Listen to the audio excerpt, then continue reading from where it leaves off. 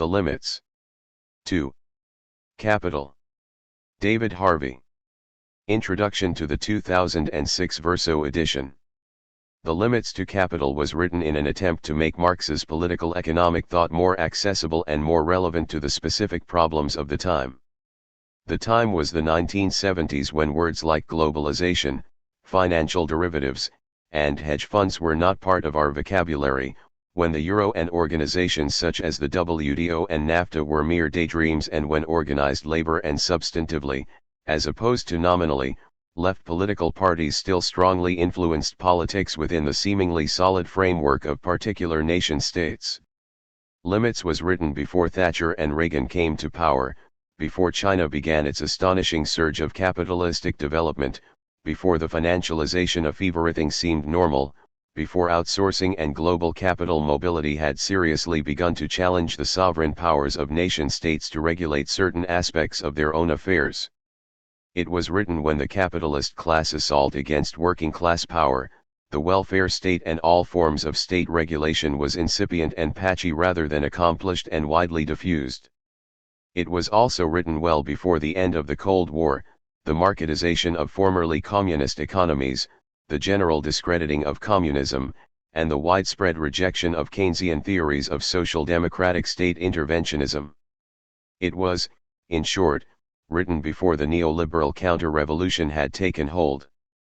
Limits turns out, however, to have been a prescient text. In some respects it is even more relevant now because it charts a theoretical way to come to grips with the contradictions inherent in how a neoliberalizing capitalism works. Its contemporary relevance arises for a number of reasons. First, Marx's major works in political economy took the form of a critique of classical liberal theory, Adam Smith and Ricardo in particular. This critical method applies equally to a free market neoliberalism that mainly derives from 18th century liberalism modified according to the precepts of neoclassical economics, which abandoned the labor theory of value in favor of marginalist principles, paving the way for endless elaborations of the theory of how markets work.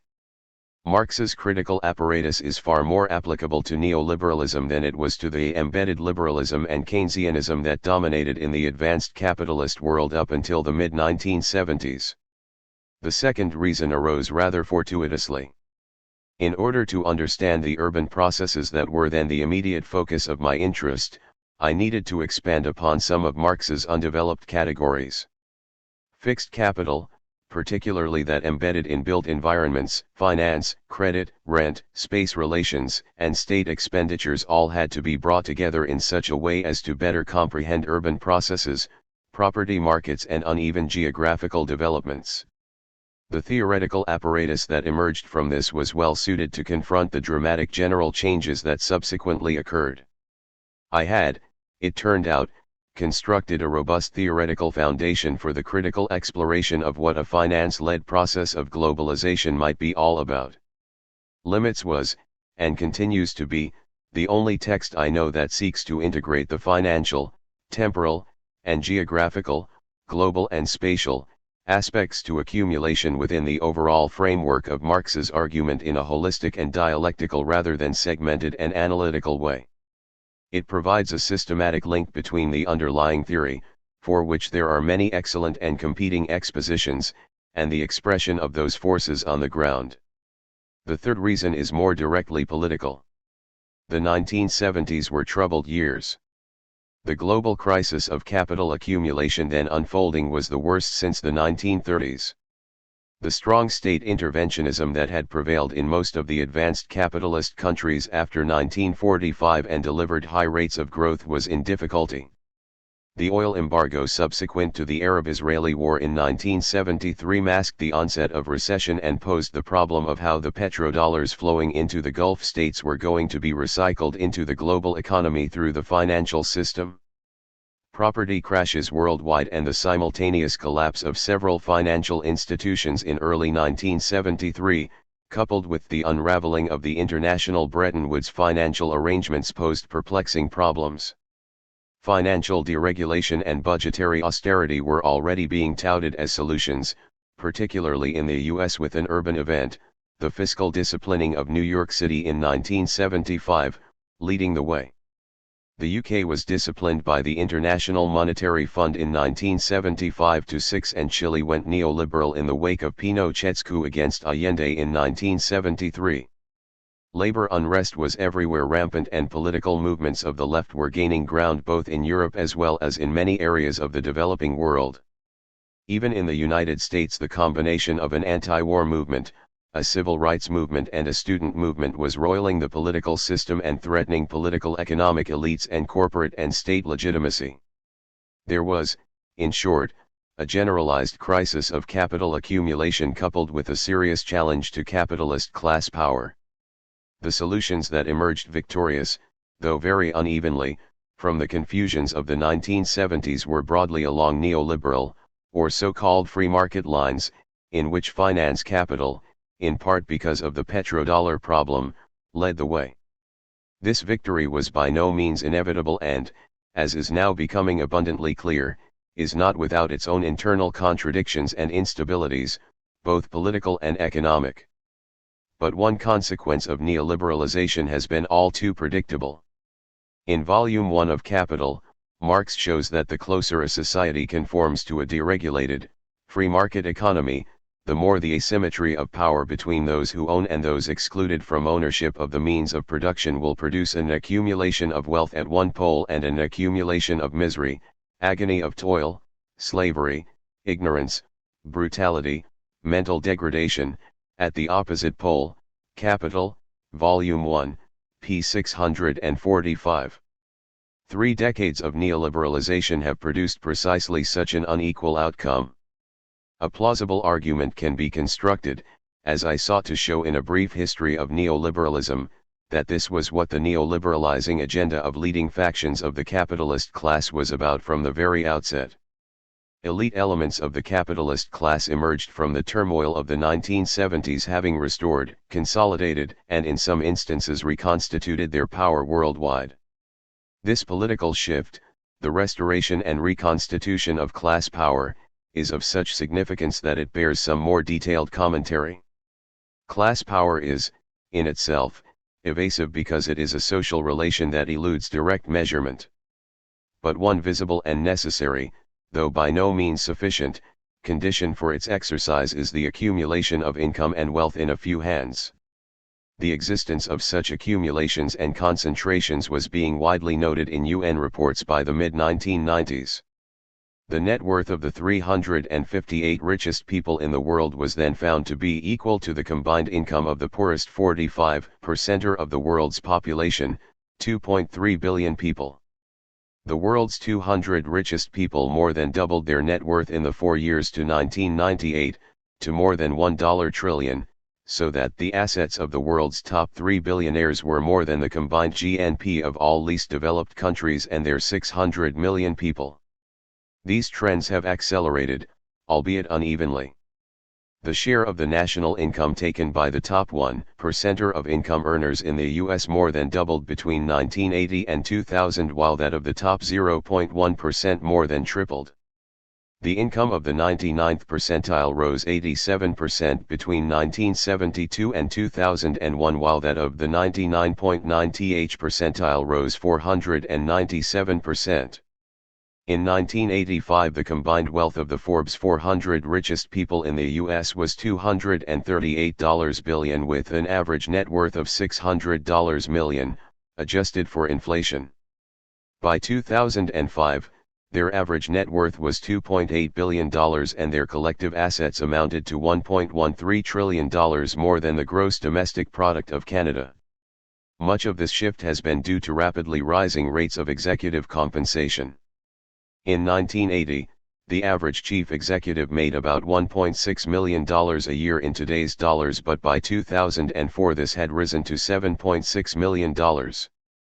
The tax policies of the Bush administration scandalously increase these disparities. Most of the benefits of tax cuts go to the top 1% of income earners, and the most recent tax bill delivers tax relief of approximately $20 to those at the center of the income distribution, while the top 1%, whose average income is $5.3 million, would save an average of $82,415. Such trends are not confined to the United States. Wherever and whenever neoliberal policies have taken hold, and the geographical spread has been very uneven, massive disparities in income and wealth ensue. In the wake of the wave of privatizations and economic restructuring in Mexico after 1988, 24 Mexican billionaires appeared on the Forbes 1994 list of the world's wealthiest, with Carlos Slim ranked 24th. In 2005, Mexico, with all of its massive poverty, claimed more billionaires than Saudi Arabia. Within a few years of shock therapy market reforms in Russia, 7 oligarchs controlled nearly half of the economy.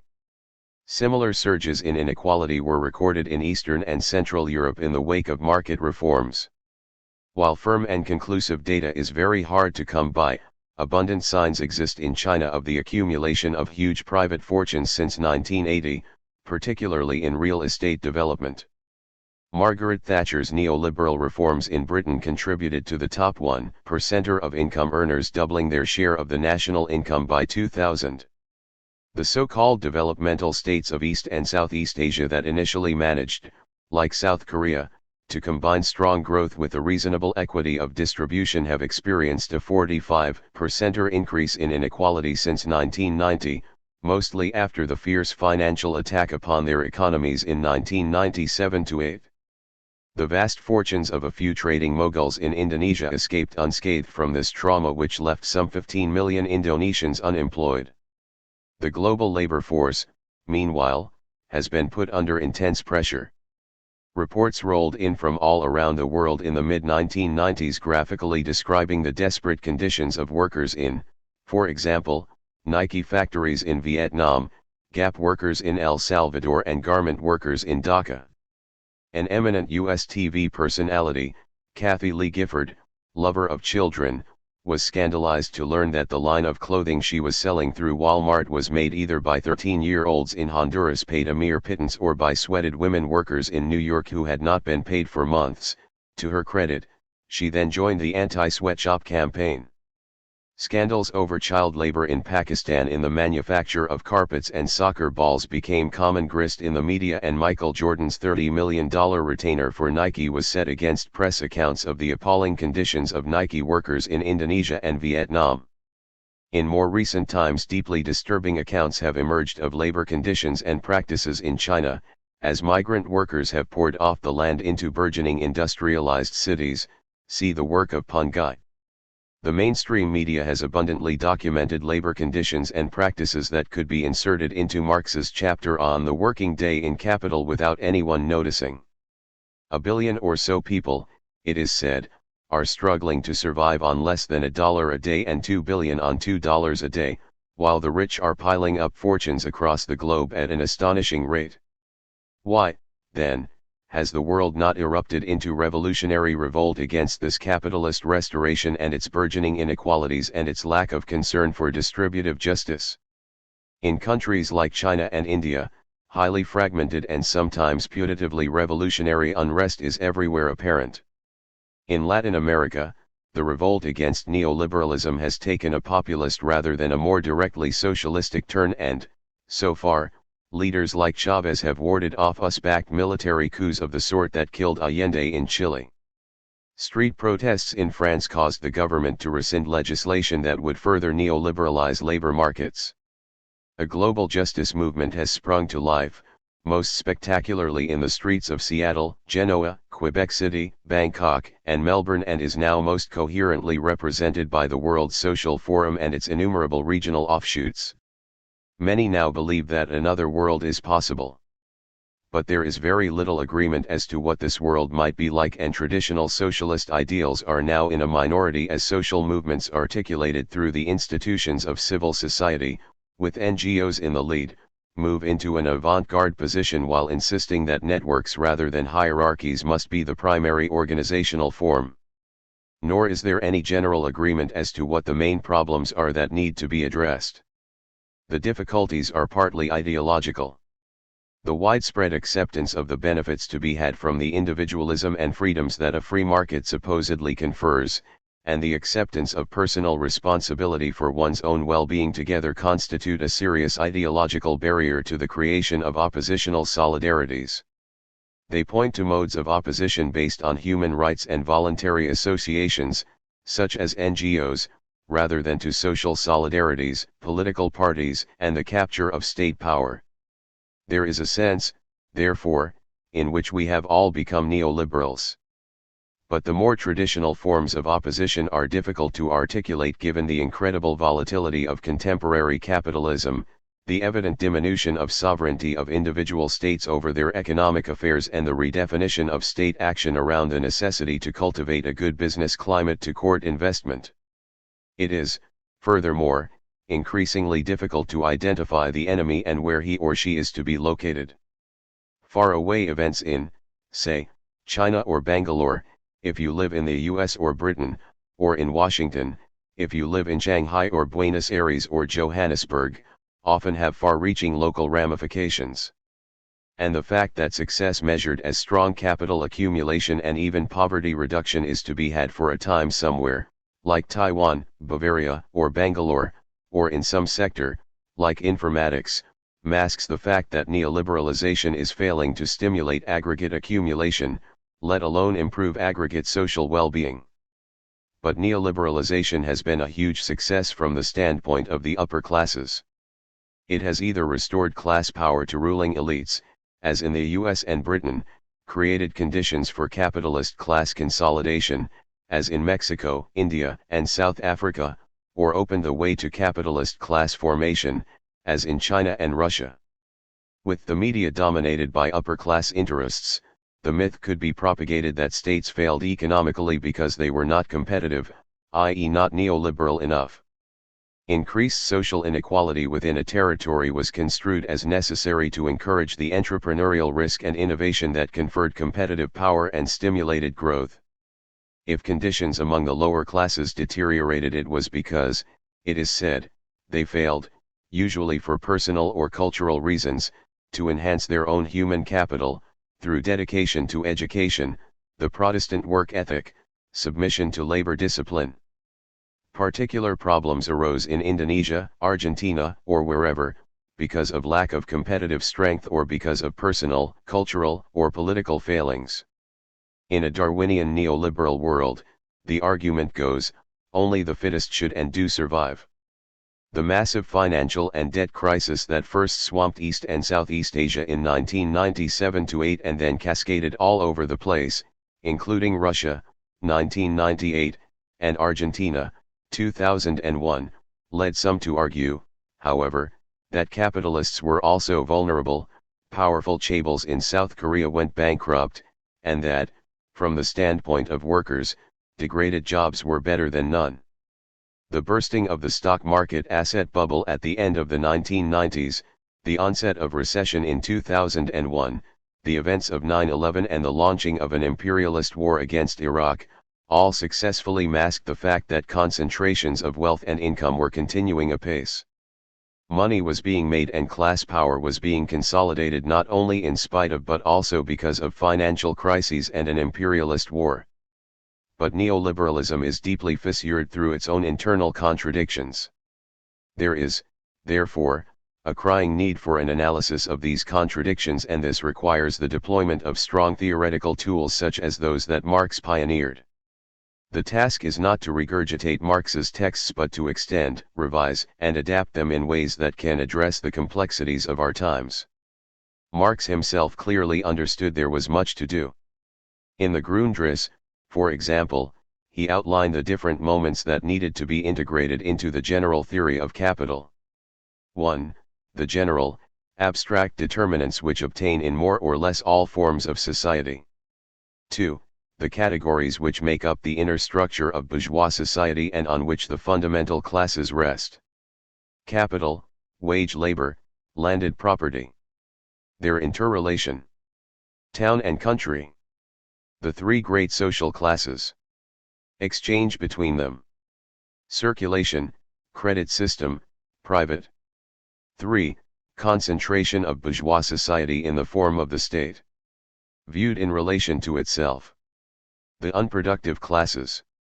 taxes, state debt, public credit, the population, the colonies, emigration. 4. The international relations of production, international division of labor, international exchange, export and import, rate of exchange. 5. The world market and crises. Grundriss, p. 108.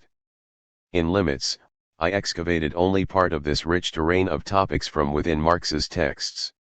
In assembling the fragments of Marx's thinking on certain of these topics, however, I was mindful that what Marx called the mutual interaction that takes places between the different moments within any organic whole could only be woven into some semblance of unity by the proper application of dialectical method.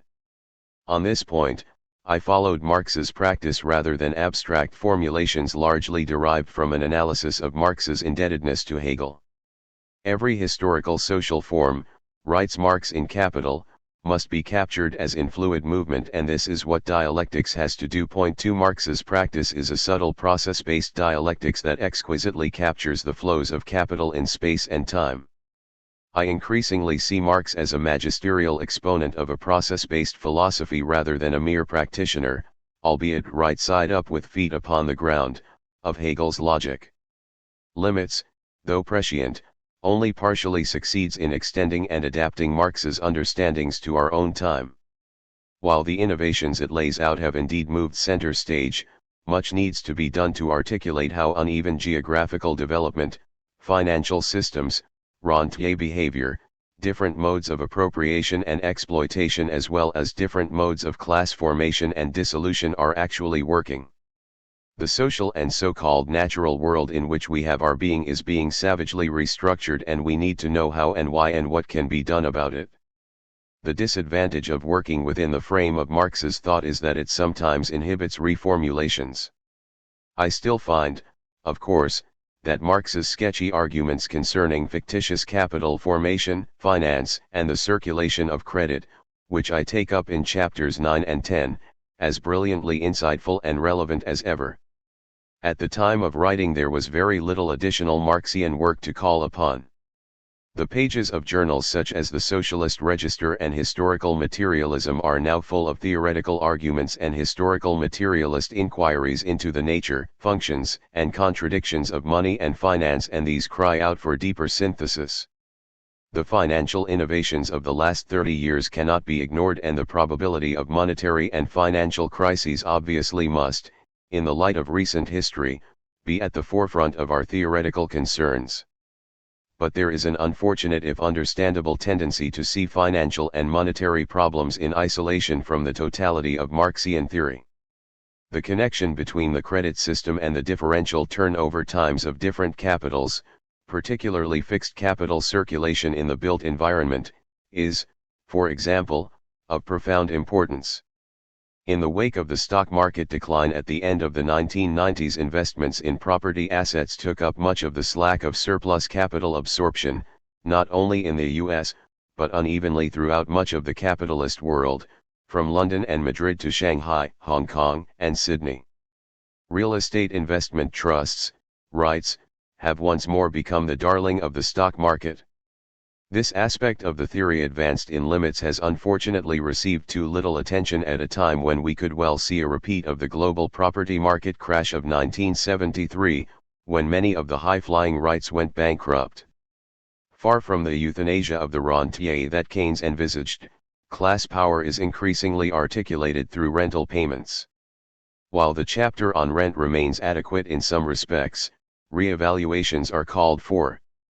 Oil states like Venezuela, as Coronil points out in The Magical State, have organized themselves around rent extraction through natural resource exploitation. Not only does this problematize how nature is valued under capitalism, in ways that are only briefly touched upon in Chapter 11, but it also poses the problem of understanding how such rental monies circulate, even under Chavez. Organizations such as OPEC tap monopoly rents rather than the absolute or differential rents that were the main focus of Marx's attention. The emergence of a global property market and urbanization as an expanding conduit for capital accumulation has allowed certain dynamic centers of capitalism, such as Hong Kong, to survive as much on the basis of property development and rent extractions, both monopoly and differential, as anything else. The incredible burst of interest in cultural activities, including the selling of cities as unique and authentic commodities for tourism, the emphasis upon knowledge and information industries, the organization of spectacular events like the Olympics, to say nothing of the role of signature architecture like Bilbao's Guggenheim Museum, all fall within the purview of contemporary forms of monopoly rent-seeking. See my essay on the art of rent. Even more sinister is the contemporary emphasis on intellectual property rights, such as the patenting of genetic materials and life forms.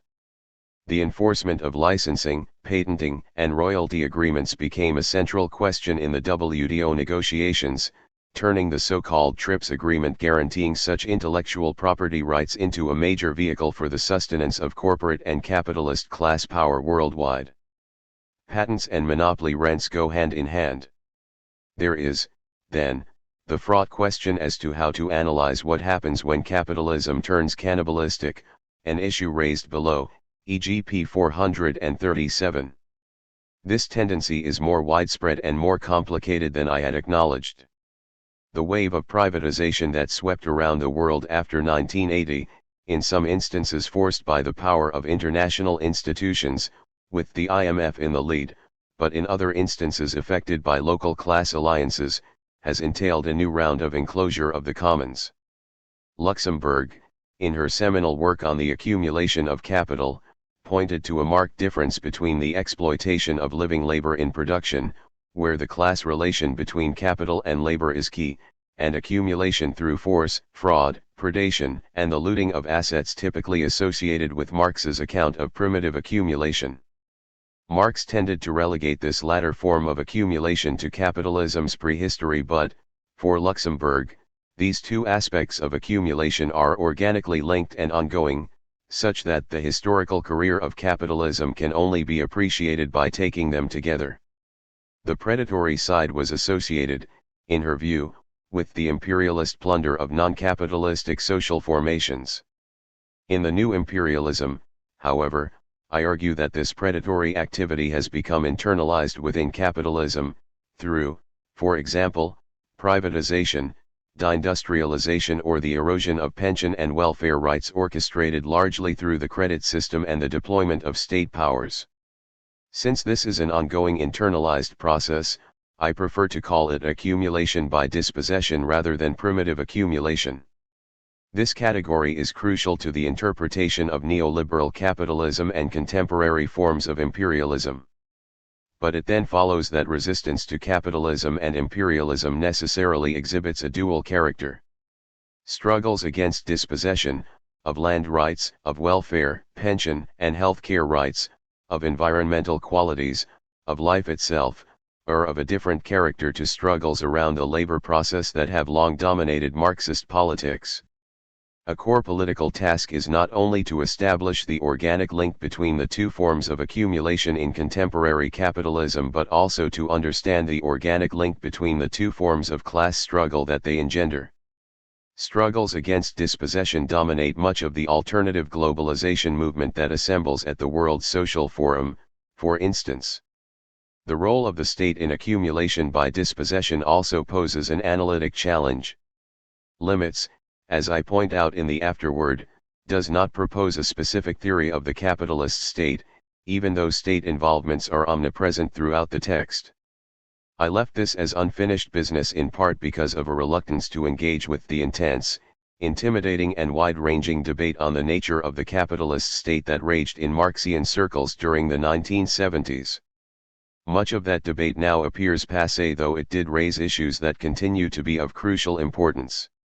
It has been replaced by an even more wide-ranging debate, in which Marxists, with the exception of Jessup, have a subdued role, on how to understand the contemporary state and its powers. The only consensus seems to be that the meaning of the state has shifted dramatically over the last 30 years and that the main forcing agent in that shift has been something called globalization, whatever that may mean. Some, on both the left and the right, now proclaim the state as irrelevant, and some oppositional social movements are openly skeptical as to the political worth of seizing state power. I cannot possibly deal with the complexities of these arguments here. But I side with those that consider the state to be a vital moment in the contradictory dialectics and dynamics of capital accumulation, at the same time as I readily concede that state powers have morphed into quite different structures to those that dominated in the 1970s. Institutional state-like arrangements at different spatial scales, from local to global, now play key coordinating roles. Quite different state forms, corporatist, developmental, neoliberal, neoconservative, etc., coexist uneasily within the contemporary state system. But, on this point too, Limits has something interesting, though incomplete, to say, not only because it indicates how capital accumulation necessarily produces and transforms spatialities and territorial structures, showing that if something like states did not exist, capitalists would have to create them, but because it also highlights likely points of state intervention within a neoliberalizing capitalism. It is not hard, therefore, to derive from Limits, in ways spelled out in the afterword, some sense of what a distinctively neoliberal state has to be about. Point 3. The insistence on the inherent spatiality of capital accumulation in the third part of Limits was one of its most innovative but, at the same time, one of its most incomplete contributions to the further extension of Marxian theory. Some way had to be found, I then felt, to weave theories of imperialism back into the fabric of Marxian models of crisis formation specified in purely temporal and aspatial terms. I did this largely through a simplified theory of the spatial fix, understood as geographical expansions and restructurings, as a temporary solution to crises understood, see Chapter 7, in terms of the overaccumulation of capital. Capital surpluses that otherwise stood to be devalued, could be absorbed through geographical expansions and spatio-temporal displacements.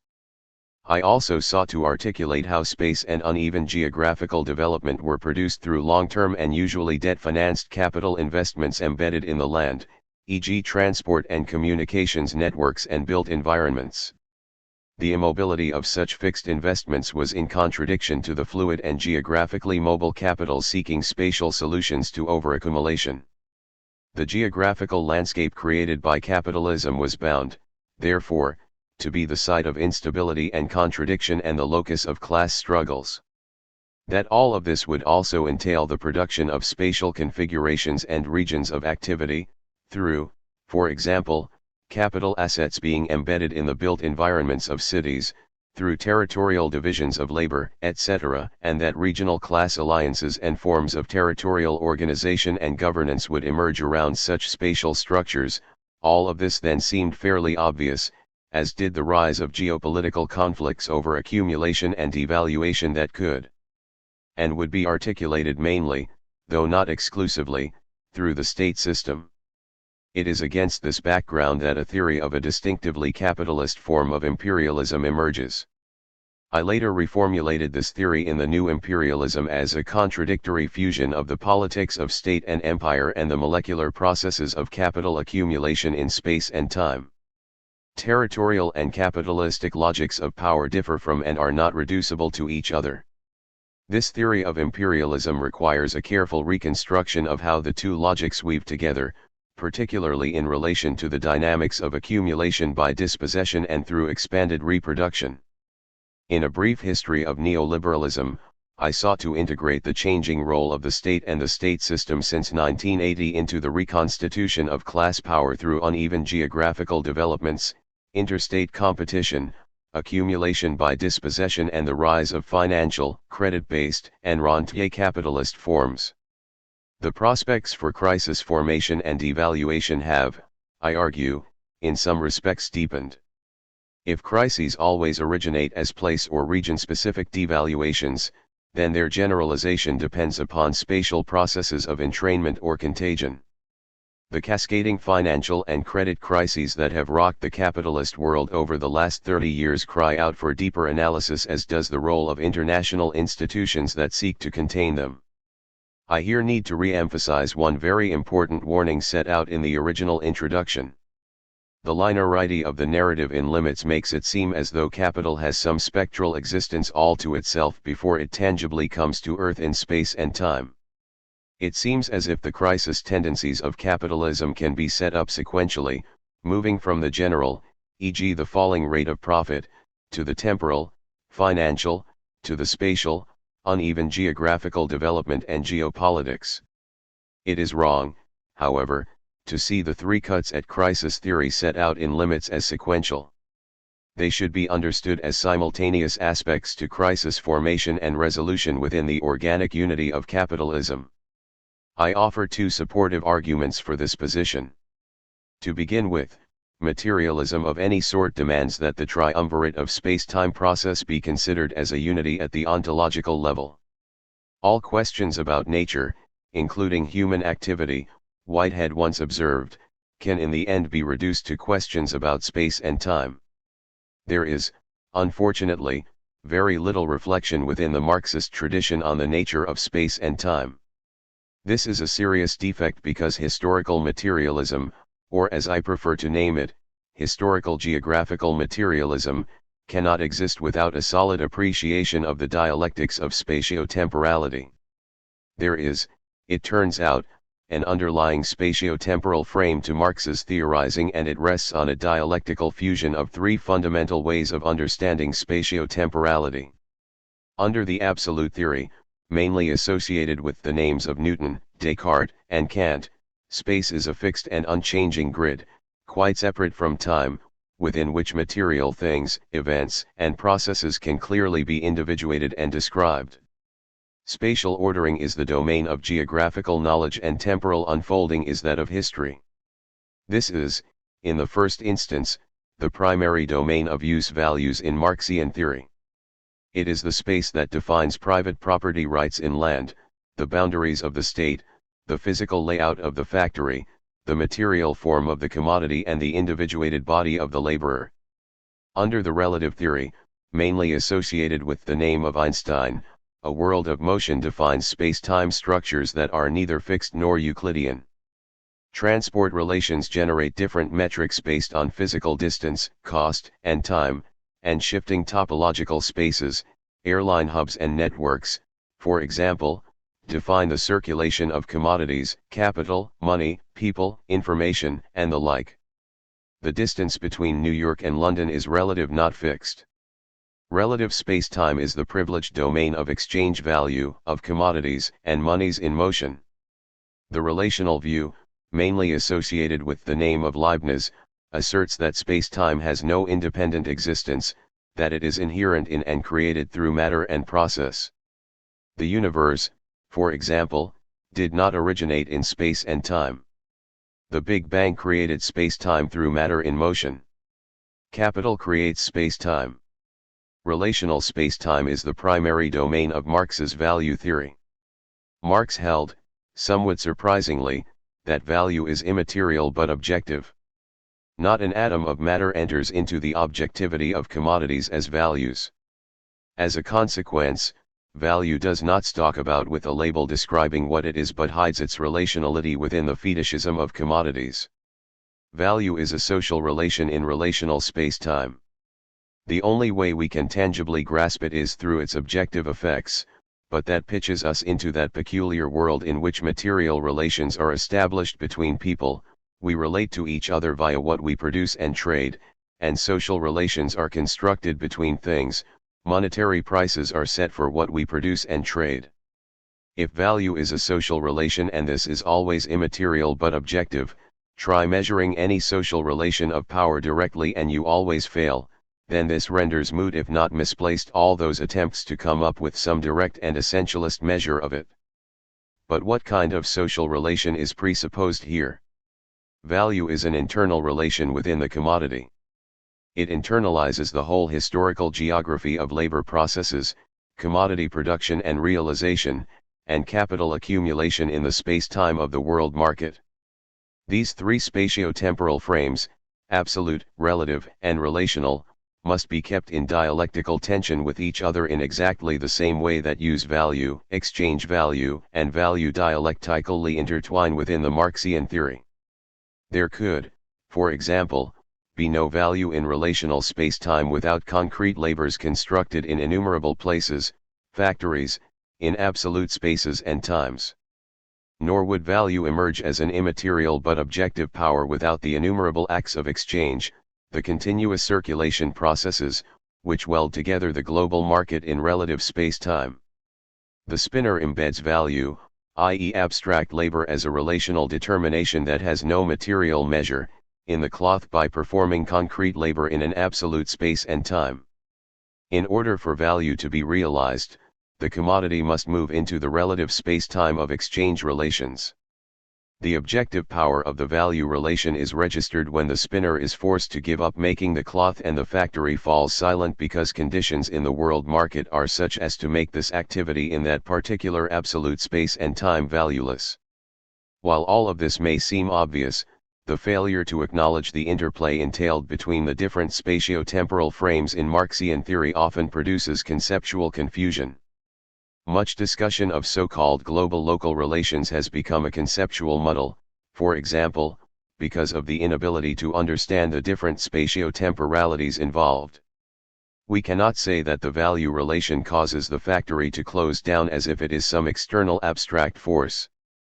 The changing concrete conditions of labor in China when mediated through exchange processes in relative space-time transform value as an abstract social relation in the world market in such a way as to bring the concrete labor process in Mexico to closure.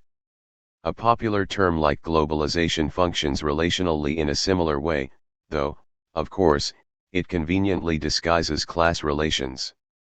If we look for globalization in absolute space and time, then we cannot find it. Insights of this sort later permitted me to formulate ideas of time-space compression in the condition of postmodernity and the social production of space and time in justice, nature, and the geography of difference. Most recently, in the global spaces of capitalism, towards a theory of uneven geographical development, I extend the argument even further by cross-relating absolute, relative, and relational concepts of space-time with Lefebvre's distinctions between material social practices, experience space, representations of space, space as conceived, and spaces of representation, space as it is lived. A more adequate accounting of the spatio-temporality of Marxian theory is desperately needed, I hold, not only because it is an ontological necessity but also because many of the failures of socialist and communist projects derive from a failure to appreciate the complexities of spatio-temporal relations in human affairs. While all of this may sound very abstract, reading Marx through a spatio-temporal lens turns out to be very revealing with respect to the spatiality of power and command over space as a productive force and a political asset in class struggle.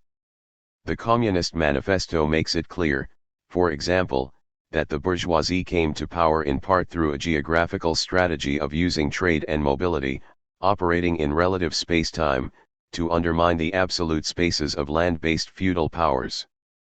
While merchants' capital and interest-bearing capital are now derivative forms, they appeared before the modern primary form of production capital precisely because of their superior command over space. Capital, Volume 1, p. 165. The rise of the money form has always been critically dependent upon historical and geographical movements and connections. Money is perpetually internalizing effects of the spatio-temporal world which its circulation creates and in which its valuations are occurring. Money, the central accounting measure for capital, is nothing without credit, trust, and trade linkages within a space economy that is perpetually in flux and flow. Contemporary work suggests that credit and social relations of trust may have preceded the rise of the money form and the value that it represents.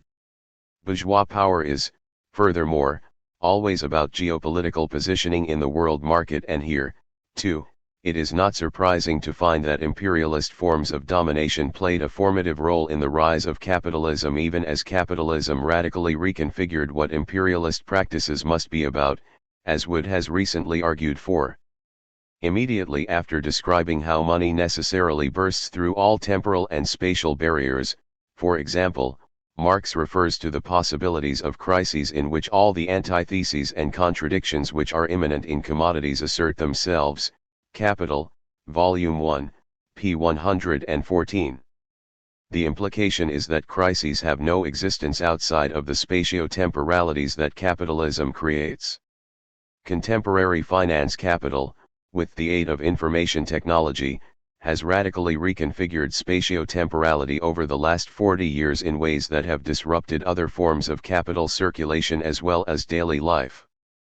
Breaking the rigidities of an existing spatio-temporal form through speed-up and foreign direct investment, to no two obvious forces at work in recent times, becomes a crucial aspect of what crises are about. The difficulties in East and Southeast Asia in 1997-8 had much to do, for example, with changing spatio-temporalities. The three cuts at understanding crisis formation in limits must, I emphasize, be read as distinguishable but simultaneously co-present moments within the internal contradictions of capitalism. In writing Limits, I could not, of course, avoid confronting the question of how to interpret the crisis of the 1970s. What brought the urban and the general together so dramatically was the so-called fiscal crisis of New York in 1975-7, which, with the benefit of hindsight, I now interpret as a crucial opening shot in the neoliberal counter-revolution and the restoration of class power. How to understand crisis formation remains, however, by far the most contentious issue in Marxian political economy. Not only are there several different schools of thought on the matter, but differing interpretations have long underpinned different political strategies. Marx insisted that we should understand crises through an examination of the internal dynamics of capitalism. This led him, erroneously in many people's eyes, to play down the idea that environmental or population constraints were fundamental. In Marx's time, these constraints were largely expressed in terms of Ricardian diminishing returns in agriculture or in Malthusian population dynamics. Marx was scathingly critical of both. When faced with a crisis, he said of Ricardo, he takes refuge in organic chemistry. Over the last 30 years or so, a substantial literature has arisen from within the Marxian fold that argues that Marx's position on this cannot and should not be sustained. It is, many on the left now argue, the environmental crisis that defines the crisis of our times, and our politics should evolve accordingly, c.e.g. John Bellamy Foster and James O'Connor. I disagree with that position, particularly when it is couched in an apocryphal language concerning the end of nature or some kind of environmental collapse. I do, however, take environmental issues such as ozone holes and global warming, habitat destruction and loss of biodiversity, resource exhaustion, deforestation and desertification, the possibility of pandemics and of ecological catastrophes, very seriously indeed. The role of rent and the valuation of nature need to be brought back into the center of analysis. I also understand very well that issues of environmental justice are deeply relevant to contemporary politics. Nor do I ignore issues of population dynamics. I take all such issues just as seriously as I do geopolitical, geoeconomic, and cultural conditions and rivalries that have produced and continue to underpin trade wars, imperialism, neocolonialism and military conflicts. But something crucial is lost when we refuse to confront the internal contradictions of capitalism as the crux of our problems. I believe, even more than I did 25 years ago, that a politics that evades central contradictions can only ever address symptoms. I reject entirely the politics of those who have sought to remove an understanding of political, economic contradictions, or even the concept of capitalism, from our purview. If the primary contradictions are revealed, as Marx held, in the course of crises, then it is to crisis theory that we must turn to get a political handle on what long-term strategies to pursue. I examine three broad schools of thought about Marx's crisis theory in Chapter 6. The first, often characterized as a profit squeeze theory, sees labor organization and labor scarcity as driving down the rate of accumulation to the point of crisis for the capitalist class and hence for the capitalist system as a whole, surely not a problem in the present conjuncture, though there was evidence for it in the 1970s.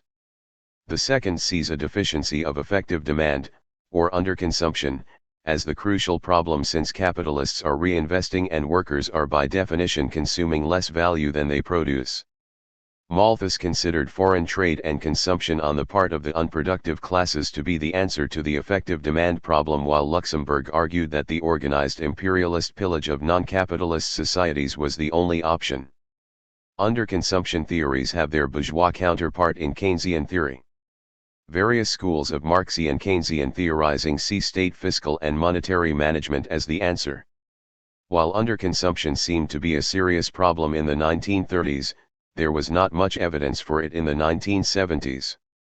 The falling rate of profit theory rests on the idea that the competitive search for labor-saving innovations displaces living labor, the source of all value and surplus value in Marxian theory, from production.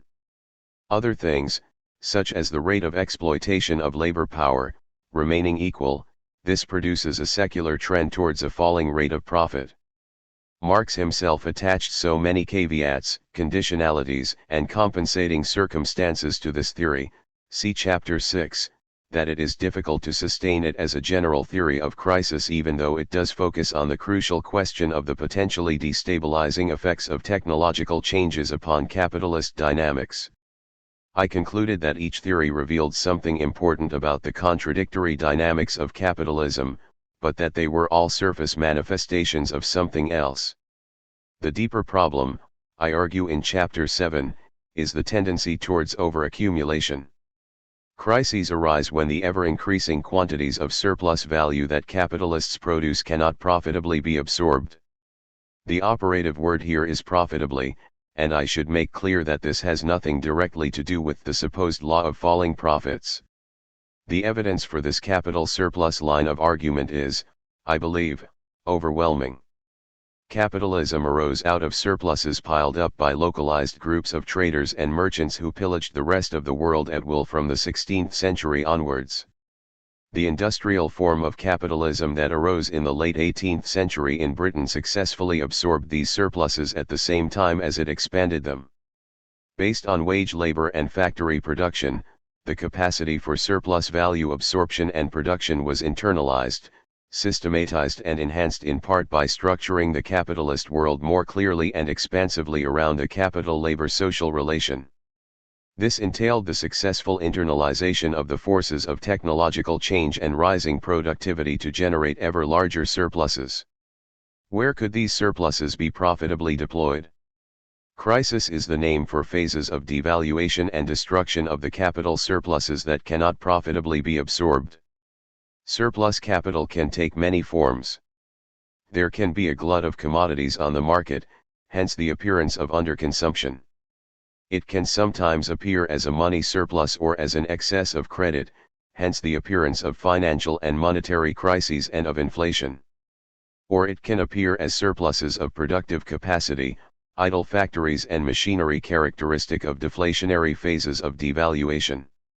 It can appear as an excess of capital invested in built environments, property market crashes, in other assets, speculative surges and crashes in stocks and bonds, commodity or currency futures, etc., or as a fiscal crisis of the state, excess expenditures on social infrastructures and welfare state functions, perhaps forced through by the power of organized labor.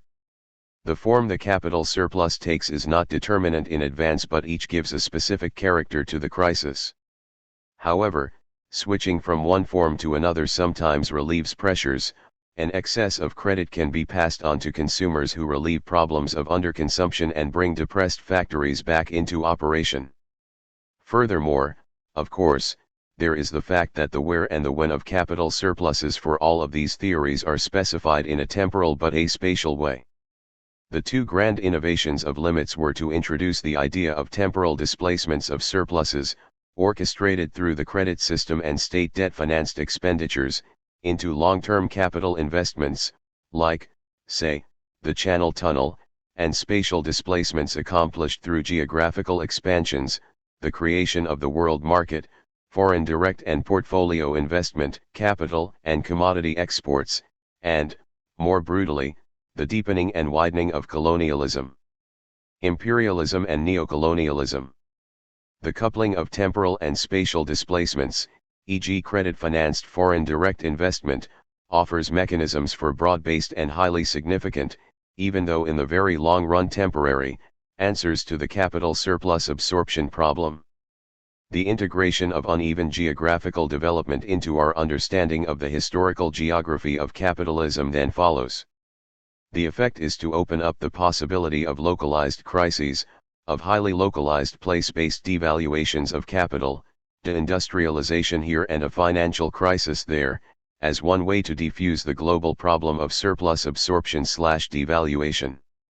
It also follows that much of what we see in the way of the production of environmental stresses and degradations is a manifestation of the pursuit of solutions to the capital surplus absorption problem. Surplus absorption is, then, the central problem. Crises of devaluation result when the capacity for that absorption breaks down. In a brief history of neoliberalism, I take up the story of how these mechanisms have operated in the global economy since the 1970s. Let me reformulate the argument in capital surplus terms. The 1970s was a phase of chronic capital surplus, much of which was transferred to the oil states after 1973 and then recycled as money capital through the New York investment banks. Profitable uses for the surplus were hard to find because the existing outlets, speculation in property markets, surging state expenditures on the war, burgeoning expenditures on the welfare state, were either saturated or organized in ways that made profiteering difficult. A chronic crisis of stagflation set in. The subsequent turn to neoliberalization entailed breaking down every possible barrier to the profitable deployment of the surplus. If the working class was strong enough to constitute a barrier to profitability, then it had to be disciplined, its wages and benefits reduced and all sign of its capacity to exert a profit squeeze removed. This aim was accomplished through violence in Chile, by bankruptcy in New York, and politically by Reagan and Thatcher in the name of fighting inflation. If all of this was not enough, the corporations were able to take matters into their own hands and relocate abroad to wherever labor was cheaper and more docile. But in order for this to happen, all barriers to foreign trade had to be battered down. Tariffs had to be reduced, anti-protectionist trade agreements constructed, and an international order opened up that permitted the relatively free flow of capital worldwide. If this could not be accomplished peacefully, then financial coercion, orchestrated through the IMF, or covert operations, organized by the CIA, were brought to bear. The search for multiple spatial fixes was on, and uneven geographical development surged. The end of the Cold War added even more opportunities for profitable foreign ventures and expansions. But capital had to find a facilitative regime plus adequate opportunities to deploy its surpluses in the countries it thus penetrated. Waves of privatization opened up whole new sectors for the profitable deployment of capital from Britain to Mexico to Russia, India, and China. Low corporate tax regimes, set up to attract foreign investment, state-funded infrastructures, easy access to natural resources, a facilitative regulatory environment, a good business climate, all of these elements had to be supplied if the capital surpluses were to be profitably absorbed. If all of this meant that people had to be dispossessed of their assets and their birthrights, then so be it. And this is what neoliberalization accomplished. Behind this, institutional arrangements had to be constructed to facilitate global financial transactions and to guarantee their security.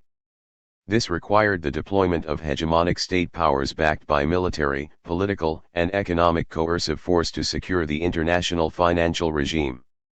U.S. imperial power backed, in collusion with Europe and Japan, the powers of the IMF, the WTO, the World Bank, the International Bank of Settlements, and a range of other institutions that would regulate the global system to ensure an ever-expanding terrain for the profitable absorption of the ever-increasing quantities of surplus capital produced.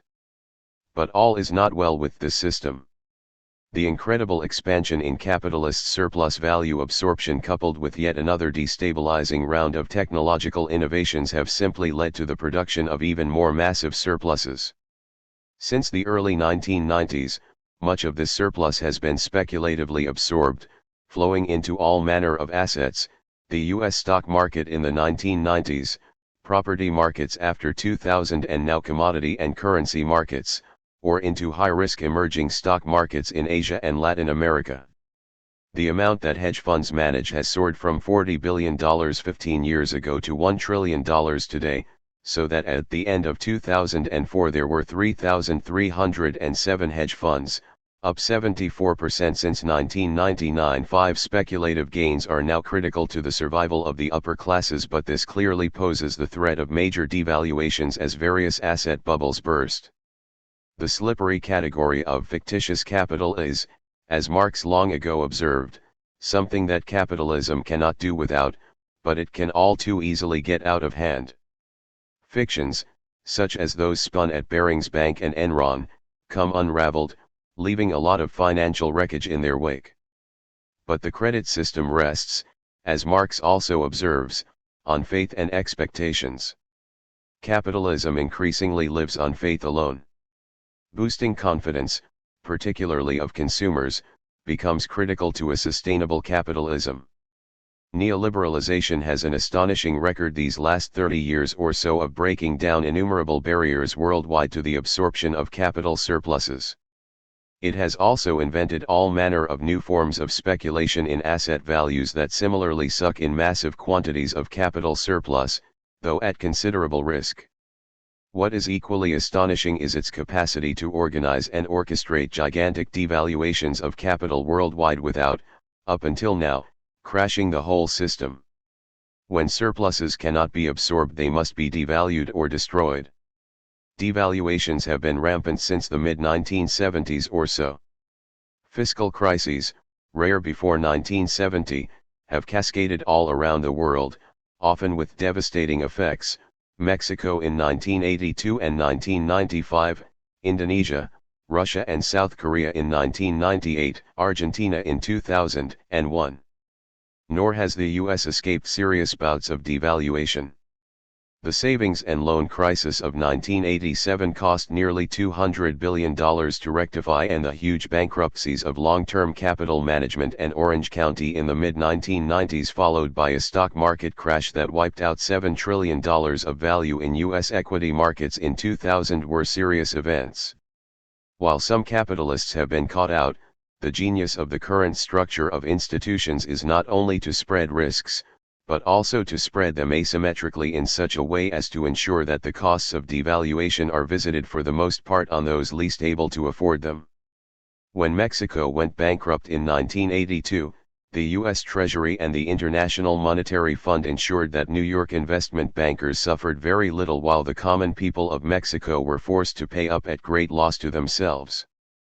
Financial crises have in fact become a preferred means to accelerate the concentration of economic and political power in elite hands. The global imbalances that now exist are of stunning proportions. Capital surpluses are everywhere, but particularly concentrated now in East and Southeast Asia. On the other side, the US is running a debt economy on a scale never before envisaged in human history. The ability to finesse the situation, as I argue in A Brief History of Neoliberalism, is on a knife edge. The rectification of the global imbalances currently pertaining will likely be painful if not catastrophic. But, beyond all of this, we have to recognize that almost all our environmental, political, social, and cultural distresses are the product of a system that seeks out surplus value in order to produce more surplus value that then requires profitable absorption. The disastrous social, political and environmental consequences of never-ending accumulation for accumulation's sake and production for production's sake are there for all of us to see.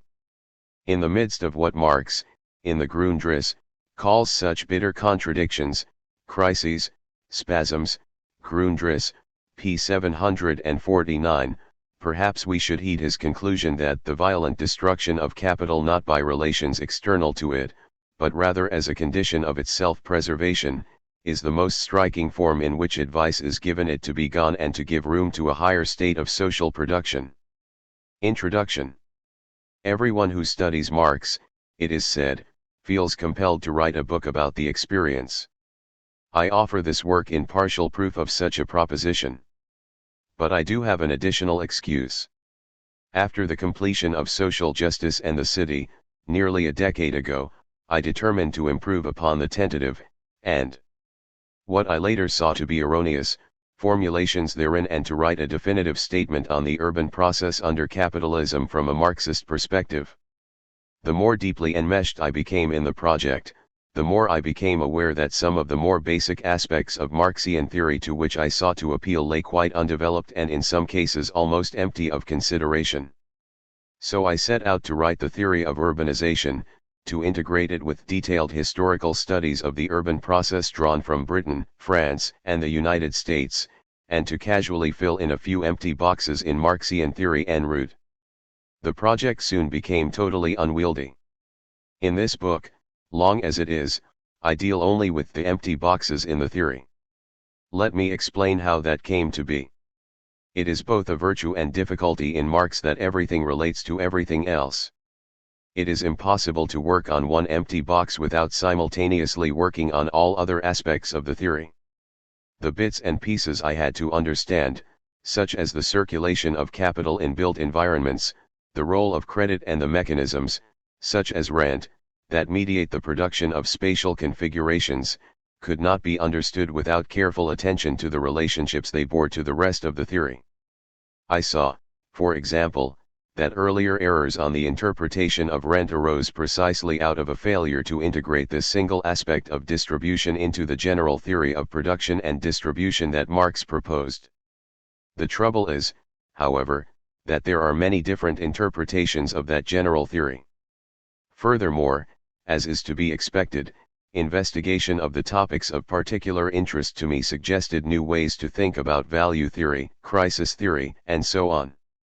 I had no option except to write a treatise on Marxian theory in general, paying particular attention to the circulation of capital in built environments, the credit system and the production of spatial configurations.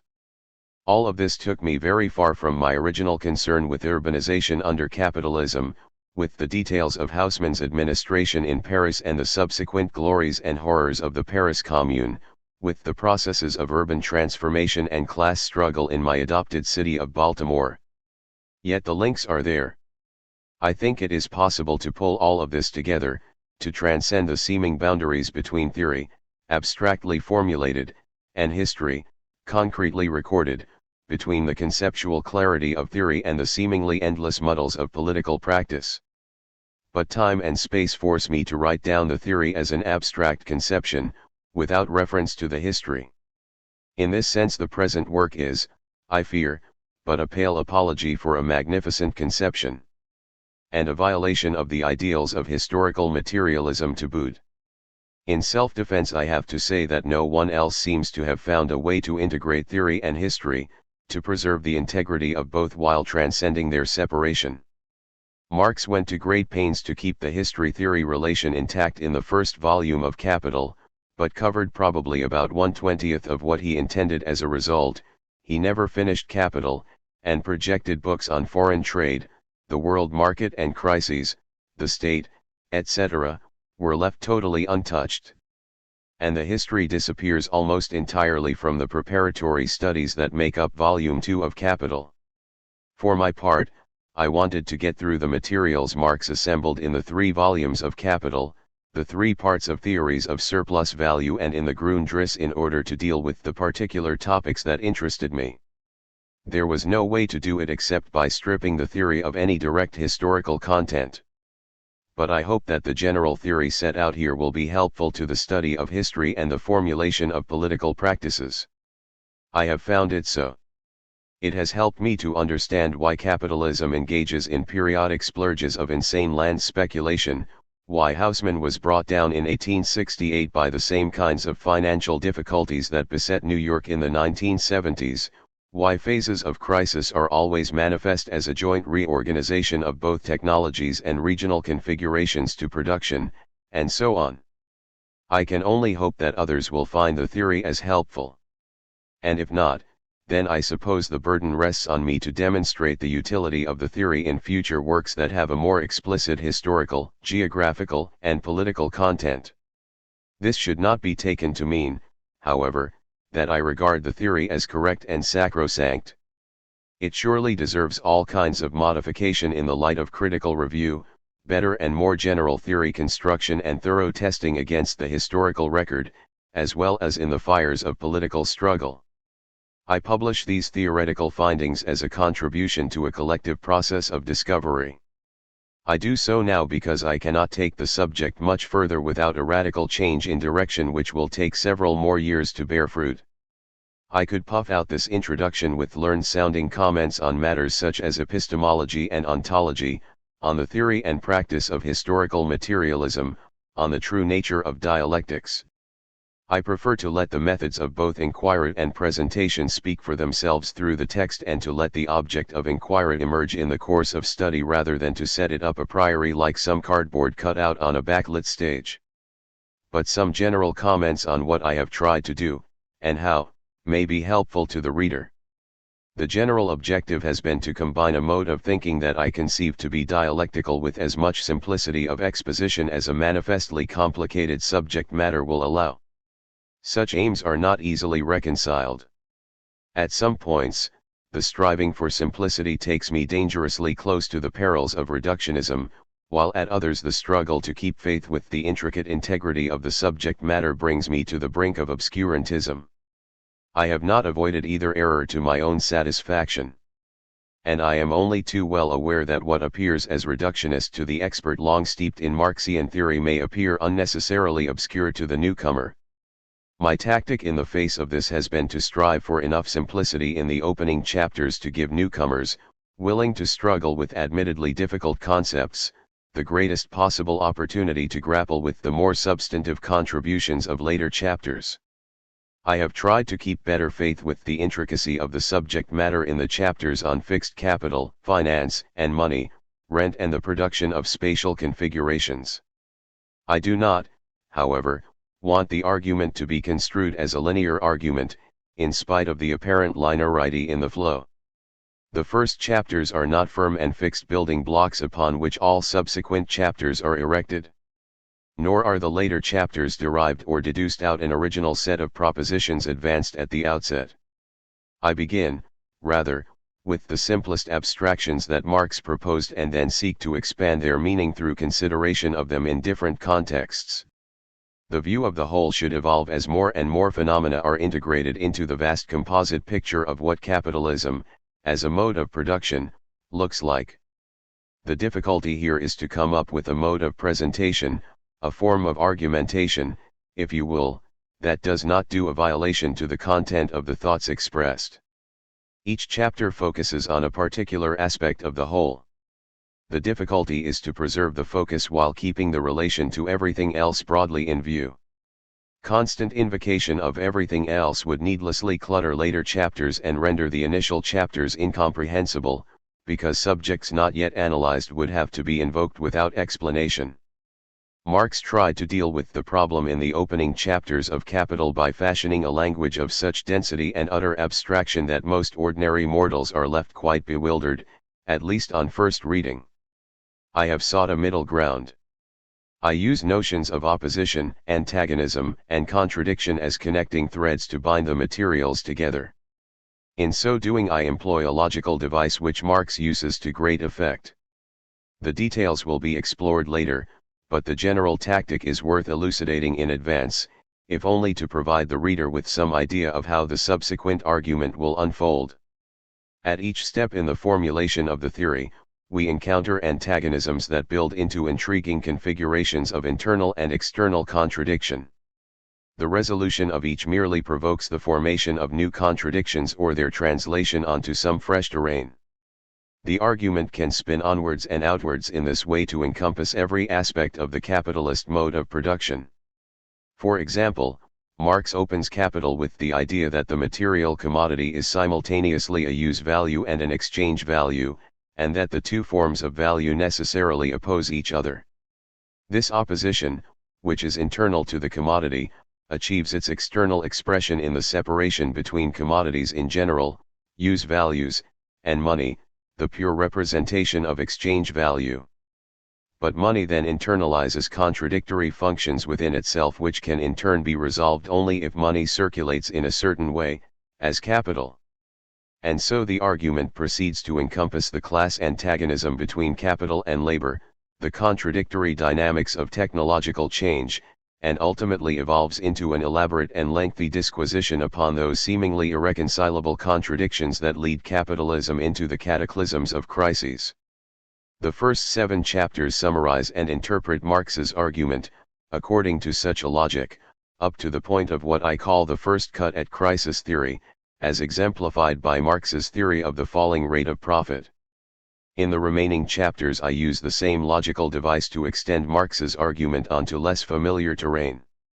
The analysis of fixed capital and consumption fund formation in Chapter 8 shows that the surpluses of capital and labor produced under the conditions described in the first cut at crisis theory can be absorbed by the creation of new forms of circulation oriented to future rather than present uses. But we then find that these new forms are at odds, in the long run, with the continuous dynamics of technological change, itself a necessary condition for the perpetuation of accumulation. The value put upon fixed capital becomes an unstable magnitude as a result. The continued circulation of capital is threatened with severe disruption. The credit system then comes to the rescue. In chapters 9 and 10 we discover that the credit system, as a kind of central nervous system for the regulation of capital flow, has the potential to resolve all of the imbalances to which capitalism is prone, to resolve the contradictions earlier identified. But it can do so only at the price of internalizing the contradictions within itself. Massive concentration of financial power, accompanied by the machinations of finance capital, can as easily destabilize as stabilize capitalism. And a fundamental opposition arises in any case between the financial system, the creation of money as credit money, and its monetary base, the use of money as a measure of value. This sets the stage to examine the financial and monetary aspects of crisis formation, including financial panics and inflation. This forms the second cut at crisis theory. The chapter on rent nominally completes the theory of distribution but also allows us to consider the spatial as well as the temporal dynamics from a theoretical perspective. Further analysis of the geographical mobilities of capital and labor shows how the contradictions of capitalism are, in principle at least, susceptible to a spatial fix. Geographical expansion and uneven geographical development hold out the possibility for a contradiction-prone capitalism to right itself. This leads directly to the third cut at crisis theory, which deals with crisis formation in its spatial aspects. Under this heading we can approach the problems of imperialism and inter-imperialist wars from a fresh perspective. We see once more that pursuit of a spatial fix to capitalism's internal contradictions merely ends up projecting them, albeit in new forms, upon the world stage. This, I argue, allows us to construct a framework for theorizing about the historical geography of the capitalist mode of production. I do not claim this is the end of matters. How could it be, given the mode of theorizing? I indicate some areas of unfinished business in the afterword. Nor do I claim that everything I have to say is original or beyond dispute. Which brings me to another matter that deserves to be broached by way of introduction.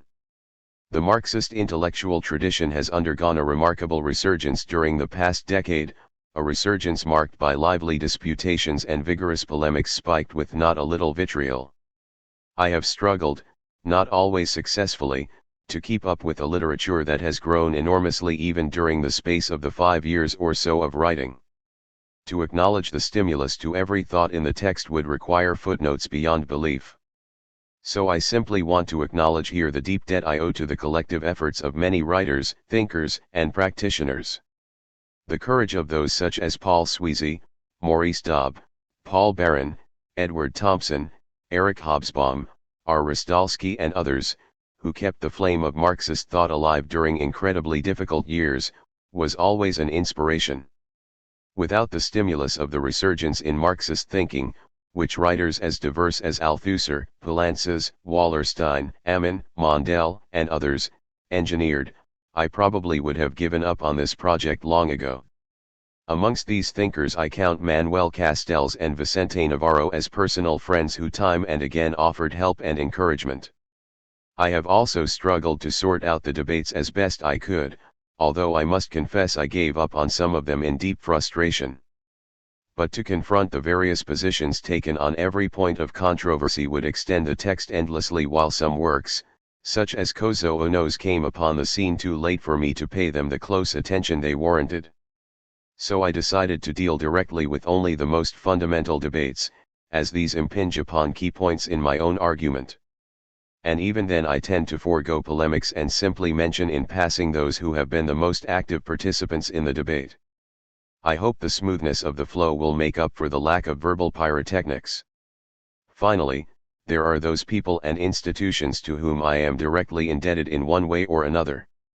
I am pleased to acknowledge receipt of a Guggenheim Memorial Fellowship to Paris, which allowed me time to study the French urbanization experience, but, perhaps more importantly, allowed me to come to grips with the active intricacies of the French Marxist tradition. M. G. Wallman, chairman of the Department of Geography and Environmental Engineering in the Johns Hopkins University, demonstrated a deep commitment to the principle of freedom of inquiry and helped thereby to create conditions of work that were extremely favorable. I had the good fortune, also, to meet up with a group of people in the early 1970s who participated in a remarkably invigorating exploration of Marxist thought.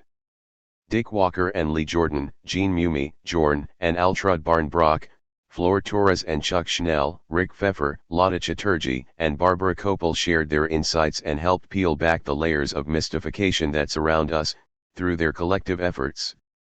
And what is more, they did it with a sense of fun and joy that is truly rare in human companionship. And in recent years Beatrice Knofel and Neil Smith continued that tradition.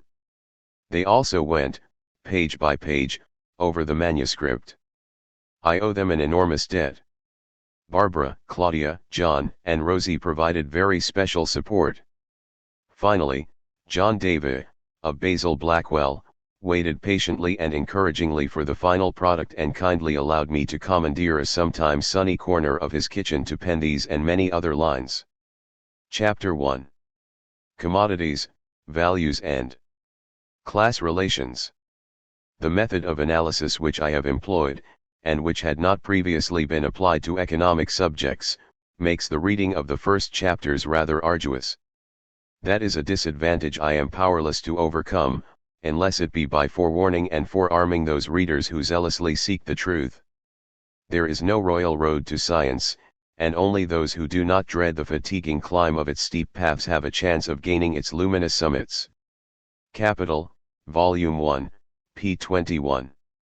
Marx opens his analysis in Capital by examining the nature of commodities. At first blush this choice seems somewhat arbitrary.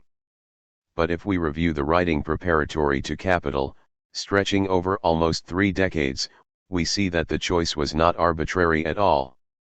It was the result of extensive inquiry, a long voyage of discovery which led Marx to a fundamental conclusion: to unlock the secrets of the commodity is to unravel the intricate secrets of capitalism itself. We begin with what is in effect a conclusion. Marx considers the commodity as a material embodiment of use value, exchange value, and value. Once again, these concepts are presented to us in a seemingly arbitrary way so that it appears as if we had before us a mere a priori construction. Capital, Volume 1, p. 19. These are the concepts that are absolutely fundamental to everything that follows. They are the pivot upon which the whole analysis of capitalism turns. We have to understand them if we are to understand what it is that Marx has to say. Point 1. In this there is a certain difficulty. To understand the concepts fully requires that we understand the inner logic of capitalism itself. Since we cannot possibly have that understanding at the outset, we are forced to use the concepts without knowing precisely what they mean. Furthermore, Marx's relational way of proceeding means that he cannot treat any one concept as a fixed, known or even knowable building block on the basis of which to interpret the rich complexity of capitalism. We cannot interpret values, he seems to say, without understanding use values and exchange values, and we cannot interpret the latter categories without a full understanding of the first. Marx never treats any one concept in isolation as if it could be understood in itself. He always focuses on one or other of the triad of possible relations between them, between use value and exchange value, between use value and value, between exchange value and value. The relations between the concepts are what really count. In the course of Capital we can observe Marx shifting from one relational pairing to another, using insights garnered from one standpoint to establish interpretations for another. It is rather as if, to borrow an image of Oilman's, Marx sees each relation as a separate window from which we can look in upon the inner structure of capitalism. The view from any one window is flat and lacks perspective. When we move to another window we can see things that were formerly hidden from view. Armed with that knowledge, we can reinterpret and reconstitute our understanding of what we saw through the first window, giving it greater depth and perspective. By moving from window to window and carefully recording what we see, we come closer and closer to understanding capitalist society and all of its inherent contradictions. This dialectical way of proceeding imposes a great deal upon the reader. We are forced to grope in the dark, armed with highly abstract and seemingly a priori concepts we have very little understanding of, working from perspectives we are not yet in a position to evaluate. Most readers therefore encounter great difficulty on reading the first few chapters of Capital. But after a painful and often frustrating period of groping, we begin to perceive where we are and what it is that we are looking at. Shadowy understandings emerge as Marx bit by bit illuminates for us different aspects of the intricate complexity of capitalism. The meaning of the concepts use value, exchange value, and value become clearer in the course of the analysis. The more we understand how capitalism works, the more we understand what these concepts refer to point to.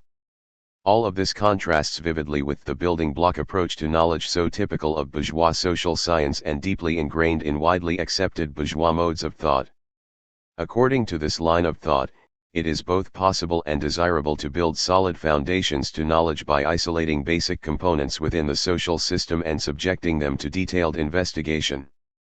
Once the component is understood, we can build upon it as if it were a fixed and immutable foundation for subsequent inquiry. From time to time, of course, the cornerstones of knowledge appear wanting, and when the cracks in them become obvious to all, we witness one of those dramatic revolutions in thought, paradigm shifts, as they are sometimes called, so characteristic of bourgeois science. Most of us raised in Western traditions of thought feel at home with such a strategy of inquiry. We find Marx's departure from it, if we understand it at all, disconcerting if not downright perverse. And the temptation is always there to try and reduce the unfamiliar to the familiar by restating Marx's arguments in more readily comprehensible terms. This tendency lies at the root of many misinterpretations of Marx by Marxists and non-Marxists alike. It produces what I shall call a linear interpretation of the theory laid out in Capital Point 3. This linear interpretation runs along the following lines. Marx, it is said, sets up three potential building blocks for interpreting commodity production and exchange, by presenting us with the concepts of use value, exchange value, and value.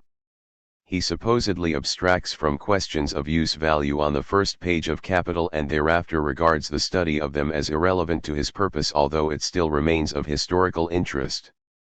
An investigation of exchange values merely serves to show that the secrets of capitalism cannot be revealed through a study of them alone. And so Marx constructs the labor theory of value as the solid foundation, the fixed building block which, when built upon, will tell us all we need to know about capitalism. The justification of the labor theory of value, according to this view, lies in Marx's discovery that all history is the history of class struggle, and that the labor theory of value must hold because it is the expression of the class relations of capitalism. Such a linear version of Marx's theory runs into a variety of difficulties, of which we will briefly consider one. In the third volume of Capital, Marx examines the transformation of values into prices. The accuracy of his transformation procedure is vital to the linear interpretation because Marx appears to be deriving exchange values out of the fixed building block of the value theory. Since everyone concedes that capitalists operate with exchange values and not with values, Marx's analysis of the laws of motion of capitalism stands or falls, according to this interpretation, with the logical coherence of the transformation. Unfortunately, Marx's transformation is incorrect. There seems to be no necessary relation between the values embodied in commodities and the ratios at which the latter exchange. Bourgeois detractors, and some sympathizers, have had a field day. They portray the first and third volumes of Capital as being irreconcilably in contradiction. Marx, they say, finally came to his senses in the third volume and realized that the value theory of the first was an irrelevant distraction as far as understanding the real processes of commodity production and exchange was concerned. All that was required to accomplish the latter was a theory of relative prices without any reference to values. And this argument, given the linear interpretation, is sufficiently powerful to lead Marxists into a certain self-doubt as to the relevance of Marxian value theory or into lines of defense of it which sound merely assertive as opposed to coherent and convincing. But an examination of Marx's work shows that exchange values, far from being derived out of value theory at some late stage in the game, are fundamental to the inquiry at the outset. Without some understanding of them we could not say anything meaningful about value. Exchange value and value are relational categories, and neither of them can be treated as a fixed and immutable building block.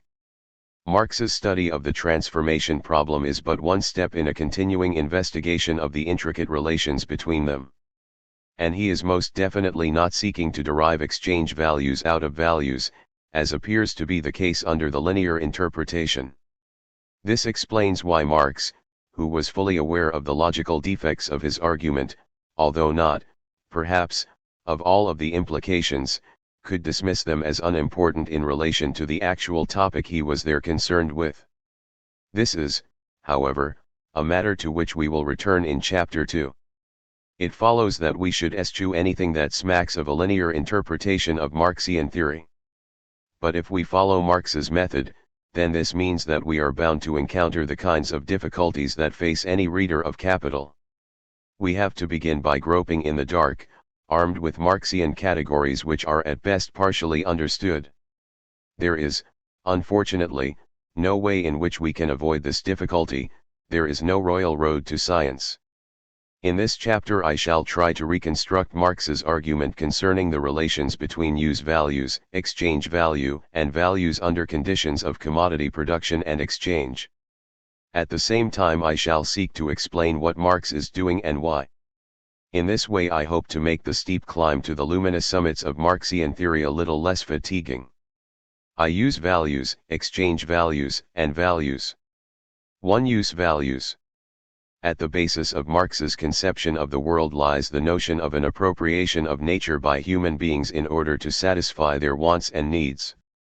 This appropriation is a material process embodied in the acts of production and consumption.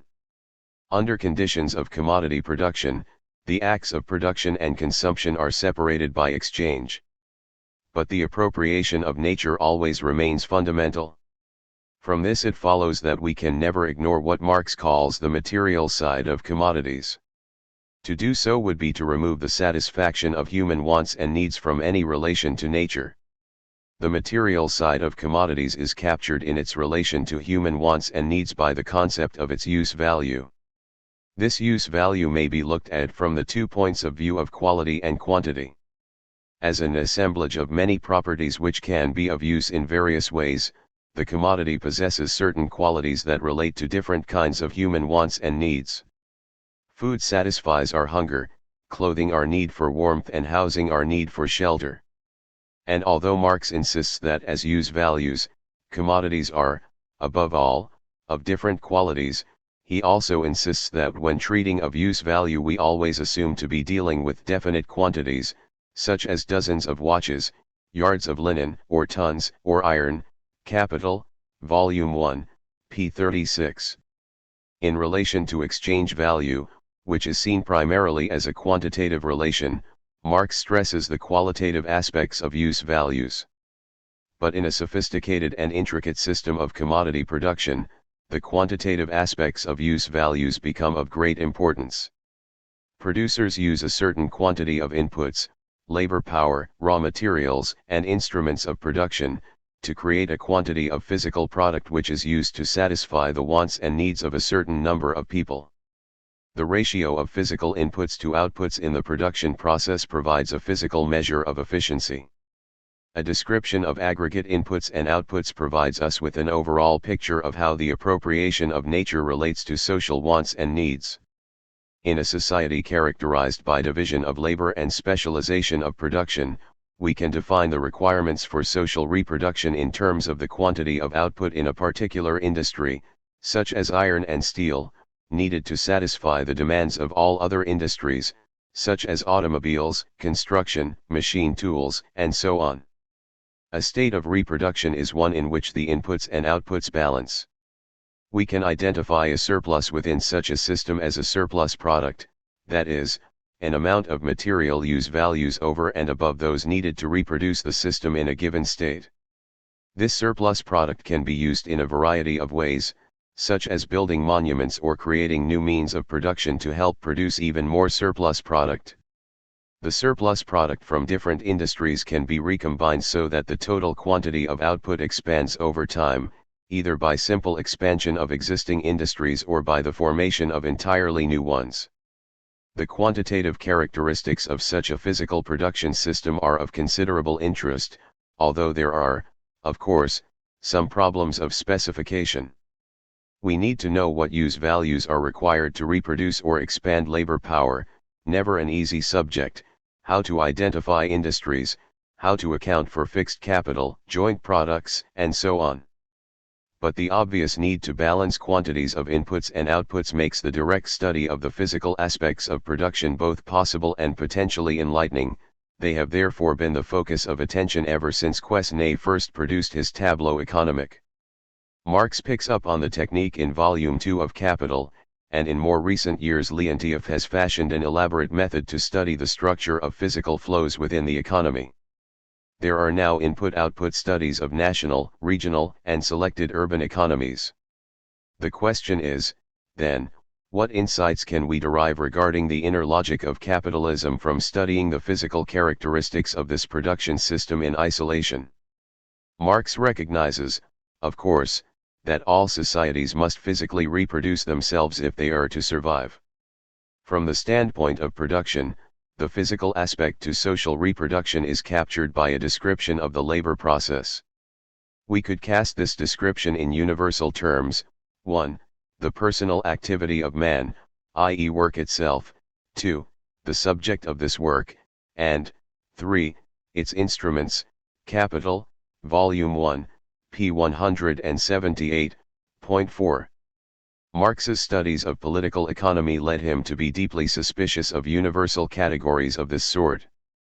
He saw categories themselves as a product of a particular society and sought concepts that could serve to distinguish capitalism from other modes of production and thereby serve as a basis for dissecting capitalism's internal logic. In this manner, Marx seeks to make his materialism genuinely historical. On the first page of Capital, Marx seems to abstract from use values by arguing that an understanding of the exact nature of human wants and needs will make no difference and contribute nothing to a study of political economy. We cannot discriminate between societies on the basis of their use values. To discover the various uses of things, therefore, is the work of history rather than of political economy. This has been interpreted by some to mean that Marx considered that the structural characteristics of capitalism could be investigated independently of any consideration of use values. Nothing could be further from the truth. Indeed, had Marx truly taken that path, he would have destroyed the materialist basis to his investigation. Having rejected use value as a universal category on the first page of Capital, he reintroduces it as a relational category on the second. The commodity is conceived of as an embodiment of both use value and exchange value. This sets the stage for considering use value in relation to both exchange value and value. 5. In its relational form, the category use value is extremely important to the subsequent analysis. Only an obscurantist who has not understood a word of Capital, Marx asserts, can conclude that use value plays no role in the work. Notes on Adolf Wagner, p. 215. Marx explains his strategy in the Grundriss, p. 881, quite explicitly. A use value is the object of the satisfaction of any system whatever of human needs. This is the commodity's material side, which the most disparate epochs of production may have in common, and whose examination therefore lies beyond political economy. But, he then adds, use value falls within the realm of political economy as soon as it becomes modified by the modern relations of production, or as it, in turn, intervenes to modify them. This is an extremely important statement. It explains how and why Marx will weave the study of use value into his argument. Use values are shaped according to the modern relations of production and in turn intervene to modify those relations. Analyses of the labor process, the social and technical organization of production, the material characteristics of fixed capital, and the like, all considered from the standpoint of use values, are interwoven with the study of exchange values and values in most intricate fashion. In the case of fixed capital, for example, we find Marx asserting over and over again that use value here plays a role as an economic category, Grundriss, p. 646. A machine is a use value produced under capitalist relations of production. It embodies exchange value and value. And it has an extremely important role to play in modifying the labor process, the structures of production, the relations between inputs and outputs, and the like. The production and use of machines falls very much within the realm of political economy. We are not yet in a position, of course, to understand how the concept of use value is modified by, at the same time as it modifies, capitalist relations of production because we have yet to grasp the Marxian interpretations of exchange value and value. But it might be useful to consider how the Marxian understanding of use value evolves in the course of analysis by examining one important example at length. Consider the conception of human wants and needs which Marx appears to relegate to a mere question of history on the first page of Capital. By the end of the very first section, after a brief examination of exchange values and values, Marx modifies his argument and insists that the producer of commodities must not only produce use values but use values for others, social use values. Unless the commodity satisfies a social want or need, it can have neither exchange value nor value. Capital, Volume 1, p. 41. The category of use value, albeit now understood as social use value in relation to exchange value and value, is undeniably already performing an economic function. This invites us to consider how social wants and needs are modified by capitalism. Throughout much of the first volume of Capital, Marx assumes that these social wants and needs are known. As far as the laborers are concerned, for example, they are seen as the product of historical development dependent upon the degree of civilization of a country, more particularly on the habits and degree of comfort in which the class of free laborers has been formed. Capital, Volume 1, p. 171. But then Marx shifts to consider how the accumulation of capital affects the conditions of life of the laborer. The standard of living of labor is now seen as something that varies according to the dynamics of capitalist accumulation. Towards the end of Volume 2 of Capital, Marx takes a further step. The totality of the physical system of reproduction is disaggregated into three sectors producing means of production: wage goods, necessities, and luxuries. The flows between the sectors have to balance, in quantity, value, and money terms, if simple reproduction is to occur or if an orderly expansion of production is to take place. The conception of wants and needs of the laborers now undergoes a further modification. The laborers rely upon capitalist commodity production to meet their needs at the same time as commodity producers rely upon the laborers to spend their money on the commodities the capitalists can produce. The production system, under capitalist control, both responds to and creates wants and needs on the part of the laborer. This prepares the way for considering the production of new consumption as a necessary aspect to the accumulation of capital. And this production of consumption can be accomplished in a variety of ways: firstly, quantitative expansion of existing consumption; secondly, creation of new needs by propagating existing ones in a wide circle; thirdly, production of new needs and discovery and creation of new use values. Grundriss, p. 408. The conception of use value thus shifts from something embedded in any system whatever of human needs to a more specific understanding of how social wants and needs are shaped under the capitalist mode of production. See Lebowitz, 1977-8. 2. Exchange value, money, and the price system. Nothing is more basic to the functioning of capitalist society than the elemental transaction in which we acquire a certain quantity of use value in return for a certain sum of money. The information generated by such transactions, that wheat sells at so much a bushel, that shoes cost so much a pair, that steel trades at so much a ton, etc., provide signals that guide both production and consumption decisions. Producers decide how much of a commodity to produce given an average selling price and purchase certain quantities of commodities at some buying price in order to undertake commodity production. Households decide how much of a commodity to buy given its price in relation to their wants and needs and their disposable income. These transactions, so fundamental to daily life under capitalism, constitute the world of appearance or the phenomenal form of economic activity. The problem for political economy has ever been to explain why commodities exchange at the prices they do. The exchange values expressed through the price system would be relatively easy to understand if we could unquestioningly accept two initial assumptions.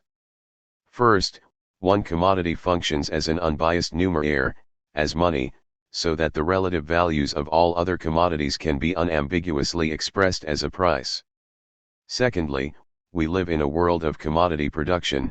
All goods are produced for exchange in the market. In a capitalist society, these two assumptions appear almost natural. They appear to pose no serious difficulties, if only because they reflect conditions with which we are very familiar. Armed with them, we can proceed to analysis of the price system directly.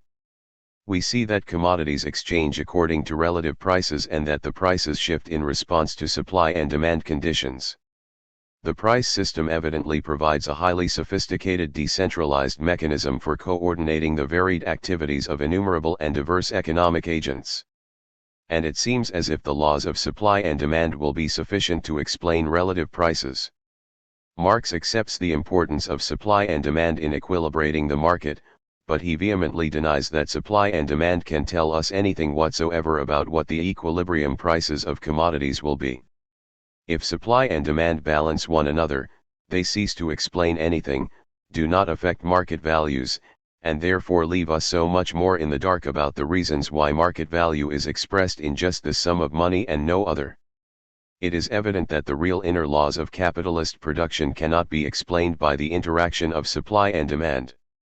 Capital, Volume 3, p. 189, 6. This is a very strong assertion, and we have to see Marx's justification for it. We will finally nail this down in Chapter 3. But one of the linchpins of his argument lies in his analysis of money. Marx opens his argument in Capital by treating exchange value as if it were a simple matter in order to arrive at his initial statement of the theory of value. But he then returns immediately to questions of exchange to show that it is indeed problematic and that a study of it, in relation to value, is very enlightening. His general tack is to show that the exchange value of a commodity cannot be understood without analyzing the nature of the money that permits exchange value to be expressed unequivocally as a price. In particular, he challenges the idea that any commodity can ever be an unbiased numeraire, and seeks to show that, on the contrary, money embodies a fundamental contradiction. The basic task, he asserts, lies not in comprehending that money is a commodity, but in discovering how, why, and by what means a commodity becomes money. Capital, Volume 1, p. 92. The money form is a social creation. Nature, Marx argues, does not produce money, any more than it produces a rate of exchange or a banker. Grundrisse, p. 239. And money is not established arbitrarily or out of mere convention. The money commodity is produced in the course of history by a specific social process, participation in acts of exchange, which has to be understood if we are ever to penetrate the inner logic of the price system. Point 7. Marx treats the simple commodity form as the germ of the money form. An analysis of direct barter shows that commodities can assume what he calls the equivalent and relative forms of value. When a community measures the value of goods being acquired against the single value of a good being disposed of, then the latter functions as its equivalent form of value. In an initial state, each community or bargaining agent will possess commodities that operate as the equivalent form of value. With the proliferation of exchange, one commodity or set of commodities will likely emerge as the universal equivalent, a basic money commodity such as gold. The relative values of all other commodities can then be expressed in terms of this money commodity. Value consequently acquires a clearly recognizable, unique, and socially accepted measure. The shift from many different, subjective and often accidental, determinations of exchange value to one standard money measure is produced by a proliferation of exchange relations to the point where the production of goods for exchange becomes a normal social act. But we can also see, on the other hand, that a general system of commodity exchange would be impossible without money to facilitate it. The growth of exchange and the emergence of a money commodity therefore necessarily go hand in hand. The commodity that assumes the mantle of money becomes distinct from all the others. And analysis of its special characteristics proves enlightening, since the riddle presented by money is but the riddle presented by commodities, in its most glaring form, Capital, Volume 1, p. 93. The money commodity, like any other commodity, has a value, exchange value, and use value. Its value is determined by the socially necessary labor time taken up in its production and reflects the specific social and physical conditions of the labor process under which it is produced. The exchange values of all other commodities are measured against the yardstick formed by these specific conditions of production of the money commodity. From this standpoint, money functions as a measure of value, and its exchange value ought presumably to reflect that fact. The use value of money is that it facilitates the circulation of all other commodities. From this standpoint it functions as a medium of circulation. In the course of lubricating exchange, however, money acquires an exchange value formed as the reflex, thrown upon a single commodity, of the value relations between all the rest. Capital, Volume 1, p. 90. Money becomes worth what it will buy. The result, the money commodity acquires a dual exchange value, that dictated by its own conditions of production, its inherent exchange value, and that dictated by what it will buy, its reflex value. This duality arises, Marx explains, because exchange value, which we initially conceived of as being an internalized attribute of all commodities, is now represented by a measuring rod which is external to and quite separate from the commodities themselves. Grundriss, p. 145. The problem of how to represent and measure values is thereby solved.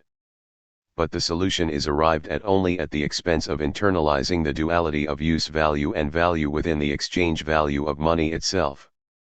Money, in short, solves the contradictions of direct barter and exchange, only by positing them as general contradictions. Grundriss, p. 200. All of which has some very important ramifications. We can see, for example, that the total quantity of money circulating in society at a given velocity has to be sufficient to facilitate a given quantity of commodity exchange at appropriate prices. We can designate the demand for money as PQ, where P is a vector of prices and Q the respective quantities of commodities in circulation, and the supply of money as MV, where M is the quantity of money available and V is its velocity of circulation. In equilibrium, MV equals PQ, Capital, Volume 1, p. 123. If the quantity of commodities in circulation suddenly increases, while both M and V remain constant, then the reflex value of the money commodity will rise to a level that may be far above its inherent value. An increase in the supply of money or in its velocity of circulation can rectify this. But the volume of commodity exchange is perpetually fluctuating, day by day, while the very conditions that led a particular commodity to be selected as the money commodity, scarcity, etc., militate against instant adjustability in its supply. One possible way out of this difficulty is to create a reserve fund, a hoard, which can be used flexibly in the face of potentially wide fluctuations in the volume of commodity exchange. Another possibility is to use some kind of credit system and then use the money commodity to pay the balance of accounts at the end of a given period of time, a day, month, or year. In this way the demand for money can be much reduced and the effects of day-to-day fluctuations in the volume of commodity exchange neutralized. This immediately focuses our attention upon certain additional functions of money, as a store of value and as a means of payment. Both depend upon the capacity of money to operate as an independent form of social power, which in turn derives from the fact that money is the social expression of value itself. The individual, Marx suggests, consequently carries his social power, as well as his bond with society, in his pocket, Grundriss, p. 157. This social power is alienable without restriction or conditions, and it can become, therefore, the private power of private persons. Capital, Volume 1, pages 110, 132. Greed for that social power leads to appropriation, stealing, hoarding, accumulation, all become possible. Marx goes to considerable lengths, particularly in the Grundriss, see particularly pages 145 to 72, to describe the disruptive effects of monetization, through social power relations, on traditional societies. But in Capital he is concerned to make another point. If the use of money as a store of value or as means of payment provides the only way to keep the two forms of exchange value that money internalizes in line with each other, then this requires that the social power of money be used in a certain way. If hoarding is necessary to equilibrate the exchange process, Capital, Volume 1, p. 134, then this implies that the hoarded money is used according to certain rational principles. Money must be withdrawn from circulation when commodity production is down, and thrown back into circulation when commodity production revives.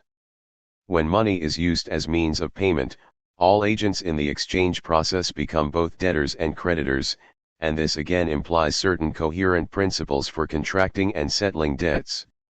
In both cases our attention is focused on a particular form of circulation. We understand why the circulation of money, as an end in itself, arises as a social necessity springing out of the process of circulation itself. Capital, Volume 1, p. 136. Marx defines the commodity form of circulation, commodity, money, commodity, or C.M.C., for short, as an exchange of use values, the use of shoes against bread, for example, which depends essentially upon the qualities of the goods being exchanged. Money functions here as a convenient intermediary.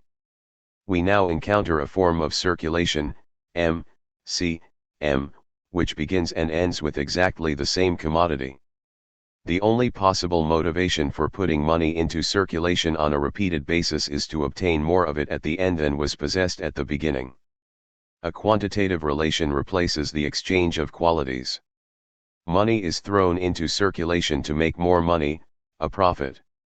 And money that circulates in this way is called capital.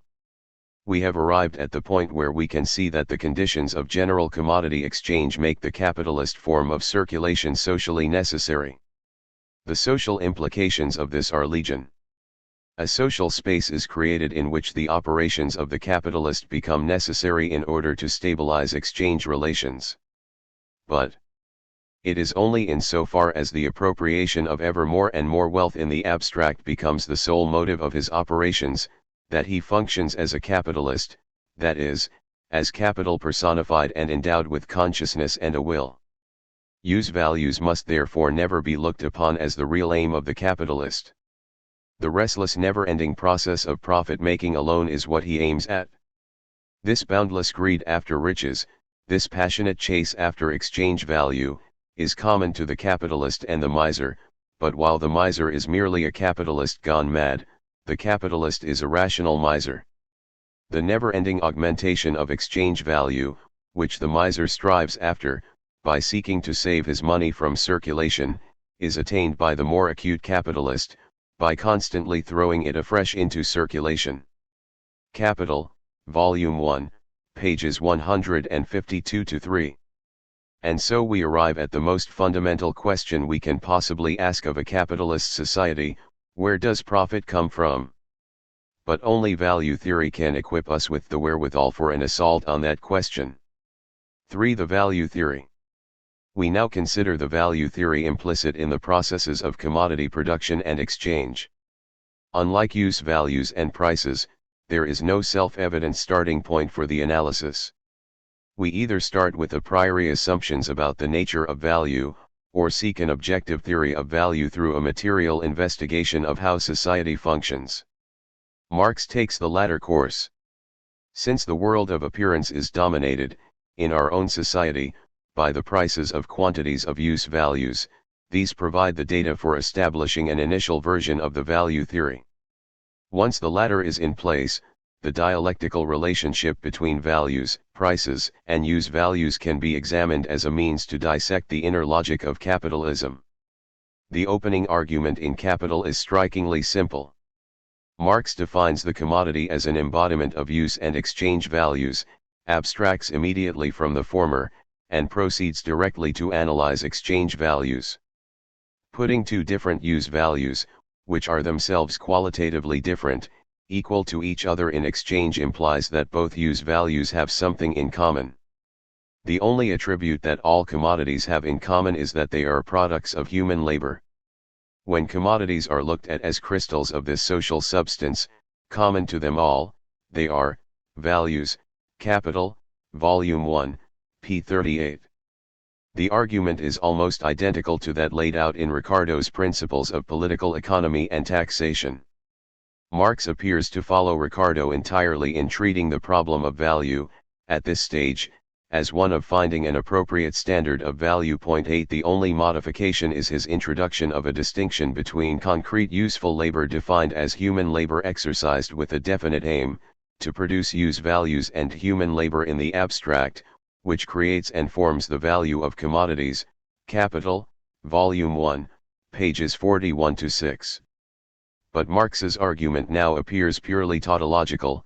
The standard of value is that aspect of human labor which creates value.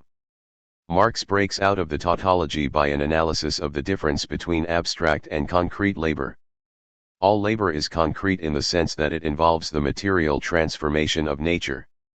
But market exchange tends to obliterate individual differences both in the conditions of production and on the part of those doing the laboring. If I paid according to actual labor time embodied, then the lazier the laborer, the more I should pay. But generally I pay the going market price. What happens in effect is that the commensurability of commodities achieved through exchange renders the labor embodied in them equally commensurable. If it takes 1 day to make a pair of shoes on average, then the abstract labor embodied in a pair of shoes is 1 day, no matter whether it takes the individual laborer 2 or 50 hours to make. Abstract labor is defined then as socially necessary labor time. Capital, Volume 1, p. 39. All that this does is to insert the qualification socially necessary into Ricardo's theory of labor time as the standard of value. It hardly makes Marx's version strong enough to bear the weight of all the subsequent analysis, nor does it seem profound enough to justify treating it as the solid foundation of Marxian theory and therefore as a proposition to be defended at all costs. Until, that is, we ask what, exactly, is meant by socially necessary. The invocation of social necessity should alert us. It contains the seeds for Marx's critique of political economy as well as for his dissection of capitalism. What Marx will eventually show us, in a discourse pervaded by a profound concern with marking the boundaries between freedom and necessity under capitalism, is that human labor in the abstract is a distillation, finally accomplished under very specific relations of production, out of a seemingly infinite variety of concrete labor activities. We will discover that abstract labor can become the measure of value only to the degree that a specific kind of human labor, wage labor, becomes general. This immediately differentiates Marx's theory of value from conventional labor theories of value, Ricardo's in particular. Marx turns an ahistorical, universal statement into a theory of value that operates solely under capitalist relations of production. At the same time, the value theory reaches out beyond the problem of simply defining a standard of value for determining the relative prices of commodities. The value theory comes to reflect and embody the essential social relations that lie at the heart of the capitalist mode of production. Value is conceived of, in short, as a social relation. But Marx does not throw this conception at us arbitrarily, as an a priori construct. He seeks, rather, to show us, step by step, that this is the only conception of value that makes sense, that the law of value as he conceives of it indeed operates as a guiding force within capitalist history. And the proof of this must necessarily lie at the end of his analysis, not at the beginning. Point 9. Marx begins on the explication of socially necessary almost immediately. It is, we are told, the labor required to produce an article under the normal conditions of production and with the average degree of skill and intensity prevalent at the time. This cannot be understood without returning to an analysis of use values. First, the productivity of labor is considered in purely physical terms. It is set by the average amount of skill of the workman, the state of science, and the degree of its practical application, the social organization of production, the extent and capabilities of the means of production, and by physical conditions. Capital, Volume 1, p. 40. Second, labor can create no value unless it creates social use values for others. Marx does not elaborate on what is meant by a social use value at this stage. He simply asserts that value has to be created in production and realized through exchange and consumption if it is to remain value. This brief return to the sphere of use values is a foretaste of much that is to come. But at this point Marx chooses to focus more closely on value in relation to exchange value. His investigation of the material forms of value achieved through exchange reveals that the substance of value, human labor in the abstract, can regulate commodity production and exchange only if there is some way that value can be represented materially. The conclusion quickly follows: money as a measure of value is the phenomenal form that must of necessity be assumed by that measure of value which is immanent in commodities, labor time, capital, Volume 1, p. 94. Notice, once more, the invocation of necessity. When we relate this back to the idea of socially necessary labor time, we arrive at an important proposition. The existence of money is a necessary condition for the separation and distillation of abstract out of concrete labor. We can see why this is so by examining the consequences of a growth in exchange relations. This growth, we have already seen, is dependent upon, at the same time as it gives rise to, the money form. But it also has consequences for the distinction between concrete and abstract labor.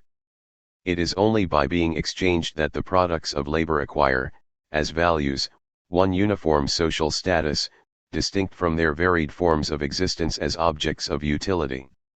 This division of a product into a useful thing and a value becomes practically important, only when exchange has acquired such an extension that useful articles are produced for the purpose of being exchanged.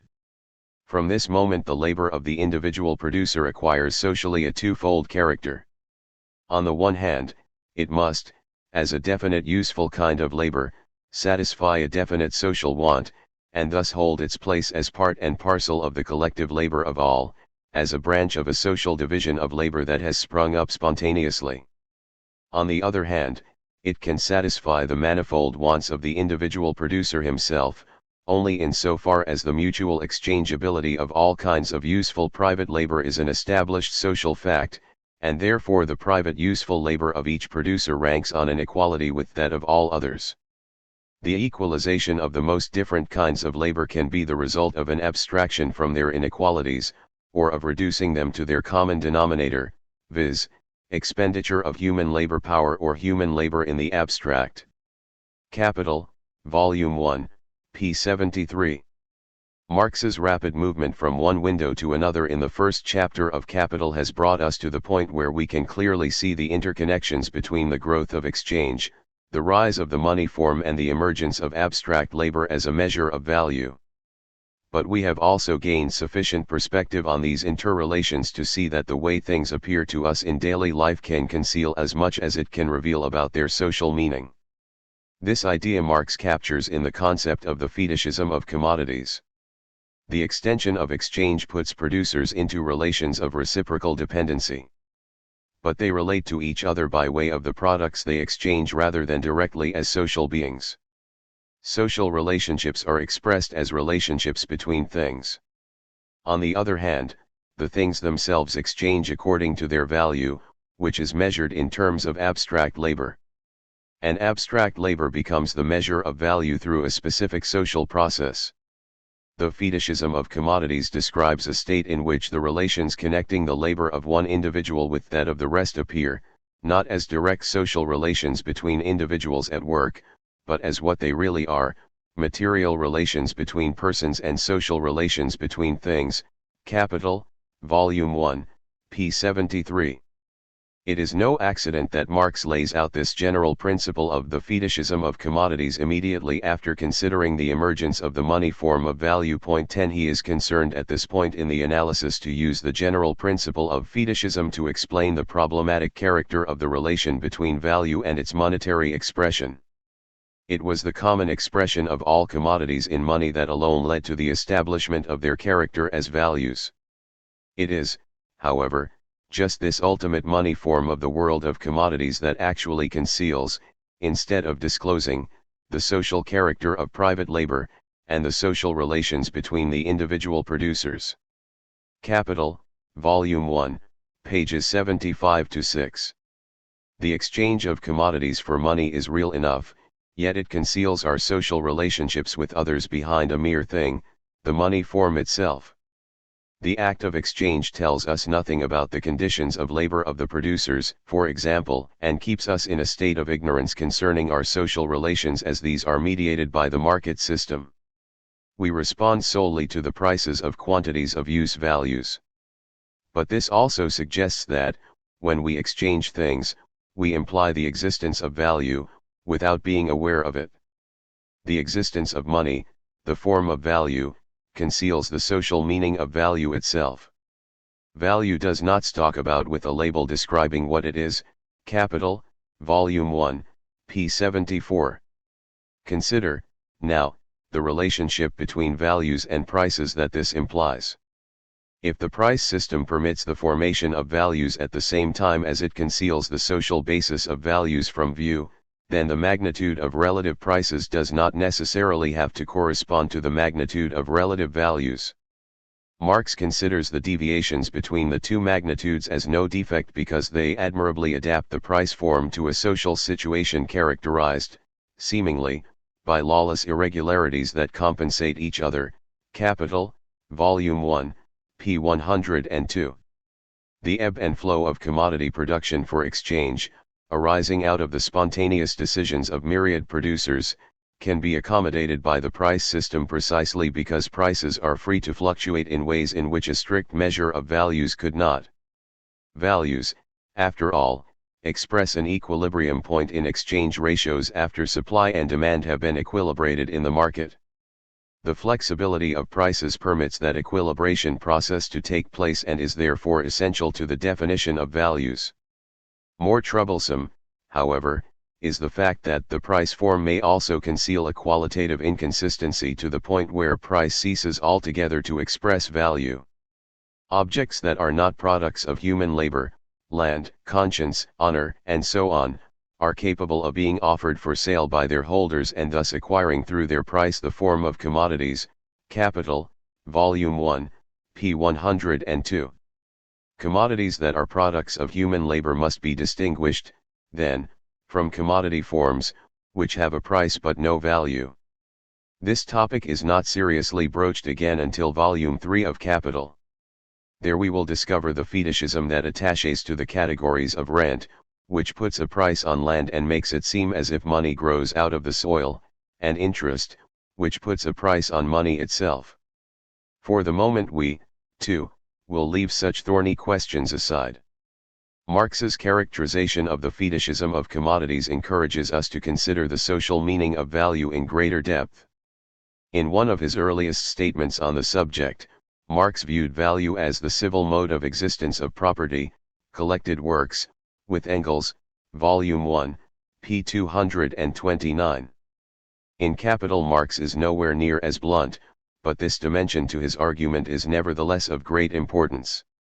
Exchange of commodities presupposes the right of private proprietors to dispose freely of the products of their labor. This juridical relation is but the reflex of the real economic relations of exchange, Capital, Volume 1, p. 84. If exchange ratios are to be established that accurately reflect social requirements, then producers must treat each other as private owners of alienable objects and by implication as independent individuals. This means that juridical individuals, persons, corporations, etc., must be able to approach each other on an equal footing in exchange, as sole and exclusive owners of commodities with the freedom to buy from and sell to whomsoever they please. For such a condition to exist supposes not only a solid legal foundation to exchange but also the power to sustain private property rights and enforce contracts. This power, of course, resides in the state. The state in some form or another is a necessary precondition to the establishment of values. To the extent that private property rights and enforcement of contracts are guaranteed, so production can increasingly be carried on by private individuals or groups of individuals who carry on their work independently of each other and who express their relation to society through the exchange of their products. Capital, Volume 1, pages 72-3.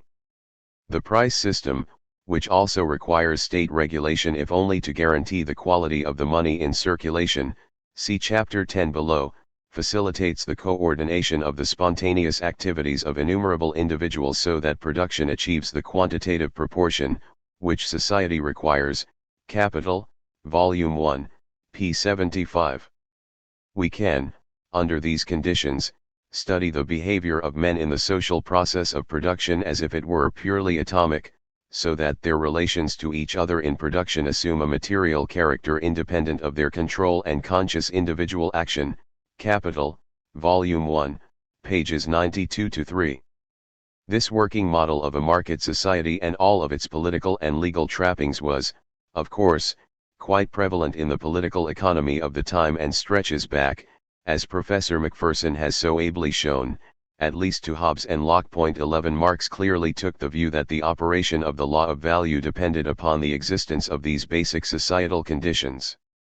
Furthermore, he considers that notions of individuality, equality, private property and freedom take on very specific meanings in the context of market exchange, meanings that should not be confused with more general ideologies of freedom, individuality, equality, and so on.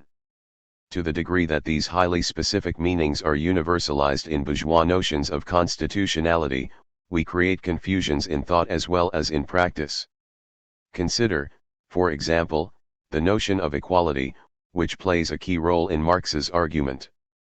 Aristotle had long before argued that exchange cannot take place without equality, a principle that Marx quotes approvingly. This does not mean that everyone is or should be considered equal in all respects. It simply means that we would not exchange one use value for another under conditions of free exchange unless we valued the two at least equally well. Or, put in money terms, a dollar equals another dollar in terms of its purchasing power no matter whose pocket it is in. The whole rationale for the operation of the price system rests on the principle that the circulation of commodities requires the exchange of equivalents. Capital, Volume 1, p. 160. The definition of values therefore rests upon this restricted and quite specific idea of equality in the sense that diverse use values produced under diverse concrete conditions of human labor are all reduced in the course of market exchange to the same standard. They can be brought into a relation of equivalence. But once we have this idea of equality firmly in place, we can use it as a lever to push the whole discussion of the inner logic of capitalism onto a new and more fruitful plane of discourse. Let us see how Marx does this. For the theory of surplus value.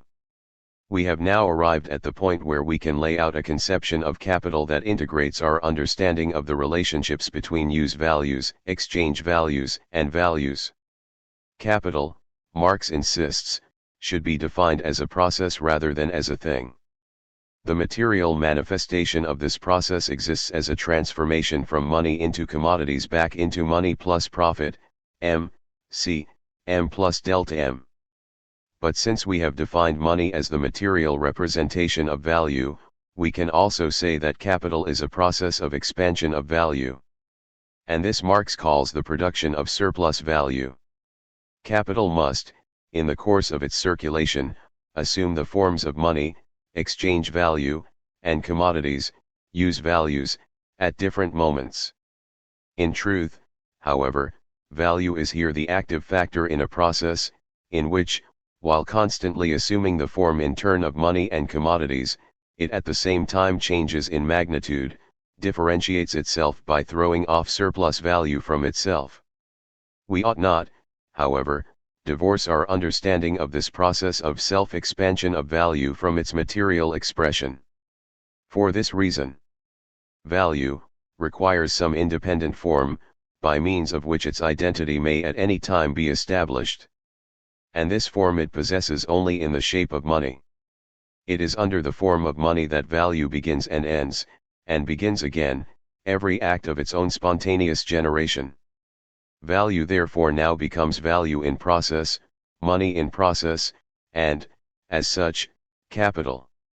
Capital, Volume 1, pages 153-5. This definition of capital has some wide-ranging implications. First of all, it implies that the functioning capital in society is not equal to the total stock of money, nor is it equal to the total stock of use values, which we can define as the total social wealth. The money that sits in my pocket as a means to purchase the commodities that I need to live on is not being used as capital. Nor are the use values of the house I live in or the spade I dig the garden with. There is, therefore, a great deal that goes on in society that is not directly related to the circulation of capital, and we should therefore resist the temptation to reduce everything to these simple Marxian categories. Money capital is, then, that part of the total stock of money. Productive and commodity capital are those portions of the total social wealth, caught up in a very specific process of circulation. Capital, it follows, can be formed by converting money and use values and putting them into circulation in order to make money, to produce surplus value. Secondly, this process definition of capital means that we can define a capitalist as any economic agent who puts money and use values into circulation in order to make more money. Individuals may or may not relish this role, personify it and internalize its rationale into their own psychology. Capitalists may be nice or evil people. But this need not concern us. We can simply treat the characters who appear on the economic stage as personifications of the economic relations that exist between them. Capital, Volume 1, p. 85. For the purposes at hand we can concentrate on roles rather than upon people themselves. This permits us to abstract from the diversity of human motivations and to operate at the level of social necessity as this is captured in a study of the roles of economic agents. Last, but not least, Marx's definition of capital demonstrates a necessary rather than fortuitous relation between the capitalist form of circulation and the determination of values as socially necessary labor time. Since this is a very important proposition, we should recapitulate the basis for it. We have seen that the extension of exchange and the rise of money are integral to each other. We also saw that the internalized contradiction within the money form, between its use value and value, could be resolved only if there were a reserve fund of money that could be thrown into or withdrawn from circulation as conditions of commodity exchange required. Money must begin to circulate in a certain way. Since M yields no qualitative change in the nature of the commodity held at the beginning and end of the process, the only systemic motivation for this form of circulation is through a quantitative change, which means a circulation process of the form M plus delta M.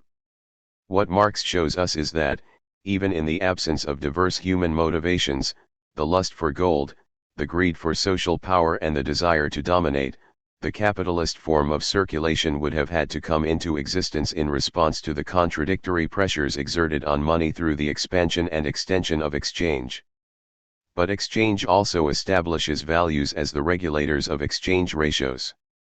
And so we can derive the connection, the rise of the capitalist form of circulation and of values as the regulators of exchange go hand in hand because both are the product of extension and expansion of exchange. But in Marx's book, contradictions are rarely resolved, nearly always displaced. And so it is in this case. The capitalist form of circulation rests upon an inequality because capitalists possess more money, values, at the end of the process than they did at the beginning. But values are established by an exchange process which rests on the principle of equivalence. This poses a difficulty. How can capitalists realize an inequality, delta M, through an exchange process which presupposes equivalence? Where, in short, does profit come from under conditions of fair exchange? Try as we might, Marx argues, we cannot find an answer to that question in the realm of exchange. By violating the principle of equivalence, by cheating, forced exchanges, robbery and the like, we can only make one individual's profit another's loss. This can result in the concentration of money and means of production in a few hands, but it cannot form a stable basis for a society in which innumerable producers are supposed to seek and make a fair profit without cannibalizing each other in the process. We have, therefore, to seek the answer by way of a careful scrutiny of the realm of production. We have to switch our window on the world from that formed by the relation between exchange value and consider the relation between value and use value. From the 6th chapter of Volume 1 of Capital until well into Volume 3, Marx will, with a few significant exceptions, generally assume that all commodities trade at their values, that there is no distinction between prices and values. The problem of profit then becomes identical to that of the expansion of values. And the solution to that problem has to be sought without in any way appealing to the idea of deviations between prices and values. From this new window on the inner logic of capitalism, Marx sees his way clearly forward to the construction of the theory of surplus value. Let us see how this argument flows. Production occurs in the context of definite social relations. The social relation that dominates under the capitalist mode of production is that between wage labor and capital. Capitalists control the means of production, the production process and the disposition of the final product. Laborers sell their labor power as a commodity in return for wages. We presuppose, in short, that production occurs in the context of a definite class relation between capital and labor. Labor power as a commodity has a twofold character. It has a use value and an exchange value. The exchange value is set, in accordance with the rules of commodity exchange, by the socially necessary labor time required to reproduce that labor power at a certain standard of living and with a certain capacity to engage in the work process. The laborer gives up the use value of the labor power in return for its exchange value. Once capitalists acquire labor power, they can put it to work in ways that are beneficial to themselves. Since capitalists purchase a certain length of time during which they maintain the rights to the use of labor power, they can organize the production process, its intensity, technology, etc., to ensure that the workers produce greater value during that time span than they receive. The use value of labor power to the capitalist is not simply that it can be put to work to produce commodities, but that it has the special capacity to produce greater value than it itself has. It can, in short, produce surplus value. Marx's analysis is founded on the idea that the value of labor power, and the value which that labor power creates in the labor process, are two entirely different magnitudes. Capital, Volume 1, p. 193. The excess of the value that laborers embody in commodities relative to the value they require for their own reproduction measures the exploitation of labor in production.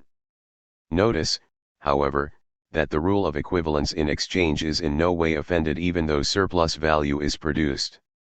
There is, therefore, no exploitation in the sphere of exchange. This solution to the origin of profit is as simple as it is elegant. It strikes home, as Engels put it, like a thunderbolt out of a clear sky. Capital, Volume 2, p. 14. Classical political economy could not see the solution because it confused labor as a measure of value and labor power as a commodity traded on the market. There is in Marx's theory, therefore, a vital distinction between labor and labor power. Labor, Marx asserts, is the substance, and the immanent measure of value, but has itself no value. To suppose otherwise would be to suppose that we could measure the value of value itself. Furthermore, if such a thing as the value of labor really existed, and the capitalist really paid this value, no capital would exist, his money would not be turned into capital. Capital, Volume 1, pages 537 to 41. What the laborer sells to the capitalist is not labor, the substance of value, but labor power, the capacity to realize in commodity form a certain quantity of socially necessary labor time. The distinction between labor and labor power leads Marx to a quite pivotal conclusion, one that allows him to rectify and transform Ricardo's labor theory of value. In a society in which labor and labor power were indistinguishable, as they are in Ricardo's theory, the law of value could operate only in a very restricted degree. The law of value begins to develop freely only on the basis of capitalist production. Capital, Volume 1, p. 536. And this presupposes social relations of wage labor. In other words, the contradiction between capital and wage labor is the ultimate development of the value relation and of production resting on value. Grundriss, p. 704. This means, quite simply, that value and the production of surplus value are part and parcel of each other. The full development of the one is predicated on the flowering of the other. Since the production of surplus value can occur only under certain specific relations of production, we have to understand how these first came into being. We have to understand the origin of wage labor. And the one thing we can be certain of is that nature does not produce on the one side owners of money or commodities, and on the other men possessing nothing but their own labor power. This relation has no natural basis, neither is its social basis one that is common to all historical periods. It is clearly the result of a past historical development, the product of many economic revolutions, of the extinction of a whole series of older forms of social production. Grundriss, p. 169. Marx has now pulled together all of the logical threads of a complex argument. He began, as we did, with the simple conception of the commodity as an embodiment of use value and exchange value. Out of the proliferation of exchange he derived the necessity for money as an expression of value and showed a necessary relation between the capitalist form of circulation and the determination of exchange ratios according to socially necessary labor time. He has now shown us that the contradiction this generates between the equivalence presupposed by exchange and the inequality implied by profit can be resolved only by identifying a commodity that has the special characteristic of being able to produce greater value than it itself has. Labor power is such a commodity. When put to work to produce surplus value it can resolve the contradiction. But this implies the existence of wage labor. All that remains is to explain the origin of wage labor itself. It is to this task that we must now turn. To class relations and the capitalist principle of accumulation. Marx's investigations of the relations between use values, prices, and values in the context of commodity production and exchange yields a fundamental conclusion. The social relation that lies at the root of the Marxian value theory is the class relation between capital and labor. The value theory is an expression of this class relation. This conclusion sets Marx apart from Ricardo and constitutes the essence of his critique of bourgeois political economy. But what, exactly, is meant by a class relation? The class concept is inserted into the analysis of capital with the utmost caution. There are no direct professions of faith of the sort that all history is the history of class struggle, nor do we find class introduced as some deus ex machina which explains everything but does not have to be explained. The conception of class evolves in the course of investigating the processes of commodity production and exchange.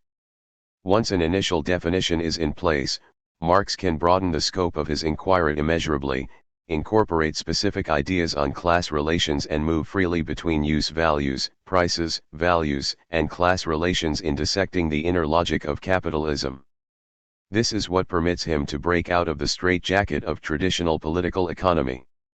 The analysis of commodity production and exchange reveals the existence of two distinctive and opposed roles in capitalist society.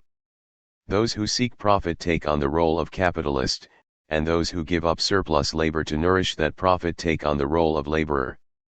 Throughout Capital, Marx treats the capitalist as capital personified and the laborer simply as the bearer of a commodity, labor power, Capital, Volume 1, p. 85. They are treated, in short, as personifications of the economic relations that exist between them. Marx elaborates on the social, moral, psychological, and political implications of these distinctive roles and departs from a two-class representation of capitalist social structure only to the extent that such elaborations and departures are deemed necessary to the analysis. This formal and quite severe treatment of the class concept is, however, juxtaposed in Capital with richer, more confused meanings which derive from the study of history. Contemporary commentators in the Marxist tradition are consequently fond of distinguishing between concepts of class as they relate to the capitalist mode of production and those relating to capitalist social formations. Point 12. The distinction is useful. The formal analysis of the capitalist mode of production seeks to unravel the stark logic of capitalism stripped bare of all complicating features. The concepts used presuppose no more than is strictly necessary to that task. But a social formation, a particular society as it is constituted at a particular historical moment, is much more complex. When Marx writes about actual historical events, he uses broader, more numerous, and more flexible class categories. In the historical passages in Capital, for example, we find the capitalist class treated as one element within the ruling classes in society, while the bourgeoisie means something different again. In the 18th Brumaire of Louis Bonaparte, which is often held up as a model of Marx's historical analysis in action, we find the events in France of 1848–51 analyzed in terms of lumpenproletariat, industrial proletariat, a petite bourgeoisie, a capitalist class factionalized into industrialists and financiers, a landed aristocracy and a peasant class. All of this is a far cry from the neat two-class analytics laid out in much of Capital. Point 13. The interplay between two seemingly disparate conceptual systems, the historical and the theoretical, is crucial to the explication of the class concept in all of its fullness. And by extension the interplay is crucial for understanding the nature of value itself. But the links are hard to forge, and Marx most certainly did not complete the task. Throughout much of Capital, for example, Marx clings to the fact of wage labor theoretically in exactly the same way that the contemporary capitalist accepts the fact practically. Capital, Volume 1, p. 169.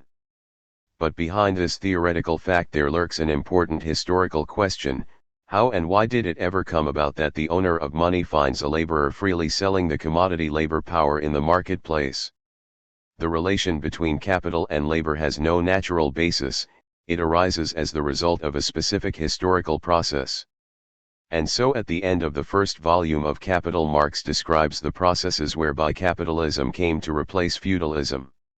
The story Marx tells is controversial in its details but simple in its basic conception. Point 14. The rise of the capitalist class proceeds hand in hand with the formation of a proletariat.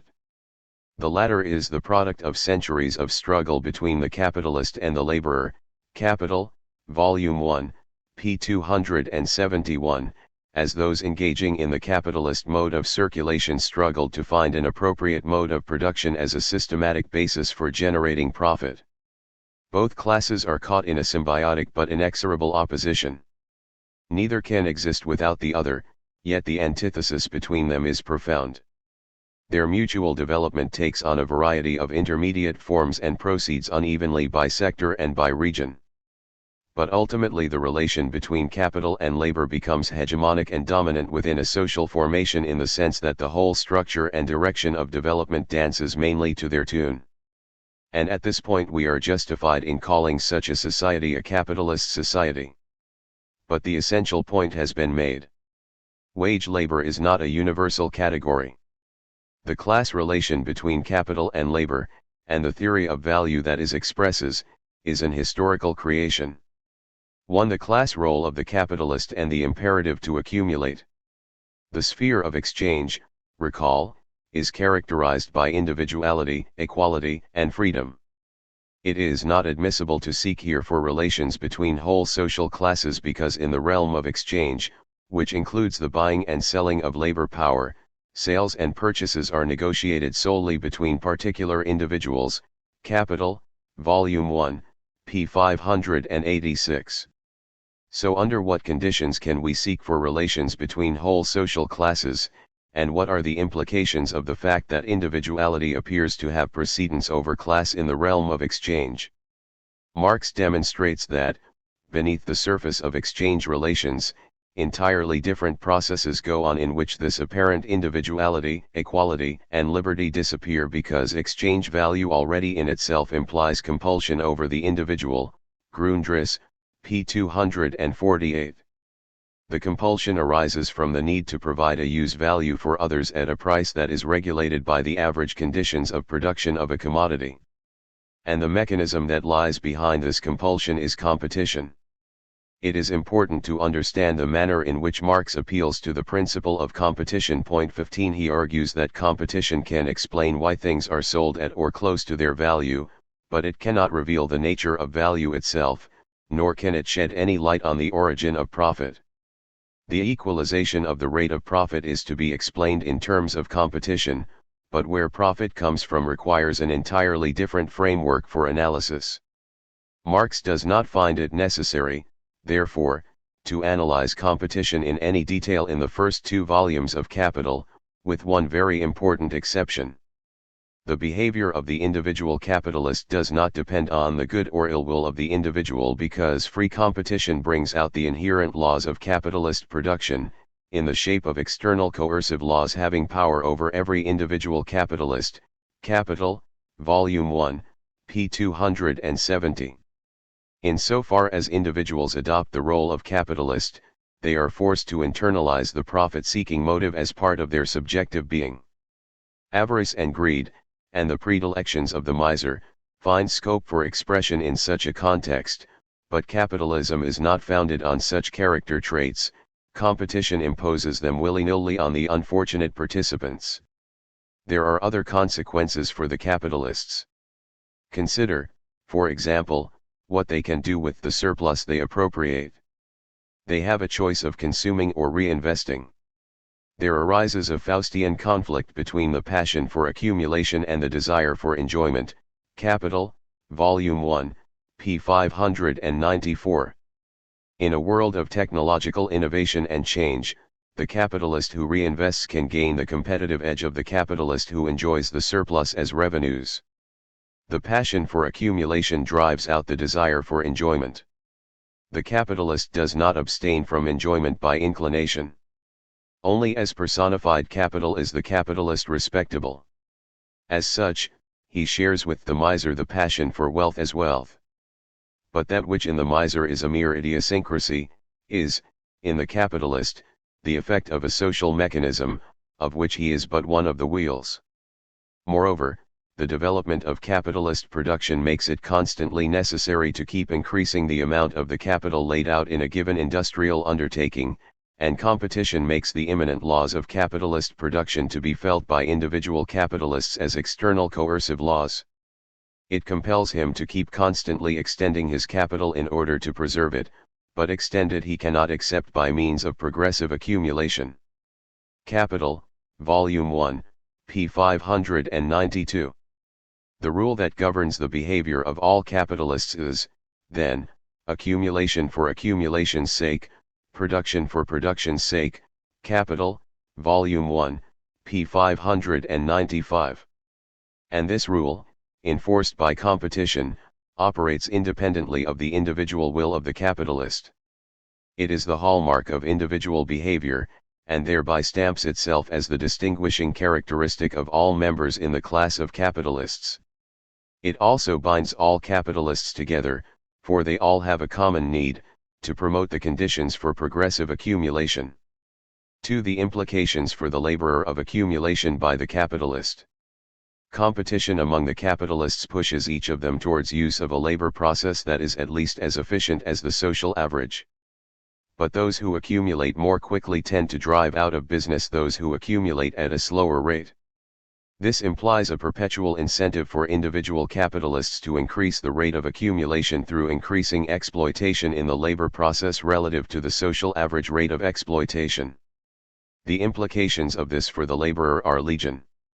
The maximum limit of the working day, for example, is set by physical and social constraints, which are, however, of a very elastic nature and allow the greatest latitude. Capital, Volume 1, p. 232. Through competition or inclination, capitalists may seek to gain absolute surplus value by extending the working day. Laborers, on the other hand, demand a normal working day, and will obviously suffer if the capitalist's necessary passion for accumulation is allowed to pass unchecked. The battle is engaged.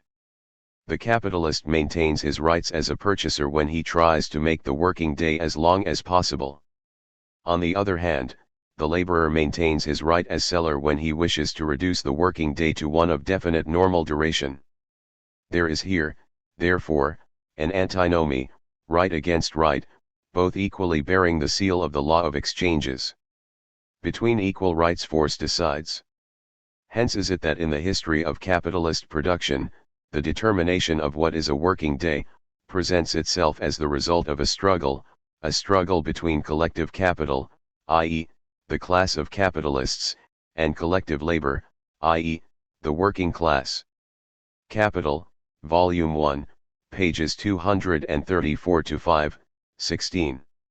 We have finally arrived at the point where it is not only admissible but necessary to seek the relationships between whole social classes. And we now can see more clearly why a world of equality, freedom, and individuality in the arena of exchange conceals a world of class struggle, which affects both capital and labor alike, in the realm of production. Individual laborers are free to sell their labor under whatever conditions of contract, for whatever length of working day, they please, in principle. But they also have to compete with each other in the labor market. All of which means that the isolated laborer, the laborer as a free vendor of labor power, succumbs without any power of resistance before the capitalists' drive to accumulate. The only remedy is for laborers to put their heads together, as a class to resist the depredations of capital, Capital, Volume 1, pages 299 to 302.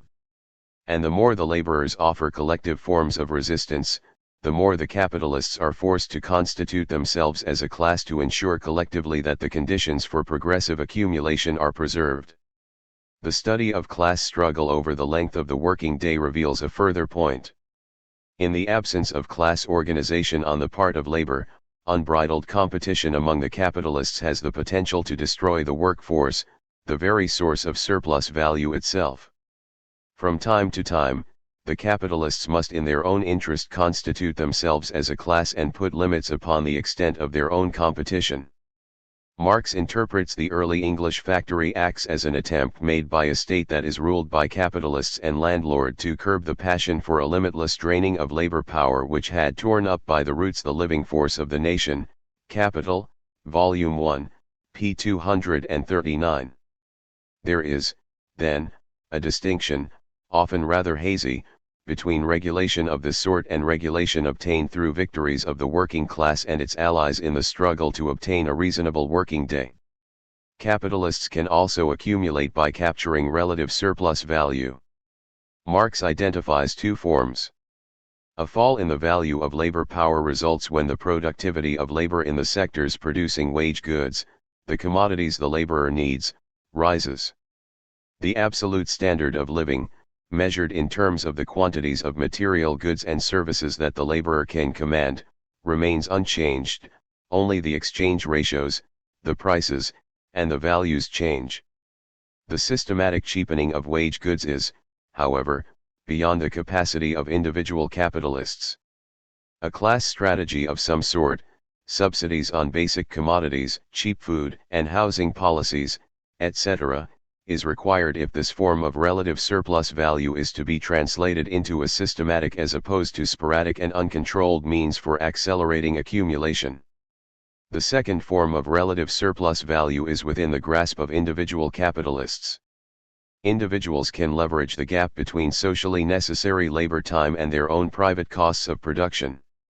Capitalists employing superior production techniques and with a higher than average productivity of labor can gain an excess profit by trading at a price set by the social average when their production costs per unit are well below the social average. This form of relative surplus value tends to be ephemeral, because competition forces other producers to catch up or go out of business. But by staying ahead of the field in productivity, individual capitalists can accelerate their own accumulation relative to the social average. This then explains why the capitalist whose sole concern is the production of surplus value, continually strives to depress the exchange value of commodities by driving up the productivity of labor, Capital, Volume 1, p. 320. Herein lies the mainspring for organizational and technological change under capitalism. We will return to this point later, see Chapter 4 below. For the moment we are simply concerned to spell out the consequences for the laborer as individual capitalists seek relative surplus value through the extension of cooperation, division of labor and the employment of machinery. Cooperation and division of labor within the labor process imply the concentration of work activity and laborers in one place and the setting up of means for coordination and control under the despotic authority of the capitalist. Competition forces progressive concentration of activity, until, presumably, all economies of scale are exhausted, and the progressive tightening of authority structures and control mechanisms within the workplace. Hand in hand with this goes an hierarchical organization and forms of specialization which stratify the working class and create a social layer of administrators and overseers who rule, in the name of capital, over the day-to-day operations in the workplace. The employment of machinery and the advent of the factory system have even more profound results for the laborer. A reduction occurs in the individual skills required, a process now described, rather inelegantly, as deskilling or dequalification. The artisan becomes a factory operative. The separation of mental from manual labor is emphasized, while the former tends to be converted into a power of capital over labor. Women and children can also be brought into the workforce more easily, and the labor power of the whole family is made to substitute for the labor of the individual. The intensity of the labor process increases, and stricter and tighter work rhythms are imposed. And in all of this the capitalist has at hand a new and much more powerful device for regulating the activity and productivity of the laborer, the machine. The laborer has to conform to the dictates of the machine, and the machine is under the control of the capitalist or his representative. The overall result is this. The competition for accumulation requires that the capitalists inflict a daily violence upon the working class in the workplace. The intensity of that violence is not under individual capitalists' control, particularly if competition is unregulated. The restless search for relative surplus value raises the productivity of labor at the same time as it devalues and depreciates labor power, to say nothing of the loss of dignity, of sense of control over the work process, of the perpetual harassment by overseers and the necessity to conform to the dictates of the machine. As individuals, workers are scarcely in a position to resist, most particularly since a rising productivity has the habit of freeing a certain number of them into the ranks of the unemployed. Workers can develop the power to resist only by class action of some kind, either spontaneous acts of violence, the machine breakings, burnings and mob fury of earlier eras, which have by no means disappeared, or the creation of organizations, such as the unions, capable of waging a collective class struggle. The capitalist's compulsion to capture ever more relative surplus value does not pass unchallenged. The battle is joined once more, and the main lines of class struggle form around questions such as the application of machinery, the speed and intensity of the labor process, the employment of women and children, the conditions of labor and the rights of the worker in the workplace. The fact that struggles over such issues are a part of daily life in capitalist society attests to the fact that the quest for relative surplus value is omnipresent and that the necessary violence that quest implies is bound to provoke some kind of class response on the part of the workers. 3. Class, value, and the contradiction of the capitalist law of accumulation. The explication of the class concept is, at this point, nowhere near complete. We have said nothing about the manner in which a class constitutes itself socially, culturally, and politically in a given historical situation, nor have we ventured to say anything whatsoever about the complex problems of class consciousness, ideology, and the identifications of self which class actions inevitably presuppose.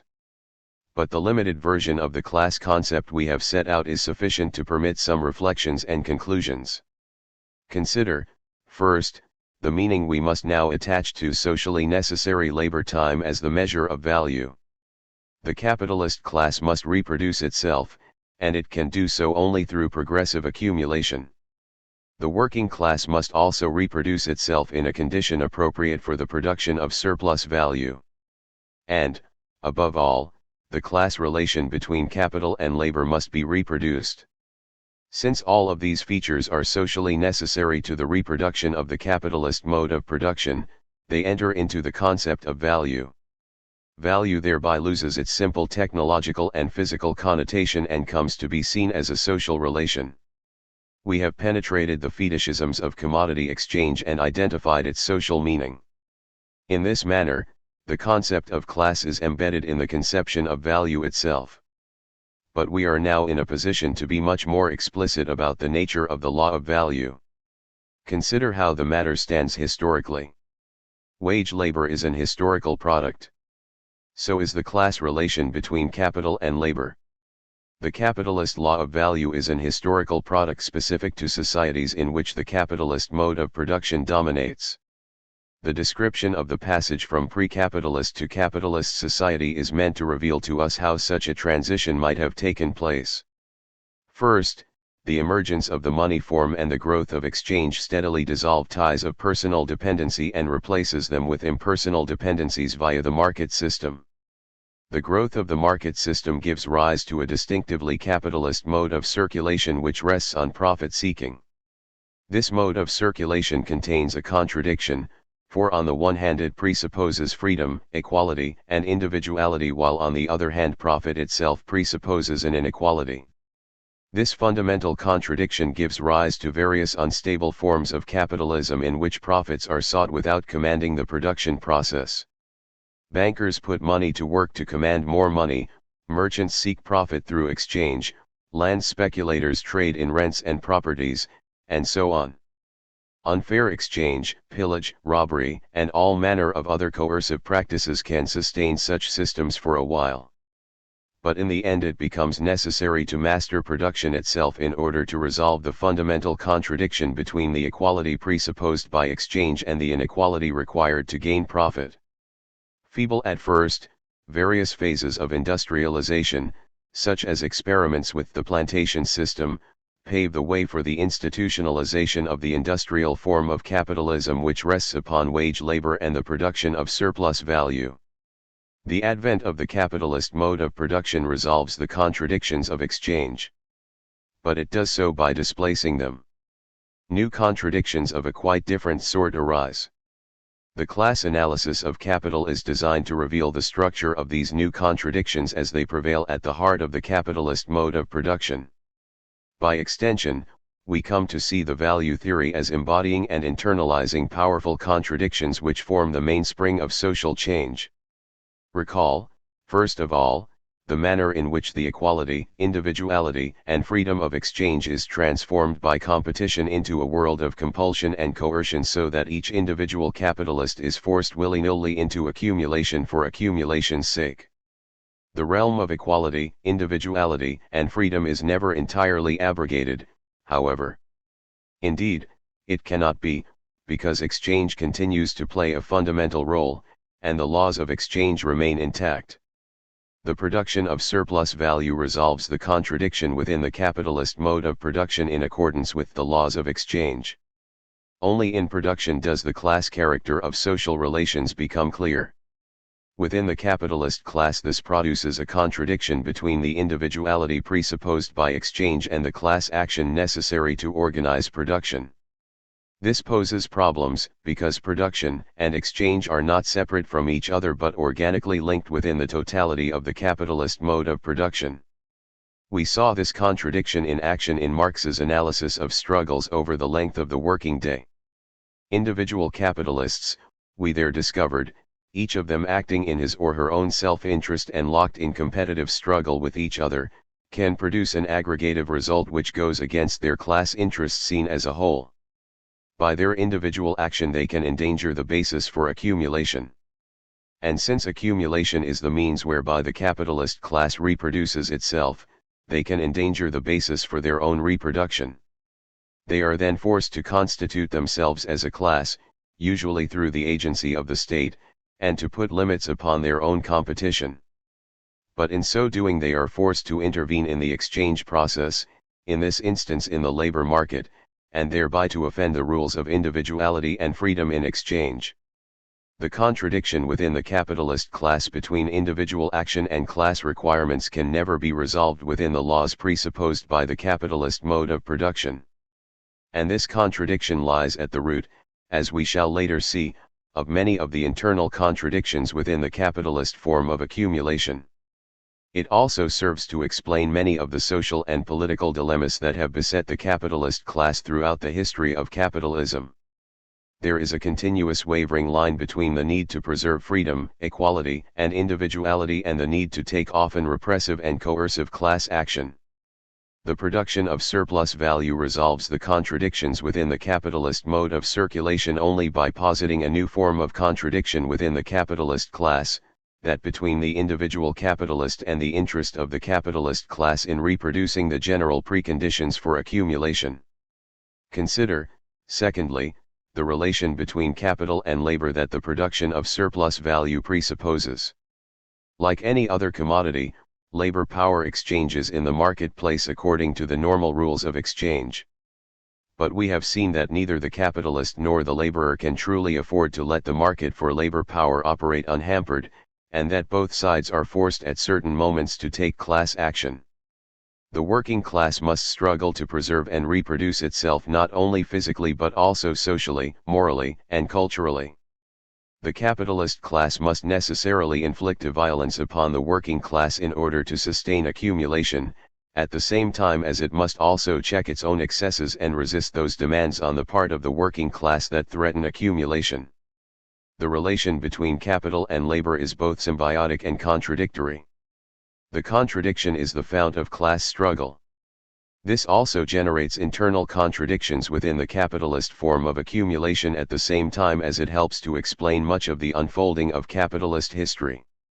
Only in the final chapters of the first volume of Capital do we finally appreciate the transformation that Marx has wrought on Ricardo's labor theory of value. We now see socially necessary labor time as the standard of value only insofar as a capitalist mode of circulation and a capitalist mode of production with its distinctive social relations have come into being. And this is the result of a specific historical process of transformation which created wage labor as a vital category in social life. En route to this fundamental conclusion, Marx has collected a mass of valuable insights into the structure of capitalism. We have seen the importance of certain juridical relations expressed through property rights and state enforcement of those rights. We have noted the importance of certain kinds of freedom, individuality, and equality. The value theory therefore internalizes and embodies the fundamental contradictions of the capitalist mode of production as these are expressed through class relations. Social necessity requires that both capital and labor be reproduced as well as the class relation between them. The capital-labor relation is itself a contradiction which forms the fount of class struggle, while the reproduction of both capital and labor incorporate a contradiction between individuality and collective class action. The concept of value cannot be understood independently of class struggle. The concept of socially necessary labor time now stretches far beyond what Ricardo ever dreamed of when he enunciated his labor theory of value. We must be prepared to follow it wherever it takes us, for we have created a powerful vehicle indeed with which to analyze the inner logic of capitalism. Appendix, The Theory of Value. The proper interpretation of Marx's theory of value is a matter of great contention. Rival schools of thought have drifted so far apart in recent years that their common roots are by now almost indiscernible. The seriousness of the rift is illustrated by the growing clamor on the part of some to drop the concept of value altogether, since it is a major fetter to an historical materialist investigation of capitalism. Steedman, 1977, Hodgson, 1980, Levine, 1978, Morris Hima, 1973, Elster, 1978. The demand may be justified when applied to that interpretation of value as a pure accounting concept, as a fixed and immutable measuring rod tied to labor inputs, which is then supposed to explain not only relative prices of commodities, but also distributive shares, exploitation, and so on. Such a narrow conception is soon found wanting when matched against so grandiose ends. It is hard to account unambiguously for the relation between values and relative prices, and fixed capital and joint products pose seemingly insurmountable problems. See Chapter 8. The critics of value theory have mounted a quite successful campaign against traditional interpretations, such as those put forward in Dobb, 1940, Sweezy, 1968, and Meek, 1973. The response of many has been to reassert what they say was the true meaning of the traditional position all along, that value is a unified expression of quantitative and qualitative aspects of capitalism and that neither makes sense without the other. Sweezy, 1979. Value is thereby invested with more than strictly economic significance. It expresses not merely the material foundation of capitalist exploitation but also, and inseparably, its social form. Clark, 1980, p. 4. Although some, such as Desai, 1979, evidently feel there is no problem in exploring quantitative and qualitative aspects jointly, the effect of more radical interpretations of value has been to deny the rigors of quantitative mathematization employed by the model builders, mostly professional economists like Morris Hima, 1973, Romer, 1980, etc., and to push Marxian theory towards a more trenchant critique of political economy, which sometimes includes pouring scorn upon the model builders, and a more vibrant exposition of historical materialism. The danger here is that value will degenerate into a pure metaphysical conception.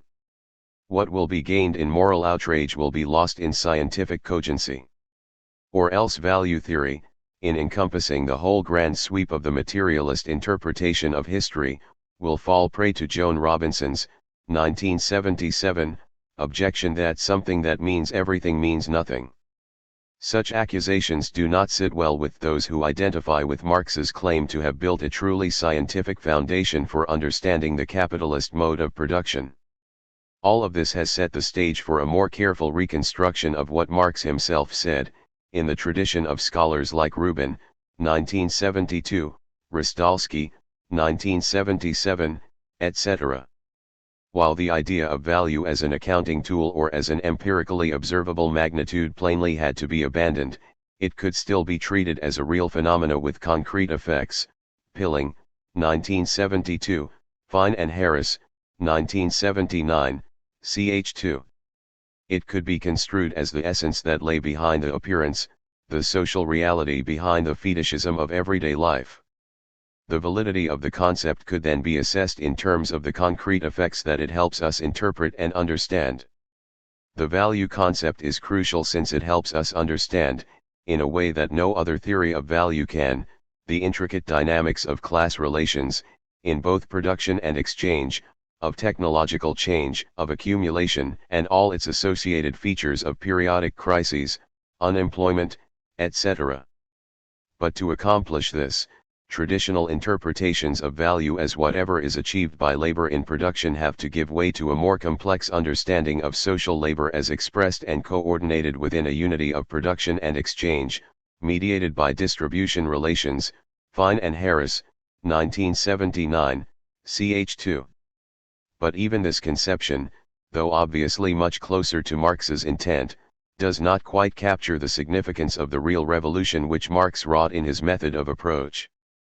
Elson, 1979, has recently collected together a set of interesting essays, and added an extraordinarily penetrating piece of her own, that explore the revolutionary aspects to Marx's value theory in terms of the unity of rigorous science and politics. I have great sympathy with these arguments and view my own work as an exploratory essay along the lines that Elson and others have begun to define. I base my own interpretation upon a reading of Marx's texts in which certain ideas stand out as dominant. Value is, in the first place, a definite social mode of existence of human activity achieved under capitalist relations of production and exchange, theories of surplus value, PTI, p. 46. Marx is not primarily concerned, therefore, with fashioning a theory of relative prices or even establishing fixed rules of distribution of the social product. He is more directly concerned with the question, how and why does labor under capitalism assume the form it does? C. F. Elson, 1979, p. 123.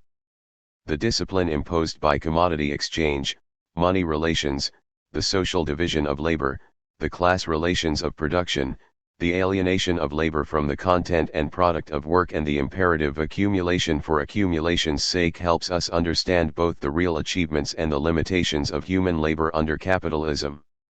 This discipline contrasts with the activity of human labor as the living form giving fire, as the transitoriness of things, their temporality, and as the free expression of human creativity.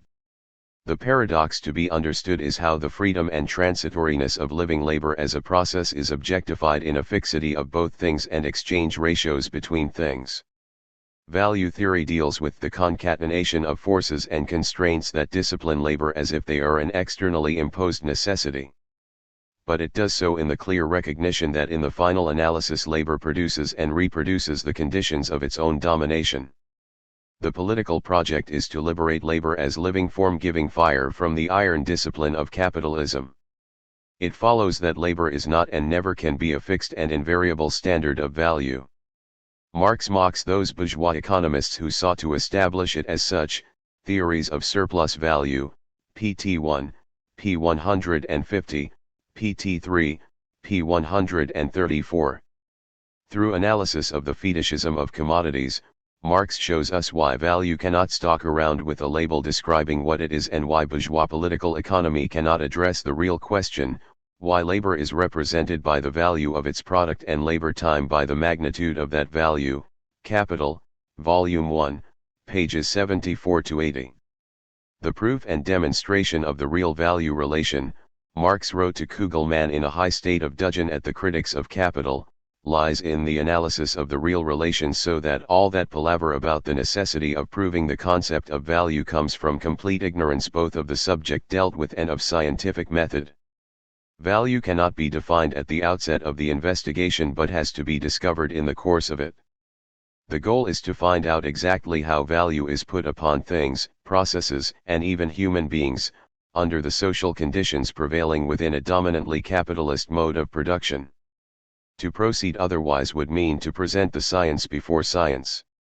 The science consists, Marx concludes, in demonstrating how the law of value asserts itself, selected correspondence, with Engels, pages 208 to 9. A full accounting of that how calls for rigorous theorizing.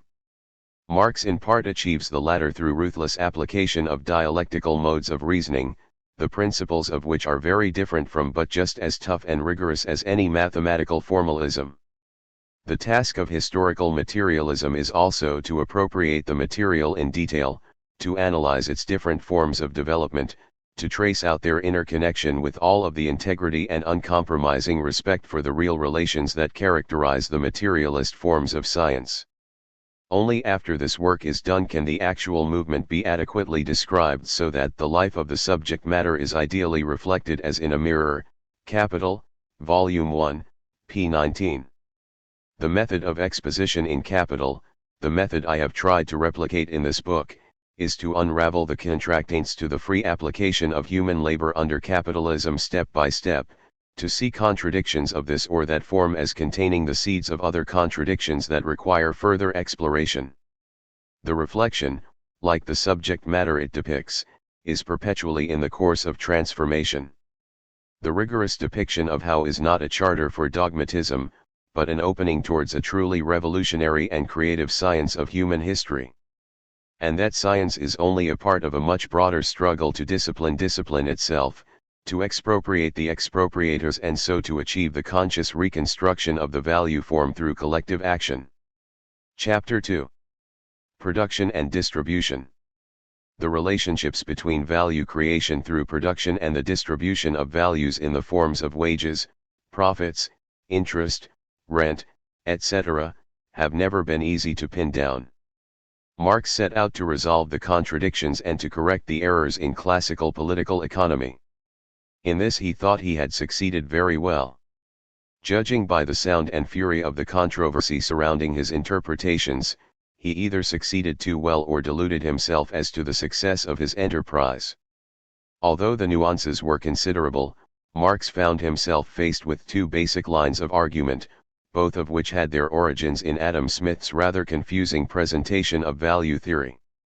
On the one hand, Smith appears to hold that the value of commodities is set by labor and that this regulates wages, profit, and rent.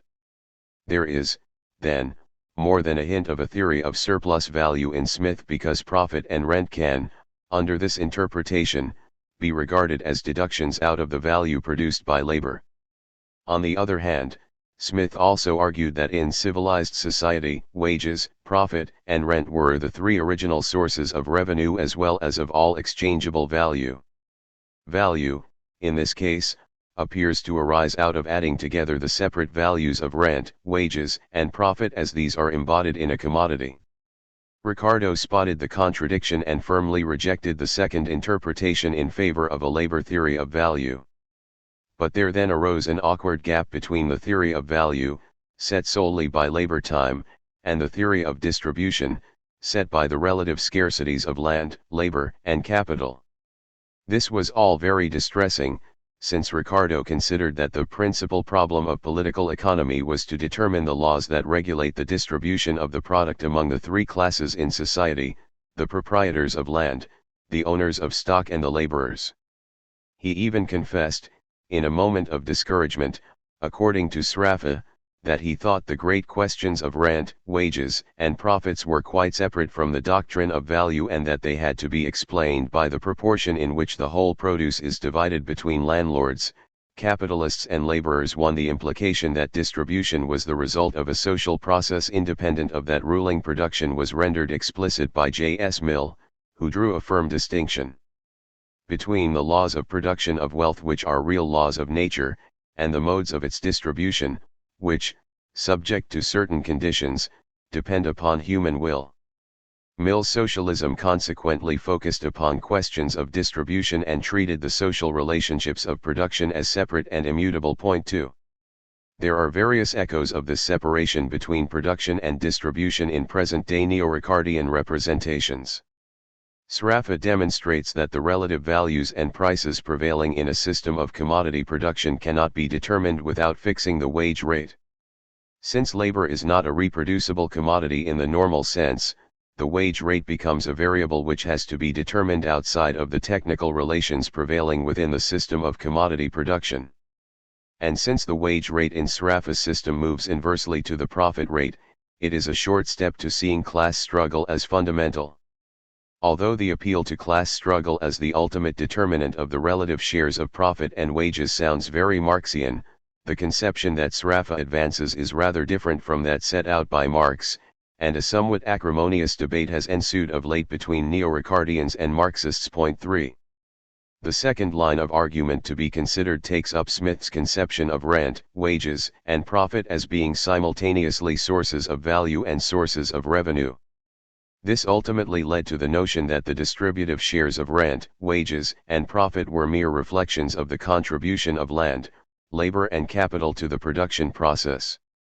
To Marx, the notion that capital was the source of value, that land was the source of rent, or even that labor was the source of wages amounted to a most extraordinary fetishistic representation of the relations of capitalist production. It is their form of existence as it appears on the surface, divorced from the hidden connections and intermediate connecting links. Rarely was Marx more scathing than when he was railing against the fetishisms of what he was wont to call vulgar political economy. The notion that rents could somehow grow out of the soil was nothing but a fiction without fantasy, a religion of the vulgar, which presented reality in terms of an enchanted, perverted, topsy-turvy world, in which Monsieur Le Capital and Madame La Terre do their ghost walking as social characters and at the same time directly as mere things. Theories of Surplus Value, pt 3, pages 453 to 540, Capital, Volume 3, ch 48.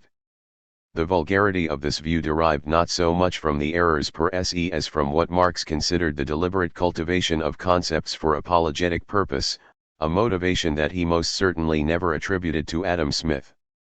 Separating land, labor, and capital as independent and seemingly autonomous factors of production had a double advantage for the ruling classes, since it permitted them to proclaim the physical necessity and eternal justification of their sources of revenue at the same time as it suppressed any notion of exploitation, since the act of production could in principle be portrayed as the harmonious assembly of separate and independent factors of production.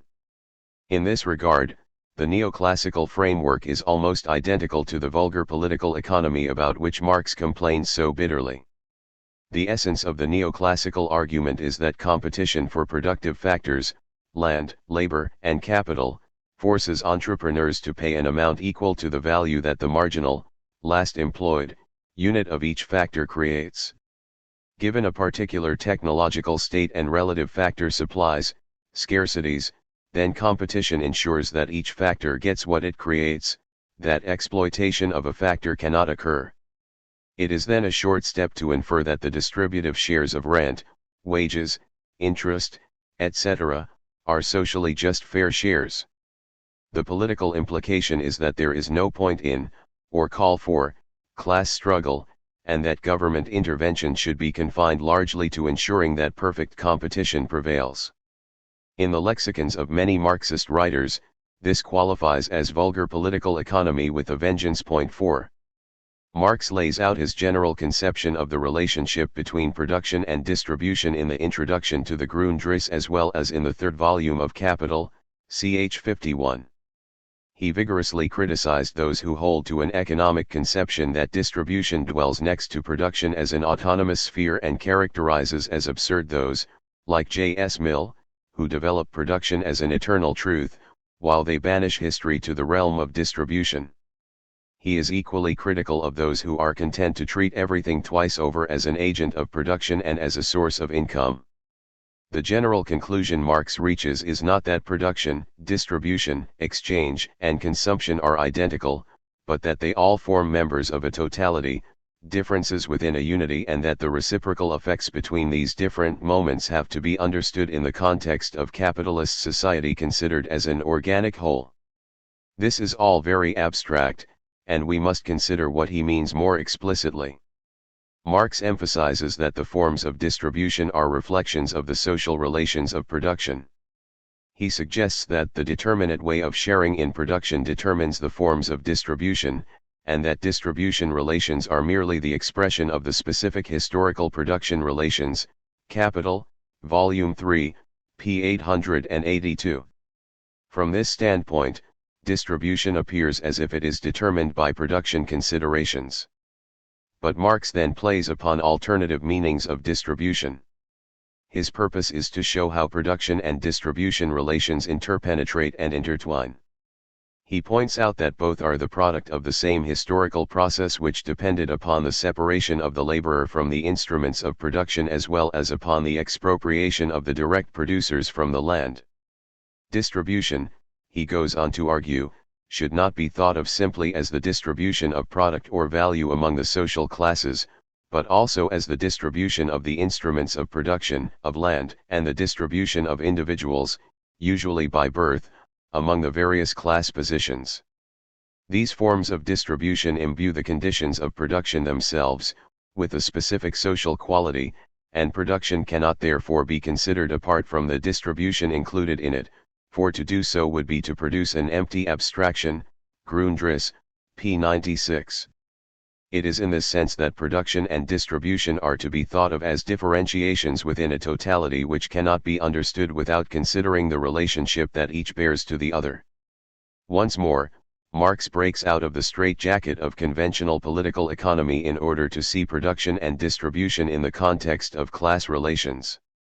And the whole framework for thinking of distribution gets reformulated in the process.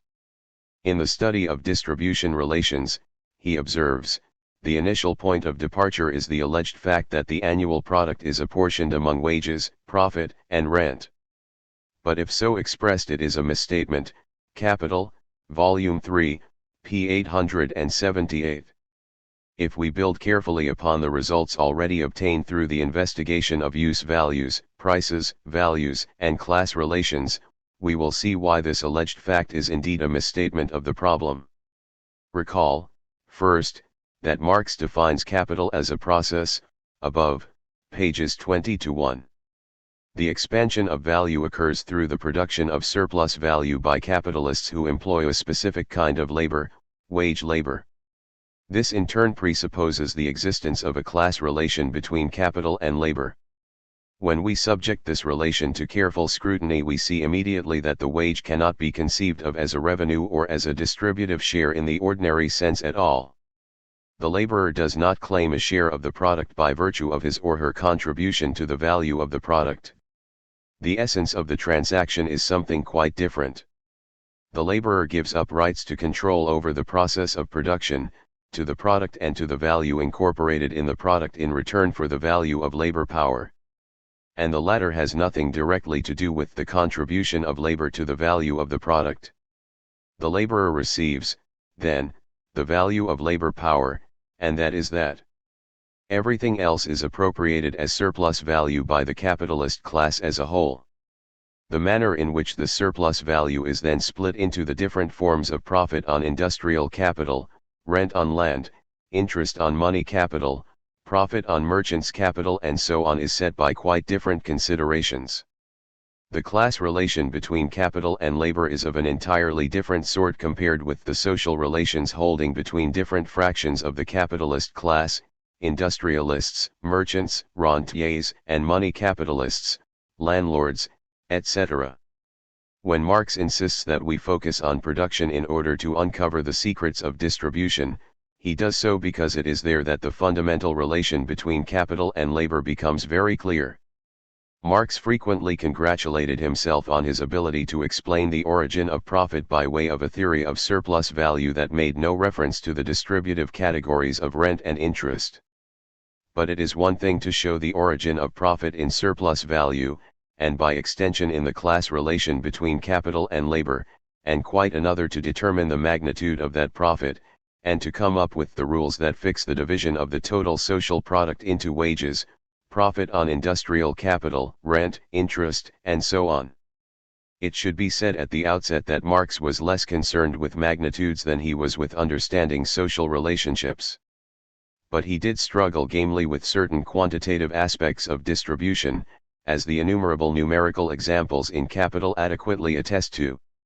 Unfortunately, as his editor Engels remarked, firmly grounded as Marx was in algebra, he did not get the knack of handling figures. Capital, Volume 2, p. 284.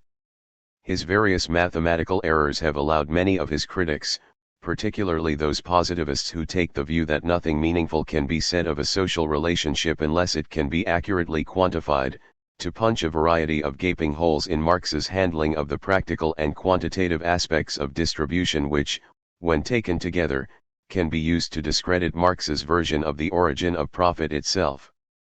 A long and involved controversy has consequently ensued surrounding Marx's theory of distribution. There is no question that this controversy broaches matters of considerable weight and moment.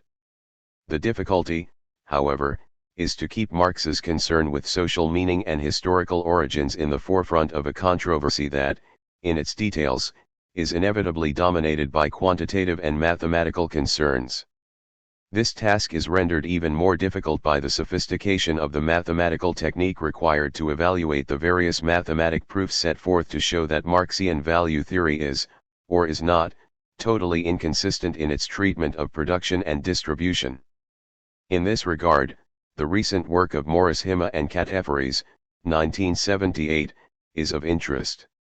They point out that the labor theory of value has, until very recently, been exclusively formulated in terms of a system of simultaneous equations. Using such an approach, Morris Hima had previously shown that Marxian value theory performed unsatisfactorily when confronted with a variety of problems and had therefore concluded that it should be abandoned, a suggestion that was predictably received with bad grace by many Marxists.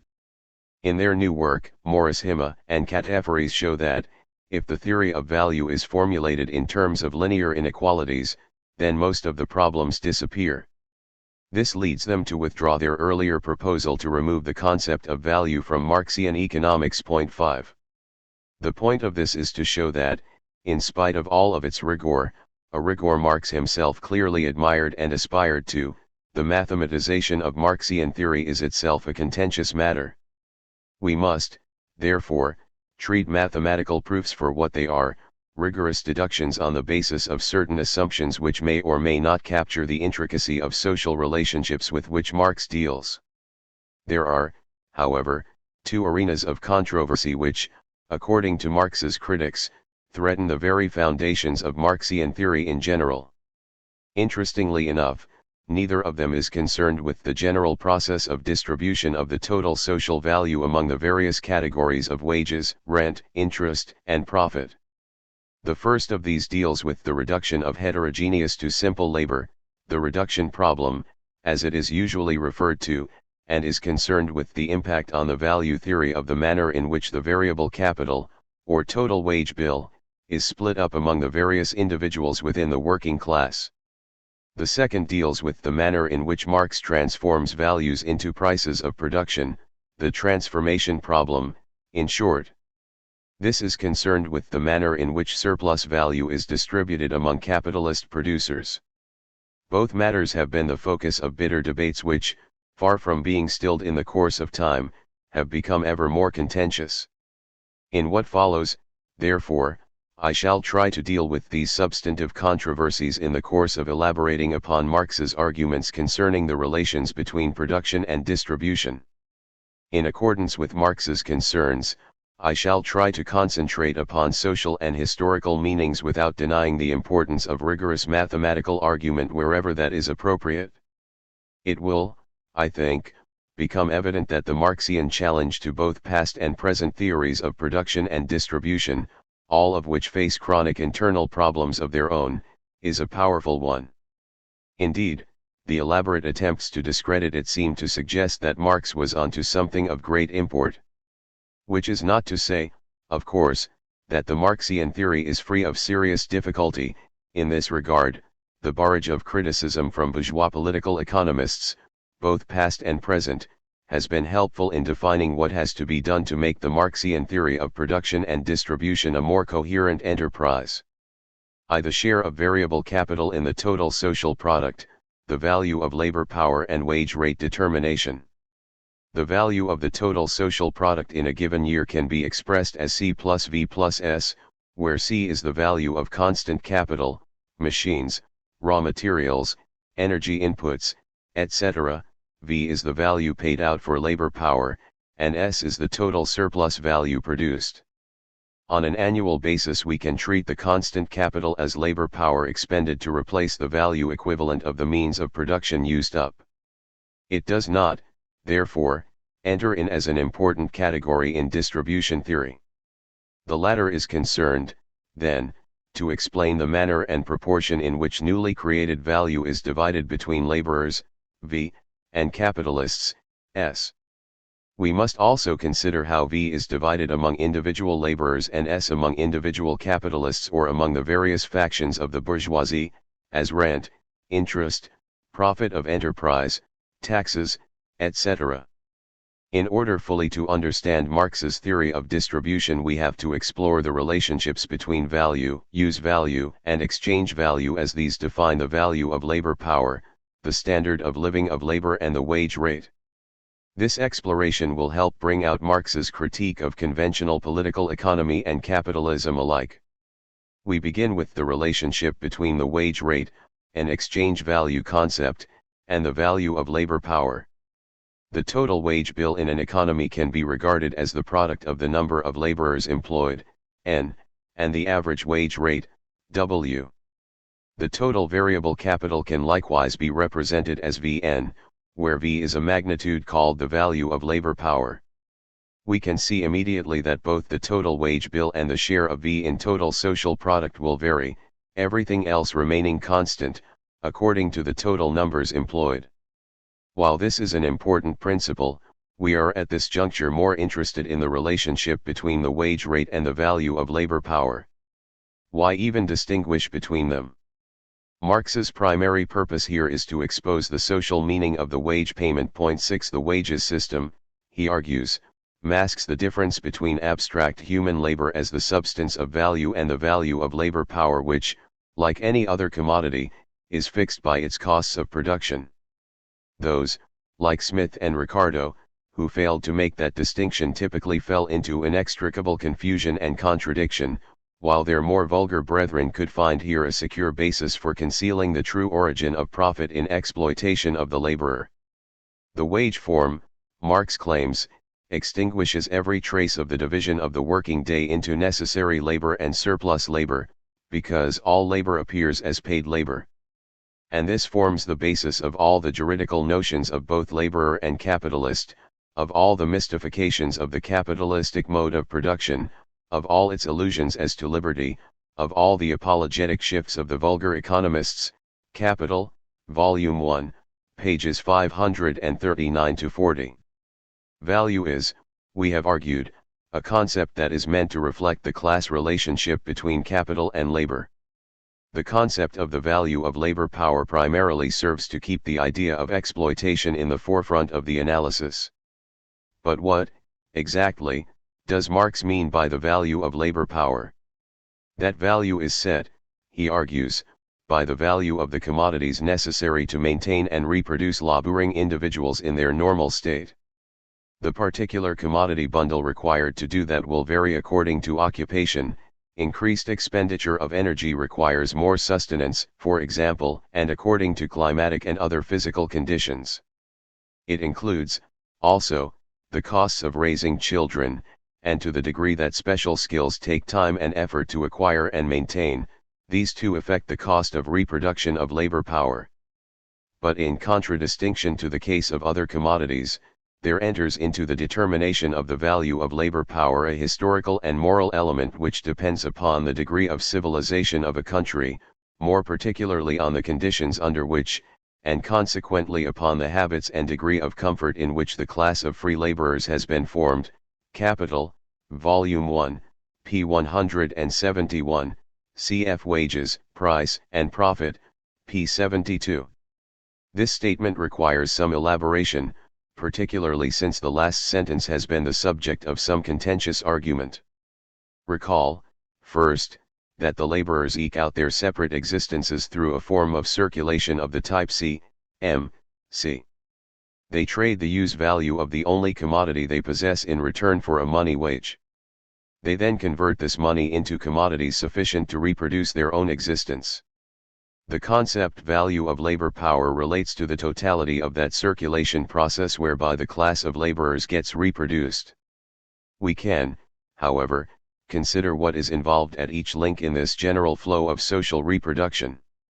The negotiation over the nominal money wage and conditions of contract, the length of the working day, the rate for the job, the speed and intensity of work, etc., focuses on the first link.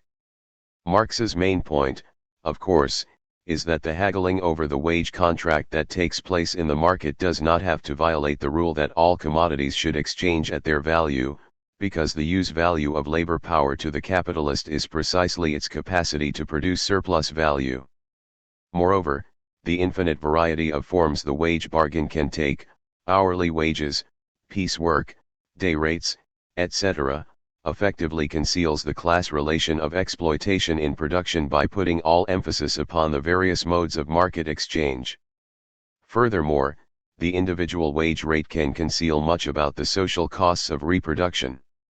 If, as frequently happens, the labor power of a whole family is substituted for that of the individual laborer, then the quantity of labor power supplied may increase dramatically, the individual wage rate may fall, while the costs of reproduction, measured as the bundle of commodities needed to guarantee the reproduction of the family, may still be fully met. Capital, Volume 1, p. 395.7. Clearly, the higgling and haggling over the wage contract in a supposedly free market can produce an infinite variety of results with respects to individual wage rates, wage structures, and conditions of contract. But Marx follows the classical political economists in observing that wages tend to hover around some kind of social average which they called the natural price. The problem is then to explain how this natural price is arrived at. Classical political economy came up with a variety of answers to this question. Marx focuses on real, as opposed to nominal, wages. This directs our attention to the next step in the process, the conversion of wages into commodities. As holders of money, laborers are free to buy as they please, and they have to be treated as consumers with autonomous tastes and preferences. We should not make light of this. Grundriss, p. 283. Situations frequently arise in which laborers can and do exercise choice, and the manner in which they do so has important implications. And even if, as is usually the case, they are locked into buying only those commodities capitalists are prepared to sell, at prices capitalists dictate, the illusion of freedom of choice in the market plays a very important ideological role. It provides fertile soil for theories of consumer sovereignty as well as for that particular interpretation of poverty that puts the blame fairly and squarely upon the victim for failure to budget for survival properly. There are, in addition, abundant opportunities here for various secondary forms of exploitation, landlords, retail merchants, savings institutions, which may again divert attention from what Marx considered to be the central form of exploitation in production. We must drive beyond these surface appearances, however, and try to discover the essential meaning of the value of labor power as a process of social reproduction of the laborer. Plainly, laborers need use values if they are to survive. To the degree that these use values are provided in commodity form, laborers need a wage sufficient to pay the market price.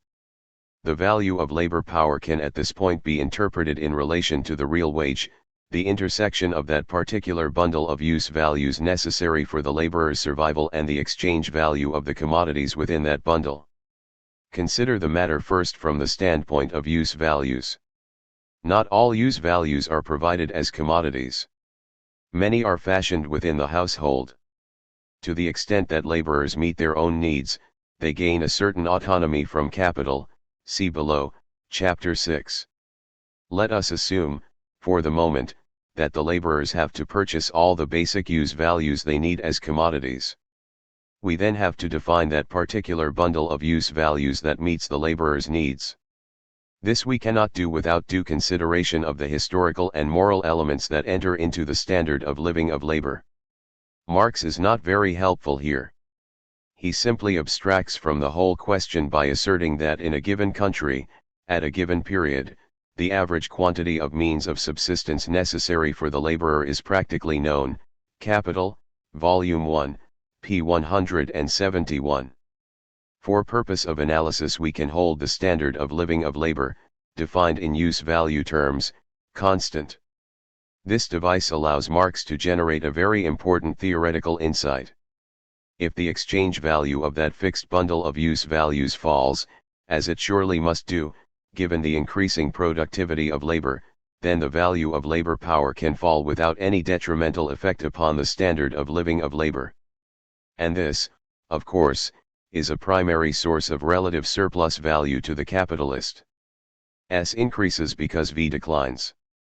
Armed with that finding, we can conjure up all kinds of possible combinations. The share of V in the total social product can fall, implying a rise in the overall rate of exploitation, at the same time as the standard of living of labor improves, or a declining rate of exploitation might be accompanied by a falling standard of living. But Marx definitely did not mean to imply that the standard of living of labor remained constant. It evidently varied greatly according to historical, geographical, and moral circumstances, and he put great stress upon the important part which historical tradition and social habitude play in this respect, wages, price, and profit, pages 72-3. He also saw needs as relative rather than absolute. Rapid growth of productive capital calls forth just as rapid a growth of wealth, of luxury, of social needs and social pleasures. Therefore, although the pleasures of the laborer have increased, the social gratification which they afford has fallen in comparison with the increased pleasures of the capitalist. Our wants and pleasures have their origin in society, we therefore measure them in relation to society, we do not measure them in relation to the objects which serve for their gratification. Since they are of a social nature, they are of a relative nature. Wage labor and capital, p. 33. Needs are, according to Marx, produced by a specific historical process. 8 To the degree that the evolution of capitalism is predicated upon the production of a constantly expanding and constantly enriched system of needs, Grundriss, p. 409, so we must anticipate perpetual shifts in the datum formed by the normal standard of living of labor. Like most of Marx's key concepts, that of the value of labor power yields up its secrets only at the end of the analysis, not at the beginning. But we are now in a position at least to appreciate the direction in which he was headed. The value of labor power can be understood only in relation to the concrete modalities of the reproduction of the working class under the specific historical conditions imposed by capitalism. But this grandiose formulation comes close to qualifying as something that can mean everything and therefore nothing, until, that is, we bring it back down to earth by considering the historical processes whereby the standard of living, the value of labor power and the share of variable capital in the total social product are actually regulated. The classical political economists offered a variety of hypotheses on the subject, which Marx either rejects or reshapes as part of his own distinctive theory of distribution. We will consider the four major hypotheses in turn. 1. The subsistence wage. Marx is sometimes depicted as a subsistence wage theorist. 9 Nothing could be further from the truth. He vigorously opposed Lassalle's doctrine of the supposed iron law of wages and, as we have already seen, denied that wages were inexorably tied to the requirements of pure physiological reproduction of the laborer. Capital, as process, is much more flexible and adaptable than that. The misconception may be based, in part, upon Marx's view that the minimum value of labor power is set by the commodities physically indispensable to the renewal of the laborer's vital energies, Capital, Volume 1, p. 173. And he certainly saw tendencies at work within capitalism that would drive wages down to, and even below, this physiological minimum, so threatening even the physical reproduction of labor power. But there were also countervailing tendencies that would push the wage rate in the other direction. The misconception might also have its roots in Marx's habit, throughout much of the influential first volume of Capital, of assuming that labor usually trades at its value and that the standard of living is indeed constant in terms of the use values required for social reproduction. By means of such assumptions he can derive the theory of relative surplus value. In the process he often uses the language of subsistence, minimum costs of reproduction, basic needs, etc., without firmly relating such conceptions to the idea of the historical and moral elements involved in the determination of the value of labor power. There is, in all of this, danger of considerable confusion as to the true nature of Marx's argument. 4. Beyond the physiological minimum, which perpetually lurks in the background, there appear to be somewhat varying conceptions of what fixes the value of labor power and what constitutes subsistence. As Rothorn correctly complains, Marx defines the value of labor power in three different ways, basing himself successively on, 1. The cost of production of labor power under given historical conditions, 2. The traditional standard of life to which workers are accustomed, and, 3. The standard of living which prevails in non-capitalist modes or forms of production. Rothorn, 1980, p. 210. The last is important because it fixes the minimum wage required to induce people to seek work or remain working in the capitalist sector. These definitions are not conceptually equivalent. But Rothorn goes on to make what seems to me to be the vital point. There is, he says, a common thread running through all the various definitions. If the minimum, however defined, is not met, then there are very serious consequences. Either the supply of good quality labor power declines, as workers fail to maintain or reproduce themselves properly, or leave the capitalist sector altogether, or else there is conflict and disruption as workers fight for what they consider is their just reward. Rothorn, 1980, p. 210. The unifying thread turns out to be the thread opposed to the further accumulation of capital. We will take up this idea in section 1.4 below. 2. Supply and demand for labor power. The idea that the wage rate varies in response to supply and demand conditions is not at all hard to accept. But Marx firmly rejects the argument that supply and demand dictate the natural price of labor power, let alone its value or the standard of living of labor. Demand and supply are fundamental to the equilibration of the market, but in equilibrium they cease to explain anything. Even the natural price of labor power must be determined independently of the relation of demand and supply. Capital, Volume 1, p. 538. We must be careful to interpret Marx's point correctly. He never argued that the exchange process was irrelevant to the determination of values. Indeed, he is firmly of the opinion that values in general and the value of labor power in particular come into being only to the degree that market exchange flourishes. The forces that fix the value of labor power must, in the end, be expressed through this market process. What Marx is objecting to is the erroneous identification of demand and supply mechanisms, as these are clearly visible in the market with the underlying forces that operate through the market. Marx here follows Ricardo by asking what determines supply and demand in labor markets in the first place. And when we pursue that question, we find that the accumulation of capital has a certain power in relation to both. Let us see how this can be so. Demographic variables play a very important role on the supply side. Ricardo cheerfully accepted Malthus's law of population as the means whereby the supply of laborers would adjust to accumulation via rising wage rates. Marx does not deny the existence of such a mechanism. Capital, Volume 1, pages 581 to 643, point 10. But, presumably out of repulsion for anything that even remotely smacked of Malthusianism, he makes very little of the idea. Cf. below, chapter 6. He concentrates instead upon processes of primitive accumulation, forced proletarianization, mobilization of latent sectors of the industrial reserve army, women and children, migration, rural to urban or from pre-capitalist social formations such as Ireland, and the production of relative surplus populations by mechanisms unique to capitalism. Direct action on the part of capital or action taken on behalf of capital through the agency of the state, enclosures, etc., become the main focus of his analysis of the forces regulating the supply of labor power.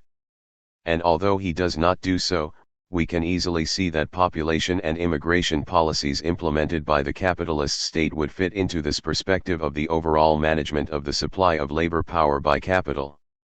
On the demand side, capital is capable of adjusting its requirements, not without stress and difficulty, to be sure, through reorganization, restructuring and technological change.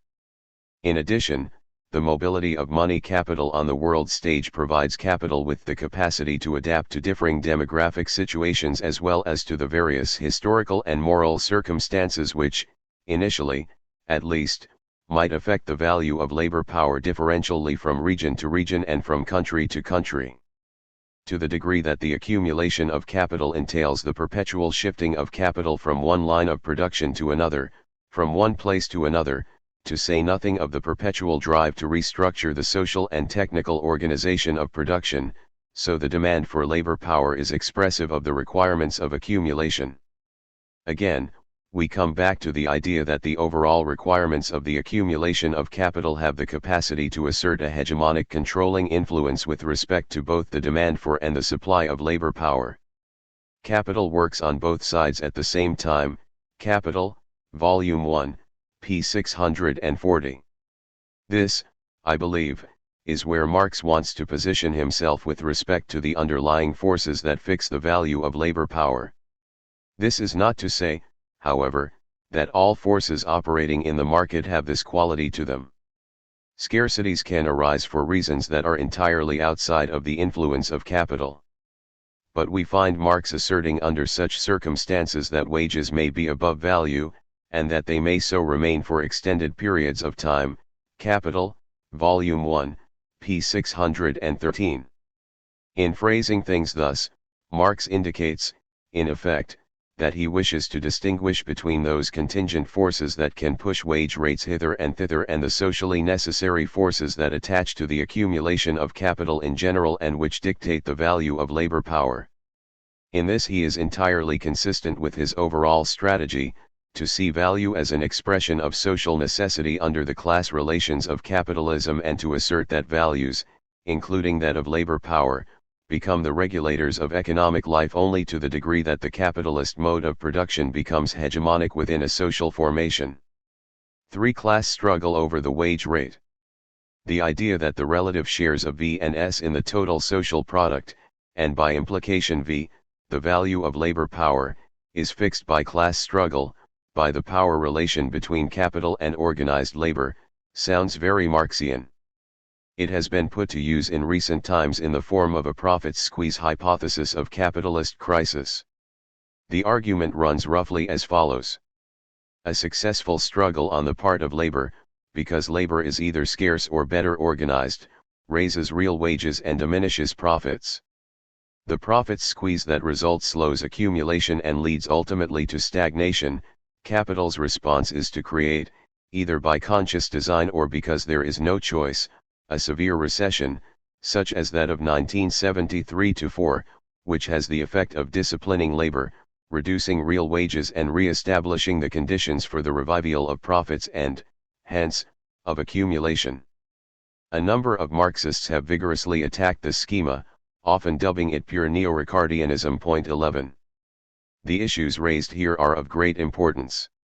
We have to consider in particular the degree to which the shifting power relation between capital and labor can substantially alter the relative shares of the two parties in the total product and the degree to which the daily struggles over nominal and real wages, as well as over the standard of living of labor, conceived of in use value terms, can substantially affect the value of labor power. Marx readily concedes that the shifting magnitudes of wages and profit limit each other, and that the balance between them is only settled by the continuous struggle between capital and labor, the capitalist constantly tending to reduce wages to their physical minimum, and to extend the working day to its physical maximum, while the worker constantly presses in the opposite direction. The matter resolves itself into a question of the respective powers of the combatants, wages, price, and profit, p. 74. But Marx also argues that a rise in the real wage meant a fall in the profit rate only under the supposition of no changes in the productive powers of labor, no expansion in the amounts of capital and labor power employed and no expansion of production. Otherwise, depending upon the rate and conditions of accumulation, real wages and profit rates could rise or fall together or move inversely. Theories of surplus value, pt 2, p. 408. The real wage can rise, Marx argues, provided the rise does not interfere with the progress of accumulation. Capital, Volume 1, p. 619. The question is, then, could the organized power of the working class keep the real wage from rising even when that would threaten accumulation? Failing the transition to socialism, Marx denies such a possibility as a long-run proposition.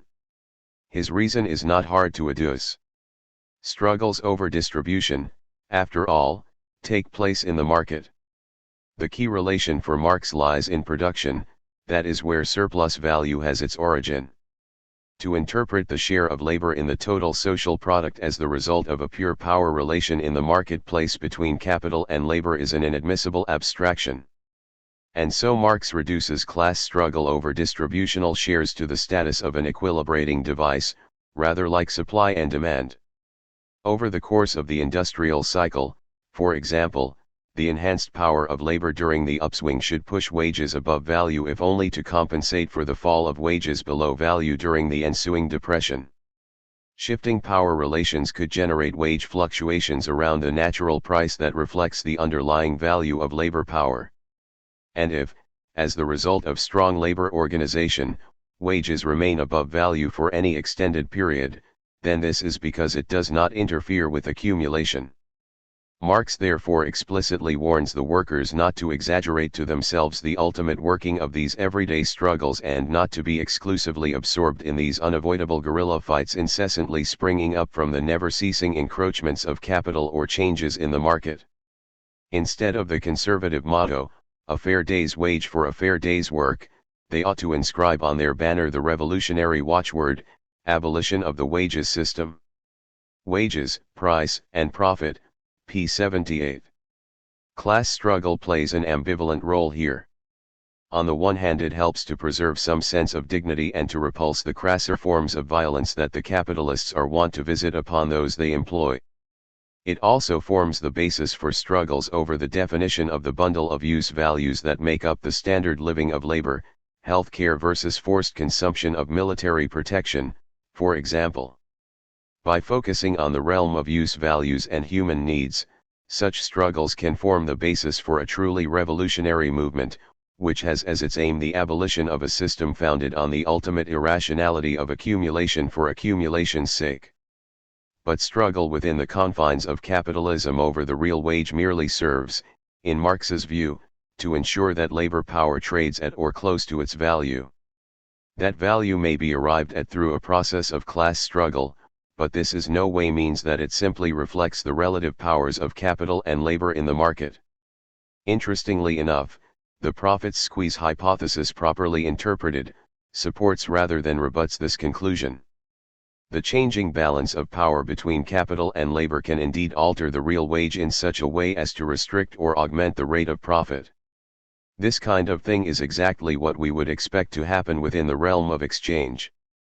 It is, however, a description of a surface movement, and leaves the value of labor power itself untouched. If real wages move out of line with accumulation, then compensating forces are set in motion which pull them downwards and, if necessary, diminish the relative power of organized labor in the marketplace, either through the rise of unemployment or through political and other restrictions upon the power of organized labor. Point 12. As a description of these surface movements, the profits squeeze hypothesis is entirely plausible, even unobjectionable. But, as its critics maintain, it is an entirely inadequate conception of the overall laws of motion of capitalism, and certainly an inadmissible rendition of Marx's theory of crisis formation. Class struggle of this sort has little or nothing to do with the determination of the underlying value of labor power, although it does have a vital role to play, like demand and supply, in equilibrating the market. For the accumulation process and the value of labor power, Marx rejects outright all formulations that immutably fix the value of labor power, such as the physiological subsistence wage, or the share of variable capital in total output, such as the so-called labor fund theory, on the grounds that capital is not a fixed magnitude, but is a part of social wealth, elastic and constantly fluctuating, and that labor power forms one of the elastic powers of capital which must likewise be construed to be in perpetual flux.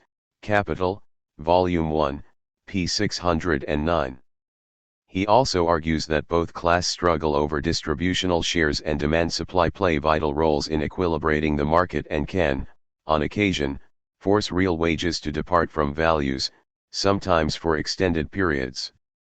But, in the final analysis, they operate as market mediators only for the more fundamental forces which fix the value of labor power. So what are these more fundamental forces?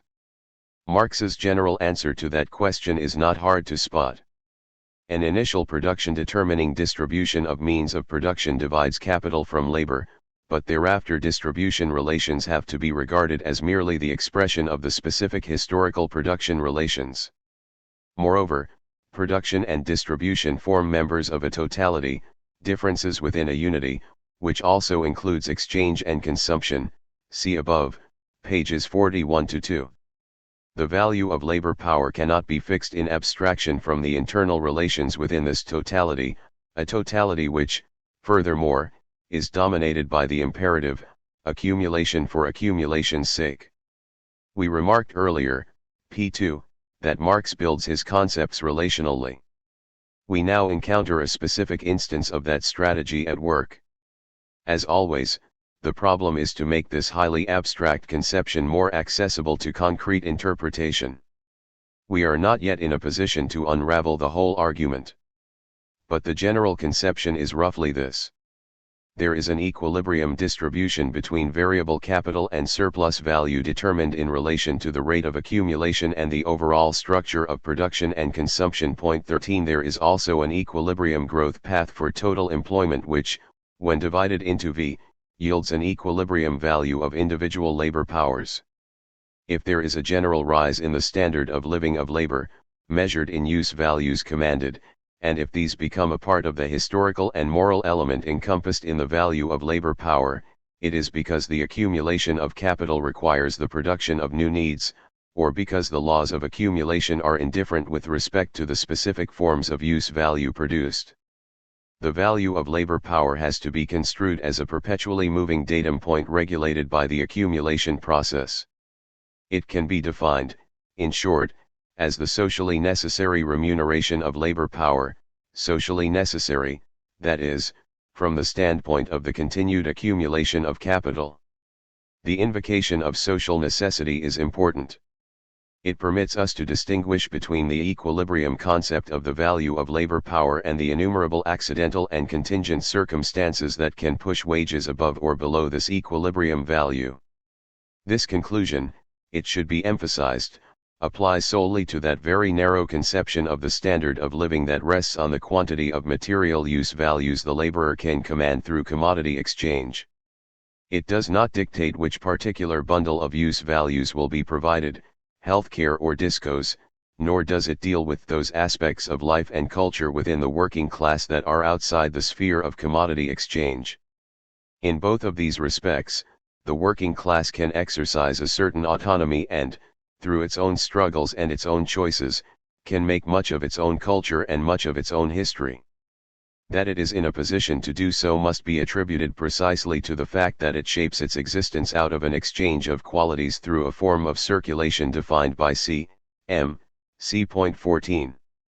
The significance of this exchange for capital is, of course, entirely different. The capitalist looks to gain surplus value from it. At first blush it appears that, the less for labor, the more for capital. But when we look at the accumulation process as a whole we see, first, that the maintenance and reproduction of the working class is, and must ever be, a necessary condition to the reproduction of capital, Volume 1, p. 572. Capital must itself limit its own boundless thirst after riches to the extent that it destroys the capacity to reproduce labor power of a given quality. But we also notice that capitalists pay out wages, which they receive back as payment for the commodities they produce. Distribution here functions as a mediating link between production and consumption, or, as Marx prefers it, between the creation of value in production and the realization of value in exchange. The capitalist must, after all, produce social use values, commodities that someone can afford and that someone wants or needs. Individual capitalists cannot reasonably expect to diminish the wages of their own employees while preserving an expanding market for the commodities they produce. All of this leads us beyond the narrow confines of distribution per se. But that is exactly where Marx wants to take us. He wants us to see that the value of labor power and the share of labor in newly created value cannot be understood outside of the general process of production and realization of surplus value. We will take up the study of this process in Chapter 3. 2. The reduction of skilled to simple labor. The total variable capital is not split up equally among individual workers. The manner in which it is divided depends upon a wide variety of factors: degree of skill, extent of union power, customary structures of remuneration, age and seniority, individual productivity, relative scarcity in particular labor markets, sectoral or geographical, and so on. We are faced, in short, with heterogeneous labor powers that are differentially rewarded. This poses a double problem for Marxian theory. First, the wage differentials themselves require explanation. Second, and this is the question we will mainly be concerned with here, the heterogeneity of labor power has been regarded by some bourgeois critics as the Achilles heel of Marx's theory of value. Let us see why. Marx explained the exchange values of commodities by reference to the socially necessary labor time embodied in them. We will see how this conception must also be modified in the next section. To do this he had to construct a standard of value consisting of simple abstract labor, and that presumed that there was some satisfactory way to reduce the manifest heterogeneity of concrete human labor, with all of its diversity as to skill and the like, to units of simple abstract labor. Marx's own treatment of the problem is ambivalent and cryptic. He simply states that experience shows that the reduction is constantly being made by a social process that goes on behind the backs of the producers, Capital, Volume 1, p. 44. In a footnote he makes clear that we are not speaking here of the wages or the value that the laborer gets for a given labor time, but of the value of the commodity in which the labor is materialized. All of which is thoroughly consistent with the distinction between the value of labor power and social labor as the essence of value. The process whereby heterogeneous skills are reduced to simple labor must be independent of the processes of wage rate determination in the marketplace. Marx does not bother to explain what he means by a social process that goes on behind the backs of the producers. The appeal to experience suggests that he thought it all self-evident. It may have been to him, but it certainly has not been so to his critics. If, as Baumgartner, 1949, insists, the only social process that can do the job is the exchange of the products of that labor power in the market, then we have the very compromising circumstance that the standard of reduction is determined by the actual exchange relations when the exchange relations are supposed to be explicable in terms of the social labor they embody. There is, it seems, a fundamental and inescapable circularity in Marx's value theory. Values, it is then said, cannot be determined independent of market prices, and the latter, not the former, are fundamental to understanding how capitalism works. Marx's more violent opponents, from Baumgartner to Samuelson, 1957, have consequently derided Marxian value theory as an irrelevant abstraction, and argue that the modern price theory that they espouse is far superior to Marx's formulation. Even a relatively sympathetic critic, like Morris Hima, 1973, concludes that the reduction involves either differential rates of exploitation, which seriously disturbs the theory of surplus value, or the conversion of different skills to a common measure through wage rates, which destroys the value theory altogether. In the face of such strong criticism, a solution to the reduction problem becomes imperative. One line of response has been to reduce skilled to simple labor by assuming that labor power imparts value in proportion to its cost of production. This fails to establish the reduction independently of the exchange process, and cannot by itself avoid the circularity of which Baumgartner complains. Both Rothorn, 1980, and Roncaglia, 1974, therefore, seek to identify a production process which accomplishes the reduction without reference to exchange. Rothorn argues, skilled labor is equivalent to so much unskilled labor performed in the current period plus so much labor embodied in the skills of the worker concerned. Some of the labor embodied in skills is itself skilled and can in turn be decomposed into unskilled labor plus labor embodied in skills produced in each earlier period. By extending this decomposition indefinitely backwards, one can eliminate skilled labor entirely, replacing it by a stream of unskilled labors performed at different points in time. The reduction can be performed quite independently of the level of wages, and the analysis avoids Baumgartner's charge of circularity. Rothorn, 1980, ch. 8. This approach runs into a variety of difficulties. Simple labor becomes the unit of account, and it is presumed that the cost of production of that simple labor has no effect upon the system. Also, the skills that laborers acquire appear as a form of constant capital held by them. The reduction is accomplished, according to THIRD-WORLDISM, 1977, at the expense of introducing a version of human capital theory. This obliterates class exploitation issues and buries real social processes in a mythology of self-advancement which most certainly runs counter to the general thrust of Marxian theory. These difficulties originate, THIRD-WORLDISM continues, in the very way in which the problem of reduction has been posed, as much by the critics of Marxist theory as by those who tried to reply. In short, Marxists have sought to respond to the problem on a terrain defined by the bourgeois critics rather than in the terms that Marx defines. Abstract labor comes into being, recall, through a process that expresses the underlying unity of both production and exchange under a distinctively capitalist mode of production. So let us go back to Marx's argument. Abstract labor, he says, develops more purely and adequately in proportion as labor loses all the characteristics of art, as its particular skill becomes something more and more irrelevant, and as it becomes more and more a purely abstract activity, a purely mechanical activity, hence indifferent to its particular form. Grundriss, p. 297.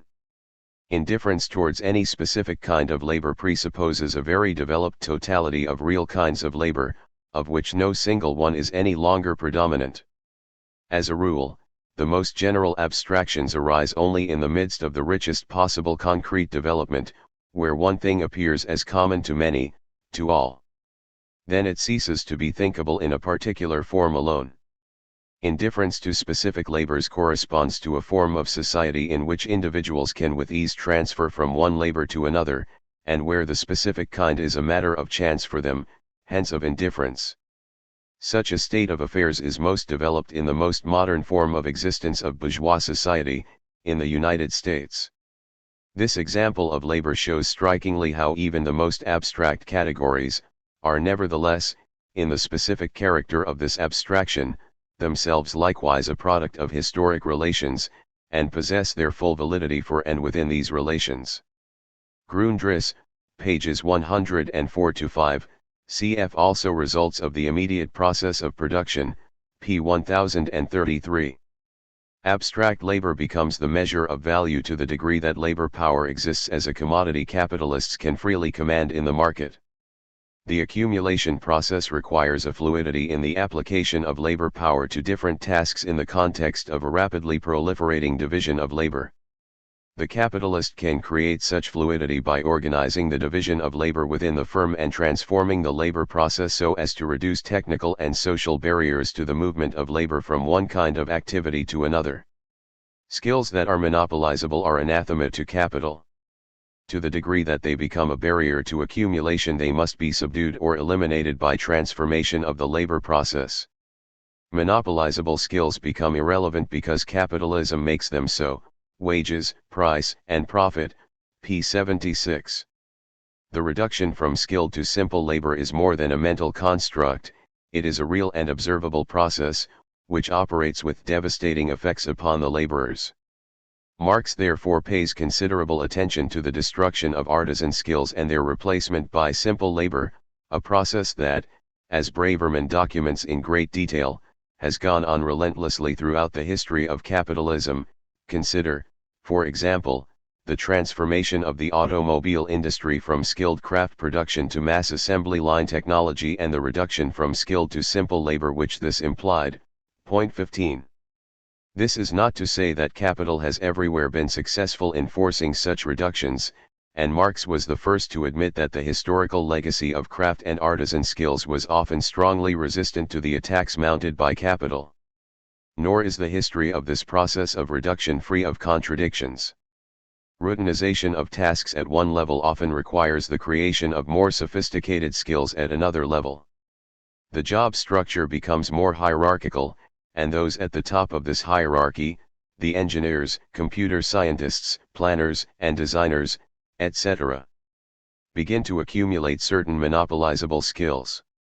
This poses problems for class analysis and for understanding the labor process under capitalism, problems to which we will return in Chapter 4.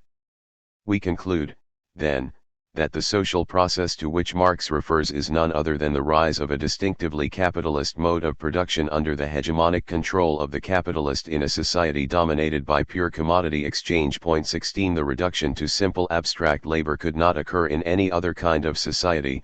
Petty commodity producers, artisan, peasant, slave, etc. Values form as the regulators of social activity only to the degree that a certain kind of society, characterized by specific class relations of production and exchange, comes into being. In the light of this conclusion, it is instructive to go back to the kind of example to which Marx's critics appeal when they seek to discredit his argument. Baumgartner considers the example of exchange between a sculptor and a stonebreaker in order to show that labor as value is indistinguishable from the value of the different labor powers as determined through the exchange of their products.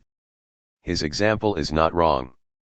But it is the kind of particular and individualized form of labor that ceases, in Marx's view, even to be thinkable in a well-developed totality of exchanges. Furthermore, both laborers in Baumgartner's example are self-employed, while one, the sculptor, possesses special monopoly skills. The condition that Marx is interested in is one in which both laborers are employed by capitalists producing commodities, statues and roads, while neither has any monopolizable skill, even though the labor imparted may be of differing productivity. Baumgartner abstracts entirely from capitalist relations of production, hardly an adequate basis to fashion a valid critique of Marx.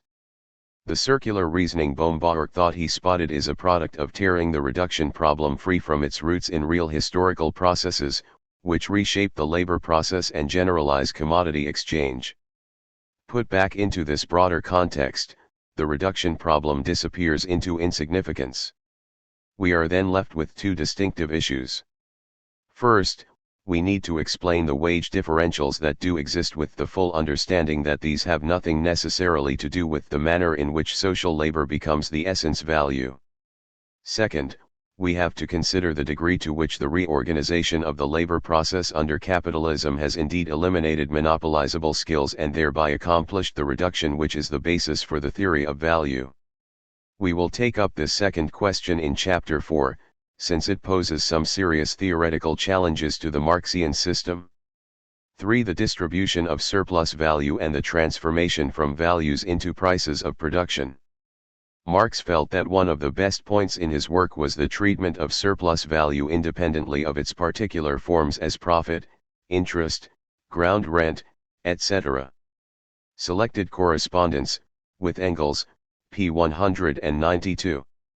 The theory of surplus value explains the origin of profit in the exploitation of labor within the confines of the production process under the social relation of wage labor. The theory of distribution has to deal with the conversion of surplus value into profit. Marx attached great importance to such a step. Up to the present time, he wrote, political economy, either forcibly abstracted itself from the distinctions between surplus value and profit, and their rates, so it could retain value determination as a basis, or else it abandoned this value determination and with it all vestiges of a scientific approach. In the third volume of Capital, p. 168, Marx claims that the intrinsic connection between surplus value and profit is here revealed for the first time. This is a strong claim, which would bear some examination even if it had not been the focus of an immense and voluble controversy. Marx's argument concerning the relation between surplus value and profit is broadly this. Surplus value originates in the production process by virtue of the class relation between capital and labor, but is distributed among individual capitalists according to the rules of competition. In considering how surplus value is distributed among capitalist producers in different sectors, Marx shows that commodities can no longer exchange at their values, a condition that he assumed to hold in the first two volumes of Capital. They must exchange according to their prices of production. We would do well at the outset to eliminate a potential source of confusion. These prices of production are still measured in values and are not to be confused with monetary prices realized in the market. Marx still holds to socially necessary labor time as a measuring rod. What he now shows is that commodities no longer exchange according to the socially necessary labor time embodied in them. In order to follow Marx's argument, we must first lay out some basic definitions and notations. The time taken to produce a completed commodity is called the production period. The time taken to realize the value embodied in the commodity through the exchange process is called the circulation time. The turnover time of capital is the time taken for the value of a given capital to be realized through production and exchange. It is, then, the sum of the production period and circulation time. The capital consumed is the total value of raw materials and instruments of production used up in the course of one production period. Since fixed capital may be fully employed during the production period but not fully used up, the capital consumed during a production period will be equal to or less than the capital employed. We may treat the constant capital, C, either as the capital consumed or the capital employed, depending upon what it is we are seeking to show. The variable capital, V, is the value of labor power consumed in a production period. The rate of surplus value, or rate of exploitation, is given by the ratio of surplus value to variable capital, S/V. The value composition of capital is defined as C/V. The rate of profit, P, is S/C plus V, which, when reformulated, becomes. Notice that all of these measures are expressed in values. We now assume a competitive process which equalizes the rate of profit across all industries and sectors. What then becomes clear is that the exchange ratios are affected by differences in the value composition of capital. Consider the following example. An economy has two industries. The first employs 80 units of constant capital and 20 units of variable capital and creates 20 units of surplus value, while the measures for the second are 20 C, 80 V, and 80s. The total capital advanced in both industries is exactly the same. We define these as the costs of production, C plus V. The rate of exploitation, S/V, is the same in both industries. We also assume an identical production period. But we now notice that the rate of profit in the first industry, with high value composition, is 20%, while in the second industry, of low value composition, the rate of profit is 80%. The rate of profit is not equalized. Let us now suppose that the two industries are of equal weight and that the average rate of profit, P, is 50%. The effect of equalizing the rate of profit is to change the exchange ratios of the two commodities. Each commodity now exchanges according to the ratios indicated by C plus V plus P, instead of C plus V plus S. The first of these measures is called the price of production. It is, we emphasize once more, measured in values, not money prices. Under competition we can expect commodities to exchange according to their prices of production rather than according to their values. We can construct an identical argument with respect to capitals having different turnover times.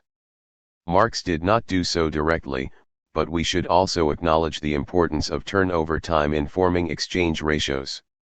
Since the capitalist is interested in profit over an average time period, an annual rate of return on capital, for example, capital that turns over many times in a year will earn a much higher rate of return compared with capital that turns over only once, assuming similar value compositions and identical rates of exploitation. Capital and labor will tend to be reallocated from sectors with lower turnover times to those with higher until the annual rates of return are equalized.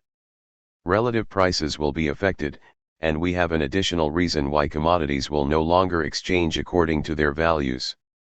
What Marx is doing here is implementing his general rule that production determines distribution but that the former cannot be considered independently of the distribution included in it. Marx's transformation procedure in fact plays upon a double sense of distribution. It is the distribution of the capital among the different industries in accordance with the general rate of profit that leads to the formation of prices of production, which have the effect of distributing the surplus value differentially according to the value compositions and turnover times of the different capitals. The general distributive effect can be quite simply stated. Each capitalist contributes to the total aggregate surplus value in society according to the labor power each employs, and draws upon the aggregate surplus value according to the total capital each advances. Somewhat facetiously, Marx called this capitalist communism, from each capitalist according to his total workforce and to each capitalist according to his total investment, selected correspondence, with Engels, p. 206. More specifically, this means that industries with low value composition, labor-intensive industries, or rapid turnover time produce greater surplus value than they get back in the way of profit, while the opposite is the case for industries with high value composition, so-called capital-intensive sectors, or low turnover time. This is an important result. It provides the basis for some erroneous Marxist interpretations of imperialism. Countries dominated by industries with low value composition will give up surplus value to countries dominated by high value composition. Point 17. So why all the controversy? Marx's own strong claims, together with some provocative comments by Engels in his prefaces to the second and third volumes of Capital, serve to focus attention upon what is indeed a key feature in Marxian theory, the relation between surplus value and profit. Unfortunately, the solution Marx proposes is either in error or incomplete. Bourgeois critics have pounced upon what they see as a fundamental error and used it to discredit the whole Marxian theory of production and distribution, insisting, all the while, that distribution must be restored to the rightful place from which Marx sought to dislodge it. Let us consider the nature of the supposed error. Point 18. Marx sets up a tableau for 5 industries of varying value composition in order to illustrate how prices of production will be formed when the profit rate is equalized through competition. Capital, Volume 3, ch. 9.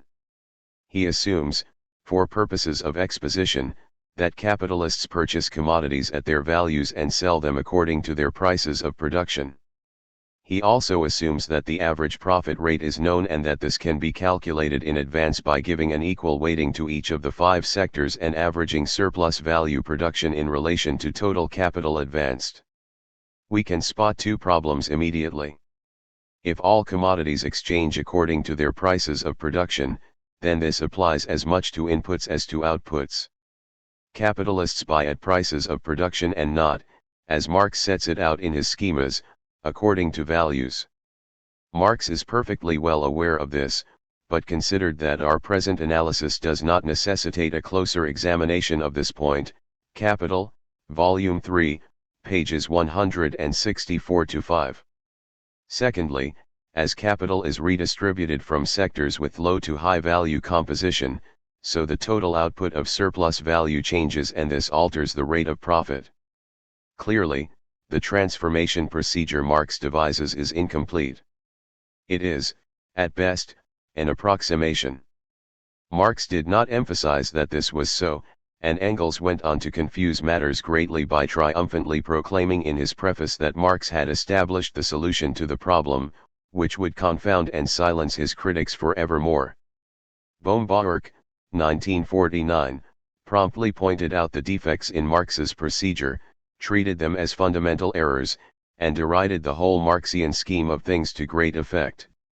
Far from silencing the critics, Marx's solution to the transformation problem provided them with abundant ammunition to use against him. The transformation problem assumed its current guise with mathematical attempts to correct for Marx's error. Von Bortkiewicz was the first to provide a mathematical solution in 1907. He used a simultaneous equation approach and showed that it was possible to solve the transformation problem under certain rigorously defined conditions. The problem then becomes one of identifying and justifying the conditions for the solution. The formal mathematical problem arises because it is necessary, given the simultaneous equation approach, to hold something invariant between the value structure and the price of production structure if a solution is to be identified. Since Marx himself argued that the sum of the prices of production should equal the sum of the values, and that the total surplus value must equal the total aggregate profit, these two have most commonly been chosen as the invariants. The trouble is that these two conditions cannot hold simultaneously given this particular mathematical representation. Consequently, a whole host of different mathematical solutions have been proposed, each using a different invariance condition. Point 19. This allows Samuelson, 1971, to argue that, since there is no logical reason to choose one invariant over another, Marx's transformation from values into prices of production is not a mathematical transformation in any real sense at all, but simply a process of erasing one set of numbers and replacing them with another set. The price of production analysis in the third volume of Capital has no necessary logical relation to the value theory proposed in the first volume. The latter, then, can be viewed either as an essay in metaphysics or an irrelevant detour en route to the more fundamental price theory of the third volume. Since price theory has been revolutionized since Marx's time, principally through the marginalist revolution, which lies at the basis of contemporary neoclassical theory, Marx can, as far as his contribution to price theory is concerned, be relegated to the history books as a minor post-Ricardian. Thus does Samuelson joust with the Marxian ghost. One line of response to Samuelson has been to accept his mathematical contribution and then to argue that, although he may be a crackerjack mathematical economist, he is a terrible political economist. Laibman, 1973-4, thus chooses the rate of exploitation as the invariant on the grounds that class struggle and the social tension between capital and labor is the qualitative hallmark of the capitalist mode of production. True as the latter may be, this implies that the balance between wages and profits in a capitalist economy is set by class struggle and by nothing else, a proposition we denied earlier. This is far too high a price to pay to get past Samuelson's objections. A second line of defense requires treating the transformation problem as an historical problem. Under this interpretation, commodities did indeed exchange at their values under conditions of simple commodity exchange among independent producers not subjected to the rule of capital. With the rise of capitalist relations of production, the value relations become obscured and ultimately buried under prices of production. This interpretation finds some justification in Marx's comment that the exchange of commodities at their values requires a much lower stage than their exchange at their prices of production, which requires a definite level of capitalist development. It is, therefore, quite appropriate to regard the values of commodities as not only theoretically but also historically previous to the prices of production. Capital, Volume 3, p. 177. Engels opined that, had Marx had the opportunity to go over the third volume once more, he would doubtless have extended this passage considerably. Capital, Volume 3, p. 896. And so Engels set about elaborating on the idea for him, and in his supplement to Capital, Volume 3, wrote out a lengthy historical version of the transformation problem. A number of more restrained versions of it have been since advanced by writers such as R. L. Meek, 1977, ch. 7. There are two problems to this historical approach, even though it sounds very Marxian to appeal to history to resolve a logical dilemma. We note, first of all, that this account runs entirely contrary to the argument we set out earlier, namely, that values cannot be fully established in the absence of capitalist relations of production. It contradicts the idea of an integral relation between the value theory and the capacity to produce surplus value.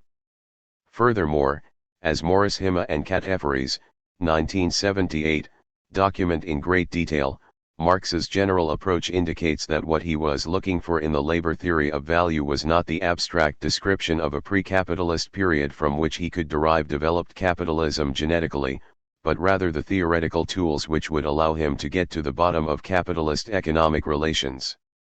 The historical version of the transformation problem, even in its more moderate and sophisticated renditions, must, therefore, be rejected. Point 20. Since we cannot appeal either to class struggle or to history to solve the problem, we have to revert to treating the transformation as a static, a temporal, analytical device for dissecting the social relations of capitalism. We are obligated to find a reasonable mathematical technique for dealing with the problem. Rather late in the day, Sheik, 1978, has proposed to follow the technique that Marx used and designed iterative solutions which, at each round of the iteration, adjust input costs and the profit rate until equilibrium prices of production are identified. According to this view, Marx simply performed the first calculation in the sequence and didn't bother with the rest because it did not seem as important to arrive at the correct mathematical solution as to draw the important social conclusion. Morris Hima, 1973, with his customary mathematical ingenuity, shows that, if the transformation procedure is treated as a Markov process, many of the difficulties that arise when it is treated in terms of simultaneous equations disappear. The equality between the sum of the prices of production and the sum of values can happily coexist with the equality of surplus value and total profit, as Marx insisted it should. What is truly surprising, in Morishima's view, is how close Marx came to solving the problem in spite of its inherent difficulty and his extremely limited mathematical technique. Point 21. Several interesting insights into the transformation problem have, in fact, come from the non-Marxist camp. Both Baumol, 1974, and Morris Hima, 1973, have had much to say that is positive and germane to the problem. Baumol correctly argues, for example, that Marx's fundamental concern was to establish a theory of distribution and that the actual transformation from values into prices of production is a side issue. Point 22. Morris Hima likewise defends the view that Marx was striving for social insights rather than for mathematical exactitude, and that, from this standpoint, what Marx set out to do he did quite well. So what is the social meaning for which Marx was searching? He lays out his conclusions forcefully, by comparing the effect of the transformation with that produced by the capitalist appropriation of relative surplus value. With the development of relative surplus value, the productive powers of labor in the direct labor process seem transferred from labor to capital. Capital thus becomes a very mystic being, since all of labor's social productive forces appear to be due to capital, rather than labor as such, and seem to issue from the womb of capital itself. All this obscures more and more the true nature of surplus value and thus the actual mechanism of capital. Still more is this achieved through the transformation of values into prices of production. A complicated social process intervenes here, the equalization process of capitals, which divorces the relative average prices of production of the commodities from their values, as well as the average profits in the various spheres of production, from the actual exploitation of labor by the particular capitals. Not only does it appear so, but it is true in fact that the average prices of production of commodities differ from their value, thus from the labor realized in them, and the average profit of a particular capital differs from the surplus value which this capital has extracted from the laborers employed by it. Normal average profits themselves seem immanent in capital and independent of exploitation. Capital, Volume 3, pages 827-9. The fact that profit has its origin in the exploitation of labor power is no longer self-evident but becomes opaque to both capitalist and laborer alike. Disguised as profit, surplus value actually denies its origin, loses its character, and becomes unrecognizable. This leads in turn to the utter incapacity of the practical capitalist, blinded by competition as he is, and incapable of penetrating its phenomena, to recognize the inner essence and inner structure of this process behind its outer appearance. Capital, Volume 3, pages 167-8. And to the extent the theorists of capital reflected this confusion, they too failed to penetrate to the secrets that were concealed by the phenomena of competition. And it is these secrets Marx claims to have revealed fully and effectively for the first time. The fetishism that arises out of the transformation from values into prices of production plays a crucial role in Marx's argument. It performs an obvious ideological and apologetic function at the same time as it mystifies the origin of profit as surplus value. Such a mystification is dangerous for capital because the reproduction of the capitalist class depends entirely upon the continuous creation and recreation of surplus value. But even if the capitalists could penetrate beneath the fetishism of their own conception, they would still be powerless to rectify a potentially serious state of affairs. Competition forces them willy-nilly to allocate social labor and to arrange their production processes so as to equalize the rate of profit. What Marx now shows us is that this has nothing necessarily to do with maximizing the aggregate output of surplus value in society. We find in this a material basis for that systematic misallocation of social labor, and that systematic bias in the organization of the labor process, that lead capitalism into periodic crises. Competition necessarily leads individual capitalists to behave in such a way that they threaten the very basis for their own social reproduction.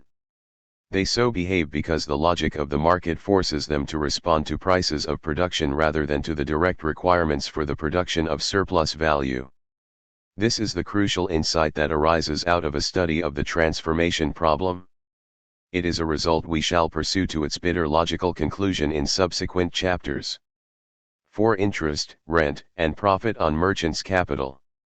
Given the sound and fury of the debate over the reduction and transformation problems, it is somewhat surprising to find that the other components of Marx's theory of distribution have sparked so little controversy.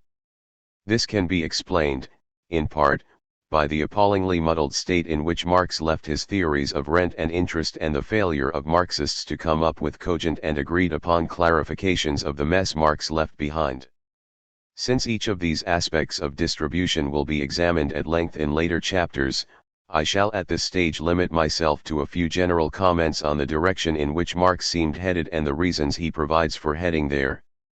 The theory of surplus value, recall, stands on its own independently of any theory of distribution apart from that most fundamental of all distributional arrangements, which separates labor from capital. The surplus value is converted into profit through the social process of competition. Profit is in turn split into the components of profit on merchants' capital, interest on money capital, rent on land and profit of enterprise. The task of any theory of distribution is to explain the social necessity for, and the social processes that accomplish, this distribution of surplus value. The sequential manner of presentation, moving from surplus value production to distribution, should not deceive us into thinking that distribution relations have no importance for understanding production. Since Marx argues that production cannot be considered apart from the distribution included in it, we have to consider the very real possibility that rent and interest play important roles as conditions of production. Indeed, I shall later seek to show that fixed capital formation, and in particular the creation of the physical infrastructures in the built environment, cannot be understood independently of the social processes that regulate distribution. Distribution relationships therefore affect the conditions of production. Marx plainly does not deny this. But he does insist that, however significant these impacts might be, they could never explain the origin of surplus value itself. Marx opened up a perspective on the underlying logic dictating distribution relations by examining the general process of circulation of capital. He depicts the process of expansion of value as passing through a sequence of metamorphoses, changes of state. The simplest way to look at it is as a process in which money is thrown into circulation to obtain more money. Money is laid out to purchase labor power and means of production, which are together shaped through production into commodities to be sold on the market. The money at the end of the process is greater than that at the beginning, and the value of the commodity produced is greater than the value of the commodities used as inputs.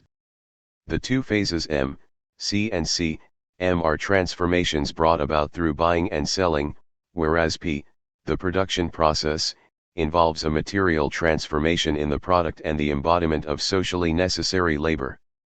The circulation process that begins with money and ends with money, plus profit, is the paradigm form of circulation of capital. But when we look at circulation as a never-ending process, we find that we can dissect it in a number of different ways. We could look at it as beginning and ending with the act of production or with capital in a commodity state. We can create three separate windows to look in on the overall characteristics of the circulation of capital, see Figure 2.1. From each window we see something different. Marx describes what we can see from each in the opening chapters of Volume 2 of Capital. Figure 2.1 The circulation of capital, from Desai, 1979, p. 33.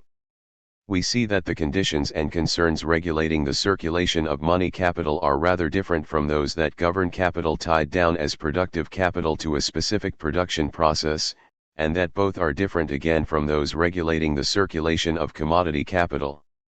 In the end, of course, we are interested in the circulation of capital as a whole, but we cannot understand this, in Marx's view, without first examining the differentiations within it. These differentiations, together with the problems that attach to transforming capital from one state to another, can give rise to specializations of function. Merchant capitalists, for example, take on specific responsibility for capital in commodity form and specialize in transforming commodities into money. The circulation of money likewise calls for the special skills of banker and financier who, once they assume command of the general use of money as capital, become money capitalists who receive interest. This leaves the productive capitalist in command only over the production of surplus value itself. The disaggregation of the different circuits of capital permits us to establish certain necessary conditions regulating the relations between production of surplus value and its distribution. It does not, however, yield us the sufficient conditions that determine the distributional arrangements that must prevail under capitalism. We will consider these sufficient conditions in later chapters. For the moment we must remain content with a simple description of the distributional categories that Marx identifies. 1. Merchant's capital. When capital is held in commodity form it exists as commodity capital. But since capital remains capital only as value in motion, it follows that commodity capital must continuously be transformed into money capital if it is to retain its character as capital. The speed and efficiency of this transformation is of great importance to the capitalist. The circulation time, the time during which capital assumes the commodity form, affects the turnover time and thereby the rate of profit.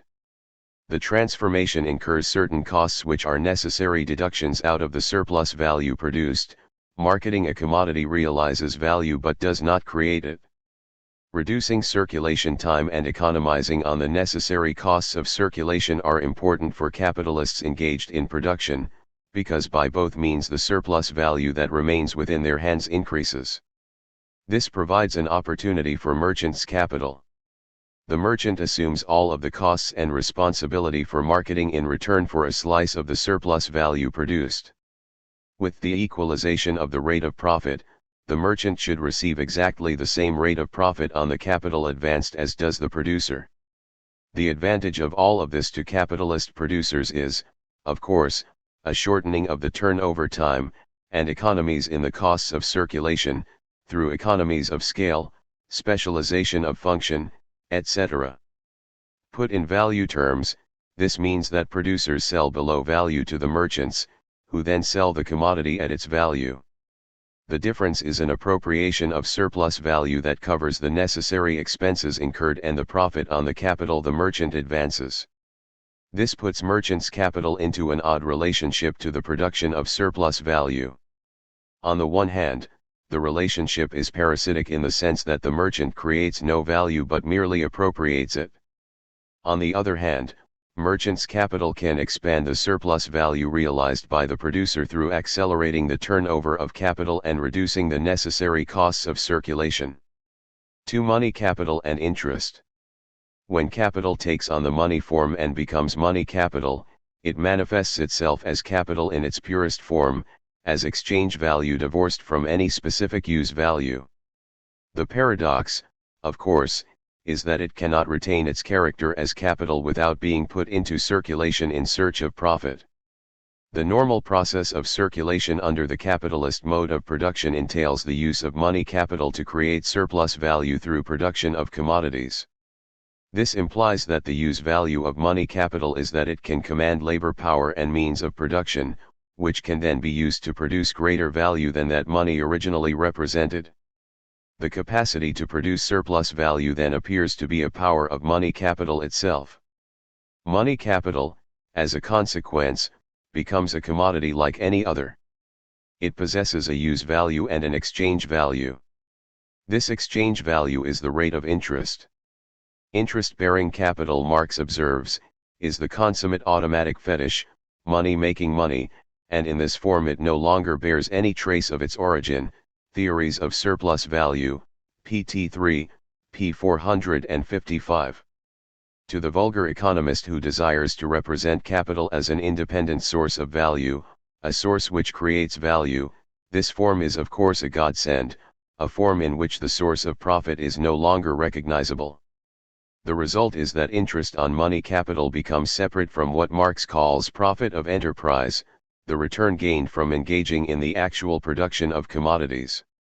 The separation arises because when individual capitalists hold money, they have a choice between putting it into circulation as money capital earning interest, or putting it directly into circulation through the production of commodities.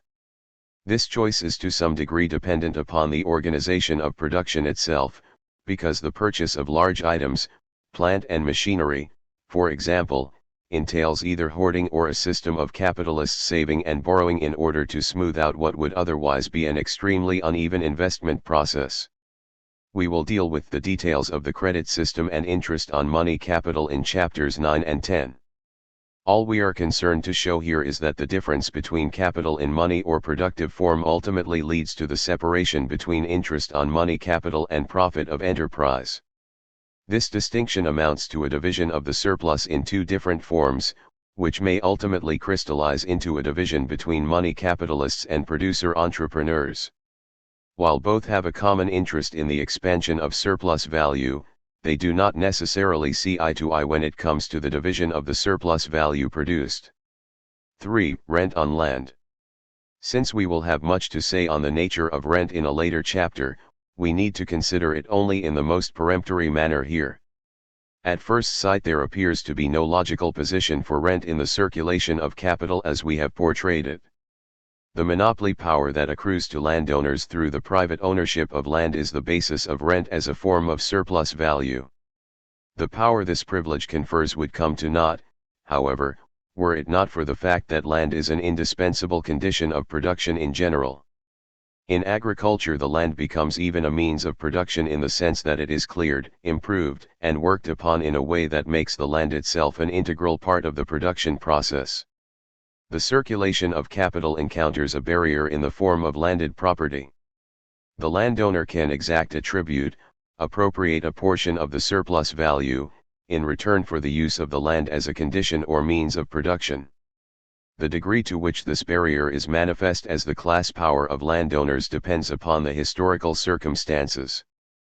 But all the time the power to appropriate a part of the surplus in the form of rent exists, it must of necessity reflect a pattern of social relationships that penetrate willy-nilly into the heart of the production process and condition its organization and form. 4. Distribution relations and class relations in historical perspective. With the exception of rent, which rests on the monopoly power of private property in land, the splitting of the surplus value into interest on money capital, profit on productive capital, profit of enterprise, and profit on merchants' capital is implicit in the three circuits of capital and the three fundamental forms capital can assume in the process of circulation. But we are not dealing here simply with the logical relationship between the circulation of capital and the distribution this entails. Marx, for example, emphasizes that all of these forms of capital, merchants' capital, money capital, and rent on land, had an historical existence which stretches back well before the advent of industrial capital in the modern sense. We therefore have to consider an historical process of transformation in which these separate and independently powerful forms of capital became integrated into a purely capitalist mode of production. These different forms of capital had to be rendered subservient to a circulation process dominated by the production of surplus value by wage labor. The form and manner of this historical process must therefore be a focus of attention. These forms of appropriation of surplus value, all of which hide the origin of surplus value, have also to be considered in terms of the social relationships that they both presuppose and sustain. The result is that we have now to modify the notion of the class relations that prevail within the capitalist mode of production. Although there is a certain community of interest among both capitalist appropriators and capitalist producers of surplus value, a community of interest that underlies the overall conception of the bourgeoisie in capitalist society, there are also differentiations within the bourgeoisie which have either to be interpreted as fractions or as autonomous classes. A class of rentiers that lives entirely off interest on their money capital is not to be confused with the industrial capitalists who organize production of surplus value, The merchant capitalists who circulate commodities, or the landlord class which lives off the rent of land. Whether or not we use the language of class or fractions or strata does not matter too much at this juncture. What is essential is to recognize the social relationships that must attach to the different forms of distribution, and to recognize both the unity and diversity that must prevail within the bourgeoisie as a result. For in the same manner that the distinction between wages and profits as a generic category cannot be considered except as a class relation between capitalists and laborers, so the distribution relations are social in nature, no matter how hard the vulgarizers might seek to conceal them in terms of the fetishistic notion that money and land magically produce interest and rent. Once more we have to recognize that, although these distribution relations enter into and condition production in important ways, it is the study of the production process itself that reveals the secrets of distribution. To pretend otherwise is to fall victim to the world of appearance, which is clouded with fetishisms, and to fail to penetrate the inner essence and inner structure, behind its outer appearance. Chapter 3. Production and Consumption. Demand and Supply and the realization of surplus value. The notion that there must be some sort of balance or equilibrium between production and consumption, between demand and supply, appears innocuous enough. The primary role of the market in a general system of commodity exchange appears to be to equilibrate demand and supply and thereby achieve the necessary relation between production and consumption. Yet the whole relation between demand and supply, between production and consumption, has been the focus of an immense and occasionally awesome battle in the history of political economy. The intensity of the debate is understandable, since the stakes are high. Not only do we here confront, head-on, the interpretation of business cycles and the short or long-run stability of capitalism, but we enter into the heart of the controversy over the ultimate viability of the capitalist mode of production itself. In Marx's time, the central point of controversy was over the proposition that supply necessarily created its own demand. There was a variety of nuanced versions of Say's law, as it is usually called. Point 1. The simplest states that the incomes paid to the suppliers of factors of production, land, labor, and capital, in the form of wages, profits, and rents must equal the total price of the goods produced with these factors.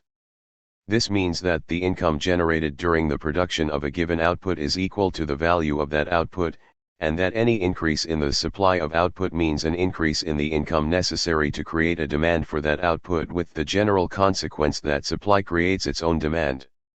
A corollary of the law is that there can be no general overproduction or general glut, and that crises are the result either of exogenous shocks, wars, revolutions, widespread harvest failures, etc., or of temporary disproportionalities in production. There could be overproduction within an industry or geographical region, but this meant underproduction somewhere else. Transfers of capital and labor could equilibrate the system. What Say's law precluded was a general glut. Classical political economy was divided on the validity of Say's law.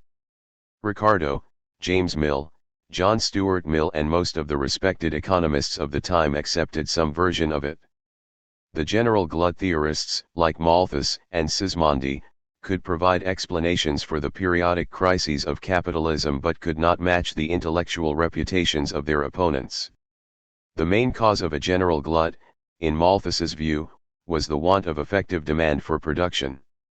The intensity of the desire for consumption, and in this Malthus had a primitive version of the theory of consumer utility, formed the mainspring that drove accumulation. To Ricardo's view that human wants are limitless and that frugality and saving were the mainspring of accumulation, Malthus opposed the barriers owing to an insufficient desire for consumption and the problem that saving, pushed beyond a certain limit, will destroy profits. Marx characterized Say's law as pitiful claptrap and childish babble and was deeply critical of Ricardo, whom he generally admired, for his miserable sophistry in accepting a version of Say's law. Ricardo, Marx pointed out, has recourse to Say's trite assumption, that the capitalist produces use value directly for consumption, and overlooks the fact that the commodity has to be converted into money. Theories of Surplus Value, pt. 2, p. 468. The Ricardians clung to the concept of unity between demand and supply and between production and consumption in the face of contradiction. When it came to crises of general overproduction, therefore, they were reduced to insisting that if production were carried on according to the textbooks, crises would never occur. Theories of Surplus Value, pt2, p. 500. Marx was equally vociferous in his condemnation of Malthus, whose analysis was childishly weak, trivial and meaningless, and whose main work on political economy was a comical exertion of impotence. Theories of Surplus Value, pt2, p. 53. The verbal thunderbolts Marx hurls at Malthus had more to do with the latter's apologia for the existing state of affairs in England, for landlordism, state and church, pensioners, tax-gatherers, stock-jobbers, beadles, parsons and menial servants than with Malthus's position on the general glut controversy. With respect to the latter, Marx credits Malthus with not seeking to conceal the contradictions of bourgeois production even if he exposed them in order to prove that the poverty of the working class is necessary and to demonstrate to the capitalists the necessity for a well-fed church and state hierarchy in order to create an adequate demand for the commodities they produce. p. 57. Marx had a good deal more sympathy with Sismondi, who, he felt, had grasped rather crudely but none the less correctly the fundamental contradiction within a capitalist system compelled by its own immanent laws, to develop the productive forces as if production did not take place on a narrow restricted social foundation. Sismondi could consequently see that crises are not accidental, but essential outbreaks, occurring on a large scale and at definite periods, of the immanent contradictions, which form the deepest and most hidden causes of crises. Pages 56, 84. Unfortunately, Marx does not say much more about Sismondi in Theories of Surplus Value on the ground that a critique of his views belongs to a part of my work dealing with the real movement of capital, competition and credit, which I can only tackle after I have finished this book. p. 53. Since Marx did not complete his project, we can find no full and coherent theory of crisis in his writings, nor do we know exactly what aspects of the general glut theory he was prepared to accept. His critical comments on Say's law and his scattered remarks on the relations between production and consumption have led some Marxists to interpret Marx as an underconsumptionist who saw the imbalance between supply and the effective demand exercised by the mass of the proletariat as the main barrier to accumulation and as the fount of periodic and recurrent crises. This is Paul Sweezy's view, for example. Point 2. And did not Marx himself say that the ultimate reason for all real crises always remains the poverty and restricted consumption of the masses as opposed to the drive of capitalist production to develop the productive forces as though only the absolute consuming power of society constituted their limit? Capital, Volume 3, p. 484. Rosa Luxemburg, 1951, on the other hand, has an entirely different complaint. Marx's analysis of social reproduction in the second volume of Capital appeared to show that capital accumulation could continue indefinitely and without limit. And that seemed to put Marx in accord with Ricardo's version of Say's law, that there is no amount of capital that cannot be employed in a country since the only limit to aggregative demand is that imposed by production itself. Marx has been variously represented, by Marxists and non-Marxists alike, as, among other things, as underconsumptionist, an equilibrium growth theorist, and a theorist of the tendency towards long-run secular stagnation. Point 3. His evident sympathy with Sismondi's view that the level of aggregate output was not arbitrarily chosen, and that there is an equilibrium point for aggregate income distribution and output that would facilitate the reproduction and expansion of both output and income over successive time periods, has led some bourgeois economists to see Marx as the precursor of Keynes. Keynes himself, while appealing to Malthus and ignoring Sismondi, certainly placed Marx in that furtive underworld of theorists who kept the question of deficient effective demand alive. Keynes's attack upon Say's law, which had been handed down from Ricardo and John Stuart Mill to the neoclassical economists, was no less vigorous than that which Marx had launched many years before. It also covered much of the same ground. And it is interesting to note that the Polish economist Kalecki, who independently derived many of the same results that Keynes laid out in his general theory of employment, interest, and money, started off with firm roots in Marxian theory. The relationships between Marxian and Keynesian theory are not easy to pin down, however. Apart from obvious differences in methodology, philosophy, and political persuasion, Keynes himself was very much concerned with short-run phenomena and the stabilization policies government could pursue, whereas Marx was far more concerned with long-run dynamics and the inner logic of capitalism as the motor of historical change. But when Keynesian theory is projected into the long run, it begins to exhibit parallels to certain aspects of Marxian theory, while the Marxian theory of interest, fixed capital formation and business cycles, weakly articulated though these are, can be profitably compared to Keynesian theory. We are, besides, dealing with two theories that are evolving rapidly, and in which there is a good deal of mutual influence. It is just as easy to view Marx through Keynesian colored glasses as it is to see Keynesian theory as a special case of the Marxian point 4. Marx has also been treated as the precursor of modern growth theory. The lineage of descent here is interesting to follow. Feldman, a Soviet economist working in the 1920s, tried to elaborate upon the models of social reproduction contained in the second volume of Capital, the very ones that had so bothered Luxemburg. He came up with a model of economic growth which anticipated in certain respects the conclusions reached many years later by Harrod and Domar. The Harrod-Domar growth model sought a middle path between the Ricardian emphasis upon production and the Keynesian emphasis on demand.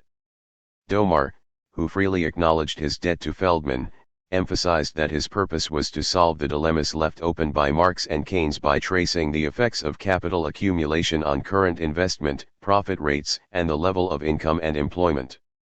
He also sought to show that there exists a rate of growth of income, however vaguely defined, which, if achieved, will not lead to diminishing profit rates, scarcity of investment opportunities, chronic unemployment, and similar calamities, and as far as we can now judge, this rate of growth is not beyond our physical possibilities. This possibility for balanced growth, a dynamic equilibrium, did not mean its automatic achievement in practice, and so Harrod and Domar both used the notion of equilibrium, much as Marx did, as the basis for understanding the chronic instability of capitalism. Point 5. I outline all of this to show that Marx's analysis of the relationship between production and consumption is susceptible of diverse interpretations and can therefore be seen as the precursor of many different, and often quite incompatible, contemporary bourgeois theories. Marx's formulations have generated equally diverse interpretations within the Marxian tradition, with the works of Luxemburg, Bauer, Bukharin, Grossman, and Sweezy charting what seem to be quite different courses, depending upon which aspect of Marx's own writings on production and consumption relations are accorded priority of place. Point 6. So what, precisely, did Marx say on these matters? If there were a simple answer, there would be no ground for controversy. As to why Marx did not make his position clear, this we can establish with reasonable certainty. The crises in the world market in which all contradictions of bourgeois production erupt collectively would be fully understood only after a thorough study of competition, the credit system, the state, etc. Marx delayed consideration of Sismondi's views, for example, because he wanted first to prepare the ground for theory. He did not wish to postulate a theory on an inadequate conceptual base. He therefore approaches the relations between production and consumption, between demand and supply, with the greatest circumspection. And when these questions are broached, it is usually in a very specific context under quite restrictive assumptions. Marx left us with several partial analyses but no picture of the totality. This explains why his work has spawned such a wide variety of often conflicting theories. The synthesis that he was after was presumably to be presented in his work on the world market and crises, a work which was never to be prepared. We cannot, of course, determine with any accuracy what that work might have looked like. But we can go over some of the terrain that Marx prepared with his characteristic thoroughness and search for some clues as to where he was headed. Production and consumption, demand and supply, and the critique of Say's law. Marx sets out, in highly abstract fashion, his thoughts on the relations between production and consumption in the celebrated Introduction to the Grundrisse.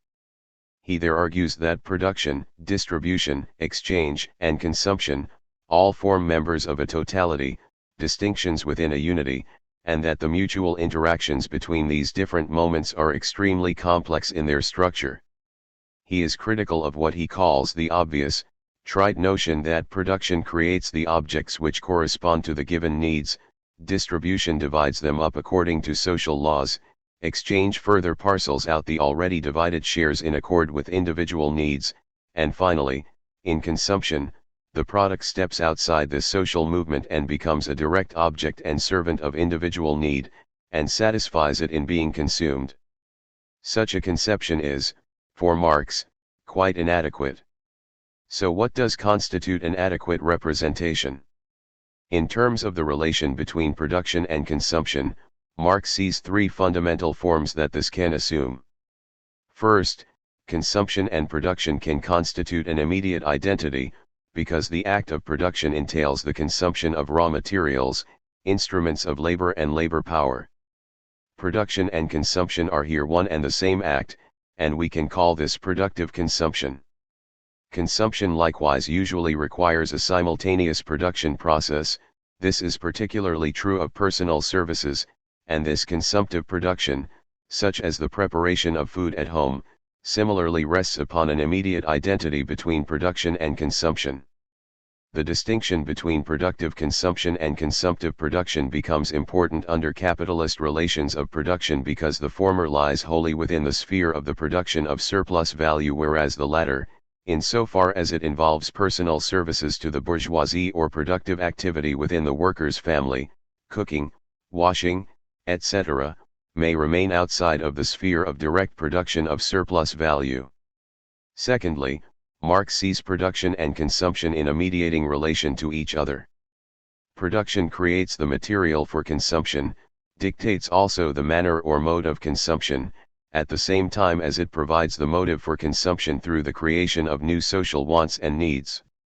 On the other hand, consumption produces production in the twofold sense that production is rendered entirely redundant without consumption, while consumption also provides the motive for production through the representation of idealized human desires as specific human wants and needs. Thirdly, and most difficult of all to grasp, is the manner in which production and consumption relate so that each of them creates the other in completing itself, and creates itself as the other. This is the Marxian sense of dialectics, of relational meanings, at work with a vengeance. Marx intends here to convey the sense of a process in which a process of production flows into, completes itself in, a process of consumption, and vice versa. The unity of the two processes constitutes a social process of reproduction. The important thing to emphasize here is only that production and consumption appear as moments of one process in which production is the real point of departure and hence also the dominant moment. But lest this be misunderstood as meaning that production determines consumption, Marx quickly adds that consumption as need is itself an intrinsic moment of production when set within the context of a process of social reproduction. The individual produces an object and, by consuming it, is reproduced as a productive individual. In a society characterized by division of labor and exchange and by the social relationship between labor and capital, the processes of reproduction must embrace the reproduction of labor power as well as the reproduction of the social relation between capital and labor. We will work out the implications of this shortly.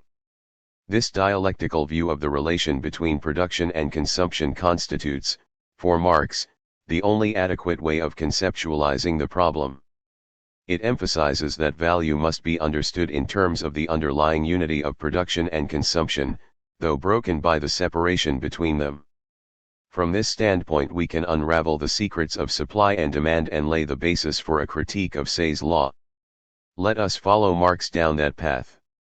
Nothing can be more childish, Marx thunders in Capital, Volume 1, p. 113, than the dogma that, because every sale is a purchase and every purchase a sale, therefore the circulation of commodities necessarily implies an equilibrium of sales and purchases. If this means that the number of actual sales is equal to the number of purchases, it is mere tautology. but its real purport is to prove that every seller brings his buyer to market with him. Nothing of the kind. The first step Marx takes is to put the question of the relation between purchases and sales in the context of a generalized system of commodity exchange as opposed to simple barter situations. It was not admissible, in Marx's view, to establish the metaphysical equilibrium of supply and demand by reducing the process of circulation to direct barter. Critique of Political Economy, p. 97. Commodity circulation entails continuous transformations from material use value to exchange value form. But each sequence, C, M, C, has to be seen as just one link in many such sequences constituting an infinitely intricate network of such series of movements which constantly end and constantly begin afresh at an infinite number of different points. Thus, each individual sale or purchase stands as an independent isolated transaction, whose complementary transaction does not need to follow immediately but may be separated from it temporarily and spatially. Critique of Political Economy, p. 93.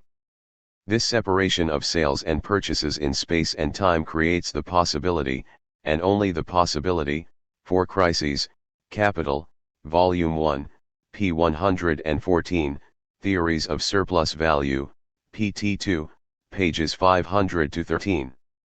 And it is money that makes the separation possible because a person who has just sold is under no immediate obligation to buy but can hold the money instead. Marx hints at a very simple conception of crisis in the course of fashioning a direct rebuttal to Say's law. Purchase and sale fall apart and can become independent of each other. At a given moment, the supply of all commodities can be greater than the demand for all commodities, since the demand for the general commodity, money, is greater than the demand for all particular commodities. If the relation of demand and supply is taken in a wider and more concrete sense, then it comprises the relation of production and consumption as well. Here again, the unity of these two phases, which does exist and which forcibly asserts itself during the crisis, must be opposed to the separation and antagonism of these two phases. Theories of Surplus Value, pt 2, pages 504-5. This announces an important theme in Marx's analysis.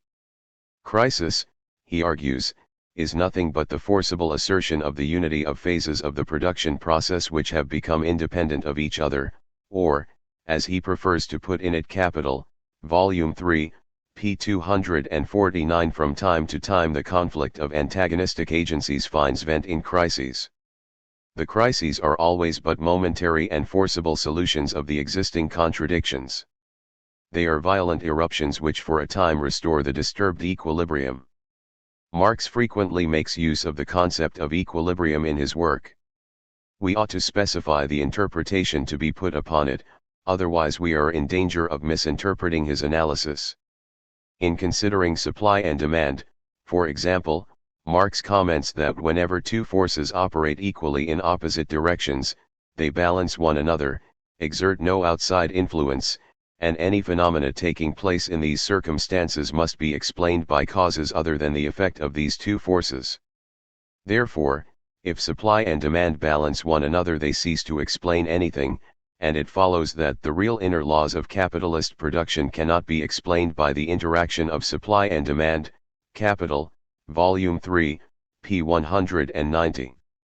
The equilibrium between supply and demand is achieved only through a reaction against the constant upsetting of the equilibrium.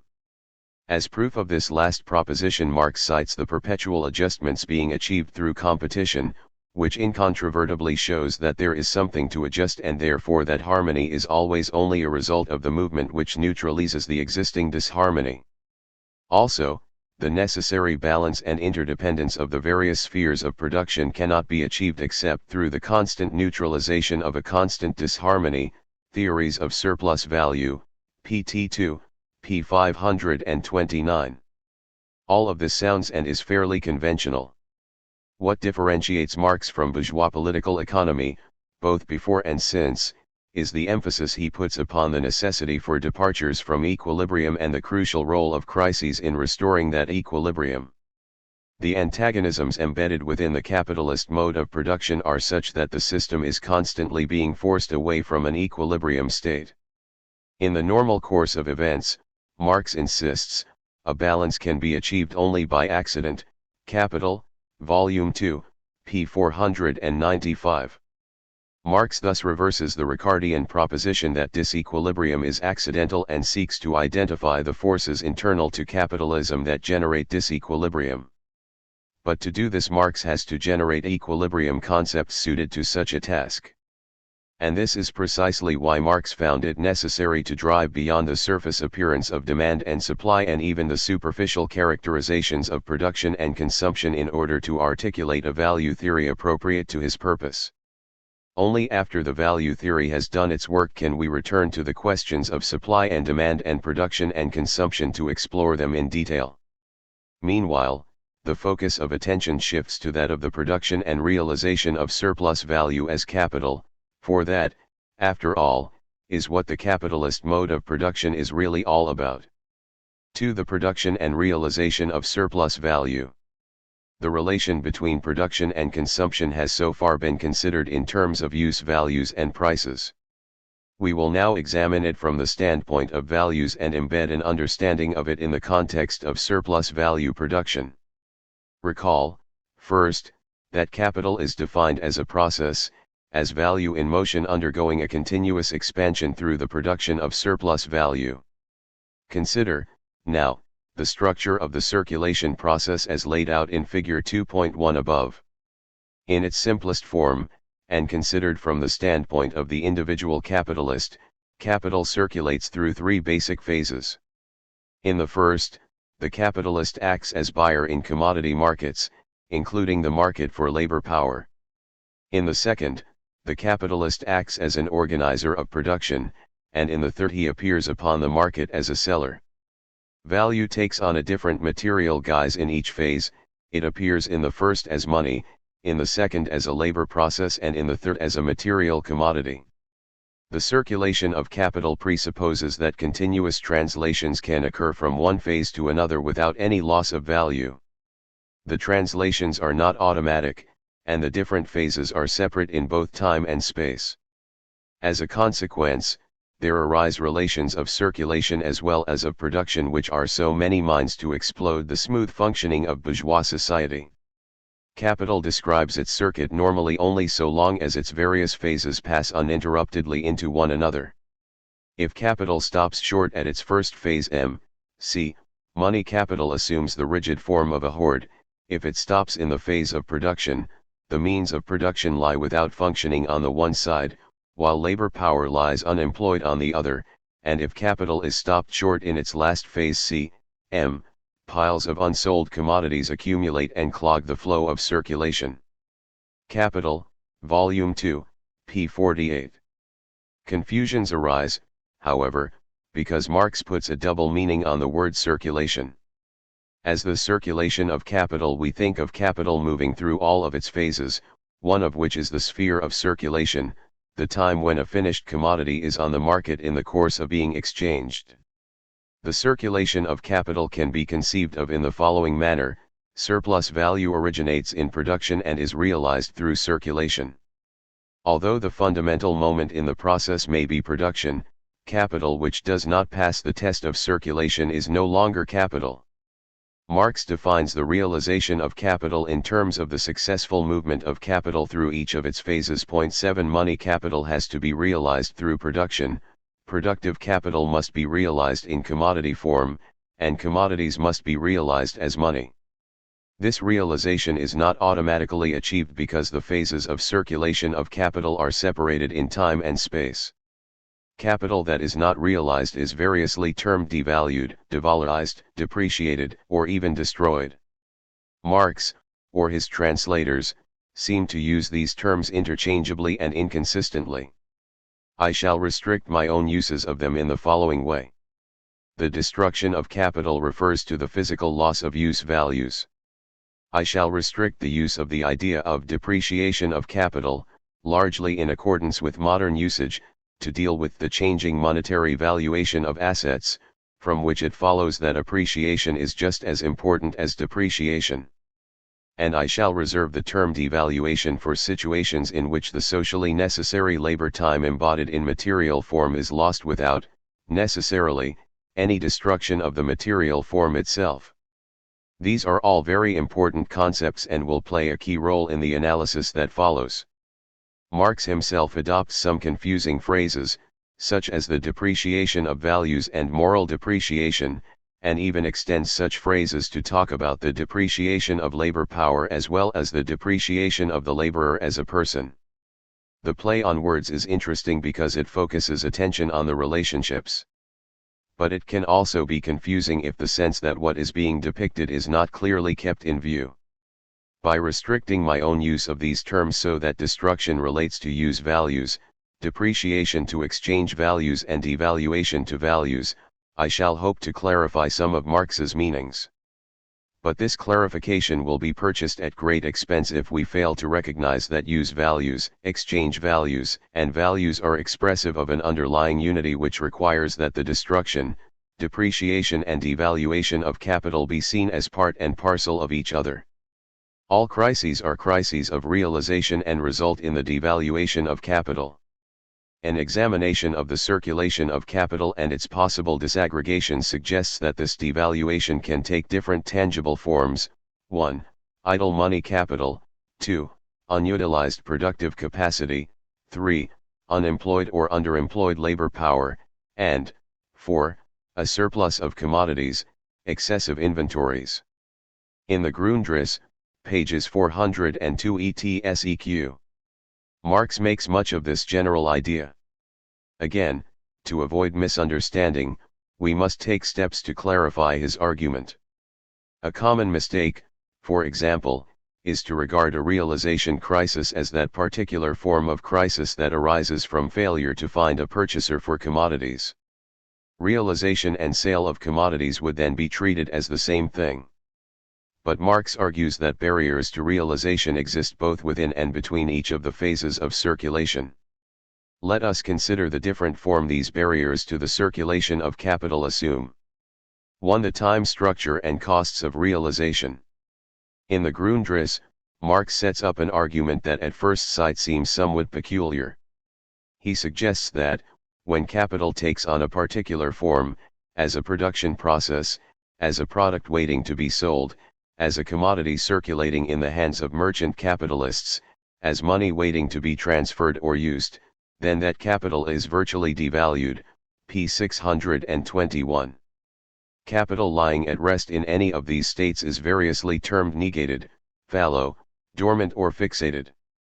For example, as long as capital remains frozen in the form of finished product, it cannot be active as capital, it is negated capital, p. 546.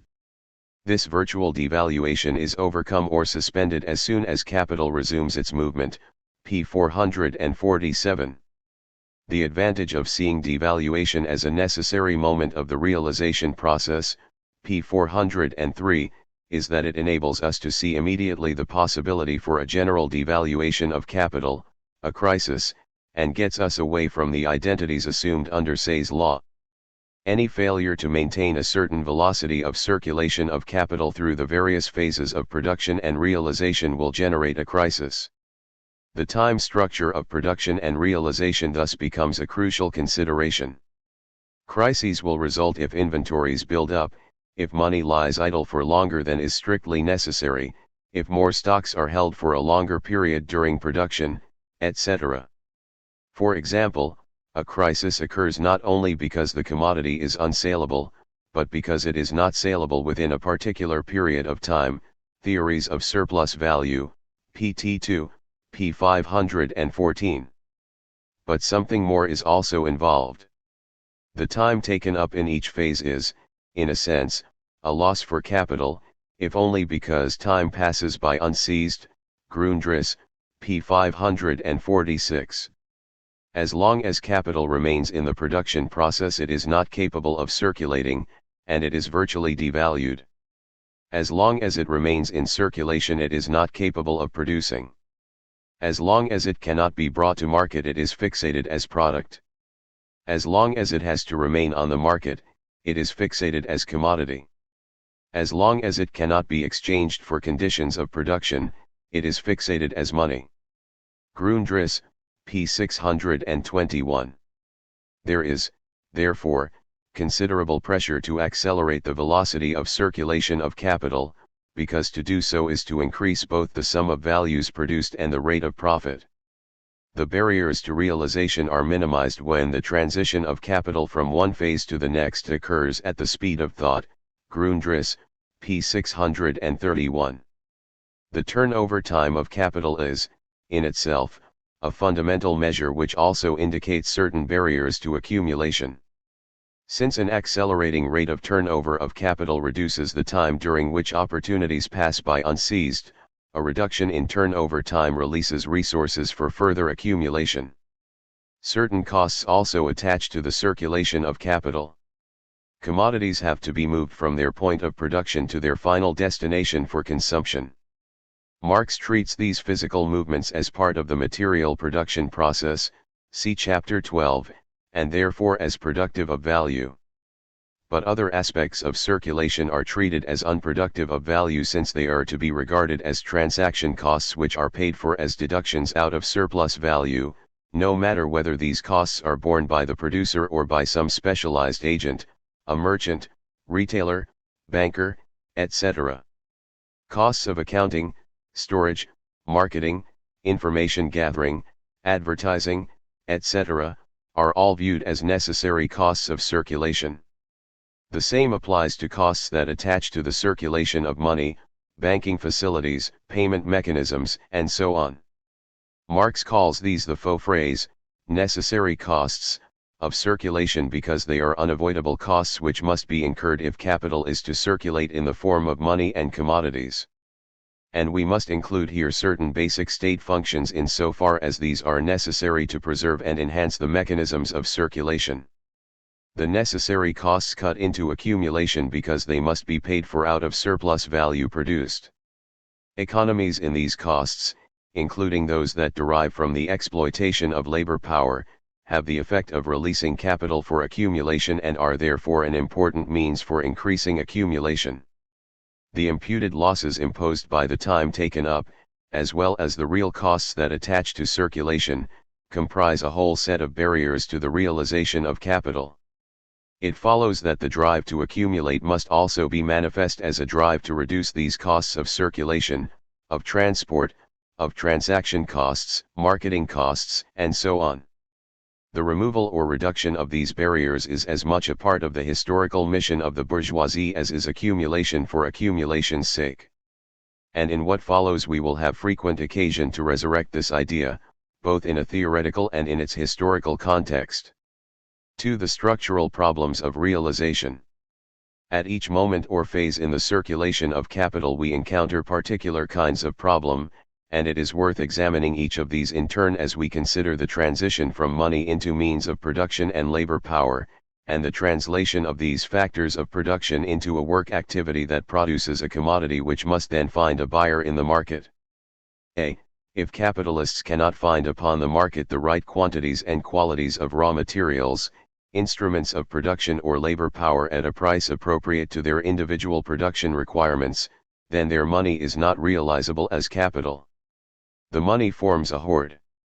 This barrier appears somewhat less awesome because money is the general form of value and can be converted into all other commodities without any difficulty. The capitalist has a wide range of options. These options are narrowed if the capitalist employs large quantities of fixed capital which have a relatively long life. In order to realize the value of the fixed capital, the capitalist is forced to sustain a specific kind of labor process with particular input requirements for a number of years. When viewed in aggregate, however, we cannot be so sanguine that all capitalists will find their total needs met for raw material inputs and labor power. Furthermore, with a portion of the surplus being reinvested, those capitalists producing means of production for other industries must expand their production in anticipation of future requirements which may or may not materialize. An aggregative expansion in the demand for labor power also poses a whole host of problems. Some of the structural problems that arise in the aggregative case will be examined later. The point here is to recognize that difficulties and uncertainties arise even in this first phase in which money has to be converted into raw material inputs and labor power. b. Within the confines of the production process, capitalists must enjoy that relation to labor power and must possess that technology which permits the value of the commodities purchased to be preserved and surplus value added. Marx notes, somewhat ironically, that the realization of capital in production depends upon the devaluation of the laborer. 8 The point is well taken. Capitalists must shape the labor process to conform to the social average at the very least and impose a rhythm and intensity of labor upon the worker adequate to the extraction of surplus value. They must counter the incessant guerrilla warfare that accompanies class struggle in the workplace and impose, if they can, a despotic control over the work process. Failure so to do means that surplus value is not produced and that the money capital which sat in the capitalist's pocket at the outset has not been realized as capital. And competition puts a further obligation upon the capitalist, to keep pace with the general process of technological change. Reorganization of the work process leads to revolutions in value, the socially necessary labor time is reduced and the value of the unit output falls. The capitalist who fails to keep pace experiences a devaluation of capital. Capital is lost because the individual concrete specific conditions of labor do not correspond to the conditions for embodying abstract labor. There are, evidently, many barriers to be overcome if money capital is to be realized in production. C. As sellers, capitalists find themselves possessed of material commodities which must find users willing to part with an exchange value equivalent to the value embodied in each commodity. The conversion of specific material use values into the general form of exchange value, money, appears more difficult in principle than does the conversion of money into commodities. For this reason Marx does put particular emphasis upon it. We encounter here the barrier of consumption. This barrier has a dual aspect. First of all, the commodity must fulfill a social need, be a social use value. There are clear limits for specific kinds of use values.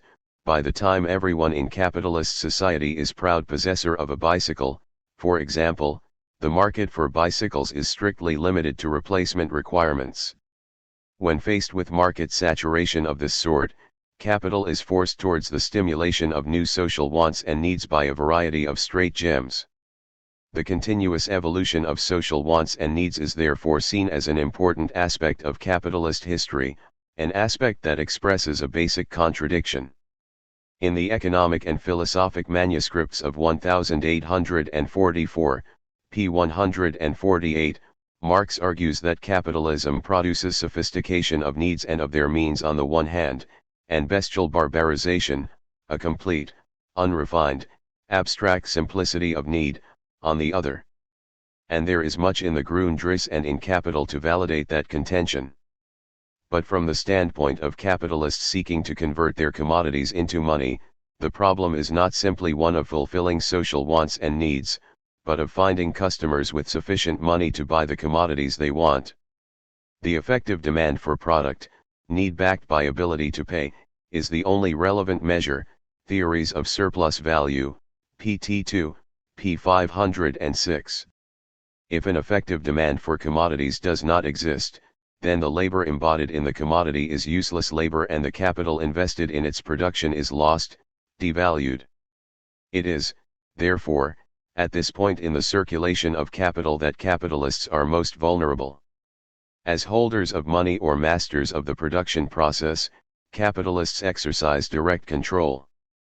But when the commodity has to be exchanged, the fate of capitalists depends upon the actions of others, workers, other capitalists, unproductive consumers, and the like, all of whom hold money and must spend it in certain ways if the value embodied in commodities is to be realized.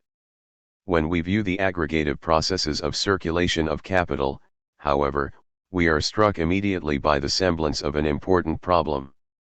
If the capitalist mode of production is characterized by perpetual expansion of value through the production of surplus value, then where does the aggregative effective demand come from to realize that expanding value through exchange? 3. The problem of effective demand and the contradiction between the relations of distribution and the conditions of realization of surplus value.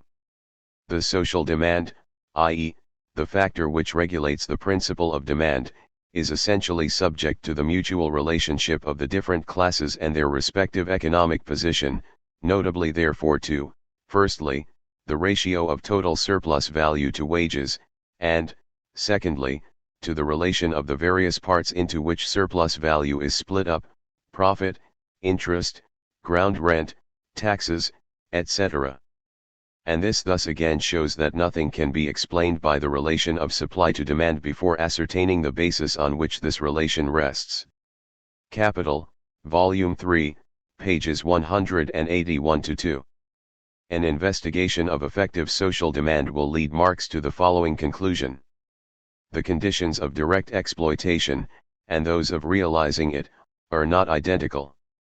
They diverge not only in place and time, but also logically. The first are only limited by the productive power of society, the latter by the proportional relation of the various branches of production and the consumer power of society. But this last named is determined by the consumer power based on antagonistic conditions of distribution. Capital, Volume 3, p. 244.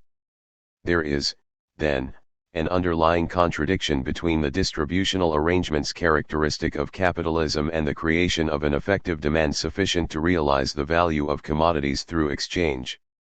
Let us follow Marx en route to this conclusion. Consider, first, the demand exercised by the working class. This can never be an adequate demand in relation to sustained capital accumulation, because the laborers can never buy more than a part of the value of the social product equal to the value of the advanced variable capital, Capital, Volume 2, p. 348. But this does not mean that the demand of workers for wage goods is unimportant or that it does not warrant some careful scrutiny. Considered from the standpoint of the class relation between capital and labor, the individual consumption of the laborer becomes a mere factor in the process of production, since it serves to reproduce the labor power required for the production of surplus value, Capital, Volume 1, p. 573. At the same time the workers find themselves in a company store relation to capitalist commodity production. Capital pays wages example weekly, the worker takes his wages to the grocer etc., the latter directly or indirectly deposits them with the banker, and the following week the manufacturer takes them from the banker again, in order to distribute them among the same workers again. Grundriss, p. 677. The reproduction of the working class and the consumer power that goes with it is caught within the circulation of capital. The capitalists must collectively produce enough wage goods and lay out sufficient variable capital in the form of wages to ensure that the working class possesses the effective demand required for its own reproduction. Yet individual capitalists are under continuous competitive pressure to cut back wages and reduce the value of labor power, while those producing wage goods look to the laborers as a source of effective demand. And so Marx notes. Contradiction in the capitalist mode of production, the laborers as buyers of commodities are important for the market. But as sellers of their own commodity, labor power, capitalist society tends to keep them down to the minimum price. Further contradiction, production potentials can never be utilized to such an extent that more value may not only be produced but also realized, but the sale of commodities, the realization of commodity capital and thus of surplus value, is limited, not by the consumer requirements of society in general, but by the consumer requirements of a society in which the vast majority are always poor and must always remain poor. Capital, Volume 2, p. 316. This contradiction cannot be overcome by wage increases or alterations in the value of labor power. Changes of this sort either result in the conversion of luxuries into necessities, which illustrates how social wants are very elastic and changing. When equilibrium is restored, the social capital, and therefore also the money capital, is divided in a different proportion between the production of necessities of life and that of luxury articles. Capital, Volume 2, p. 341, Volume 3, p. 188. Although the variable capital that forms the effective demand of the laborers has its origin with capital, the capitalists producing wage goods are potentially vulnerable to the consumer habits of the working class. On occasion, therefore, the capitalist, as well as his press, is often dissatisfied with the way in which the laborer spends his money, and every effort is then made, under the guise of bourgeois philanthropy and culture, to raise the condition of the laborer by an improvement in his mental and moral powers and to make a rational consumer of him. Capital, Volume 2, pages 515-16. Rational is defined, of course, in relation to the accumulation of capital and has nothing necessarily to do with fundamental human wants and needs. So even the laborers, particularly in advanced capitalist societies, are subjected to the blandishments of the admin, while government also steps in, usually in the name of social welfare, to collectivize consumption in ways that give it the possibility to manage consumption, through fiscal policies and government expenditures, in a manner consistent with accumulation. All of this does not negate, however, that other side of capitalist rationality which perpetually pushes for lower real wages. Which takes us back to the fundamental contradiction which precludes the demand of the laborers acting as a solution to the effective demand problem. Capitalists generate an effective demand for product as buyers of raw materials, partially finished products and various means of production, which includes machinery, buildings, and various physical infrastructures required for production. The total value of constant capital purchased furnishes the total demand for the output of industries producing these commodities. As with variable capital, this effective demand for constant capital originates with the capitalist. The expansion of production requires increasing outlays on constant capital and on expansion of effective demand. To the degree that technological change forces substitutions between variable and constant capital inputs, production becomes more constant, capital intensive, so we will witness a progressive shift towards the production and consumption of means of production. We should note, however, that the total aggregative demand at any one point in time is equal to C plus V, whereas the value of the total output is C plus V plus S. Under conditions of equilibrium, this still leaves us with the problem of where the demand for S, the surplus value produced but not yet realized through exchange, comes from. We can seek an answer to this first of all by considering the consumption of luxuries on the part of the bourgeoisie. What must happen, if demand and supply are to balance, is that the capitalist class must throw money into circulation for the purchase of commodities exactly equivalent to the surplus value produced. Paradoxical as it may appear at first sight, it is the capitalist class itself that throws the money into circulation which serves for the realization of the surplus value incorporated in the commodities. But, nota bene, it does not throw it into circulation as advanced money, hence not as capital. It spends it as a means of purchase for its individual consumption. Capital, Volume 2, p. 334.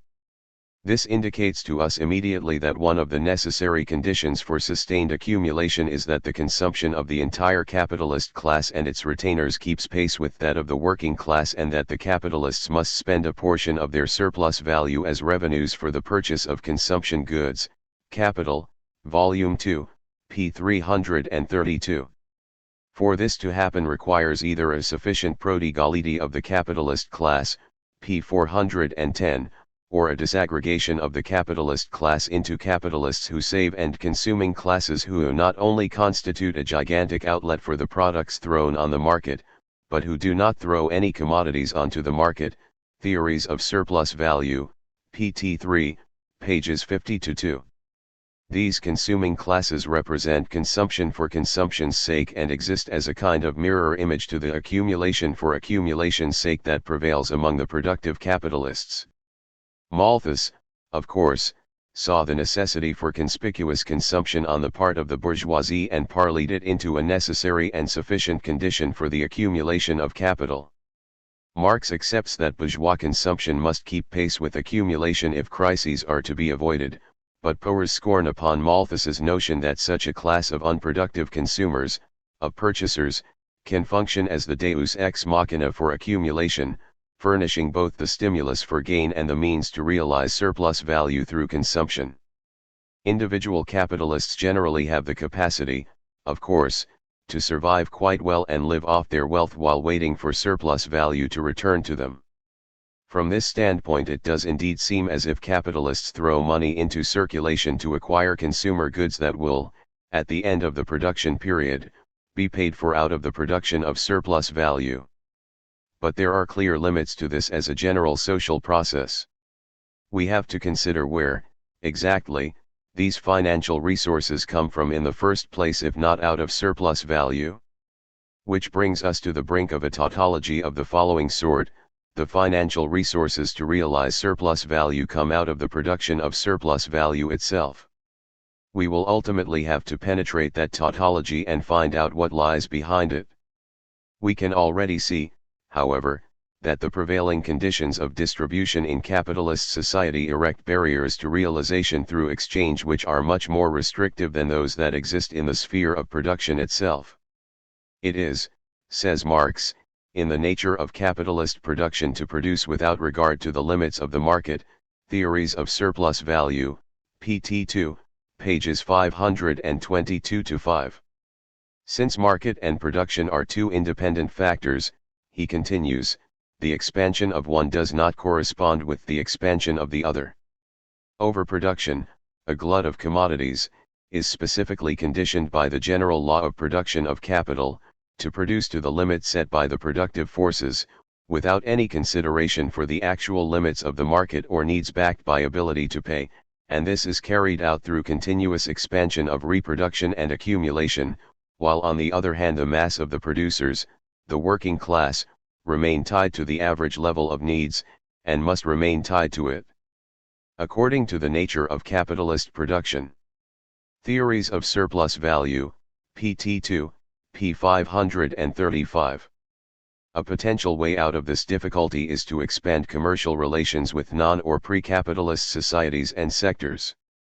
This was to be Luxemburg's solution to the problem of effective demand, and it led her to establish a firm connection between the accumulation of capital and the geographical expansion of capitalism through colonial and imperialist policies. Marx, for the most part, excludes questions of foreign trade from consideration in capital and assumes that capitalist production is everywhere established and has possessed itself of every branch of industry. Capital, Volume 1, p. 581. But in the Grundriss, pages 407-9, he does not so restrict himself. He there argues that a precondition of production based on capital is, the production of a constantly widening sphere of circulation, so that the tendency to create the world market is directly given in the concept of capital itself. This leads Marx to a general proposition which applies as much to the geographical spread as to the deepening of the influence of capitalism over social life. Capital drives beyond national barriers and prejudices as much as beyond nature worship, as well as beyond all traditional, confined, complacent, encrusted satisfactions of present needs, and reproductions of old ways of life. It is destructive towards all of this, and constantly revolutionizes it, tearing down all the barriers which hem in the development of the forces of production, the expansion of needs, the all-sided development of production, and the exploitation and exchange of natural and mental forces. The ability of capitalism to generate such revolutionary transformations in the way of life and to become a world system was not appreciated by the general glut theorists. From this standpoint, Marx concludes, those economists who, like Ricardo, conceived of production as directly identical with the self-realization of capital, and hence were heedless of the barriers of consumption, grasped the positive essence of capital more correctly and deeply than those who, like Sismondi, emphasized the barriers of consumption. Grundriss, p. 410. What Ricardo failed to appreciate was that the incessant and inexorable breaking down of old barriers and the revolutionary transformation of needs on a world scale only transfers the contradictions to a wider sphere and gives them greater latitude. Capital, Volume 2, p. 468. Although Marx accepts the idea that accumulation inevitably results in the penetration and absorption of non-capitalist sectors, including those in distant places, by capitalism, he specifically denies that this can resolve the effective demand problem. He plainly thought that if a solution was to be found it must lie within the capitalist mode of production itself. 9. And so Marx turns to consider another possible solution to the problem. The surplus value at one point requires the creation of surplus value at another point, if only, initially, the production of more gold and silver, more money, so that, if surplus value cannot directly become capital again, it may exist in the form of money as the possibility of new capital. Grundriss, p. 407, perhaps the extra effective demand required to realize the surplus value can come simply from an expansion of the quantity of money, either directly through the production of a money commodity, such as gold, or indirectly through the credit system. At first sight, such a solution appears to make some sense. An analysis of money shows that insufficiency in the quantity of money can seriously check the circulation of commodities. Under conditions of insufficiency of money we often observe an acceleration in accumulation when the money supply is increased. From this we might be tempted to draw the unwarranted inference that an expansion in the money supply always leads to accumulation, and that it does so by furnishing the effective demand for product that would otherwise be lacking. While Marx accepts that the organization of the credit system is a necessary condition for the survival of accumulation, see Chapter 9 below, he warns us against entertaining any fantastic illusions on the productive power of the credit system. Capital, Volume 2, p. 346. But it is still tempting to see the source of the extra effective demand in the credit system itself. Furthermore, from the standpoint of the money circuit of capital, M, C, M plus delta M, it seems as if more money is required at the end of each turnover in order to accommodate delta M, the profit. For all of these reasons, it is tempting to accept a version of the monetarist illusion in which the effective demand problem is solved by an expansion in the money supply. While Marx notes that the gold producers do indeed create more money than they advance in production, since they produce surplus value which is thrown directly into circulation as money, he rejects outright that this can provide a solution to the effective demand problem. Since money is a cost of circulation rather than productive activity, reliance upon the money producers to furnish the extra effective demand would have the effect of switching capital away from the production of surplus value into the absorption of surplus value as circulation costs. The historical tendency has been, Marx points out, to seek to economize on costs of circulation by way of the credit system, which illustrates the futility of turning to the producers of money commodities as a source of effective demand. Dispelling the fantastic illusions that surround the credit system is a more complex matter which we will examine in detail in chapters 9 and 10, but we will find, in the end, that similar arguments apply. Marx delivers the coup de grace to the monetarist illusion, however, by considering the role of money in relation to the commodity and productive circuits of capital. The quantity of money required at a given velocity of circulation, plus whatever is required as a reserve stock, is related to the total value of commodities being circulated. From this standpoint, it changes absolutely nothing, whether this mass of commodities contains any surplus value or not. The money stock may need replacement or augmentation in order to accommodate the proliferation of exchange, but this has nothing directly to do with the realization of surplus value through exchange. Capital, Volume 2, p. 473. This investigation of the monetary aspects to the realization of surplus value appears to lead to a dead end. But a proper analysis of it provides us with certain clues as to what the only possible resolution to the effective demand problem can be. The monetarist illusion arose in part, for example, by a confusion of the total quantity of money with the total quantity of money functioning as capital. Money capital can be augmented by converting an increasing quantity of a constant stock of money into capital. And so Marx arrives at his own solution. It is the further conversion of money into capital that furnishes the effective demand required to realize surplus value in exchange. Let us explore this simple, if somewhat startling, solution to the problem. Money must exist before it can be converted into capital.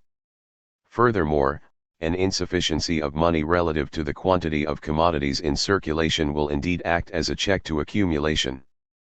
but the creation of money in no way guarantees its conversion into capital. This conversion involves the creation of what Marx calls fictitious capital, money that is thrown into circulation as capital without any material basis in commodities or productive activity. This fictitious capital, formed by processes we will consider in detail in Chapter 9, is always in a precarious position precisely because it has no material basis.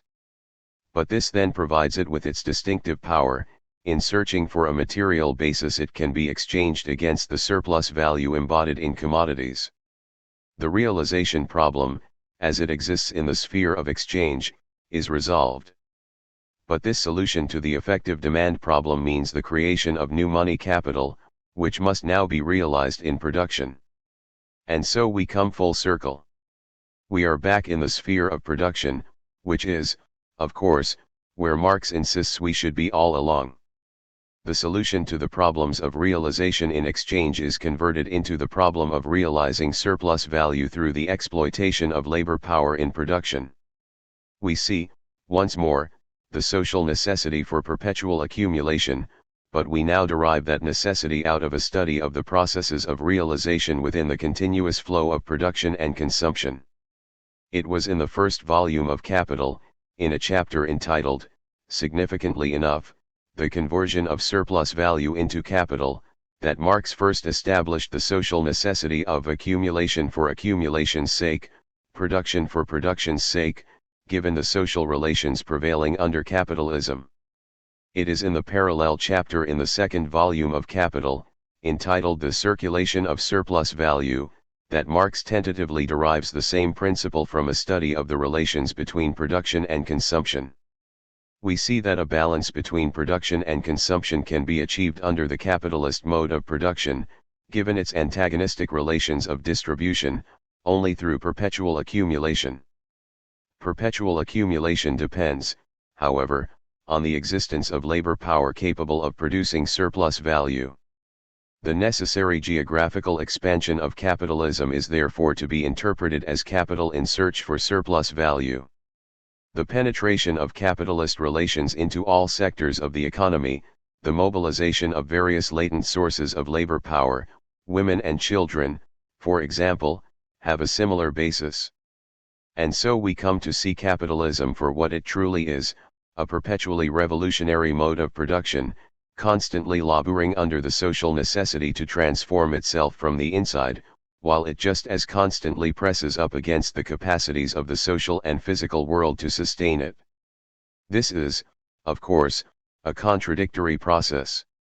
To begin with, capitalism encounters external barriers because the original sources of all wealth, the soil and the laborer, do not have limitless capacities. Capital, Volume 1, p. 507. But also it encounters barriers within its own nature, Grundriss, p. 410, and these are the internal contradictions of capitalism that Marx will seek to expose. What Marx has now done for us is to put a very specific interpretation upon the idea that production, distribution, exchange, and consumption, all form members of a totality, distinctions within a unity, Grundriss, p. 99. He has refashioned the idea of value as a concept that must capture the relations within this totality. He has demonstrated, with respect to the relationship between production and consumption, how each creates the other in completing itself, and creates itself as the other, and shows us precisely what must happen when distribution steps between production and consumption, Grundriss, p. 94. But Marx has also shown us that the merry-go-round of perpetual accumulation is not an automated or even a well-oiled machine. He has shown us the necessary relationship that must prevail between production and distribution, surplus value production and realization, consumption and new capital formation, and between production and consumption. He has also identified a whole host of necessary conditions, particularly with respect to the creation of money and credit instruments, which must hold if equilibrium is to be achieved. But he has also shown us that there is nothing to guarantee that this equilibrium point will be found in practice. The best we can hope is that the balance will be achieved by accident. The worst, and this is what Marx is beginning to show us, is that there are strong forces driving the system away from equilibrium, that accumulation for accumulation's sake is an unstable system in both the short and long run. Crises then appear as the only effective means to counter disequilibrium, to restore the balance between production and consumption. These crises entail, however, the devaluation, depreciation and destruction of capital. And that is never a comfortable process to live with, particularly since it also entails the devaluation, depreciation, and destruction of the laborer. Chapter 4. Technological change, the labor process and the value composition of capital. Technology discloses man's mode of dealing with nature, the process of production by which he sustains his life, and thereby also lays bare the mode of formation of his social relations, and of the mental conceptions that flow from them. Capital, Volume 1, p. 372.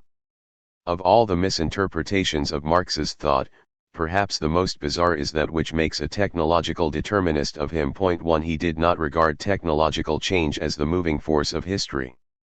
This misinterpretation of his argument has arisen, in part, by imposing contemporary meanings on Marx's words, and also out of a failure to understand his method of inquiry.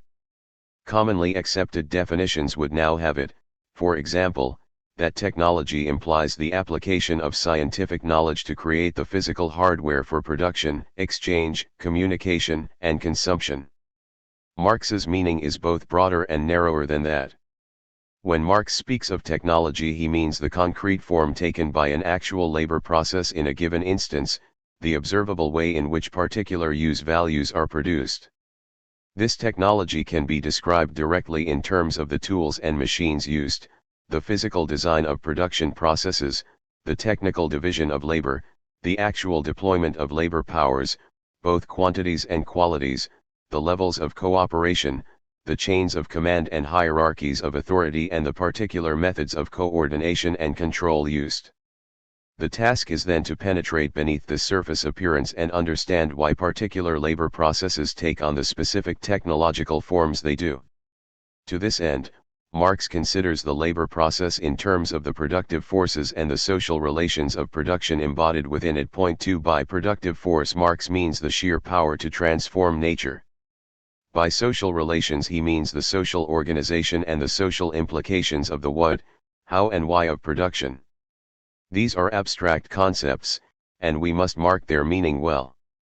Much that follows rests upon their proper interpretation.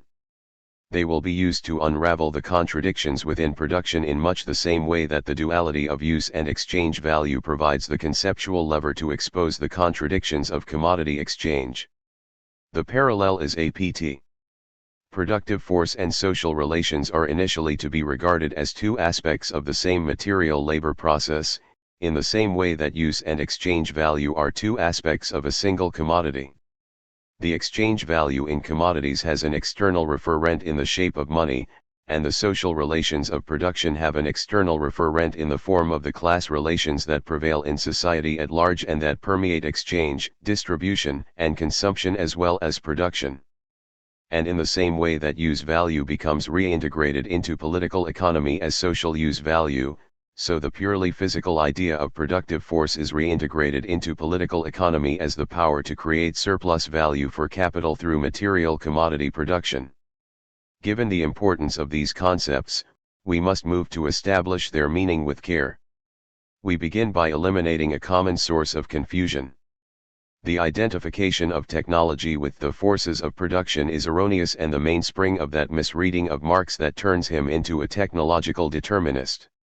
Technology is the material form of the labor process through which the underlying forces and relations of production are expressed. To equate technology with productive forces would be like equating money, the material form of value, with value itself, or equating concrete with abstract labor. But in the same way that an analysis of money can reveal much about the nature of value, so an analysis of actual technologies can disclose the nature of the productive forces and the social relations embedded within the capitalist mode of production. This is the sense to be attributed to the quotation with which we began this chapter. Analysis of existing technologies can be a useful, and necessary, preliminary exercise. But Marx conceives of his method rather differently, Grundriss, pages 100-7. He begins with the simplest possible abstractions, drawn from the actual relations of life, and then builds up richer and ever more complex conceptualizations so as to approach, step by step, the concrete forms which activities assume on the surface of society. Capital, Volume 3, p. 25. This is, he claims, the only materialistic and therefore the only scientific way to interpret the phenomena with which we find ourselves surrounded: commodity production, money and exchange, concrete technological forms, crises and so on. Capital, Volume 1, p. 372. Marx's materialist method and his concern for the actual relations of life lead him to concentrate attention upon the labor process as a fundamental point of departure for inquiry. Human action with a view to the production of use values, appropriation of natural substances to human requirements, he writes, is the necessary condition for effecting exchange of matter between man and nature. It is the everlasting nature-imposed condition of human existence. Capital, Volume 1, p. 184. And what can be more fundamental than that? The relation with nature is treated dialectically, of course. The separation between the human and the natural is viewed as a separation within a unity, because the interdependence of the physical and mental life of man with nature has the meaning that nature is interdependent with itself, for man is part of nature. Economic and Philosophic Manuscripts, p. 127. The language is very Hegelian, but Marx does not depart from this position in his later works. Point 3. The focus shifts, however, to a study of the separation within the unity. Labor is, in the first place, a process in which both man and nature participate. He opposes himself to nature as one of her own forces, setting in motion arms and legs, head and hands, the natural forces of his body, in order to appropriate nature's production in a form adapted to his own wants. Capital, Volume 1, p. 177. We here encounter the concept of productive force in its simplest and most easily comprehensible form. It represents the power to transform and appropriate nature through human labor. That power can be augmented by the use of various instruments of labor which, together with the land itself, form the means of production and constitute the necessary basis for productive labor. Capital, Volume 1, pages 180-1. The specific form the relation to nature takes is, however, a social product, a gift, not of nature, but of a history embracing thousands of centuries. Capital, Volume 2, p. 512. The actual technology of the labor process is shaped by historical and social processes and necessarily reflects the social relationships between human beings as they combine and cooperate in the fundamental tasks of production. The productive powers of labor cannot be gauged in abstraction from these social relationships. Furthermore, the work process is both instrumental and purposive in relation to human wants and needs. What distinguishes the worst architect from the best of bees is this: that the architect raises his structure in imagination before he erects it in reality. Capital, Volume 2, p. 178. Mental conceptions of the world can become a material force in a double sense. They become objectified in material objects and materialized in actual production processes. The activity of production therefore incorporates a certain knowledge of the world, knowledge that is also a social product. Each mode of production evolves a specific kind of science, a knowledge system appropriate to its distinctive physical and social needs. Marx will make much of how capitalism seeks to unify the natural sciences with the process of production, and how the principle of analyzing the process of production into its constituent phases, and of solving the problems thus proposed by the application of mechanics, of chemistry, and of the whole range of the natural sciences, becomes the determining principle everywhere. Capital, Volume 2, pages 387, 461. He even comments upon how invention itself becomes a business and the production of new scientific understandings becomes necessarily integrated into the dynamics of capitalism. Grundriss, pages 704 to 5.4. The labor process is initially conceived of, then, as a unity of productive forces, social relations, and mental conceptions of the world. The importance of the separation within the unity, in the first instance, is that it fashions the questions we ask of any technology, any labor process, we might encounter. Consider, for example, a person digging a ditch. We can describe the use of nerve and muscle and perhaps measure the physical expenditure of energy on the part of the digger. We can likewise describe the qualities of nature, the ease with which the earth can be dug, and the instruments of labor, spade or earth mover. And we can measure the productivity of labor in terms of feet of ditch dug per hour of work. But if we limit ourselves to this direct physical description, we miss much that is important. Indeed, Marx would consider the measure of productivity a meaningless abstraction. To interpret the activity properly, we must first discover its purpose, the conscious design of which it is a part, and the mental conception of the world that is embodied in the activity and its result. We must also know the social relationships involved. Is the work being done by a slave, a wage laborer, an artisan, a dedicated socialist, a religious fanatic participating in a religious ceremony, or a rich lord with a penchant for strenuous physical exercise? Identical physical actions could have an infinite variety of social meanings. We cannot interpret the activities without some understanding of their social purpose.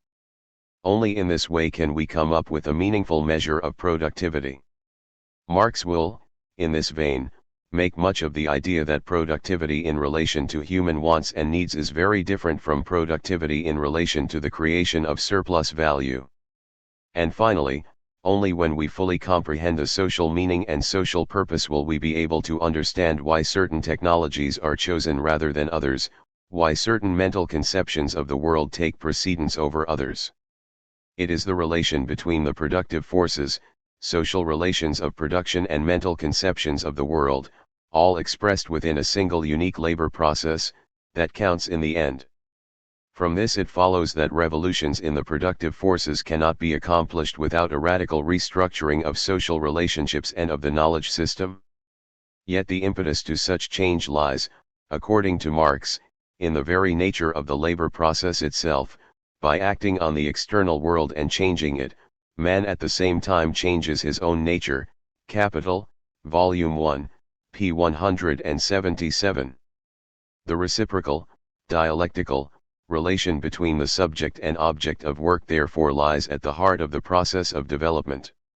This process, when generalized to social and historical contexts, leads to the idea that in acquiring new productive forces, men change their mode of production, and in changing their mode of production, they change all their social relations as well as their mental conceptions of the world. Poverty of Philosophy, p. 109. We can dissect this process more exactly by considering the separations within the unity of the labor process. What happens, for example, if the social cooperation required to operate a certain kind of production system is not forthcoming, or if the social capacity and desire to transform nature is not matched by the means of production available? What happens when the result desired is not matched by the scientific understanding of the production process needed to produce that result? The potentiality exists for all kinds of oppositions and antagonisms between the productive forces, social relations, and mental conceptions of the world. It is, however, one thing to speak of potentiality and quite another to establish, as Marx seeks to do, the necessity of such contradictions within capitalism. His general argument proceeds as follows. In order to produce and reproduce, human beings are compelled to enter into social relationships and to struggle to appropriate nature in a manner consistent with these social relationships and their knowledge of the world. In the course of that struggle they necessarily produce new relations with nature, new knowledges, and new social relations. Powerful social checks may hold down societies in relatively stationary states, states that Marx refers to as prehistory. But once the social checks are broken down, by whatever means, the equilibrium is upset and contradictory forces come into play. The contradictions between the productive forces, social relations, and mental conceptions of the world become the central source of tension. The perpetual struggle to overcome the contradictions becomes the motor force of history. This general interpretation of the forces governing the trajectory of human history is put to work to understand the dynamics of capitalism. The insatiable quest on the part of capitalists to appropriate surplus value impels perpetual revolutions in the productive forces. But these revolutions create conditions that are inconsistent with the further accumulation of capital and the reproduction of class relations. This means that the capitalist system is inherently unstable and crisis-prone. Though each crisis may be resolved through a radical restructuring of productive forces and social relations, the underlying source of conflict is never eliminated.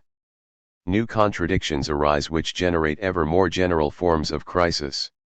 The only ultimate resolution to the contradictions lies in the elimination of their source, in the creation of fundamentally new social relationships, those of socialism. Put in these terms, this argument will, presumably, convince no one. Its utility lies in the questions it serves to pose. It directs our attention, first of all, to the social relations that spawn changes in the productive forces and in particular impels us to confront the class basis for such changes. Secondly, we are challenged to show that the pace, form, and direction of revolutions in the capacity to transform nature can ever be consistent with stable, balanced growth. And if it is not, do we not have here a fundamental explanation for the evident periodic crises of capitalism? These are the grand questions we shall seek to answer in the next few chapters. But first we need to tie down our conceptual apparatus rather more carefully to the specific historical form taken by the capitalist mode of production. The productivity of labor under capitalism. Initially, we might be tempted to treat the productivity of labor in purely physical terms and measure it by the amount of raw material that a laborer can transform, using certain instruments of production, into a given amount of finished or semi-finished product within some standardized time period. Marx is at war with such a conception. 5. It fails to distinguish between concrete labor and abstract labor and presumes that capitalists are interested in the production of use values rather than value in general and surplus value in particular. Marx proposes a distinctively capitalistic definition of labor productivity. That labor is alone productive, who produces surplus value for the capitalist, and thus works for the self-expansion of capital. Hence the notion of a productive laborer implies not merely a relation between work and useful effect, but also a specific, social relation of production, a relation that has sprung up historically and stamps the laborer as the direct means of creating surplus value. Capital, Volume 1, p. 509. Marx goes on to add, cryptically, that to be a productive laborer is, therefore, not a piece of luck but a misfortune. This value definition of productivity provides Marx with a powerful tool to beat the vulgar economists with. Only bourgeois narrow-mindedness, which regards the capitalist forms of production as eternal, can confuse the problem of what is productive labor from the standpoint of capital with the question of what labor is productive in general, and consequently fancy itself very wise in giving the answer that all labor which produces anything at all, is by that very fact productive labor. Theories of Surplus Value, pt. 1, p. 393. Armed with this conception of value rather than physical productivity, Marx can also debunk the commonly held notion that capital is itself somehow productive. Increases in physical productivity, particularly those brought about through the application of machinery, appear to be an attribute, a product, even, of capital. Capital becomes a very mystic being since all of labor's social productive forces appear to be due to capital, rather than labor as such, and seem to issue from the womb of capital itself. Capital, Volume 3, p. 827. But what does this appearance truly denote? It simply represents, Marx argues, the ability of the capitalist to appropriate the productive powers of social labor in such a way that the latter appear to be productive powers of capital. Theories of Surplus Value, pt. 1, pages 389 to 91.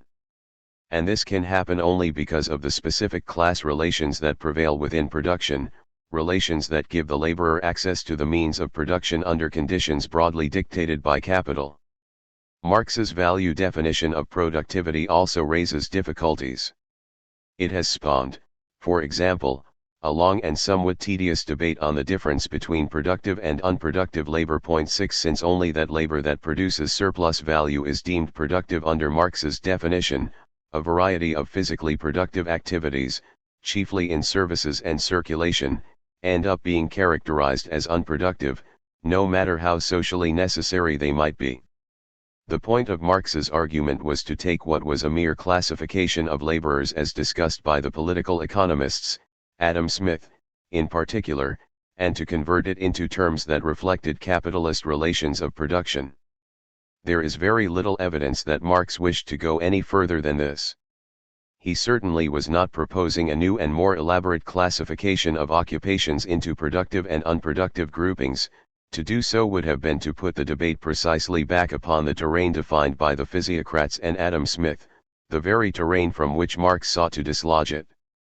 All that Marx was suggesting here was, in effect, that any definition of productive labor under capitalism had to be seen in relation to the actual process of production of surplus value. As we broaden our perspective on that process, from, for example, within the labor process outwards to embrace the total circulation process of capital, so the definition of productive labor will broaden also. In order to labor productively, it is no longer necessary for you to do manual work yourself. Enough, if you are an organ of the collective laborer, and perform one of its subordinate functions, Capital, Volume 1, p. 509. The idea that it is the productivity of the collective, rather than the individual, laborer that counts has implications for our conception of productive force. The ways in which laborers relate to and mutually reinforce each other in the performance of their various tasks clearly has a bearing upon their collective productivity. Efficiency is not a purely technical matter but, as every industrial relations expert knows, at least in part a social question. The dilemma for the capitalist is to mobilize the positive powers of cooperation as a productive force of capital through mechanisms that, in the last instance, must be judged coercive. Strategies of job enrichment, cooperation, and worker management integration seem specifically designed to mask the basic relation of domination and subordination that necessarily prevails within the labor process. This brings us to consider, however, the decisive role of class struggle within the labor process itself. To the labor process. One of the most compelling aspects to the first volume of Capital is the way in which Marx switches so fluently from the deepest and simplest possible abstractions, like value, to reflections on the history of struggles over the working day and mechanization, on through to the political implication of the necessity for a revolutionary overthrow of capitalism. While the work is executed with consummate artistry, its very achievements can in themselves be somewhat misleading. Put in the context of his overall project, even as articulated in the other two volumes of Capital, we could well argue that the tie between history and theory in Volume 1 is prematurely knotted and that the political implications are far too hastily derived. Marx was not necessarily wrong in this. Neither historical interpretation nor political action can wait upon the perfection of theory, while the latter itself can emerge only out of perpetual testing against historical experience and political practice. But the first volume of Capital is such a seductive document that many Marxists treat it as the final word when it should be viewed as an extraordinary but preliminary stab at how theory, historical interpretation, and strategies for political action mutually determine and relate to each other. The controversial character of Marx's argument becomes immediately apparent in the contemporary debate over the nature of the labor process under capitalism. The debate is important because the labor process is fundamental to the workings of any mode of production. If Marx's manner of representing it is wrong, then almost everything else must also be called into question. The debate has taken on added urgency and direction since the publication of Braverman's Labor and Monopoly Capital in 1974. With the exception of Gramsci's, 1971, fascinating essay on Fordism, This was the first major work in the Marxist tradition to grapple with changes in the labor process in the 20th century. Subsequent work has called into question both Marx's original conception and Braverman's extension of it. Marx organizes his thoughts on the matter around the distinction between formal and real subjection of labor to capital, Capital, Volume 1, p. 510. Formal subjection is sufficient for the production of absolute surplus value and comes about as soon as laborers are compelled to sell their labor power in order to live. The labor process goes on as before, apart from the introduction of an economic relationship of supremacy and subordination, which arises because capitalists naturally direct and supervise the activities of the laborer, and because of a tendency for the labor to become far more continuous and intensive, since every effort is made to ensure that no more, or even less, socially necessary labor time is consumed in making the product, results of the immediate process of production, p. 1025. Through competition in exchange, socially necessary labor time begins to be felt as the regulator of the labor process, even though laborers retain substantial control over their traditional skills and over the methods employed. The reduction of skilled to simple labor does not occur. And the only compulsion involved arises out of the necessity for the laborer to sell labor power in order to live. The real subjection of labor to capital arises when capitalists begin to reorganize the labor process itself in order to acquire relative surplus value. With this, the entire mode of production is altered and a specifically capitalist form of production comes into being, together with the corresponding relations of production, results, p. 1024. In other words, the class relations that prevail within capitalism in general now penetrate within the labor process through the reorganization of the productive forces. Capitalists mobilize the powers that arise out of cooperation and the detailed division of labor, and profit from the increased productivity of labor that results. Workers increasingly become special modes of existence of capital and are increasingly subjected to the despotic control of the capitalists and their representatives. An hierarchical and authoritarian structure of social relations emerges within the workplace.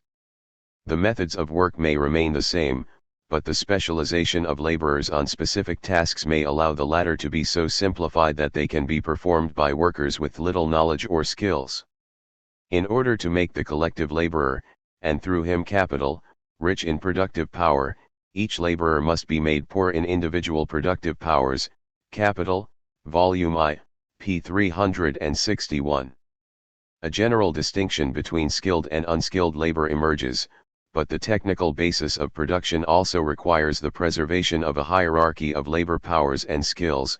Together with wage differentials, the reduction of skilled to simple labor is not complete. In these instances also, the increasing productive power of labor arises out of a reorganization of existing work processes and does not necessarily entail any major investment on the part of the capitalists, although new premises and buildings may be needed, since cooperation often means the aggregation of various processes under the same roof, pages 320, 355. Capitalism overcomes the narrow technical basis of manufacturing through the introduction of machinery and the organization of the factory system.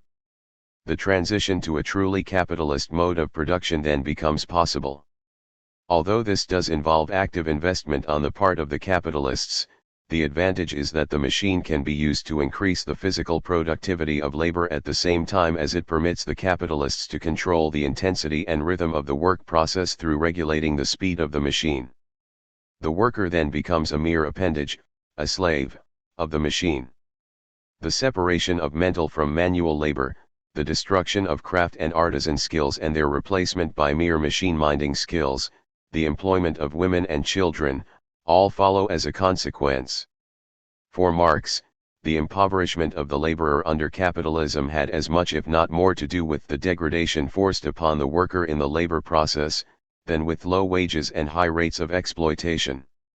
With the capitalist use of machinery, the instrument of labor becomes the means of enslaving, exploiting, and impoverishing the laborer. The social combination and organization of labor processes is turned into an organized mode of crushing out the workman's individual vitality, freedom, and independence. Results, p. 506. The violence the capitalist class must necessarily visit upon the laborer in order to extract surplus value is nowhere more readily apparent than in the degraded relation to nature that results in the labor process. This provokes its own response. Workers resort to individual acts of violence, sabotage, industrial pathology of all kinds, as well as collective forms of resistance to the use and abuse of machinery. The social struggles to which this violent resistance gives rise form a central theme in the social and political histories of those countries that have taken the capitalist road to industrialization. But Marx appears to insist that, in the long run, individual or collective forms of worker resistance within the work process must fall before the overwhelming forces that capital can muster. The isolated forms of resistance only delay the inevitable. Only a broadly based revolutionary movement can regain for labor what will otherwise almost certainly be lost. Yet this whole process is not without its compensations and contradictions either. The routinization of tasks requires sophisticated managerial, conceptual, and technical, engineering, skills. This entails a new kind of hierarchical ordering, which Marx pays scant attention to, though it is implied by the necessary persistence of cooperation and detailed division of labor within the factory system. Workers also come to be indifferent to the particular tasks they perform, ready to adapt to each and every new technology and able to switch freely from one line of production to another. These powers of adaptability, which often entail literacy, numeracy, the ability to follow instructions and to routinize tasks quickly, counter the tendency towards the degradation of labor in important ways. Skills of this sort, though very different from those of the traditional craftsman, imply the creation of a new kind of worker, the fully developed individual, fit for a variety of labors, ready to face any change of production, and to whom the different social functions he performs are but so many modes of giving free scope to his own natural and acquired powers. Capital, Volume I, p. 488. By liberating workers from their traditional skills, capital at the same time generates a new and peculiar kind of freedom for the worker. We should note in this how the word skill undergoes a subtle transformation of meaning. On the one hand, there is the traditional craft and artisan skill which confers a certain power upon whoever possesses it because it is, to some degree, monopolizable. Such skills are anathema to capital. They can act as a barrier to the accumulation of capital, wage rates are sensitive to their scarcity, and prevent the penetration of capitalist social relations of domination and subordination within production. These are the skills that have to be eliminated if capitalism is to survive. On the other hand, it is important for capital that new skills emerge, skills which allow for flexibility and adaptability and, above all, for substitutability, that are non-monopolizable. The deskilling of which Marx writes often entails a direct transformation from monopolizable to non-monopolizable skills. But the former kind of skill can never disappear totally. The skills of the engineers, the scientists, managers, designers, and so on often become monopolizable. The only question is, then, whether the monopoly powers that attach to such skills are totally absorbed as a power of capital, through the formation of a distinctive faction of the bourgeoisie, the managers and scientists, or whether they can be captured as part of the collective powers of labor. Braverman, 1974, in a work that is both rich and compelling, updates Marx's account and seeks also to show how the labor process has been modified as capitalism has moved into its monopoly stage. It is difficult to deal with a very subtle argument in a few paragraphs. However, Braverman attaches prime importance to scientific management and the scientific, technical revolution as two aspects of capital that grow out of monopoly capitalism and make it possible. Both have deep implications for the social relations within production and the form the labor process takes. Scientific management, Taylorism, entails a systematic separation of the mental labor of conception from the manual labor of execution and so fragments and simplifies the latter that even a trained guerrilla could do it. The mobilization of science and technology gives capital the organized capacity to revolutionize the productive forces almost at will. It furthers the separation of manual from mental labor and, when combined with scientific management, ensures that control over the labor process passes from the hands of the worker into those of management. This transition presents itself in history as the progressive alienation of the process of production from the worker. Braverman, 1974, pages 57-8. This ensured that, as craft declined, the worker would sink to the level of general and undifferentiated labor power, adaptable to a wide range of tasks, while as science grew, it would be concentrated in the hands of management. Braverman, 1974, pages 120-1.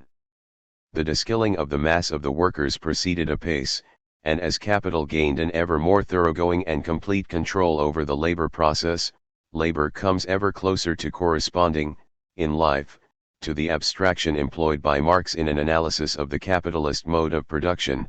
The reduction of skilled to simple abstract labor is complete. Braverman, 1974, p. 182. The problem posed above, pages 57-61, is resolved.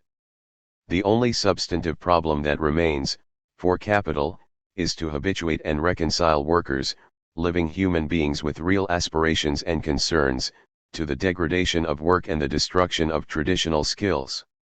The apparent shift in managerial strategy from control of work to control of the worker through industrial relations programs designed to increase job satisfaction, diminish feelings of alienation, etc., is interpreted by Braverman as an extension and deepening of the tactics of Taylorism to penetrate within the very psychological makeup of the workers themselves. But this, too, has to be put in its context. For what is most striking about Braverman's contribution is the way in which he relates the very specific manner in which industrial work processes are transformed under monopoly capitalism to the transformation of all aspects of life in the 20th century.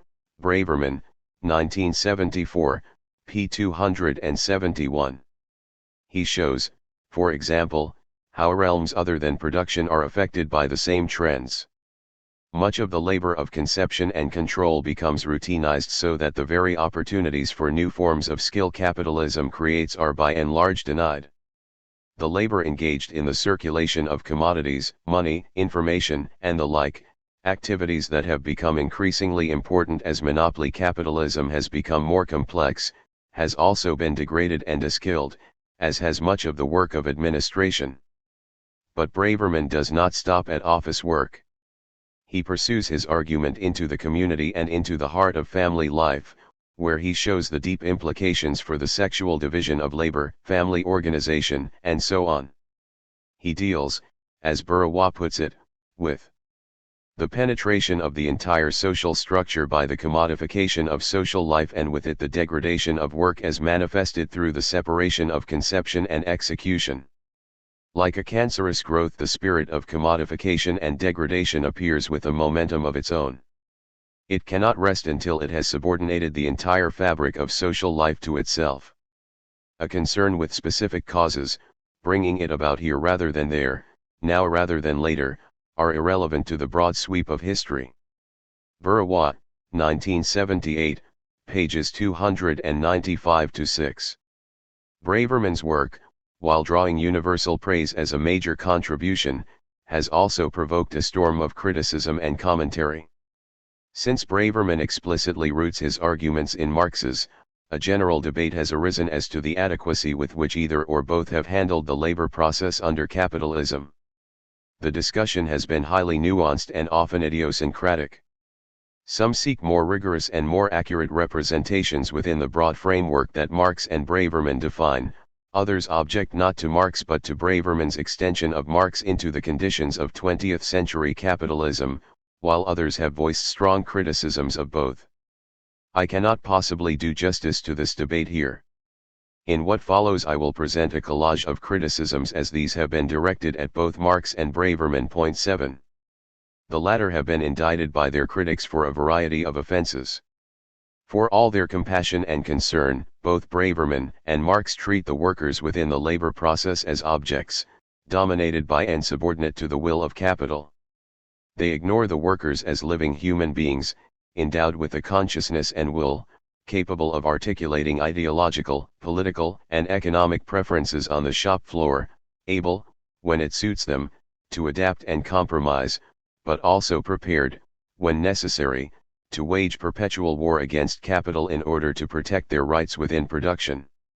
Class struggle within the labor process is thereby reduced to a transient affair of relatively minor importance, and worker resistance as a force causing accommodating changes in the capitalist mode of production is totally neglected. 8 Marx and Braverman erroneously depict technological and organizational change as an inevitable response to the operation of the law of value, to the rules that govern the circulation and accumulation of capital, when struggles waged by workers on the shop floor have affected the course of capitalist history. 9 That history, when properly reconstructed by techniques faithful to historical materialism, tells a quite different story from that set out by either Marx or Braverman. The latter imposed theoretical constructs upon historical realities and so distorted history. Worse still, their theories reflected capitalist ideology rather than capitalist practice. Marx, says Lazonik, 1979, pages 258-9, gives a misleading portrayal of the effects of the self-acting mule, because he derived his conclusion of the omnipotence of technology in the subjection of labor to capital from an uncritical acceptance of capitalist ideology, particularly that espoused by Ure and Babbage. Palmer, Edwards, and Burrow likewise see Braverman as a victim of the ideology of Taylorism because the real history shows, they claim, that the working class defeated Taylorism on the shop floor and forced capitalists to seek out new and more acceptable, to labor, means of control. 10 Capitalists had to compromise, in part because of the sheer tenacity of working class struggle on the shop floor, but also because the new processes of production, far from reducing the power of labor to fight back against capital, have, by their very intricacy and interdependency, increased the capacity for sabotage and disruption. Capitalists have therefore had to manufacture consent and to elicit the willing cooperation of workers. 11 The net result has been to transform the contested terrain within the workplace into a terrain of compromise. 12 Cooperation between capital and labor, over the form taken by the labor process, job enrichment schemes, responsible autonomy, etc., over the definition of job and wage structure, hierarchically ordered so as to offer the worker job mobility within the enterprise and even a career, becomes the order of the day and gradually replaces confrontation and conflict on the shop floor. Such criticisms are potentially devastating.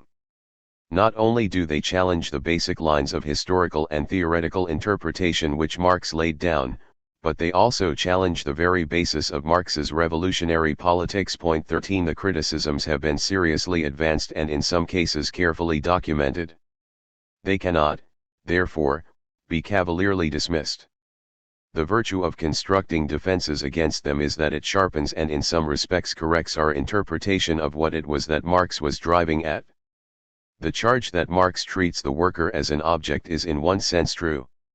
It was precisely Marx's point that the world cannot be understood solely through direct subjective experience of it, and that the working class's own vision of its potentialities and powers was seriously emasculated without the achievement of a truly materialist science. To make such an argument does not deny the validity of the worker's subjective experiences, nor does it say that the sheer inventiveness and variety of workers' responses are unworthy of comment or study. It is vital to understand how workers cope, the games they invent to make the labor process bearable, the particular forms of camaraderie and competition through which they relate to each other, the tactics of cooperation, confrontation and subtle avoidance with which they deal with those in authority, and above all, perhaps, the aspirations and sense of morality with which they invest their daily lives. It is important, too, to understand how workers build a distinctive culture, create institutions and capture others for their own, and build organizations for self-defense. But what Marx seeks is an understanding of what it is that workers are being forced to cope with and to defend against, to come to terms with the manifest forces that impinge upon them at every turn. Why is it that workers have to cope with new technologies, speed UPS, layoffs, desk-skilling, authoritarianism in the workplace, inflation in the marketplace? To understand all this requires that we construct a materialist theory of the capitalist mode of production, of the circulation and accumulation of capital through commodity production. And the theory shows that, from the standpoint of capital, workers are indeed objects, a mere factor of production, the variable form of capital, for the creation of surplus value. The theory holds up to the workers, as in a mirror, the objective conditions of their own alienation, and exposes the forces that dominate their social existence and their history. The construction of this theory, by techniques that went beyond the simple replication of subjective experience, was, surely, Marx's most signal achievement. But the undoubted revelatory power of Marxian theory does not by itself guarantee its absorption by the proletariat as a guide to action. Political and class consciousness is not forged, after all, by appeal to theory. It has its roots deep in the very fabric of daily life and in the experience of working in particular. Yet the theory shows that capitalism is characterized by fetishisms that obscure, for both capitalist and worker alike, the origin of surplus value in exploitation. The immediate subjective experience of the labor process does not necessarily lead, therefore, to the same conclusions that Marx expressed, for the very reasons that Marx himself divined. The subjective experience is none the less real for all that. So a gap may exist between what daily experience teaches and what theory preaches, a gap that the ideologists of capitalism are by no means loath to play upon and exacerbate. Marx, for his part, was more than a little inclined to deny the authenticity of experience. The unfortunate category, false consciousness, springs immediately to mind, in pushing so strongly for the revelatory power of theory.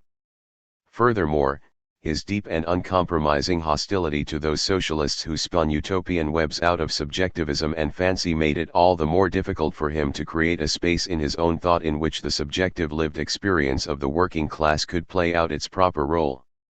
He could not, as a consequence, solve the problem of political consciousness, and it is interesting to note that Braverman likewise thought it wise to avoid that question. Point 14. Yet the question is fundamental and will not go away. It has dogged some of the best Marxist thinkers, for example, Lukács, Gramsci, and those of the Frankfurt School, such as Fromm, Marcuse, Horkheimer, and Habermas, who sought an explanation of the non-revolutionary character of the working classes in the advanced capitalist countries through an integration of Marx and Freud. But it is fair to say that the duality of worker as object for capital and as living creative subject has never been adequately resolved in Marxist theory. Indeed, it has been the cause of an immense and continuing friction within the Marxist tradition. Those, like E. P. Thompson in his epoch-making of the English working class, who dwell primarily on the laborer as creative subject, frequently find themselves castigated and ostracized as moralists and utopians by their more theoretically minded colleagues whose prime concern appears to be the preservation of the integrity and rigor of Marxist materialist science. Thompson condemns the latter for an arbitrary separation of a mode of production from everything that actually goes on in history, a self-validating theoretical practice which ends up by telling us nothing and apologizing for everything. More specifically, he pours scorn on authorities on the labor process who have never found relevant to their exalted theory Christopher Hill's work on the uses of Sabbatarian, nor mine on time and work discipline, nor Eric Hobsbawm's on the tramping artisan, nor that of a generation of American, French, British, labor historians, a group often dismissed with scorn, on time and motion study, Taylorism, and Fordism. Not surprisingly, the critics of Marx and Braverman have drawn much strength from Thompson's work. Point 15. So what happens to our theory when we allow back the worker as creative subject? Thompson is quite explicit. Contrary to the view of some theoretical practitioners, he writes, no worker known to historians ever had surplus value taken out of his hide without finding some way of fighting back. There are plenty of ways of going slow, and, paradoxically, by his fighting back the tendencies were diverted and the forms of development were themselves developed in unexpected ways. 1978, pages 345-6. Here we come to the root of the problem, the role of class struggle and worker resistance in modifying and guiding the evolution of the labor process itself. Can workers, as creative subjects who resist the depredations of capital, become thereby at least partial authors of their own history? Can they alter the forms of technological change, the systems of managerial control and authority, the organization, intensity, and speed of work, the patterns of investment and reinvestment and, hence, the direction, pace and content of the accumulation of capital itself? Immediate experience would suggest a positive response to such questions. The theory appears to indicate otherwise. Can we reconcile the two? What Marxian theory teaches is that capitalism operates under the perpetual and relentless imperative to revolutionize the productive forces, understood in terms of the value productivity of labor power. This is, we have argued, an abstract proposition rendered concrete by reference to the specifics of technological change. 16 Both Marx and Braverman may here be judged guilty of a too facile transition from the abstraction to the very concrete strategies of deskyling.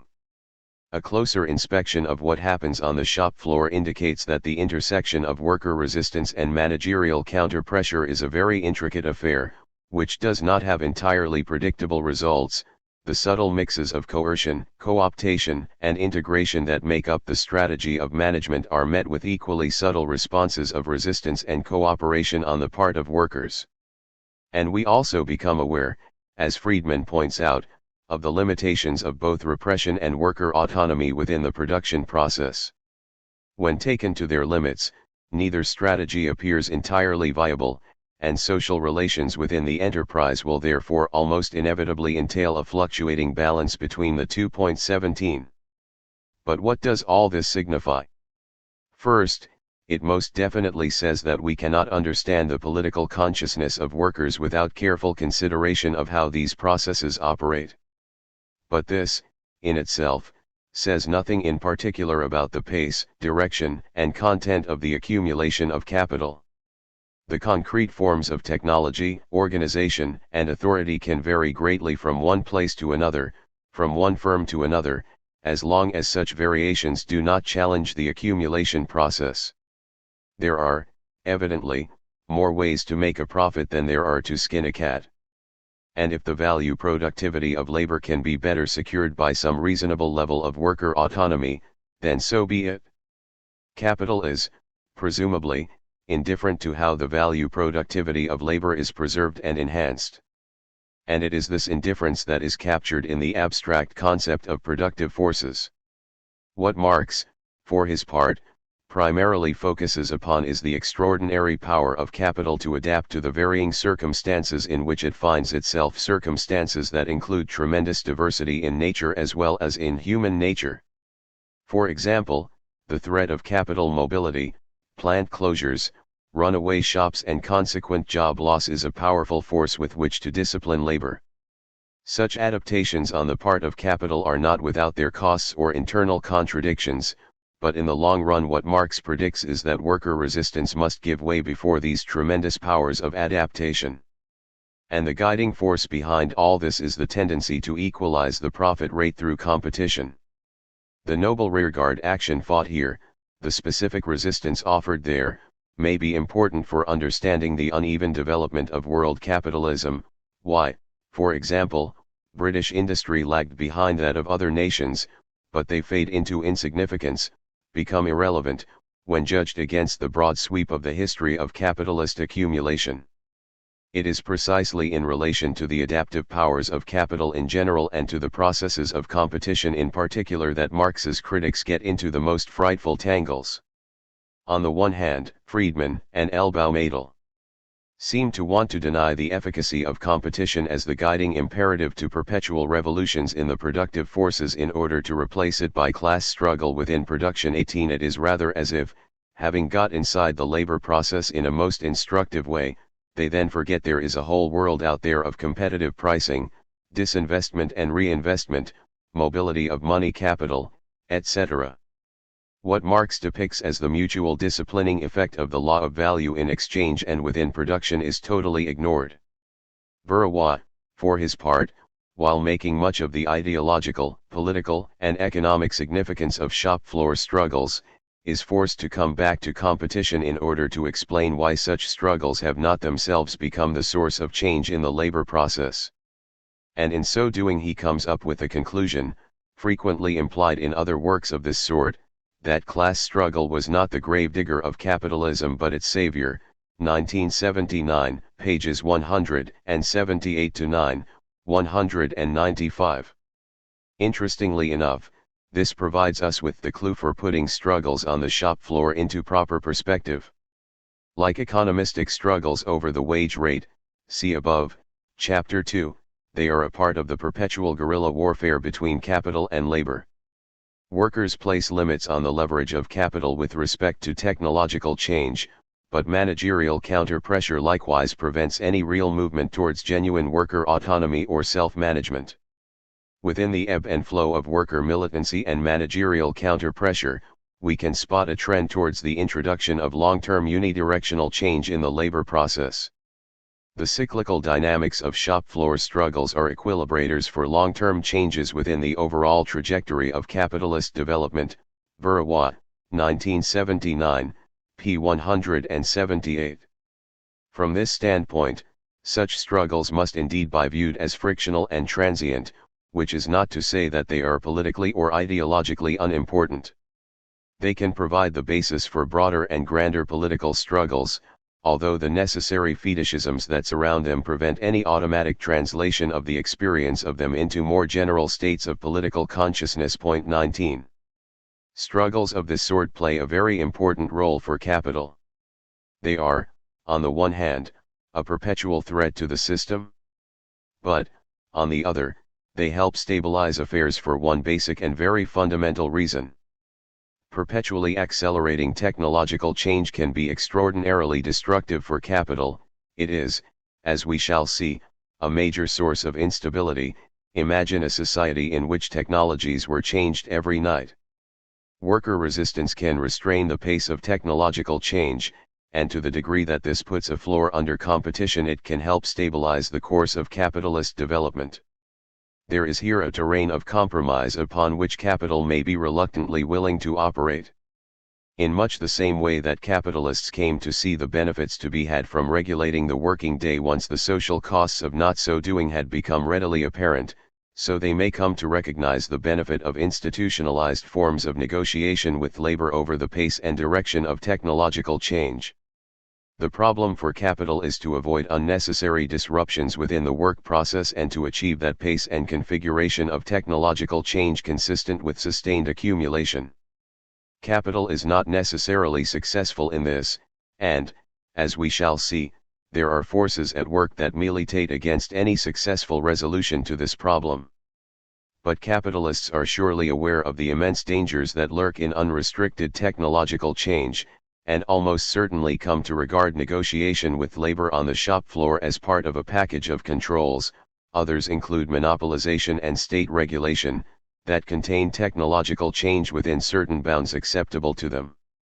From this standpoint, the modest restraints placed upon them through worker militancy may be regarded as helpful.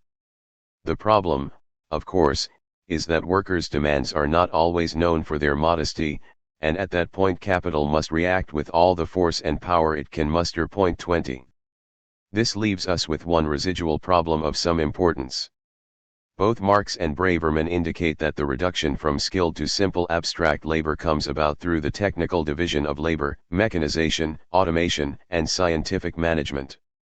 Furthermore, for Marx, the tendency of the evolution of the labor process was to create a homogeneous industrial proletariat which would discover its unity in its common subjection to capital through the destruction of traditional and pre-industrial skills. Elbaum et al. Claim that such views are too simple. Whatever the technical structure of production, capitalists may require hierarchical divisions of labor as modes of management. And in the determination of the structure of these hierarchies, formal and informal struggles by strategic groups of workers often play a crucial role.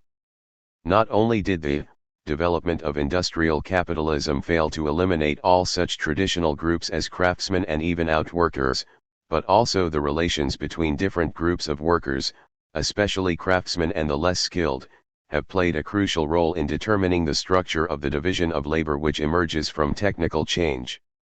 Elbaum et al., 1979, pages 228-9. A variety of issues are involved here, questions of historical veracity in different accounts of the evolution of the labor process, questions of political strategy and ideology, of class consciousness, etc. But the most important issue at this point in our investigation of the capitalist mode of production concerns the reduction from skilled to simple labor. If the historical evolution of the labor process has not moved towards such a reduction, then what credence can we place upon a theory of value that presupposes that such a reduction has occurred? Certainly, the accounts labor historians now provide indicate that, if the reduction has occurred at all, it is by a process that has taken a most tortuous and convoluted path. 21 We find ourselves forced to reflect, once more, upon the relation between the theory of the capitalist mode of production as a whole and the historical evolution of capitalist social formations. We can begin by simplifying the problem. First, the separation of managerial and technically based hierarchies is in principle irrelevant because both have a role in mobilizing the productive powers of labor for the creation of surplus value. Secondly, Marx most certainly did not argue that the reduction of skilled to simple abstract labor entailed the homogenization of the workforce to the point where no skills were left. The reduction meant the elimination of monopolizable skills and the creation of a flexible skill pattern which allowed of relatively easy substitutions. The skills then remaining could reasonably be accounted for as so many multiples of simple abstract labor. Finally, we must recall Marx's insistence that the reduction itself has nothing to do directly with the pattern of wage differentials based on costs of production or on distinctions that have long ago ceased to be real, and that survive only by virtue of a traditional convention, Capital, Volume 1, p. 197. The wage system, by obscuring the origin of surplus value, characteristically contains all kinds of distortions and oddities. Piecework, for example, could have substantial differential effects on the rewards of laborers and so give wider scope to individuality, and with it the sense of liberty, independence, and self-control of the laborers as well as to their competition one with another. Capital, Volume 1, p. 555. Marx was undoubtedly not finely attuned to the details of wage determination or its hierarchical ordering. But this was simply because he did not attribute great importance to this surface appearance of things. The essential measure of the reduction of skilled to simple labor lies in the degree to which capitalism has created skills that are easily reproducible and easily substitutable. All of the evidence suggests that this has been the direction in which capitalism has been moving, with substantial islands of resistance here and innumerable pockets of resistance there. To the extent that the reduction of skilled to simple labor is still in the course of being accomplished, we have to conclude that capitalism is in the course of becoming more true to the law of value implied in its dominant mode of production. 22 From this standpoint, at least, there seems to be little ground for disputing Marx's or Braverman's basic line of argument. 3. The sources of technological change under capitalism. That capitalist society has exhibited an extraordinary degree of technological and organizational dynamism throughout its history is self-evident.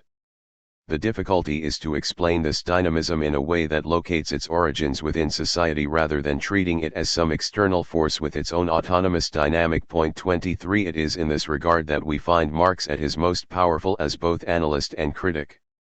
He will broadly ascribe the technological and organizational dynamism of capitalism to a desperate struggle, waged by capital, to stabilize the inherently unstable conditions of class reproduction. He will measure the limits to this process and explore its contradictions. He will fashion a theory of crisis formation. And he will in part base his plea for the transition to socialism upon the need to cure the gross irrationalities that arise out of the burgeoning contradiction between growth in the productive forces and the social relations upon which the capitalist mode of production is based. When we turn to consider the matrix of social relations that impel technological change, we find ourselves confronted with some confusing cross-currents which run into each other in interesting ways. Competition among capitalists and, to a lesser degree, within the working class plays an important role, but we cannot judge the response to that competition in isolation from the central cleavage between capital and labor, which is the hallmark of capitalist social relations. Consider, for example, the possible responses of capitalists to heightened competition. They can, 1. Lower the wage rate, 2. Increase the intensity of use of an existing production system, 3. Invest in a new production system, 4. Economize on constant capital inputs, run old machinery longer, use energy and raw material inputs more efficiently, seek cheaper raw materials in the market, etc. 5. Seek out more efficient factor combinations and substitutions. 6. Change the social organization of production, job structures, chains of command, in the search for more efficient management. 7. Appeal to the workers to cooperate and work harder in order to save their jobs. 8. Come up with new strategies for marketing, product differentiation, advertising, etc. 9. Change location, see Chapter 12. Through one, or any combination, of these responses, individual capitalists can hope to preserve or improve their competitive position. The strategy that is chosen will depend upon circumstances and possibilities as well as upon managerial predilections. The course of technological change under such conditions appears hard to predict. But Marx's central point is that competition impels capitalism towards perpetual revolutions in the productive forces by whatever means of whatever sort. Capitalists compete with each other in the realm of exchange. Each has the possibility to alter his own production process so that it becomes more efficient than the social average. This is a source of relative surplus value to them. Once the competitors have caught up, the original innovators have every incentive to leap ahead once more in order to sustain the relative surplus value they were previously capturing. There is plenty of opportunity here, of course, for the enterprising, imaginative, and individualistic entrepreneur, that inspiring and noble individual so important to the folklore of capitalism and so frequently depicted as the sole fount of its technological dynamism. Point 24. The social consequence of competition is, of course, to force continuous leapfrogging in the adoption of new technologies and new organizational forms independent of the will of any particular entrepreneur, provided, of course, markets remain competitive. The only question posed is, what are the limits to such a process? But capitalists are also highly interdependent upon one another, and the degree of interdependency increases with proliferation in the division of labor. Spillover and multiplier effects become significant. A radical change in the mode of production in one sphere of industry involves a similar change in other spheres. This happens at first in such branches of industry as are connected together by being separate phases of a process, and yet are isolated by the social division of labor, in such a way, that each of them produces an independent commodity. Thus spinning by machinery made weaving by machinery a necessity, and both together made the mechanical and chemical revolution that took place in bleaching, printing, and dyeing, imperative.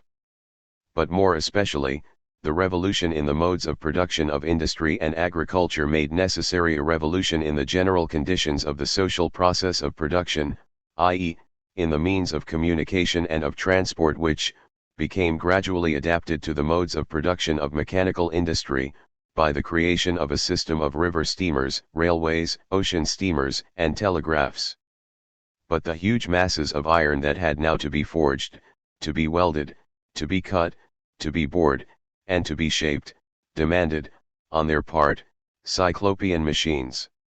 Modern industry had therefore itself to take in hand the machine, its characteristic instrument of production, and to construct machines by machines. It was not till it did this, that it built up for itself a fitting technical foundation, and stood on its own feet. Capital, Volume 1, pages 383-4. There seems to be no end to such a spiral of multiplier effects. To begin with, any uneven development of the productive forces within different phases of a vertically integrated system of production will pose problems for the smooth flow of inputs and outputs from unworked raw material to finished product. And it is hard to imagine how technological structures can ever be exactly right to equilibrate such a process. The general spillover effects into other spheres will also likely be marked by uneven development and spiraling side effects. Consider, for example, those technological changes that decrease the cost and time of circulation. As the division of labor proliferates and market interactions become more complex, so these costs tend to rise and the pressure to reduce them mounts. From the physical standpoint, this means pressure to reduce the cost and time of movement of commodities and to economize on costs of wholesaling, retailing, and merchandising. Innovations that affect the speed with which money can circulate, the credit system, and with which information can be gathered and disseminated, the telegraph, telephone, radio, telex, etc., also become imperative. Even the household is not immune. The technology of final consumption must keep pace with the requirement to absorb the increasing quantities of commodities produced. At one point in time there will likely be considerable unevenness in the development of the productive forces as between individual firms, industries, and even whole sectors and regions. But the technological states are not independent of each other. Each serves to define the other through multiple interaction effects. These are extremely difficult to trace. Indeed, so extensive are the interactions, so wide the ramifications, that technological change appears to assume an autonomous dynamic, entirely divorced from its origins in capitalist competition and class relations. Technological change can become fetishized as a thing in itself, as an exogenous guiding force in the history of capitalism. The presumption of the necessity and inevitability of technological change becomes so strong that the striving for it, embodied in a prevailing ideology of technological progress, becomes an end in itself. What this all points to is a never-ending and ever-accelerating spiral of technological change, sparked by competition and sustained by way of multiplier effects reverberating through increasingly integrated spheres of economic activity. The remarkable thing under such circumstances is not that capitalist society is technologically dynamic, but that its dynamism has been so muted and controlled. That this is the case must in part be attributed to barriers that arise out of the social relations of capitalism. Consider, then, the barriers capital itself erects against the tendency towards perpetually accelerating technological and organizational change.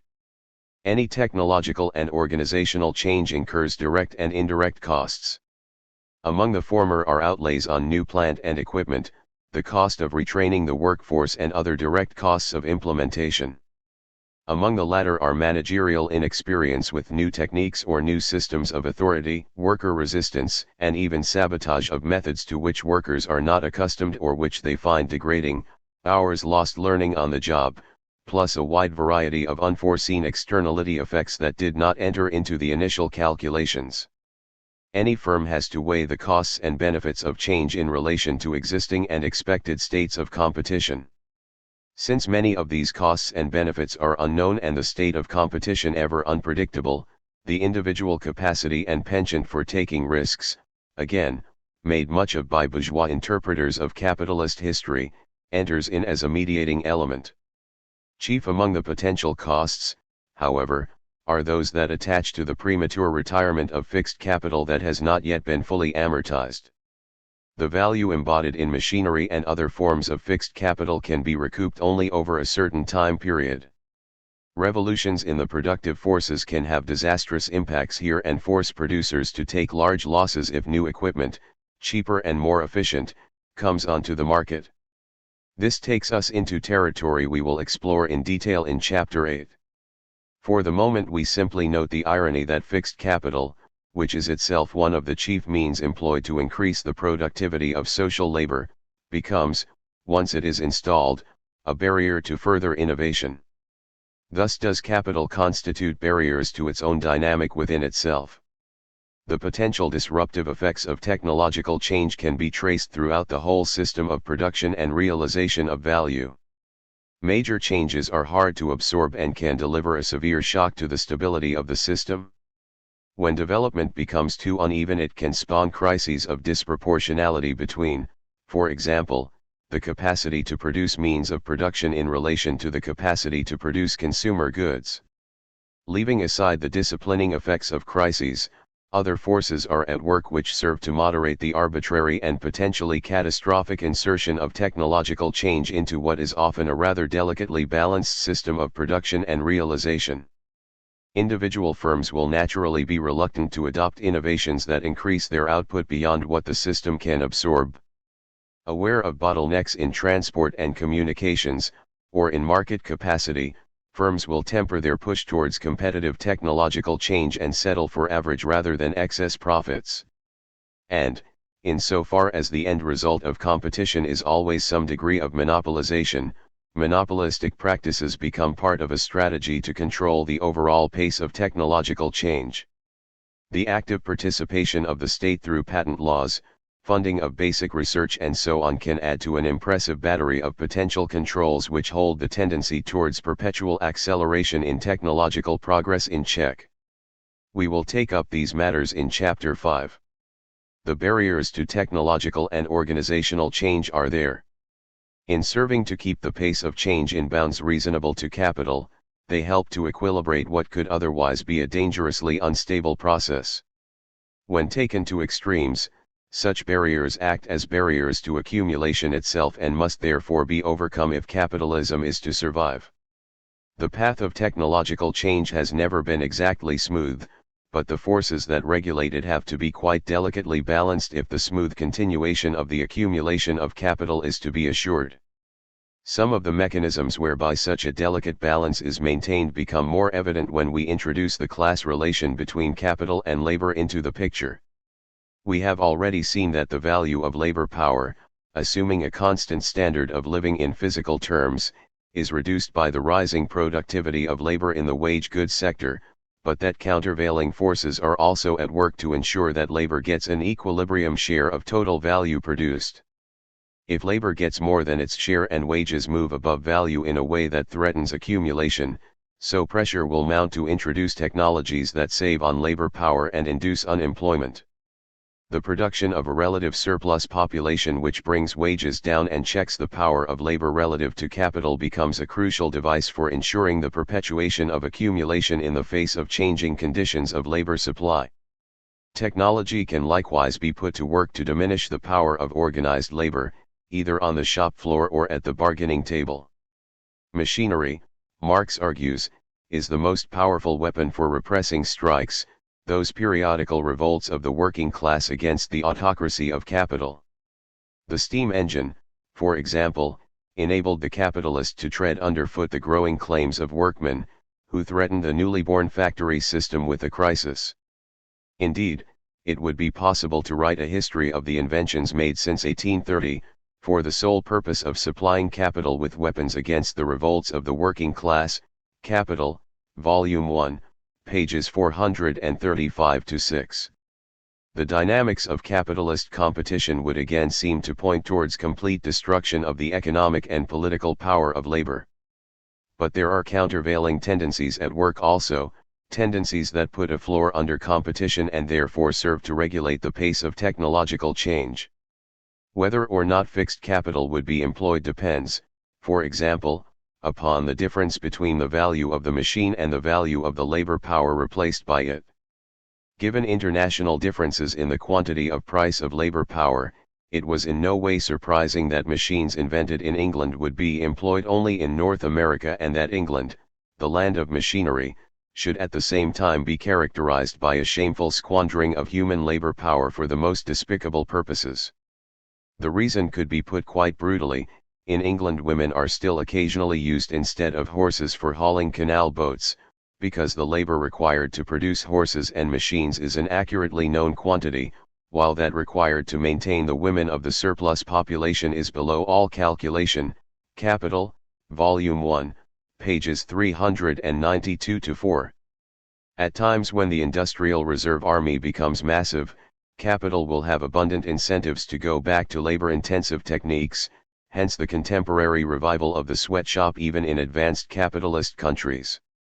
The stimulus for more complex forms of technological and organizational change is certainly blunted at times of chronic labor surplus. We have also argued that class struggle on the shop floor has an important role to play as an equilibrating device. Such struggles can serve to check the dangerous acceleration of technological change in myriad ways. New technologies require some degree of worker cooperation when they are introduced, for example. The perpetual guerrilla warfare on the shop floor can therefore play both positive and negative roles in the stabilization of capitalism. But the exact relations here are very complex.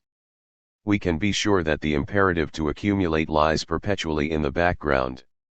The problem is that the actual forms of technological and organizational change are so various, and the forces that regulate them are so intertwined, that we cannot readily distinguish them. Although technological change plays a central role in Marxian theory, we do not have a complete understanding of it. That capitalist competition and interdependency as well as class struggle between capital and labor form the pivot on which the analysis turns there can be no doubt. But the interaction and multiplier effects are incompletely analyzed, as are the consequences of the direct production of new scientific knowledges.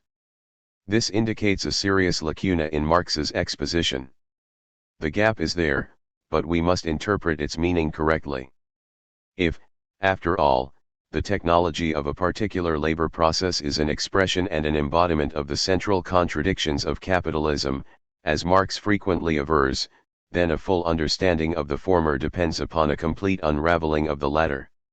An understanding of technology must therefore be regarded as an end product of that line of inquiry that Marx did not complete.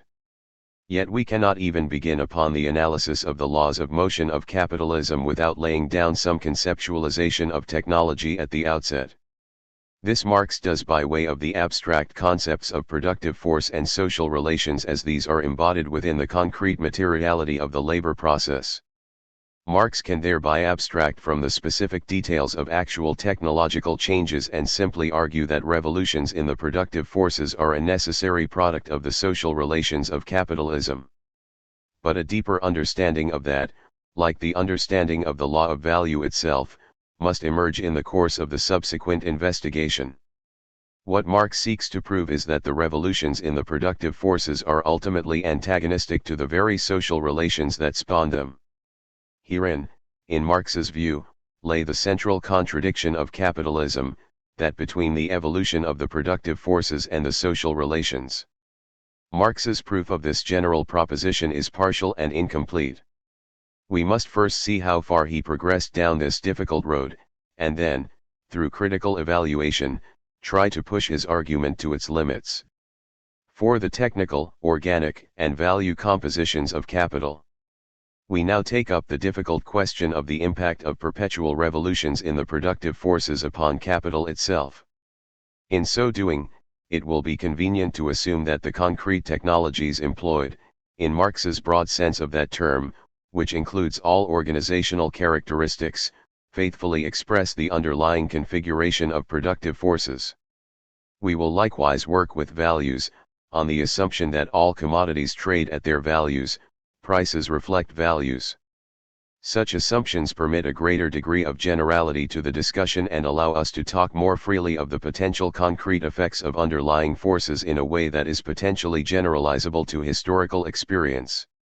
The tentative character of such identifications and the hypothetical character of the resulting generalizations should be apparent from our previous remarks. A particular technological state is associated, in the first instance, with a certain physical productivity of labor power. This physical productivity is measured in diverse, non-comparable units, the number of yards of cloth woven, the number of shoes made, the tons of iron and steel produced, etc., per laborer per hour. Marx calls such ratios the technical composition of capital. When reduced to a common basis of values, these ratios are expressed in terms of proportion of constant to variable capital employed in a standardized production period. The ratio C/V is called the value composition of capital.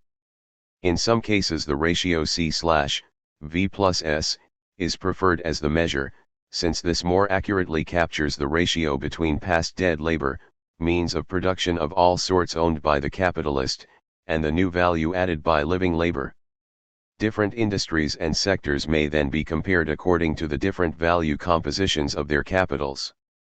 Constant capital-intensive industries exhibit high value compositions, while those industries that employ a lot of living labor lie at the other end of the scale of value composition. We have already seen how and why capitalists must resort to technological change. This means that the technical compositions of capital are perpetually shifting. The next step is to show how changes in technical composition affect value composition. To do this, Marx introduces the concept of the organic composition of capital. This, he says, is the value composition, insofar as it is determined by its technical composition and mirrors changes in the latter. Capital, Volume 1, p. 612. The immediate implication of this remark is that the value composition can also change for reasons that have nothing to do with the technical composition. We have here three concepts crucial to the argument that follows. Unfortunately, there is a good deal of confusion in Marx's thought, and a quite massive confusion in the subsequent literature, as to the relations between the technical, organic, and value compositions of capital. The distinction between the value and organic compositions, for example, appears very important. Yet at some points we find Marx using the terms interchangeably, while at others he seems to stress that the terms should be kept separate. The inconsistency of usage can in part be explained by the fact that he came to these concepts relatively late and did not manage a proper refinement of them. The concept of organic composition, for example, appears only with the third printing of the first volume of Capital, presumably as a foretaste of ideas to come in the unfinished third volume. However this may be, there is a good deal of confusion here which must be sorted out. Point 25. Consider, first, the idea that the value composition can alter for reasons other than changes in technical composition. In his critiques of Ricardo and Cherbuli's Theories of Surplus Value, pt2, pages 275 to 89, pt3, pages 382 to 96, Marx suggests value composition can and does alter independently of the forces that regulate the organic composition. In the chapter on absolute rent in Capital, Volume 3, p. 766, he goes even further. Capitals of equal organic composition may be of different value composition, and capitals with identical percentages of value composition may show varying degrees of organic composition and thus express different stages in the development of the social productivity of labor. Since there is, presumably, only one value ratio that can prevail within a production process, this rather extraordinary statement puts us in something of a quandary as to the exact interpretation to be put upon the organic composition vis-a-vis the value composition. After this, certainly, we cannot treat organic and value composition as identical terms, as is so frequently done in the literature. Marx apparently intended to reserve the term organic composition to indicate those shifts in technology within an enterprise that affect the value composition of capital. It is a label that identifies a particular source of shifts in value composition. The significance of such an identification lies in this: the technological mix within the enterprise is broadly under the control of individual capitalists, who can and do, as far as they are able, alter it in their restless pursuit of surplus value, either in response to competition or out of concern for the state of class struggle. The dynamics of such a process can be understood independently of the fluctuating costs of inputs into production. But the value compositions will also be altered by a variety of considerations over which individual capitalists have no control. The external forces regulating value composition are diverse in their origin, but we can usefully separate them into two groups. First, we should consider accidental and conjunctural forces that affect the value of inputs capitalists purchase on the market. These vary from climatic accidents, no matter whether they are induced by human action, disruptions in trade, wars, the systematic exploration of the Earth's surface for more productive resources, etc., all of which affect the socially necessary labor time required to produce commodities. Second, we have to consider the multitude of interaction and multiplier effects that link the productivity of labor in one sector with the value of the inputs to another. These interaction effects, which have their origins within the work process, are nonetheless not under the control of the individual capitalist. Put another way, the value composition of capital within one production process is crucially dependent upon the state of technology adopted by entrepreneurs producing the inputs to that production process. This contrast between the forces internal and external to the enterprise is very significant, and it is, I believe, the idea Marx was seeking to capture in distinguishing between value and organic compositions. Individual capitalists control their own production process and select their technology according to economic circumstances. But they operate in a market environment in which the values of inputs are fixed by forces over which no one individual has control, even though the individual technological choices of entrepreneurs have systemic multiplier effects. What Marx will eventually seek to prove is that seemingly rational individual choices on the part of individuals will threaten the basis for accumulation and therefore the very survival of the capitalist class. It was this contradiction that Marx sought to capture by way of the twin concepts of value and organic composition.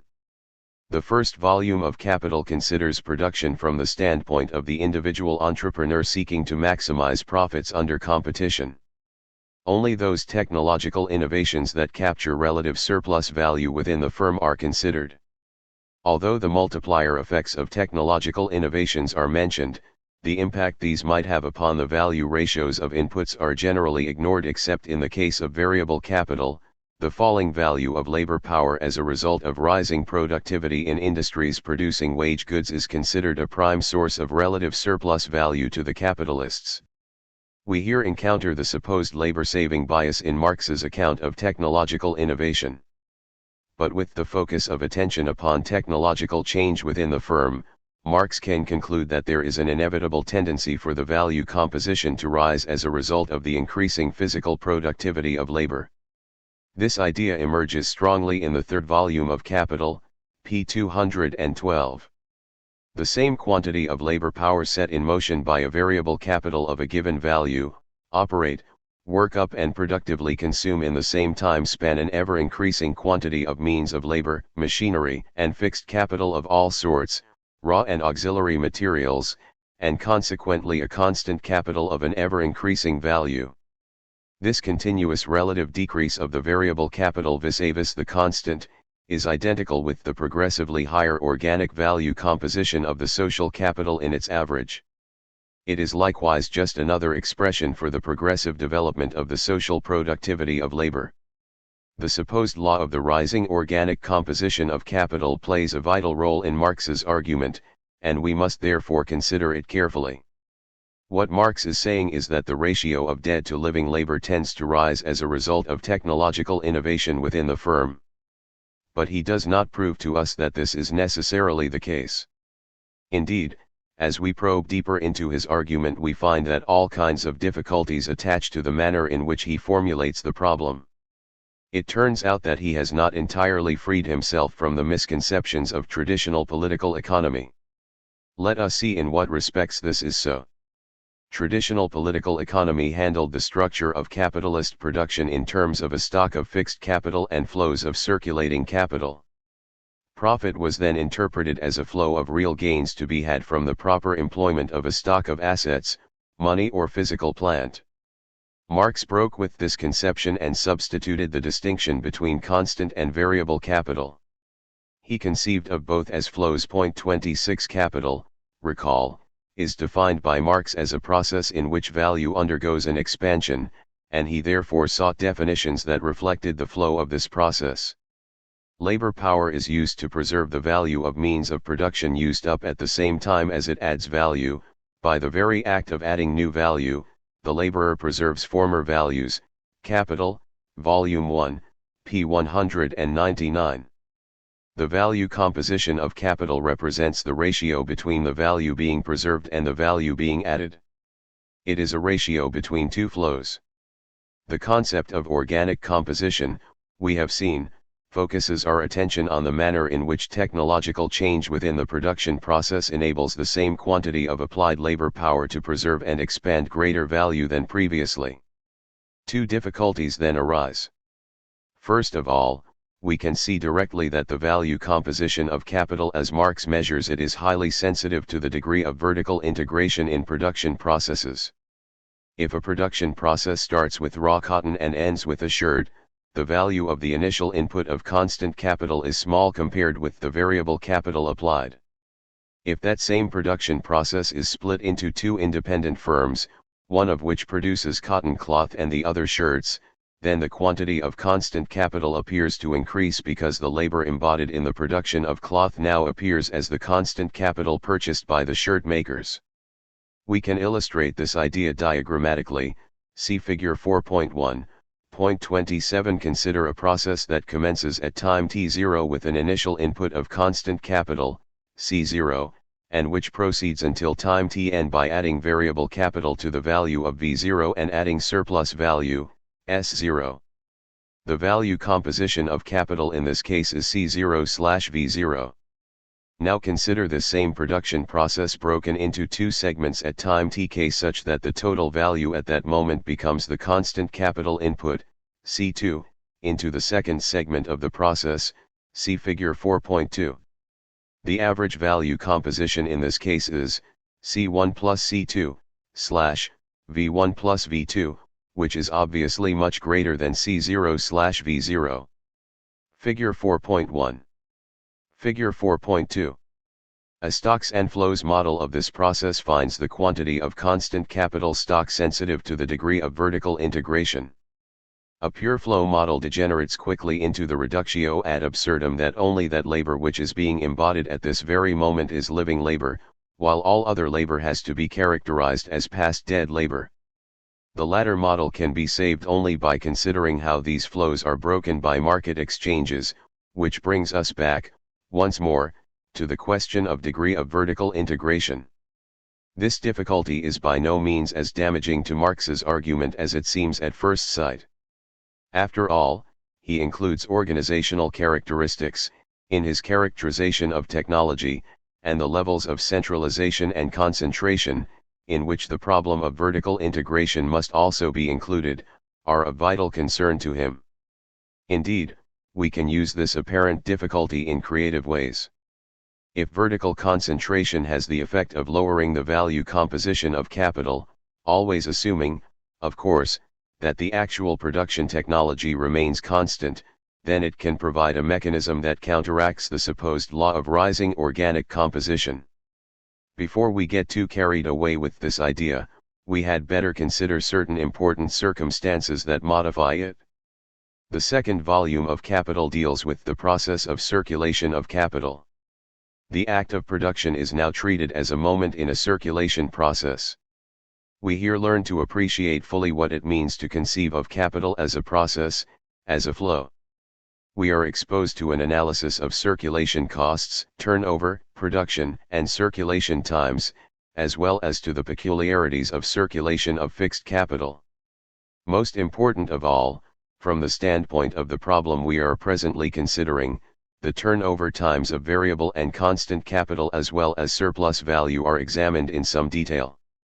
Technological change is seen to be important and necessary in each of these respects.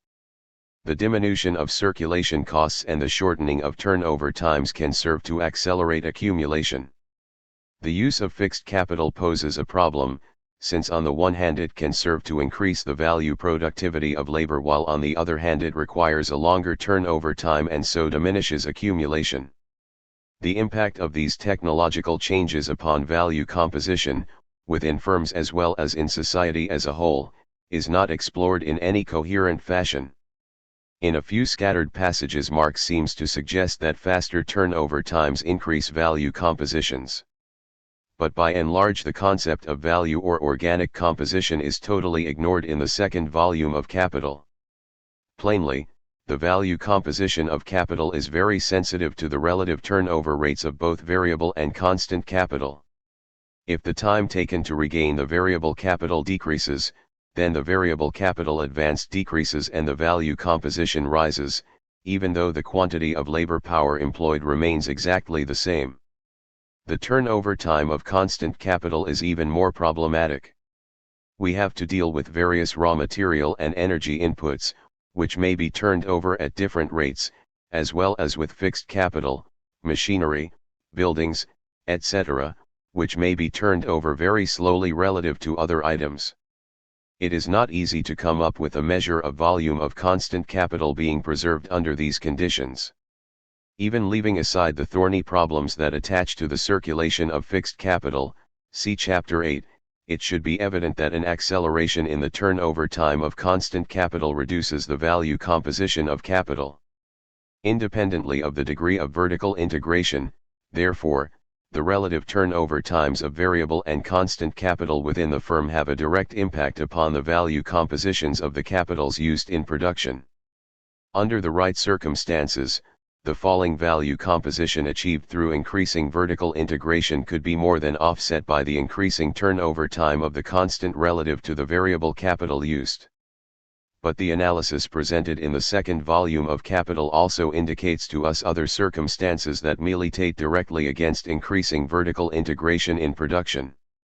The general circulation of capital takes the form: how long should capital remain within production before testing its value in the sphere of exchange?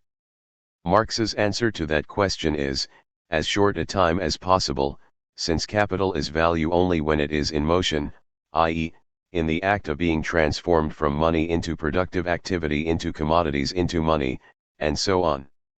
There is a strong incentive, therefore, to accelerate the turnover of capital as much as possible. This militates against vertical integration of production, since the latter requires that capital remain for a longer period in production before entering the sphere of exchange. The splitting of a production process into many different phases and firms linked through market exchange appears to be highly desirable, since it diminishes the turnover time of capital. For this reason, even large corporations prefer to subcontract a lot of production to small firms with shorter turnover times. But the effect of this, as we have seen, is to increase the value composition of capital independently of any changes that may be instituted with respect to production processes. We will examine the implications of this for the capitalist organization of production in the next chapter. There is one other respect in which the framework built up in the second volume of Capital provides us with a means to analyze the forces that regulate the value composition of capital. In the last two chapters of that volume, Marx constructs a disaggregated model of an economy and examines the conditions for equilibrium growth, see below, Chapter 6. This disaggregated model provides an interesting format for exploring some of the interaction effects of technological change in different sectors of an economy. Consider an economy divided into two sectors producing necessities, which fix the value of labor power, and means of production, the elements of constant capital. If the rate of technological change is higher in the sector producing necessities, then the overall value composition of capital will tend to increase because of the relative saving on outlays of variable capital. Otherwise, the rising productivity of labor in the sector producing means of production becomes a lever for lowering the aggregate value composition of capital. Whether or not, therefore, the aggregate value composition of capital increases in response to technological innovation depends entirely upon the sectors in which these technological changes occur and the interaction effects these changes have throughout the economy as a whole. Point 28. We have here the possibility to discriminate between constant capital saving, variable capital saving, or neutral forms of technological change. There are, it seems, a whole host of considerations that derive from the Volume 2 analysis, which have implications for understanding the impact of technological and organizational change upon the value composition of capital. Few of these considerations are picked up in the third volume. Since the latter is supposed to deal with capitalist production as a whole, as a unity of production, exchange, and realization, the omission is somewhat surprising. It has a simple enough explanation. The draft of the third volume that has come down to us was written relatively early, before the extensive investigations recorded in the second volume were undertaken. We can only speculate as to what Marx might have written in the third volume of Capital if he had revised it subsequent to completing the unfinished business of the second. But we can avoid some unnecessary confusions if we keep the overall thrust of his project in mind. And we can even take some fairly modest and simple steps to clarify and advance his argument. v. Technological change and accumulation. We have shown why capitalism is necessarily technologically dynamic, why it exists under the imperative, innovate or perish. Quite simply, the dominant class relations of capitalism enforce and ensure perpetual reorganizations of the labor process in the search for relative surplus value. To be sure, capitalists do not operate in a void, and they encounter a variety of checks: class struggle within the labor process, the limits of scientific and technological knowledge, problems of writing off values embodied in old machinery and equipment, the sheer cost of change, etc. The pace, form, and direction of technological change is constrained in important ways. And we also know that the underlying imperative perpetually to revolutionize the productive forces, understood as an abstract proposition, can be realized through the achievement of a wide variety of actual technological states, understood as the particular configuration of hardware and social organization which preserves and promotes the productivity of labor. And, above all, we have seen how important it is to emphasize that it is the value productivity of labor which is, in the end, all that matters. Changes in physical productivity are but a means to that end. Technological change exists, therefore, as the prime lever for furthering the accumulation of capital through perpetual increases in the value productivity of labor power. If we subject this whole process to careful scrutiny, we immediately become aware of its contradictory character. These contradictions, it must be stressed, are internal to capital itself and would be a main source of confusion and stress even in the absence of any barriers in nature, the limitations of the resource base, or in the specific forms of class struggle that the real subjection of labor to capital is bound to spark. So let us, for a moment, imagine a world in which the bounty of nature is limitless and in which laborers do the bidding of capital with a docility and slavishness more characteristic of an automaton than of a human being. The purpose of such an awful fiction is to help us understand how capitalism creates barriers within itself, thereby continually frustrating its own process of development. Consider, first, what happens to the rate of exploitation, S/V, with the rising productivity of labor power. There is the irony, of course, that hand in hand with the increasing productivity of labor goes the cheapening of the laborer, therefore a higher rate of surplus value, capital, Volume 1, p. 604, but then this is exactly what is meant by increasing the value productivity of labor power. Marx generally holds, however, that the kinds of technological changes that increase the rate of exploitation can do so only at a decreasing rate, Grundriss, p. 340. This is a strong proposition, which requires a rigorous proof. Marx offers us only a mathematical limit, which says that the smaller the proportion of variable capital in the total value added, the more difficult it is to reduce that proportion further. But the necessary limits here are social, not mathematical. We can invoke the need to maintain the consuming power of the workers as a necessary source of effective demand for the realization of capital through exchange. We can, in short, invoke all of the arguments laid out in Chapter 2, which suggest that there is an equilibrium share of variable capital in the total social product that cannot be departed from without destroying the equilibrium conditions for the production and realization of capital in general. We see here the necessary contradiction that arises when each capitalist strives to reduce the share of variable capital in value added within the enterprise while speculating on selling his output to workers employed by other capitalists. This dilemma arises independently of any struggles over the real wage rate, and we can readily see how such struggles, under the right set of circumstances, can help bail capitalists out of the difficulties they themselves create. Consider, secondly, what happens to the aggregate rate of profit under conditions of general technological change. If we measure the rate of profit as S/C plus V, which is the same as S/V/1 plus C/V, then obviously the rate of profit will fall if the value composition of capital increases while the rate of surplus value remains constant. We will take up this idea in detail in Chapter 6, but we can see immediately that a stable value composition of capital has a potentially important role to play in stabilizing the aggregate rate of profit. Yet the idea of organic composition tells us that technological change within the firm is primarily and necessarily oriented to increasing the value composition. To be sure, a variety of countervailing influences can be identified. The interaction effects may be such as to keep the overall value composition stable in the face of a rising organic composition. But we can also clearly see that individual capitalists, pressured by competition and in perpetual quest of relative surplus value, capture the ephemeral form of the latter from temporary technological advantage, but in the process tend to create an aggregate technological mix in society that is inconsistent with a stable rate of profit. Individual capitalists, in short, behave in such a way as to threaten the conditions that permit the reproduction of the capitalist class. All of this puts the question of technological mix at the center of the contradictions of capitalism. To accord it this central position is not, of course, to give it autonomous agency in the shaping of capitalist history. It merely says that the actual technology embodied in a labor process is a locus of contradictions spawned by antagonistic requirements. It is this fundamental antagonism Marx captures, albeit in a rather hazy and confused way, through the dual concepts of organic and value composition.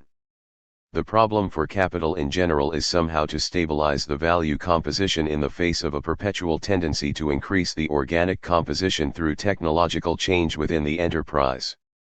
What Marx will ultimately seek to show us is that there is only one way that this can be done, through crises. The latter can then be interpreted as the forced restructuring of the labor process so as to bring the system as a whole back into something that roughly conforms to the conditions of balanced accumulation. Marx does not lay out the argument in this form, nor does he explore all of its complexities and dimensions. We will push the argument further in subsequent chapters.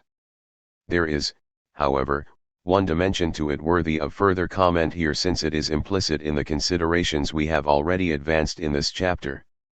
Marx often made much of the contrast between the anarchy and disorder characteristic of market relations and the despotism, authority, and control which exists within the enterprise. This polarization is not, in practice, quite as fierce as Marx depicted it.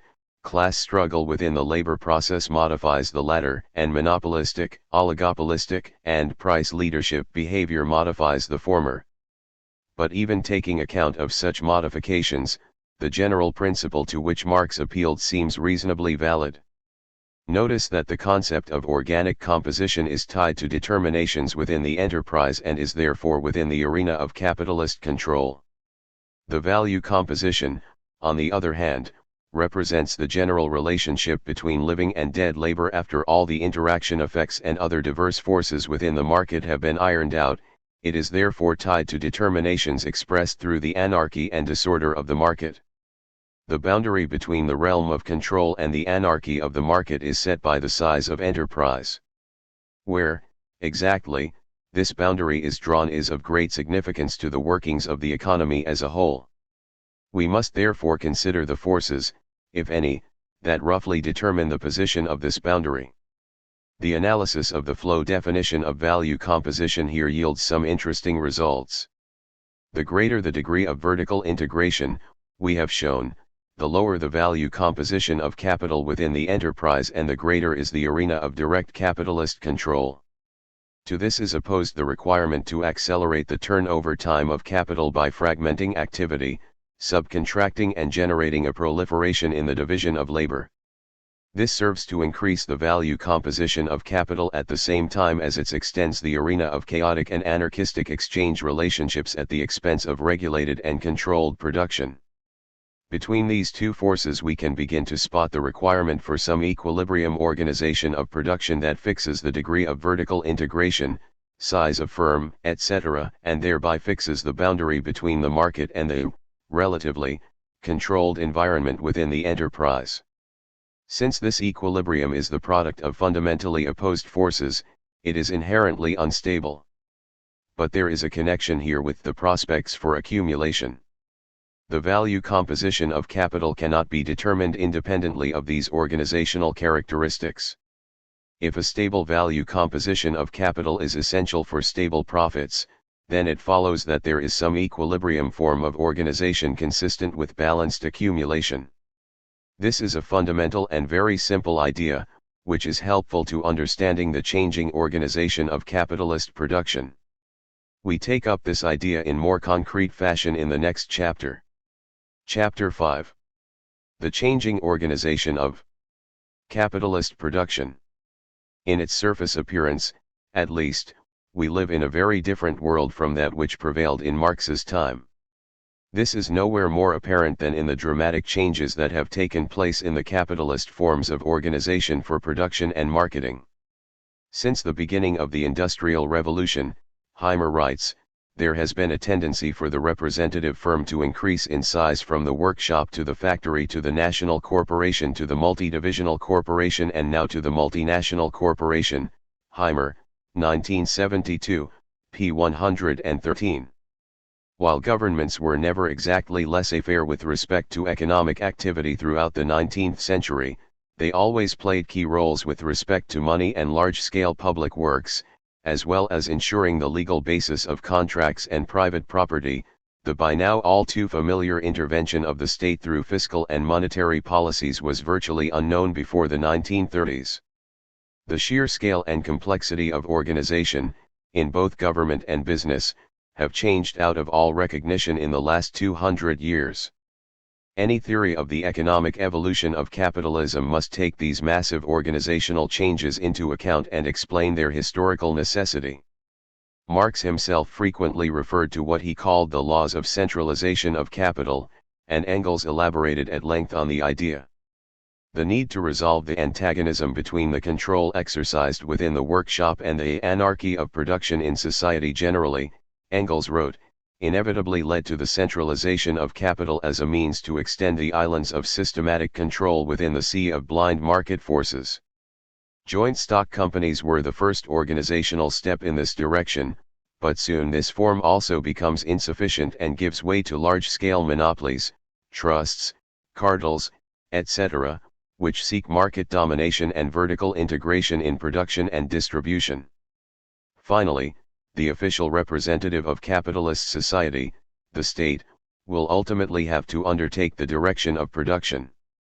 These necessary transformations, Engels argued, do not do away with the capitalistic nature of production but simply serve the better to accomplish the production of surplus value.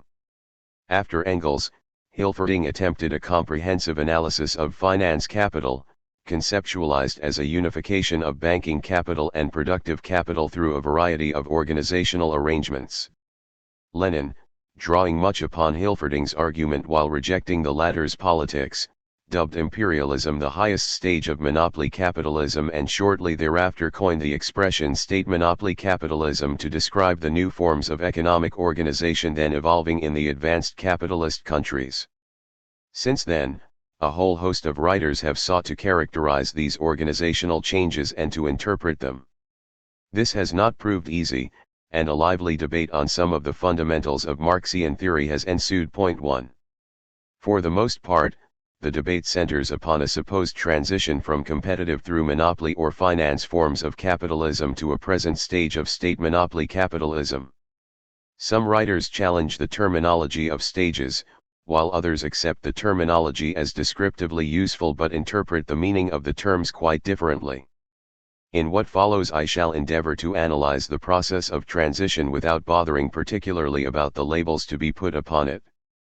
In this way I hope to identify an interpretation of organizational transformation that is consistent with Marxian value theory, and thereby lay to rest a number of ghosts that haunt the Marxist literature. It might be useful at the outset to remind ourselves that if Marx taught us anything it was, surely, that the world of appearances deceives and that it is the task of science to penetrate beneath the appearances and identify the forces at work beneath. If Marx's theory is as robust as he claims, then it should provide us with the necessary basis to interpret the dramatic and very evident forms of organizational change that have occurred under capitalism over the past century or so. We begin by connecting the question of organizational change with the general argument on technological change as it was worked out in the last chapter. This connection is direct and obvious, if only because Marx specifically includes organizational characteristics in his definition of technology. The necessity to accomplish perpetual revolutions in the productive forces implies, then, that there must be perpetual revolutions in the organization of production. But if Marx's general approach to technological change holds, then we must interpret organizational change as a response to contradictory forces. We must also anticipate that the organization achieved at a particular moment will embody powerful contradictions which will likely be the source of instability and crises. There is no intent in this to try to divorce the analysis of organizational change from the analysis of changing forms of the work process. Each has to be seen as integral to the other. Focusing on the organizational side of this relation provides us with some special insights, however. It will also permit us to consider the degree to which Marx's arguments, fashioned in a world organized along quite different lines to those with which we are now familiar, still apply. The competitive striving for surplus value and the need to discipline laborers to the laws of accumulation form, as we have seen, the basis for the technological dynamism of capitalism. The appropriation by capital of the productive powers of labor requires organizational innovation. The analysis of cooperation, the detailed division of labor and machinery, indicates the need for an hierarchical organization of the work process and the separation of mental from manual labor. The increasing scale of production also calls for the concentration of capital, primarily through accumulation. But concentration could also be accelerated by a process of centralization of capital. Larger-scale capitalists could gobble up the smaller either through competition or by employing a variety of financial straitgems, takeovers, mergers, etc. All of this requires new institutional and organizational arrangements, often explicitly sanctioned or encouraged by the state. Centralization completes the work of accumulation by enabling industrial capitalists to extend the scale of their operations. This forms the starting point for the progressive transformation of isolated processes of production, carried on by customary methods, into processes of production socially combined and scientifically arranged. Centralization can accomplish in a twinkling of an eye what would take many years of concentration through accumulation to bring about. Marx concludes that there is a law of centralization of capital which plays a vital role in regulating the changing organization of production under capitalism. Capital, Volume 1, pages 626-8. Much play has been given to this supposed law in the subsequent literature, since it seems to explain only too well the observable and quite massive centralization of economic and political power within a few dominant corporations. But like all of Marx's law-like statements, we should be chary of attributing absolute and unchecked powers to it. In the same manner that we can identify countervailing forces to the law of rising organic composition of capital, so we can conceive of a variety of forces that counteract the tendency towards centralization. Marx himself paid most attention to the phenomenon of centralization. He argues that monopoly is the inevitable end result of competition and that the drive for control will lead to progressive vertical integration within the capitalist system of production. The ultimate limit to this would be reached only when the entire social capital was united in the hands of either a single capitalist or a single capitalist company. Capital, Volume 1, pages 626-8. But he argues elsewhere that the tendency towards centralization would soon bring about the collapse of capitalist production if it were not for counteracting tendencies, which have a continuous decentralizing effect. Capital, Volume 3, p. 246, Theories of Surplus Value, pt. 3, p. 311. Certain forces of repulsion are always at work to ensure that portions of the original capital disengage themselves and function as new independent capitals. Capital, Volume 1, p. 625. What Marx seems to be proposing is that there is some equilibrium organization of production, expressed in terms of size of firm, degree of vertical integration, level of financial centralization or whatever, that is consistent with capitalist accumulation and the operation of the law of value. Furthermore, he seems to be suggesting that this equilibrium point would be struck, in theory at least, by the working out of opposed tendencies towards centralization and decentralization. As usual, we should view the concept of equilibrium as a convenient means to identify the disequilibrium conditions to which capitalist society is prone. And, as usual also, we should look to identify the forces that disturb the equilibrium organization of production under capitalism and promote either excessive centralization or decentralization. The problem, of course, is that Marx is not explicit as to the kind of centralization he is talking about, financial, productive, etc., and that he does not explicitly state what are the forces of repulsion that make for decentralization, although he does in various places discuss the incentive for capital to engage in extensive subcontracting of its operations, Capital, Volume 1, p. 553, and the tendency within capitalism to open up new branches of production that are typically small-scale and labor-intensive, Grundriss, p. 751. We can, however, theorize about this process, given the findings of the previous chapter on the limits to vertical integration and the necessary boundary between production and exchange. Increased vertical integration decreases the value composition, which is advantageous for profit-making, but increases the turnover time, which diminishes the prospects for profits.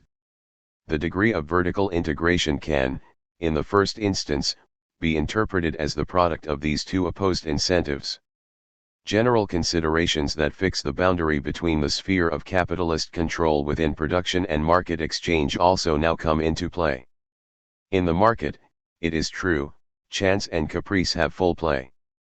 But we must also remember that the law of value, backed by the authority of competition and the coercion exerted by the pressure of mutual interests, is established in part through market coordinations which determine how much of its disposable working time society can expend on each particular class of commodities, Capital, Volume 1, p. 355-6.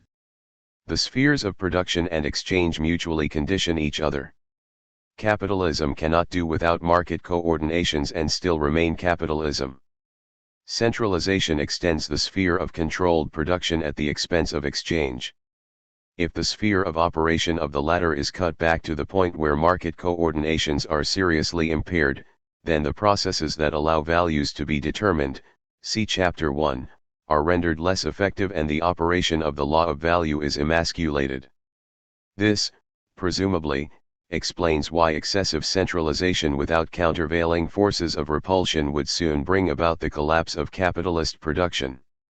The spheres of production and exchange, as separations within a unity, are important to the perpetuation of capitalism. The boundary between them may be fluid, but it cannot, evidently, stray too far from some equilibrium point without seriously threatening the reproduction of capitalism itself. Marx's comment that the law of value asserts itself like a law of nature under capitalism was not a chance or flippant remark.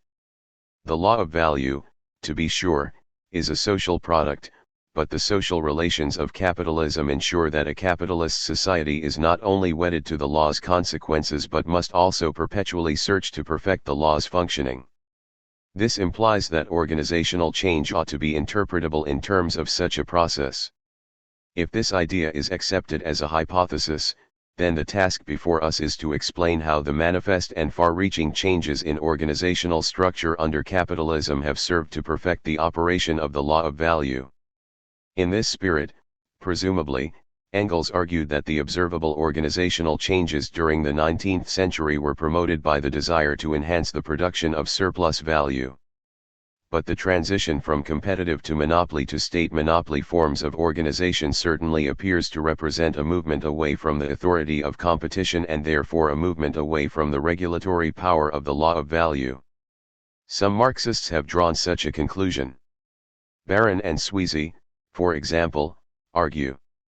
We cannot be content with patching up and amending the competitive model which underlies Marx's economic theory. In an attempt to understand capitalism in its monopoly stage, we cannot abstract from monopoly or introduce it as a mere modifying factor, we must put it at the very center of the analytical effort. Baron and Sweezy, 1966, pages 5-6. The abandonment of the competitive model in Marx certainly does entail abandoning the law of value, which, to their credit, Baron and Sweezy are fully prepared to do. The trouble is that we cannot withdraw this, the linchpin of Marx's analysis, without seriously questioning or compromising all of the other Marxian categories. After all, when categories are defined relationally, then it follows that one cannot be altered or magically whisked out of the analysis without disturbing all of the others. Point 2. Boccaro likewise accepts the idea of a transition from a competitive through a monopoly to a state monopoly stage, but seeks to reconcile these transitions with Marxian theory by viewing them dialectically rather than one-sidedly. The movement from one form to another is, in his view, an attempt to overcome the contradictions implicit in an earlier form by the creation of a new form of capitalism which is, in turn, doomed to express the fundamental underlying contradictions of capitalism, albeit in new and seemingly quite different guises.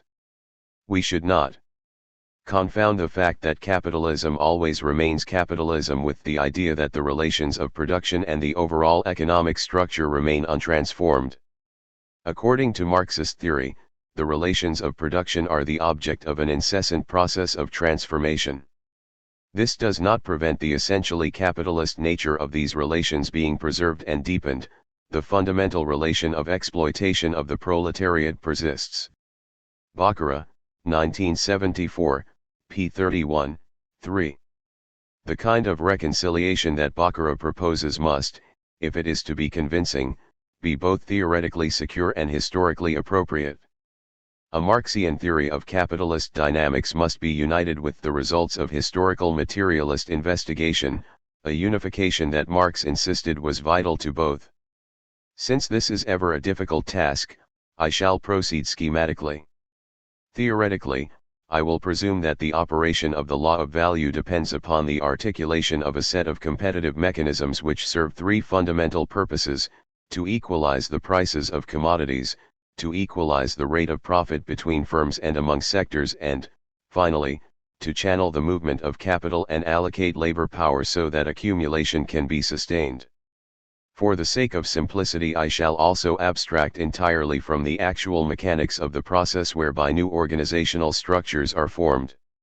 The basic task is then to compare the supposedly different stages of capitalism with respect to degree of competition, price and profit equalization, and the self-sustaining flow of capital into lines of activity productive of surplus value.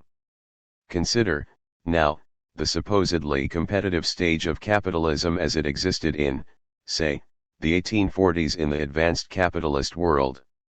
Industrial activity at that time was organized almost entirely on the lines of the family business enterprise, using methods of accounting and business practices which were extremely traditional in the sense that the entrepreneur of the 1840s would have felt quite at home in the business milieu of 14th century Italian merchants.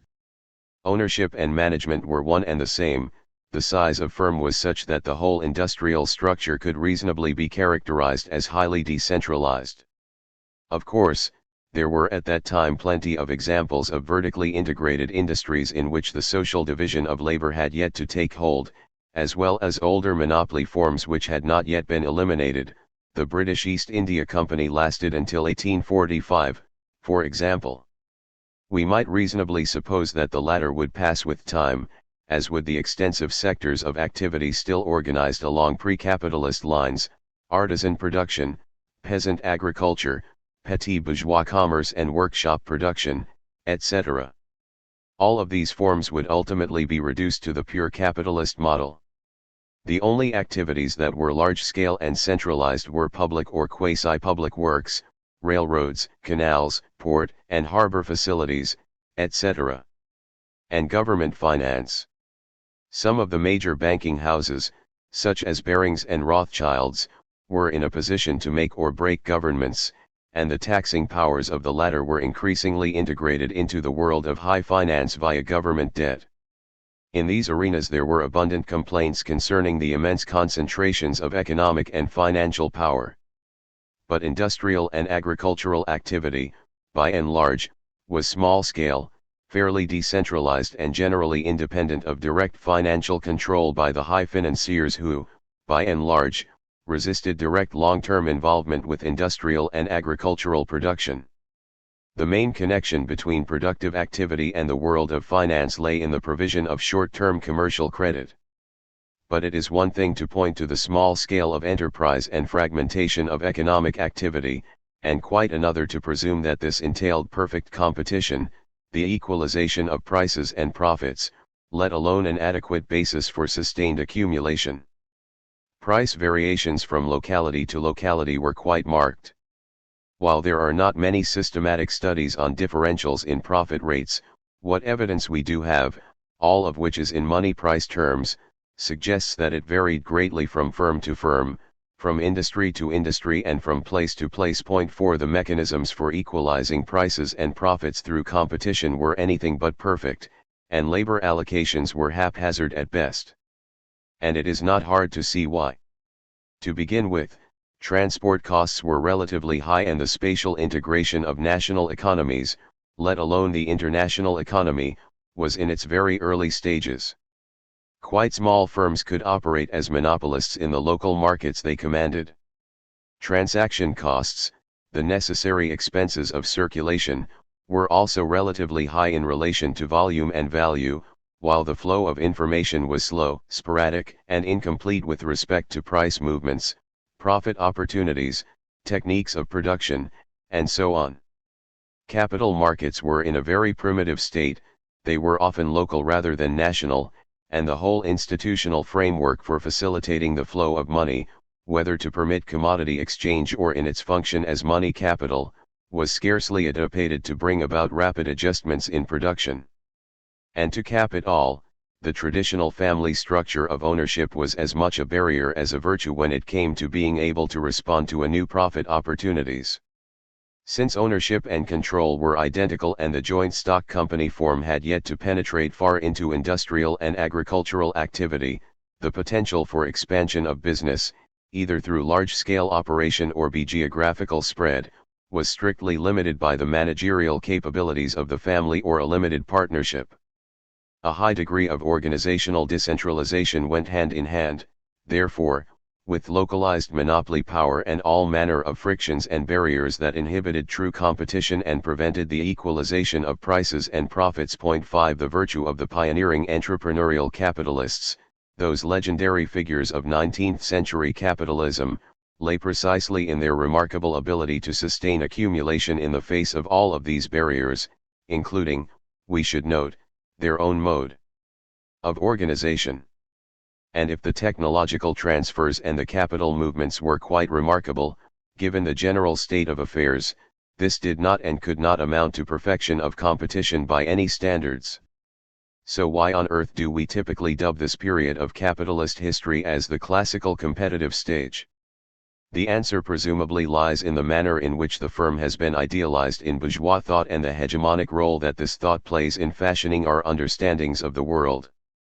The vision of entrepreneurs, pursuing their own individual self-interest but guided by the invisible hand of the market in such a way that they enhance the general social welfare, is common to Adam Smith and contemporary neoclassical economics. The latter, in particular, idealizes firms in ways that never existed and fetishizes the small-scale enterprise, which lacks any degree of monopolistic market power, as the ideal agent for achieving competitive equilibrium. Hence has arisen an unjustified association between small scale of organization and competitiveness. Marx was not deceived by such a vision. And we should not be either. In the supposedly competitive stage of capitalism, when firms were indeed relatively small, the law of value operated imperfectly and the laws of motion were but partially felt. The problem in the 1840s, therefore, was to perfect competition, enhance the operation of the law of value and continue to increase the productivity of labor so that accumulation could be sustained. The barriers to circulation and movement had to be overcome and local monopolies eliminated through spatial integration. Transaction costs had to be much reduced, mechanisms for the collection and dissemination of information improved and an institutional structure to facilitate money payments, capital flows, etc., had to be created. Solutions had to be found to all of these problems. The irony here is that the traditional small-scale organization of the firm, so idealized in bourgeois theory as the paragon of competitiveness, was one of the most serious barriers to finding solutions to these problems. The traditional organization of the firm had to be overcome in order to perfect the competitiveness of exchange and profit-making. To some extent the barriers to competition were reduced by massive improvements in transport, communications, and banking techniques. In each of these sectors, however, we can witness the rise of large-scale, quasi-monopolistic forms of organization with quite immense market power by 19th-century standards. The railroads, in particular, provided the teething ground for modern corporate forms of organization. The organizational revolution that took place at the end of the 19th century, and which culminated in the emergence of trusts and cartels, can in part be seen as an attempt to deal with all of these barriers to competition by replacing the family business by modern business enterprise. This replacement occurred, according to Chandler, when administrative coordination permitted greater productivity, lower costs, and higher profits than coordination by market mechanisms. The advantages of the new form were many. By routinizing the transactions between units, the costs of these transactions were lowered. By linking the administration of producing units with buying and distributing units, costs for information on markets and sources of supply were reduced. Of much greater significance, the internalization of many units permitted the flow of goods from one unit to another to be administratively coordinated. More effective scheduling of flows achieved a more intensive use of facilities and personnel employed in the processes of production and distribution, and so increased productivity and reduced costs. Chandler, 1977, pages 6-12. Modern business enterprise of this sort, Chandler maintains, appeared for the first time in history when the volume of economic activities reached a level that made administrative coordination more efficient and more profitable than market coordination. The quest for profit diminished the role of exchange and extended the sphere of production because, at a certain scale of output, the transaction and circulation costs were higher in the market than they were within the firm. By internalizing these costs, the firm could diminish barriers to the circulation of capital and improve upon the capacity to equalize the profit rate. The centralization of capital may, therefore, improve rather than diminish the capacity to equalize profits. The modern business enterprise also entails, as Marx saw, a transformation of the actually functioning capitalist into a mere manager, administrator of other people's capital, and of the owner of capital into a mere money capitalist. Capital, Volume 3, p. 436. The financial form which capitalism then assumed permitted an enormous expansion of the scale of production and of enterprises, far beyond that which individual capitalists could ever hope to achieve. And this meant the abolition of capital as private property within the framework of capitalist production itself. Capital, Volume 3, p. 436. This separation of ownership and management helped to overcome the managerial limitations of the old-style family firm and to open up the field of application of techniques of modern management and organization. But there were dangers attendant upon it. Adam Smith, doubtless with the speculative bubbles of the early 18th century in mind, regarded joint stock companies as licenses for irresponsible entrepreneurs to speculate with other people's money. The reluctance to sanction joint stock forms of organization except for large-scale semi-public works, canals, railroads, docks, etc., derived precisely from such objections. The whole history of speculative crashes from the mid-19th century to the present time suggests that the objections are far from unfounded, and that the finance form of capitalism faces a perpetual problem of keeping its own house in order, see below, chapters 9 and 10. But the net effect of increasing scale, centralization of capital, vertical integration, and diversification within the corporate form of enterprise has been to replace the invisible hand of the market by the visible hand of the managers.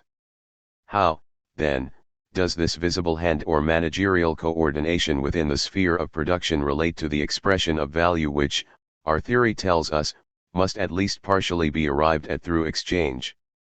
Monopoly control and market power permit the large corporation to be a price maker rather than a price taker in the market. But although managers have a variety of pricing strategies available to them, none is exactly arbitrary, and some, such as marginal cost pricing, are as well attuned to supply and demand conditions as any open market pricing ever was. While it is true the resulting prices are not the same as those arrived at through competitive pricing, the deviations are by no means substantial enough to warrant abandoning the idea that values are expressed through market prices. Supply and demand simply replaces open competition as the mechanism. The objection that managers make decisions based on considerations of relatively long-term stability and growth has more substance to it, although for many the long term is not very long. The shift of time horizons and the capacity for planning obsolescence is particularly important when it comes to questions of the use of fixed capital, see Chapter 8. There can be little doubt also that the managerial class has to some degree taken on a life of its own, become relatively autonomous from the owners of capital, and thereby become a source of permanence, power, and continual growth. 6 To the degree that managerial structures have become bureaucratized, they have become rigid, inflexible, and incapable of major adaptation. To the extent that the modern corporation has captured science, technology, and planning, and, via the patent laws, evolved a capacity to regulate innovation, it has successfully internalized the processes of technological change. 7 The corporation sets out to produce new kinds of work processes and new organizational structures, as well as new products and new product lines. To the extent that it dominates certain branches of production, it promotes these at the expense of all others, often to the detriment of overall economic structure. And to the extent that corporations are forced, by virtue of their size and importance, to negotiate with governments, they play politics overtly, covertly, and unscrupulously in their own self-interest. In all of these respects, the modern corporate form of organizations appears to be the antithesis of competitiveness and, by implication, incapable of equalizing prices and profits in accordance with prices of production and the average rate of profit. But let us look at the other side of this picture. The large financial conglomerate has achieved the capacity to switch capital and manpower from one line to another and from one part of the world to another in the twinkling of an eye. It can and does evolve extremely sophisticated systems for gathering and using information on production techniques, market, and profit opportunities. Transaction costs are minimized within the corporation, and production and distribution can be planned down to the last detail as if no internal barriers to realization existed. It can likewise respond to many of the difficulties attendant upon increasing reliance upon fixed capital by planning for obsolescence. In all of these respects, the modern corporation has increased the potentiality to achieve an equalization of the rate of profit within its confines. 8. It is, however, one thing to speak of potentiality and quite another to point to the necessity of achievement.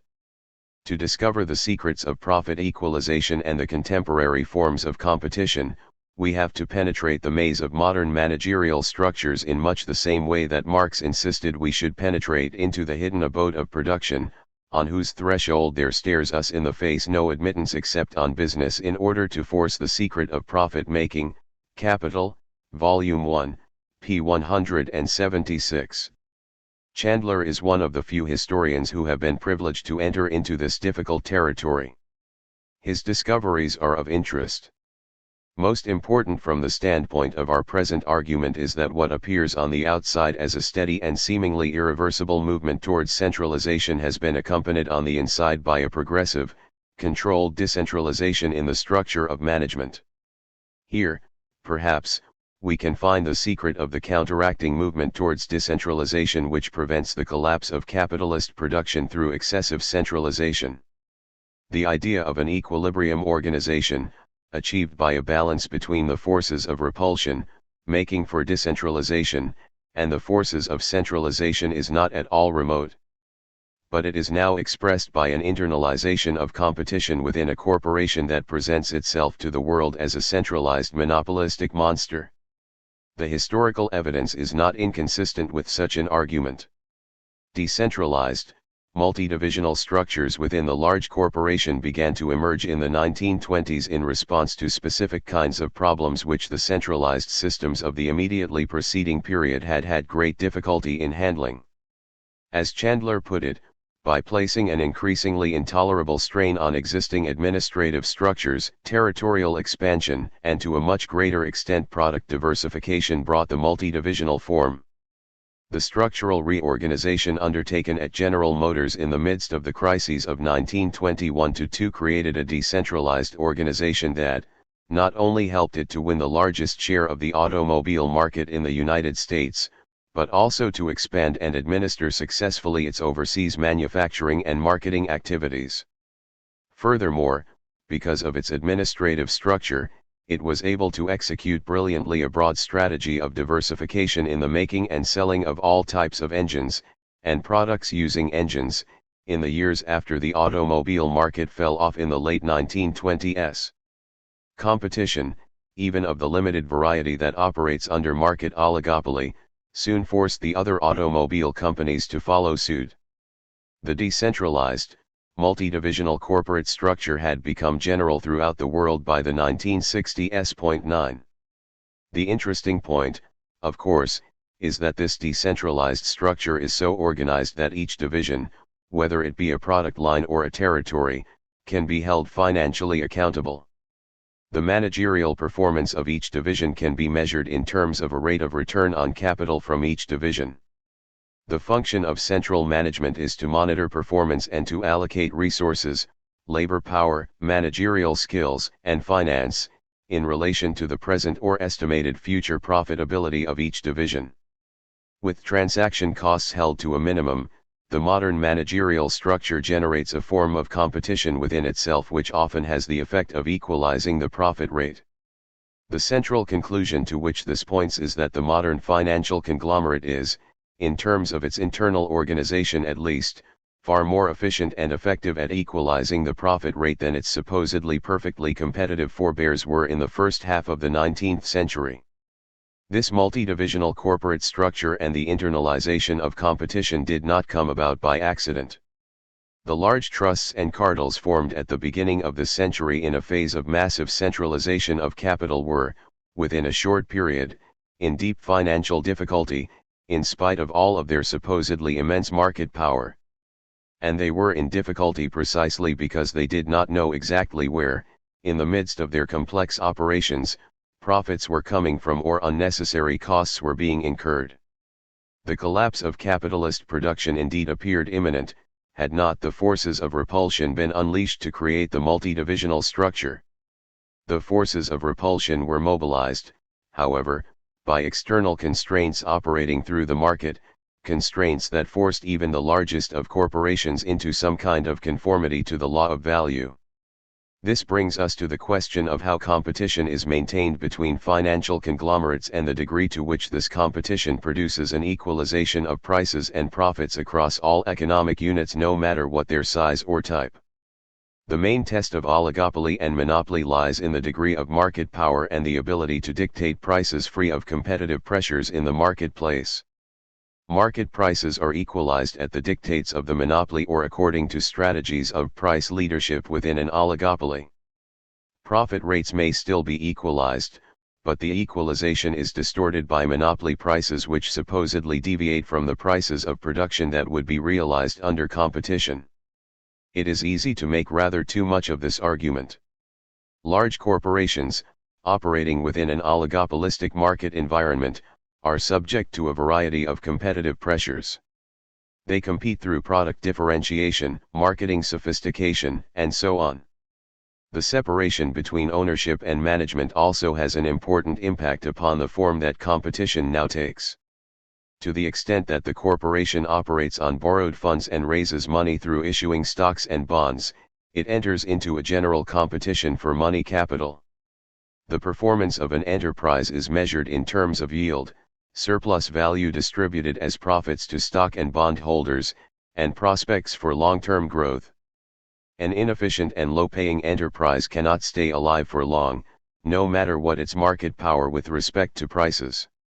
Competition, therefore, takes many forms besides those that attach to price competition in the market. Managerial practices and reorganizations have internalized competitive processes within the firm, even created internal labor markets, while competition for money capital has shifted the focus to capital markets as the means for disciplining even the most powerful of economic units. These forms of competition may be just as effective at equalizing prices and profits, given the superior efficiency achieved in other respects, as was the classic form of market coordination in which the invisible hand supposedly guided entrepreneurs unerringly to behave in accordance with the law of value. This is not to say, however, that competition functions perfectly under oligopoly. Indeed, there are many problems as epitomized by the interlocking relations between financial institutions and industrial corporations, the proliferation of holding companies and large financial conglomerates, which often pay little attention to details of day-to-day management, etc. Competitive processes, of whatever sort, are always liable to be emasculated by excessive centralization. And the very size, weight, and power of the economic actors involved mean that it becomes less and less certain that capitalist forms of organization will approximate to that equilibrium state which would ensure the equalization of prices and profits and sustained accumulation. The problem of maintaining competitive processes through organizational arrangements becomes even more acute when we consider state involvement in the spheres of production and exchange.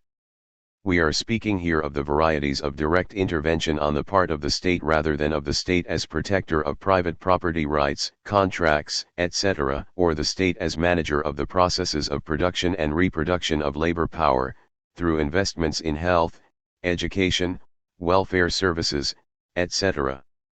While the whole question of state interventionism is far too complex to be dealt with thoroughly here, we can identify straight away countervailing tendencies towards centralization and decentralization being expressed both within and through the state apparatus. On the one hand, we see the state seeking to prevent excessive centralization either by regulating capitalist forms of organization, through a battery of laws designed to prevent monopolization, or by generating decentralized administrative arrangements within itself. The political and administrative structure of federalism and the organization of the banking industry in the United States provide excellent examples of highly decentralized arrangements maintained through the agency of the state itself. On the other hand, government frequently acts to stimulate the centralization of capital. Mergers and takeovers may be encouraged and even subsidized as part of a government-sponsored policy of industrial reorganization. Large-scale undertakings that are beyond the scope of private capital may be financed, built, and even managed by government. No new large-scale iron and steel plants have been built in Europe in recent years without extensive government participation, for example. Public utilities, transport, and communications are fields in which the government either participates directly or regulates, in part because of the scale of investment required and in part because we are here dealing with natural monopolies which arise because it is physically impossible to have a large number of competitors operating in the same area. 15 different railroads between 2 points just does not make sense. And governments may seek, under certain circumstances, to consolidate failing enterprise in some key sector of the economy and to subsidize it in order to lower the cost of constant capital inputs to private firms. This leads, of course, to a distortion of market prices in relation to prices of production, and this can lead to a restructuring of profit rates according to the lines dictated by government. The fiscal and monetary policies that governments pursue likewise have profound impacts. Designed to maintain economic stability and growth, these policies, whether constructed along Keynesian lines or not, cannot avoid having implications for capitalist forms of organization. To begin with, the channeling of the flow of capital through the government apparatus itself yields highly centralized fiscal and monetary powers to the government. Military expenditures and large-scale public works can, under certain conditions, absorb large portions of the total social product.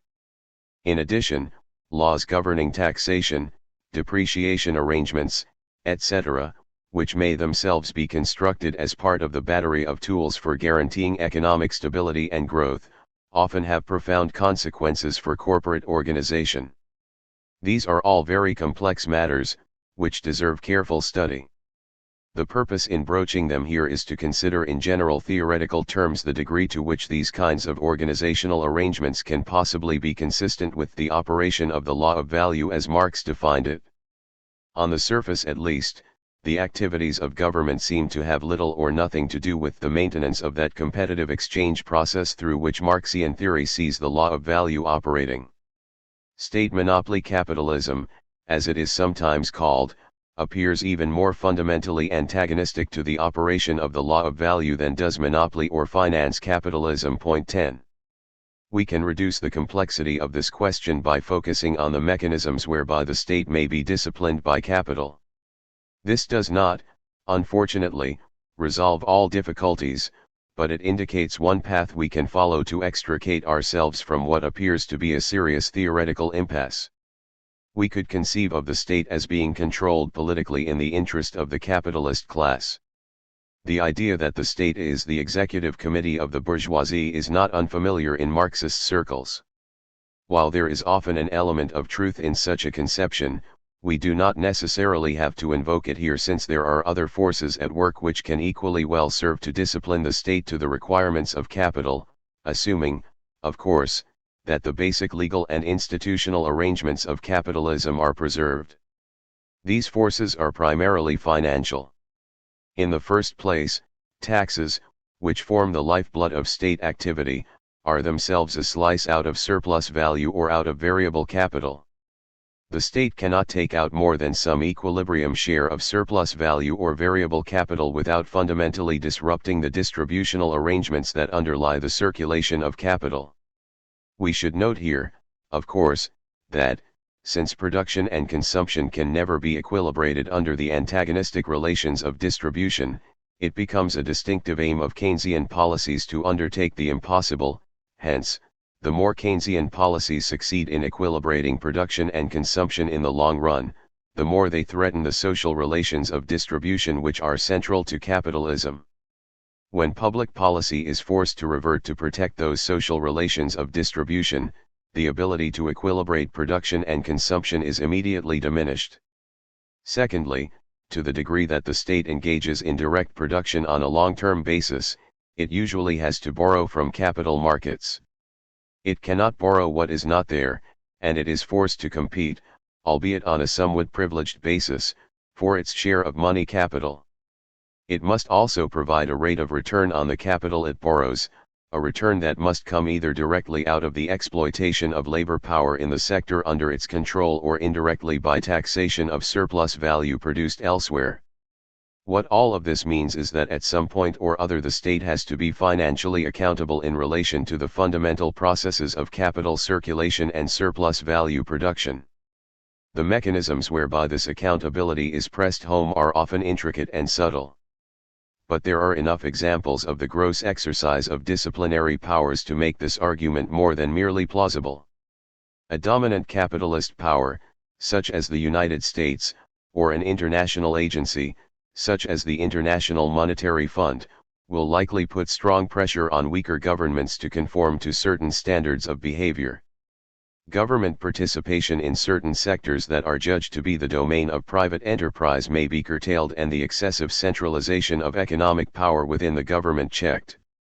Stringent requirements may be put upon the operations of state enterprises, with respect to their efficiency and profitability, for example, as governments seek financial support. Britain, Italy, and Portugal number among the several countries that have been financially disciplined by the International Monetary Fund in recent years. The government of New York City was similarly disciplined by forces mobilized within the financial system of the United States in the period 1973-8. The conclusion we can reasonably draw is that states that stray too far from organizational forms and from policies that are consistent with the circulation of capital, the preservation of the distributional arrangements of capitalism and the sustained production of surplus value soon find themselves in financial difficulty. Fiscal crisis, in short, turns out to be the means whereby the discipline of capital can ultimately be imposed on any state apparatus that remains within the orbit of capitalist relations of production. The whole history of organizational change under capitalism can, it seems, be interpreted as a progression dictated by a striving towards perfection in the operation of the law of value. Capitalism has, by this account, become more rather than less responsive to the law of value. The surface appearance of a movement away from competitiveness to monopoly and state monopoly forms, while descriptively accurate in certain respects, turns out on inspection to be historically and theoretically misleading if taken too literally. Capitalism has never been perfectly competitive or even remotely in accordance with that ideal. In striving to become more competitive, capitalism has evolved structures that diverge from a predominant imagery of what a truly competitive organization should look like. But in its practices it has evolved new modes of competition that permit the law of value to operate in diverse but ever more effective ways. Daily life for the mass of people held captive within the social relations of capitalism has grown ever more competitive. Competition on the international stage sharpens, the disciplining of governments by financial mechanisms becomes part of our daily diet of news. Divisional managers feel the sharp edge of competition daily in their communications with central management. From all of these standpoints we see the laws of motion of capitalism still in the course of perfection, the law of value finally coming into its own as the absolute dictator over our lives. But to say that the law of value is being perfected is not to suggest that we are moving into an era of capitalist harmony. Far from it. The law of value embodies contradictions, and the organizational arrangements that are fashioned in accordance with its workings cannot, under such circumstances, themselves be free of contradictions. The result is a tendency towards chronic organizational instability within the capitalist mode of production. Point 11. The drive to control all aspects of production and exchange tends to create an over-centralization of capitals, in both the private sector and the state, that is indeed a threat to the perpetuation of capitalist production itself. To the degree that the compensating forces making for decentralization are difficult to set in motion, so the system stagnates, becomes bogged down, held captive by the weight and complexity of its own organizational structure. Conversely, excessive decentralization and the chance and caprice of the market can create such a climate of uncertainty, so many gaps between production and realization, that it, too, has to be compensated for by moves towards centralization. The equilibrium point between these two opposed tendencies is inherently unstable. It is, at best, achieved only by accident, and there are no mechanisms to prevent the antagonistic relations of capitalism forcing organizational structures into disequilibrium. At this point we can perceive that crises have a constructive role to play, not only in forcing through new technologies in the narrow sense but also in forging new organizational structures which are more in accordance with the law of value in that they provide the basis for renewed accumulation through the production of surplus value. This, however, is a matter to which we will return in Chapter 7. Beneath all of this, there exists an even deeper irony. The law of value is a social product. And the social relation that lies at the bottom of it is none other than that between capital and labor. Yet the law of value itself entails a whole series of organizational transformations which cannot be accomplished without simultaneously transforming class relations. The rise of a managerial class, separate and distinct from the owners of capital, of government structures of intervention and regulation, of increasingly hierarchical orderings in the division of labor, the emergence of corporate and governmental bureaucracies, all of these obscure the simple capital-labor relation that underlies the law of value itself. Point 12. That these extensive social changes are the product of the law of value should not be viewed with surprise. It simply confirms the basic Marxian proposition with which we started out. We seek to create a technological organizational structure appropriate to a particular set of social relationships, only to find that the latter must change to accommodate the former.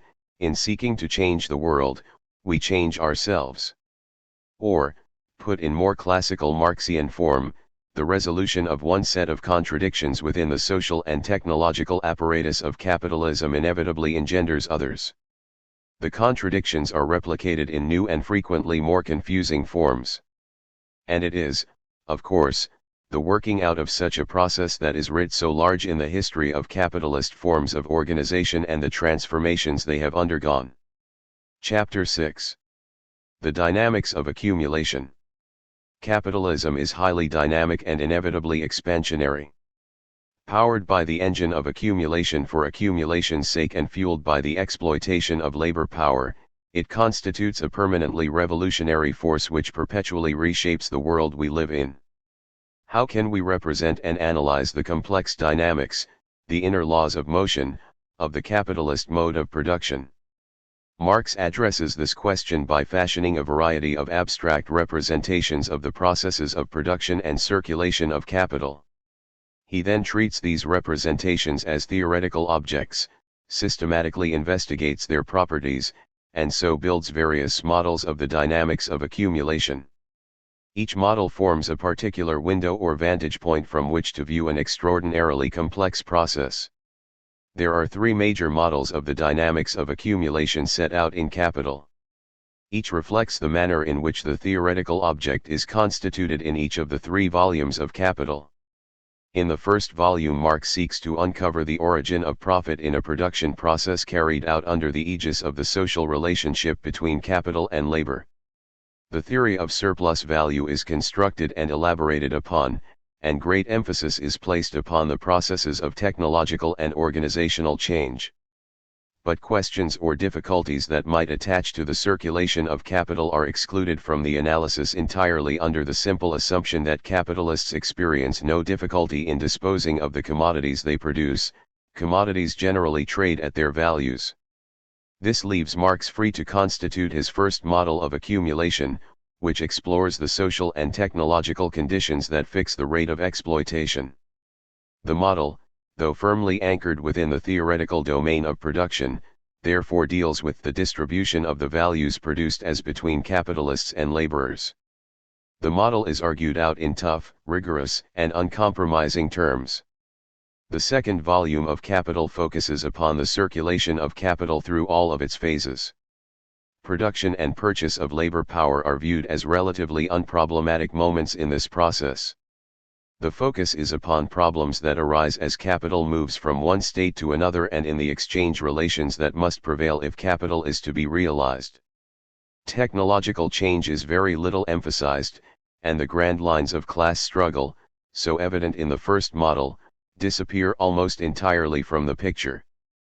This permits Marx to construct a quite different model of accumulation through the expanded reproduction of the circulation of capital. The model is grounded in the theoretical domain of circulation of capital and exchange, and deals with the conditions of realization of capital through consumption, see above, Chapter 3. But it is argued imaginatively and tentatively rather than rigorously. The intent in the third volume of Capital is to synthesize the findings of the first two volumes and to build a model that integrates production, distribution relationship with production, realization requirements. A synthetic model of capitalist dynamics, of capitalist production as a whole, is built around the theme of the falling rate of profit and its countervailing tendencies. This model, deceptively simple in form, is used as a vehicle to expose the various forces making for disequilibrium under capitalism and thereby to provide a basis for understanding crisis formation and resolution. Unfortunately, the model makes very little reference to the findings of the second volume, and therefore lacks firm grounding in a theoretical domain which ought to encompass production and circulation jointly. The model has to be treated, then, as a preliminary and quite incomplete stab at understanding a difficult and complex problem. Just how incomplete this third model is we shall shortly see. The intent of this chapter is to outline the characteristics of each of these models of accumulation and to assess their shortcomings as well as the insights they generate. Like Marx, I shall try to lay out the argument in such a way that the fundamental underlying contradictions between production and exchange, between the equilibrium requirements for the production of surplus value and the circulation of capital, become readily apparent. These contradictions do indeed provide a valid basis for understanding the formation and resolution of crises under capitalism. The actual mechanics of that process, so vital to the inner logic of capitalism, will then be taken up in Chapter 7. I. The production of surplus value and the general law of capitalist accumulation.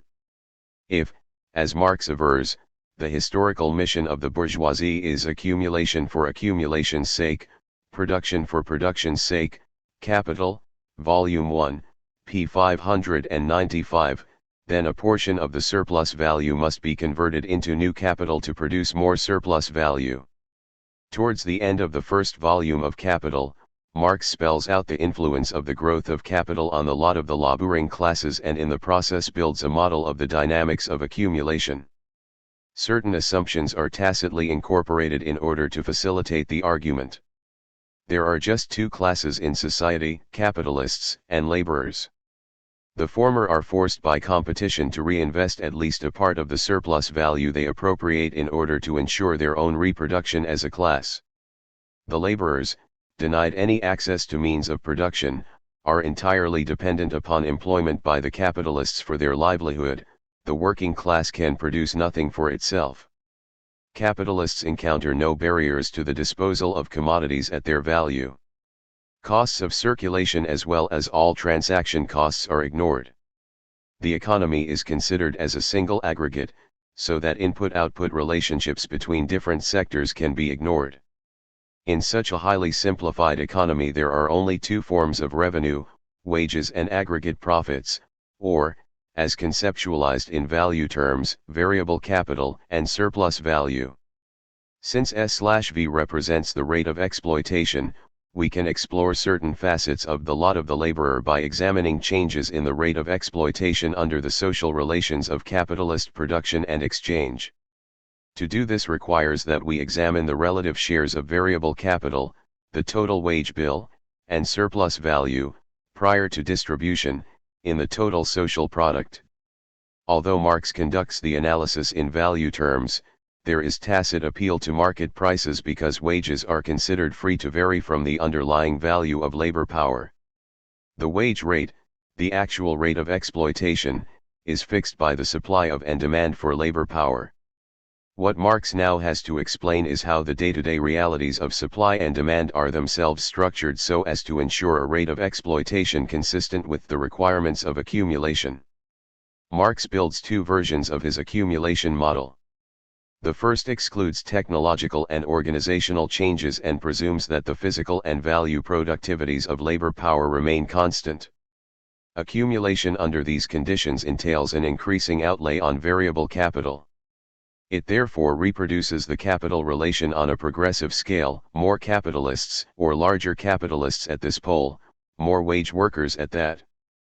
Put another way, accumulation of capital is, therefore, increase of the proletariat, capital, volume L, p. 613. Where does this increase in the supply of labor power come from? We can envisage either an increase in the total population or increasing participation of an existing population in the workforce. This quantitative increase is not necessarily accompanied by any increase in the rate of exploitation. The mass of labor power exploited simply increases to keep pace with accumulation. Indeed, the lot of the laborer may improve. Wages may rise and may continue to do so, provided this does not interfere with the progress of accumulation. If, however, wages rise above the value of labor power in such a fashion that accumulation is diminished, then the rate of accumulation will adjust.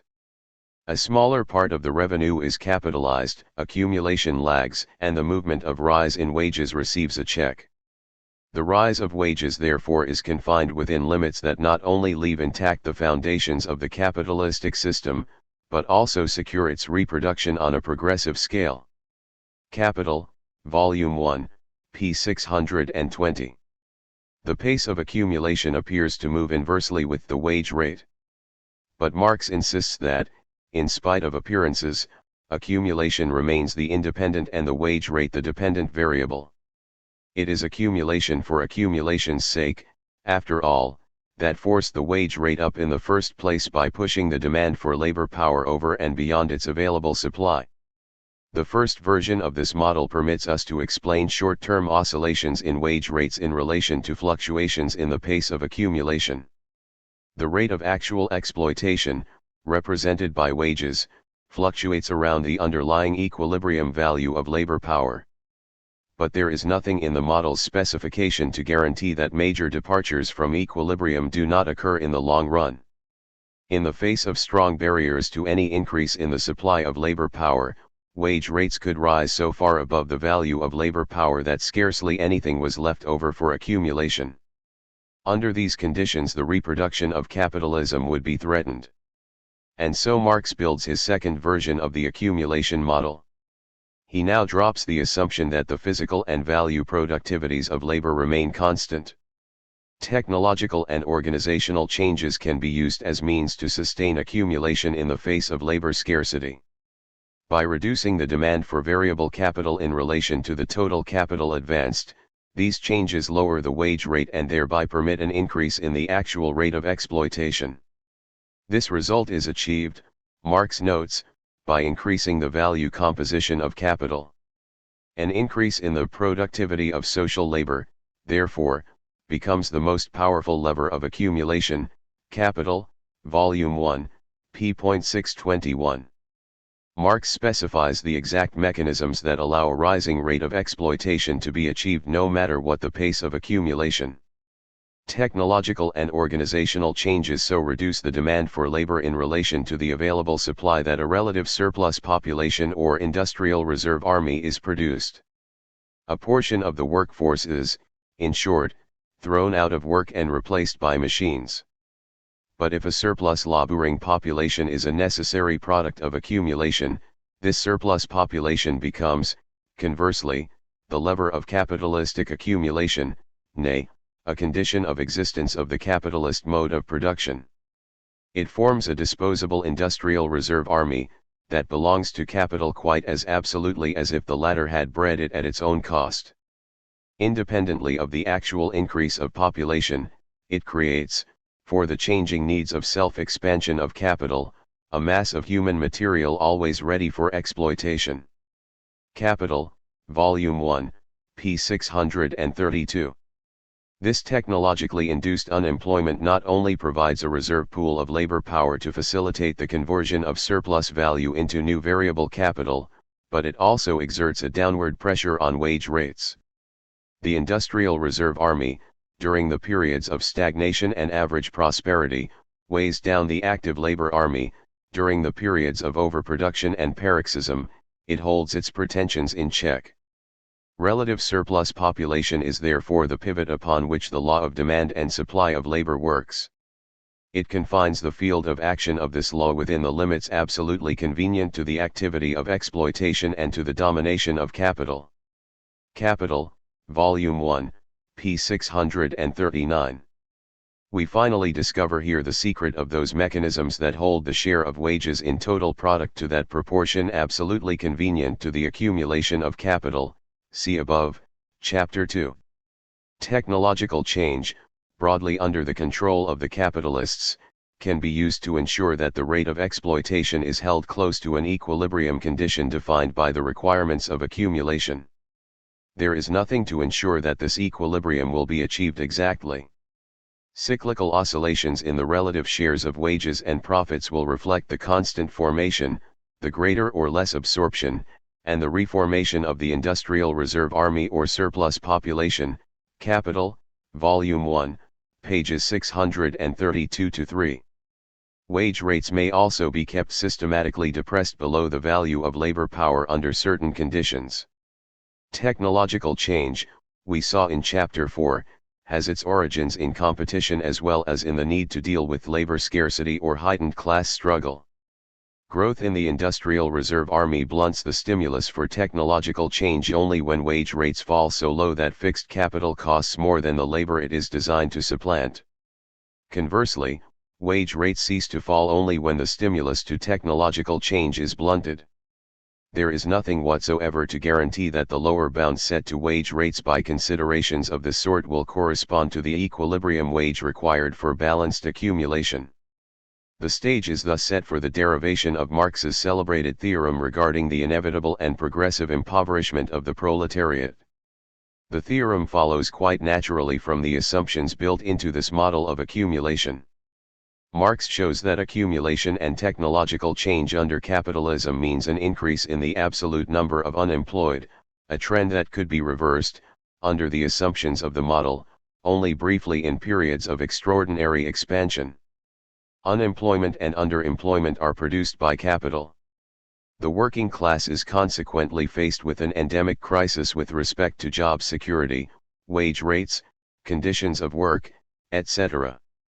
The forces making for an increase in the proletariat are so powerful that they can, unless checked, reduce the laborers to mere animal conditions of existence. The only check that exists within the assumption of Marx's model is that associated with the diminishing incentive to innovate as wage rates fall to ever lower levels. Since this check is relatively weak, the general law of accumulation does indeed imply increasing proletarianization of the population and increasing impoverishment. This is frequently regarded as one of Marx's erroneous predictions as to the future of the working class under capitalism. Although Marx was in no way loath to exploit this proposition politically, it is not in fact a prediction at all but a proposition entirely contingent upon the assumptions of the first model of accumulation. That there are other countervailing influences at work will become apparent when we examine the second model of accumulation through expanded reproduction. There are three fundamental conclusions to be drawn from Marx's first model of accumulation. First, the accumulation of capital is structurally tied to the production of unemployment and thereby generates an endemic crisis of fluctuating intensity for much of the working class. Secondly, the forces that regulate wage rates tend to keep them below that level required to sustain balanced growth. This second conclusion is vital to the argument laid out in the second and third models of accumulation. Thirdly, capitalist control over the supply of labor power, through the production of an industrial reserve army, undermines the power of labor within the labor process and tips the balance of class struggle in production to capital's advantage, see Chapter 4. The whole theoretical structure Marx builds in order to derive the general law of capitalist accumulation rests upon certain strong and quite restrictive assumptions. While some of these will be dropped in the course of subsequent analysis, others remain unquestioned. It is to these latter assumptions that we now turn. Consider, for example, the definition of the value of labor power. Technological change, which reduces the value of necessities, can reduce the value of labor power and hence outlays on variable capital without in any way diminishing the number of laborers employed or their physical standard of living. This is, as we have seen, a source of relative surplus value to the capitalist. But it also means that the share of wages in total social product can be diminishing while the real standard of living of labor, measured in use value terms, remains constant or even rises, see above, Chapter 2. Marx does not include this possibility in his model and presumes, in effect, that the value of the commodities required to reproduce the laborer at a certain standard of living, measured in use value terms, remains constant over time. The impoverishment of the workers is judged relative to this standard. Under these assumptions, any fall in the share of variable capital in total social product can automatically be represented as absolute impoverishment of the proletariat. The presumption that the worker's family has no capacity to produce for itself and that the value of labor power is entirely defined by exchange of commodities in the market also creates problems of both theoretical and historical interest. To the extent that workers can support themselves, the value of labor power is diminished and the rate of accumulation increased. It is in the self-interest of capitalists from this standpoint to force the costs of reproduction of labor power back into the framework of family life, and therefore generally onto the shoulders of women, as much as possible. 1 This then implies that workers must have at least limited access to their own means of production. But if workers can in part take care of their own reproduction needs, then they have less need to participate as wage laborers and will certainly be more resilient when it comes to strikes and other forms of labor struggle. From this standpoint, it is in the interest of the capitalist class to increase the workers' dependency upon commodity exchange. But this means allowing a rising standard of living of labor and an increase in the value of labor power. Individual capitalists, left to their own devices, will doubtless do all they can to keep wages down. The constant tendency of capital, therefore, is to force the cost of labor back to zero. The more successful they are in this enterprise, the less control they will be able to exert over the labor force. If laborers could live on air, they could not be bought at any price. Capital, Volume 1, p. 600. There is, therefore, a potential conflict between the need to economize on outlays on variable capital in order to increase the rate of exploitation, and the need to control the labor force by strong economic ties of dependency. Only when the workers are totally dependent upon the capitalist for the maintenance of a reasonable standard of living can the capitalist fully claim the power to dominate labor in the workplace. This contradiction has played an important role in the history of capitalism, and has had much to do, presumably, with changes in the physical standards of living, changes in the labor process in the household, changes in the role of women in the family, the structure of family life, states of class consciousness, forms of class struggle, and so on. Marx excludes such considerations from his model of accumulation. We can scarcely blame him for that, since these are all difficult and complex questions. A critical scrutiny of the assumptions in his model does allow us, however, to generate some interesting speculations into the contradictory forces governing capitalist history. Do the evident changes in the material standard of living of labor in the advanced capitalist countries reflect an extension of capital's control over labor through the greater material dependency a rising standard of living brings? Has this drive for control also meant a secular tendency to reduce the degree to which workers and their families have to bear their own costs of reproduction? These are the sorts of questions that can be asked. Point 2. But most important of all, this leads us to consider Marx's rather surprising failure to undertake any systematic study of the processes governing the production and reproduction of labor power itself. Labor power is, after all, the one commodity that is fundamental to the whole system of capitalist production. It is also the one commodity that is not produced directly under capitalist relations of production. It is produced by a social process in which the working class family has had, and still has, a fundamental role to play in the context of social institutions and cultural traditions which may be influenced by the bourgeoisie and hedged around by all manner of state interventions, but which, in the final analysis, are always within the domain of working class life. Since the quantity and quality of labor supply is an important feature to the general law of capitalist accumulation, we might expect Marx to make some reference to it, if only to stave off more detailed consideration of it until later. But very little play is given to the problem, and it is most certainly not taken up later. This omission is, perhaps, one of the most serious of all the gaps in Marx's own theory, and one that is proving extremely difficult to plug, if only because the relations between accumulation and the social processes of reproduction of labor power are hidden in such a maze of complexity that they seem to defy analysis. Point 3.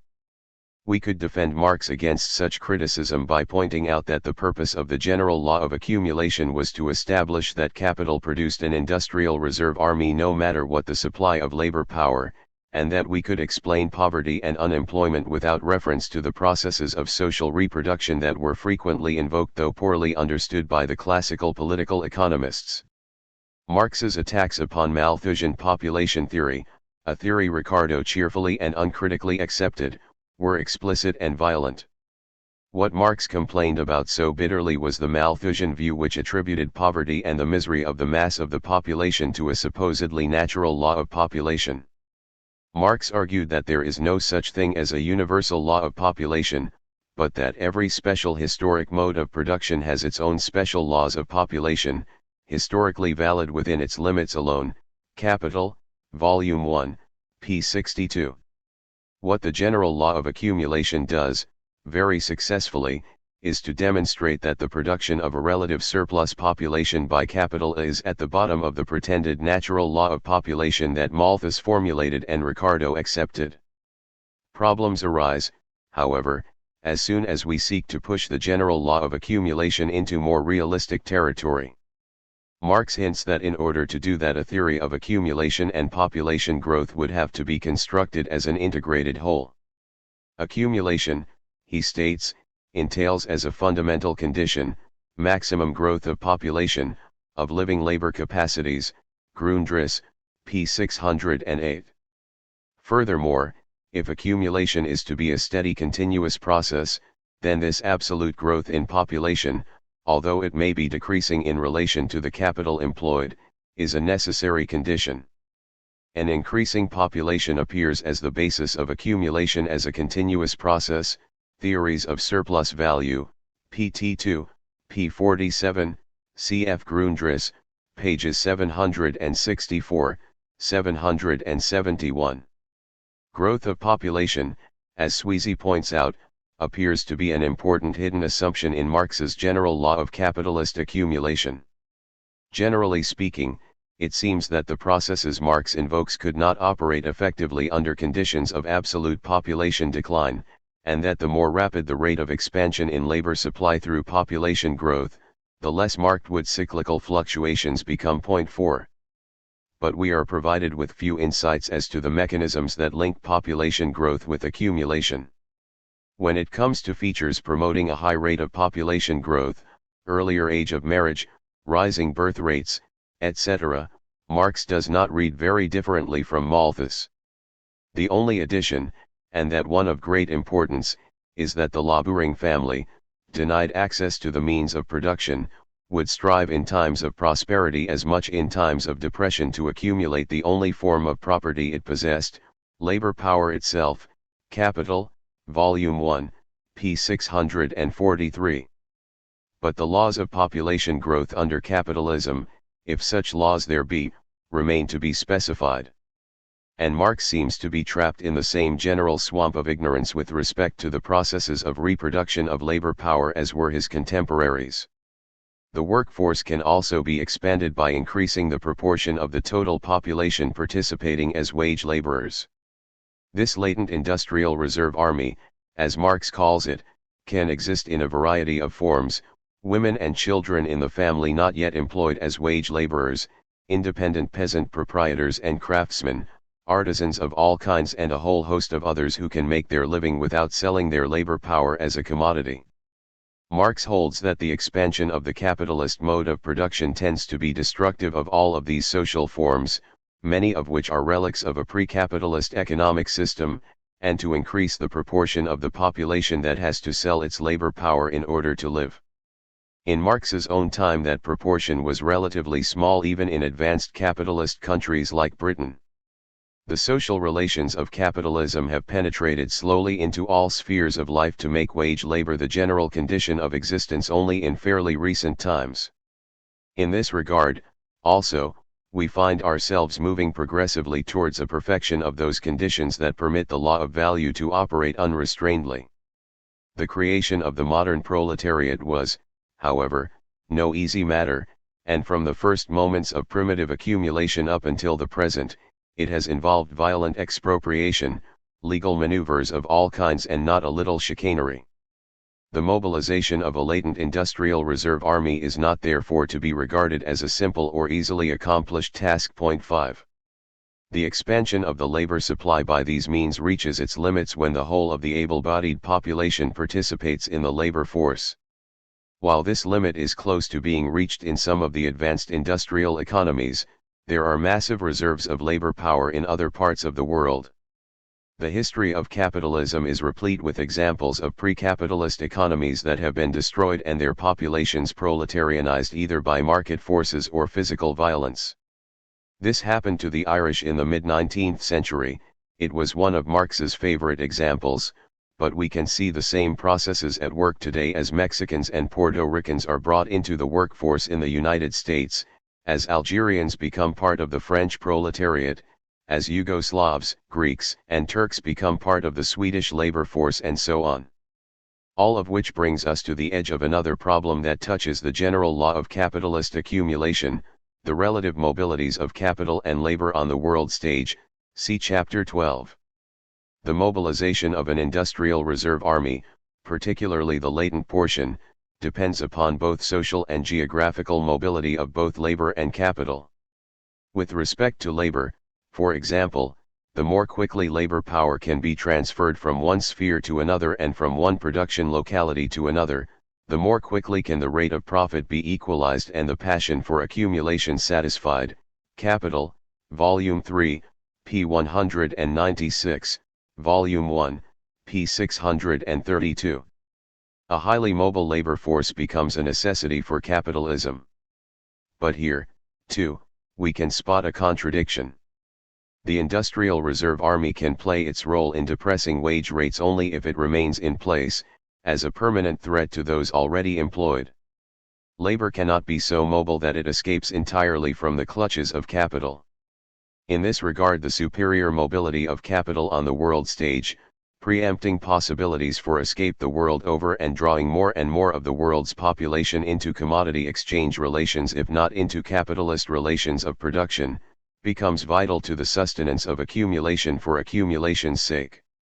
The sociological, demographic, and geographical aspects of labor supply are important for any general theory of accumulation. But they can reasonably be put upon one side considering Marx's main purpose in building this first model of accumulation. What Marx demonstrates, convincingly, rigorously and brilliantly, is that if misery, poverty, and unemployment are found under capitalism, then they have to be interpreted as the product of this mode of production and not attributed to nature. A more general theory of accumulation requires, however, dropping some of the more restrictive assumptions, and this Marx proceeds to do in his second and third models. 2. Accumulation through expanded reproduction. At the end of the second volume of Capital, Marx takes accumulation out of the realm of production and models its characteristics in the realm of exchange. The models of expanded reproduction explore the conditions that would permit accumulation to proceed in balanced fashion through exchanges of commodities between different sectors or departments of an economy. The reproduction schemas that Marx constructs have continued to fascinate both Marxist and non-Marxist writers ever since and have exercised a profound, though often subterranean, influence upon all aspects of economic thought. The schemas have, as a consequence, been dissected and analyzed in detail, and investigators have played with variants of them and used them to shed light on both Marxian and bourgeois theory. Since there are many accounts of the schemas published elsewhere, I shall simply summarize their main features and offer an interpretation and evaluation of them. 6. Marx appeals to use-value criteria to disaggregate an economy into departments. Department 1 produces fixed and circulating constant capital, use-values destined for productive consumption. Department 2 produces use-values for individual consumption, necessities for workers and luxuries for the bourgeoisie. A two-sector model of accumulation is built to show how definite proportionalities and relative growth rates have to be maintained in the production of means of production, Department 1, and consumption goods, Department 2, if balanced long-run accumulation is to be achieved. At various points in the text, however, Marx suggests that further disaggregations should be made, distinguishing between fixed and circulating capital in Department 1 and between necessities and luxuries in Department 2, for example. The physical quantities of inputs and outputs in the two departments have to be in exactly the right proportions if accumulation is to take place smoothly. Department 1 must produce exactly that quantity of means of production to satisfy the needs of all producers for machinery, raw materials, etc. Department 2 has to produce exactly that quantity of consumer goods to sustain the labor force at its customary standard of living and to satisfy the wants and needs of the bourgeoisie. The material shape and quantity of commodities has an important potential role to play in these models of accumulation. Capital, Volume 2, p. 94. The physical exchanges between departments are achieved through the market, and from this it follows that money exchanges between the departments must also be in balance. In order to study this process free of too many complications, Marx assumes that all commodities exchange at their values. This means that the effect of capitalist competition is ignored, as is the fact that commodities exchange at prices of production rather than of values. Marx also abstracts entirely from fluctuations in monetary market prices, actual money flows, the credit system and so on. The schemas purport to deal only with use values and values. But in practice the analysis is conducted almost entirely in value terms, with very little reference to physical material magnitudes. Marx's analysis of the value flows is part verbal and part numerical. The ideas can be expressed much more simply in algebraic terms. The total output of Department 1, W1, can be expressed as C1 plus V1 plus S1, and for Department 2, C2 plus V2 plus S2 equals W2. If there is to be accumulation, then a part of the surplus value in each department has to be plowed back to purchase additional means of production and labor power. We can then break down the value components in the total output for each department in the following fashion. Department 1. Means of production, C1 plus V1 plus S01 plus delta C1 plus delta V1 equals W1. Department 2. Consumption goods, C2 plus V2 plus S02 plus delta C2 plus delta V2 equals W2. Here S0 stands for the amount of surplus value that remains for consumption after reinvestment in additional means of production, delta C, and additional variable capital, delta V. In order for the system to be in equilibrium, the total output of means of production in Department 1, W1, has to be exactly equal to the demand for means of production in both Departments 1 and 2, C1 plus delta C1 plus C2 plus delta C2. Presuming that workers and capitalists spend all of their revenues on consumer goods, then W2 equals V1 plus delta V1 plus S01 plus V2 plus delta V2 plus S01. It is then easy to show that the exchange ratio required between departments in order to sustain balanced growth is C2 plus delta C2 equals V1 plus delta V1 plus S01. Put in words, this simply means that the total demand for means of production in Department 2 must be exactly equal to the total demand for consumer goods emanating from Department 1.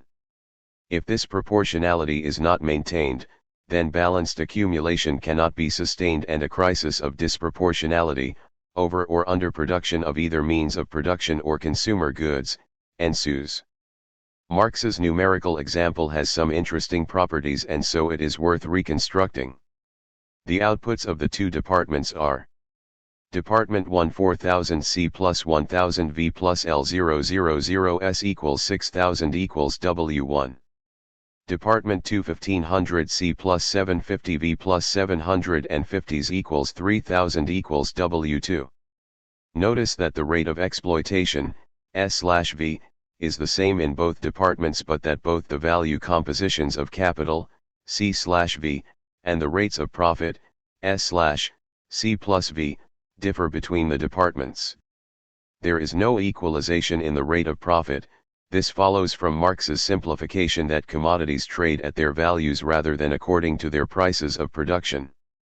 The reinvestment proportions which will keep the system in balance are: Department 1 4000 C plus 400 delta C plus 1000 V plus 100 delta V plus 500 S01 6000 equals W1. Department 2 1500 C plus 100 delta C plus 750 V plus 50 delta V plus 600 S02 equals 3000 equals W2. The way Marx sets this up presumes that only capitalists save, and that they reinvest in their own department only, a somewhat strange assumption, given the usual characterization of capital as highly mobile between sectors. Notice also that the reinvestment occurs in such a way that the value compositions of capital remain undisturbed. No technological change is built into the model. This, too, is a strange assumption, which runs entirely contrary to the emphasis given to technological change in the first model of accumulation. The reinvestment rate also differs between the two departments. Capitalists in Department 1 convert 1/2 of their surplus value into additional means of production and variable capital, whereas capitalists in Department 2 convert only 1/5 of the surplus value they produce. Something odd happens to this reinvestment function when we take Marx's numbers and continue accumulation over a number of years. In order to keep the system in balance, capitalists in Department 2 have to raise their rate of reinvestment in the second year and every year thereafter from 20 to 30%. While these peculiarities may be attributed in part to Marx's choice of numbers, they do serve to focus attention upon the relative rates of reinvestment in the two departments as critical to preserving the stability of the system. Designating these rates as a 1 and a 2 respectively, and the value compositions of capital in the two departments likewise as K1 and K2, it can be shown that a condition for equilibrium exchange under expanded reproduction is, which says that the relative rates of reinvestment must reflect differences in value compositions in the two departments. Howard and King, 1975, p. 191. It follows also that the relative rates of expansion in employment in the two departments vary according to reinvestment rates and value compositions. The two-sector accumulation model Marx builds appears to show that, under the right conditions, including correct reinvestment strategies on the part of capitalists, accumulation can continue relatively trouble-free forever. A model depicting the reproduction of capitalism in perpetuity has certain attractions for bourgeois economists, but it poses serious dilemmas for Marxists. If capitalism can continue to accumulate in perpetuity, then on what grounds do Marxists predict the inevitable demise of capitalism or even the inevitability of crisis formation? Luxemburg, for example, was so exercised by these questions that her whole treatise on the accumulation of capital is given over to a vigorous denunciation of Marx's errors and omissions in his formulation of the reproduction schemas. To better understand this debate we must consider the assumptions embodied in the schemas and Marx's intent in building them. Marx's purpose is not hard to divine. He wished to improve upon Quesnay's remarkable tableau économique, in which the innumerable individual acts of circulation are at once brought together in their characteristic social mass movement, the circulation between great functionally determined economic classes of society, Capital, Volume 2, p. 359. He wishes, in short, to study the process of circulation of the aggregate social capital in terms of the class relations of capitalism. But he also wants to disentangle the contradictions embodied in such a process. So he fashions a device that allows him to identify the proportionate growth rates in the different departments, in production quantities, in value exchanges and in employment which, if they are not fulfilled, will result in crises. The reason for taking so much trouble to define equilibrium is, as always, to be better able to understand why departures from that condition are inevitable under the social relations of capitalism. The balanced harmonious growth the reproduction schemas depict have also to be judged against the restrictive assumptions embodied in them. We should notice, first of all, that the manner of Marx's exposition runs counter to the concept of capital as a continuous process and therefore diverges from the general line of attack taken throughout the second volume of Capital. The reproduction schemas measure capital as the value of a stock of inputs available at the beginning of a production period, the initial constant and variable capital, augmented by the surplus value redistributed to purchase additional constant and variable capital by the end of a production period.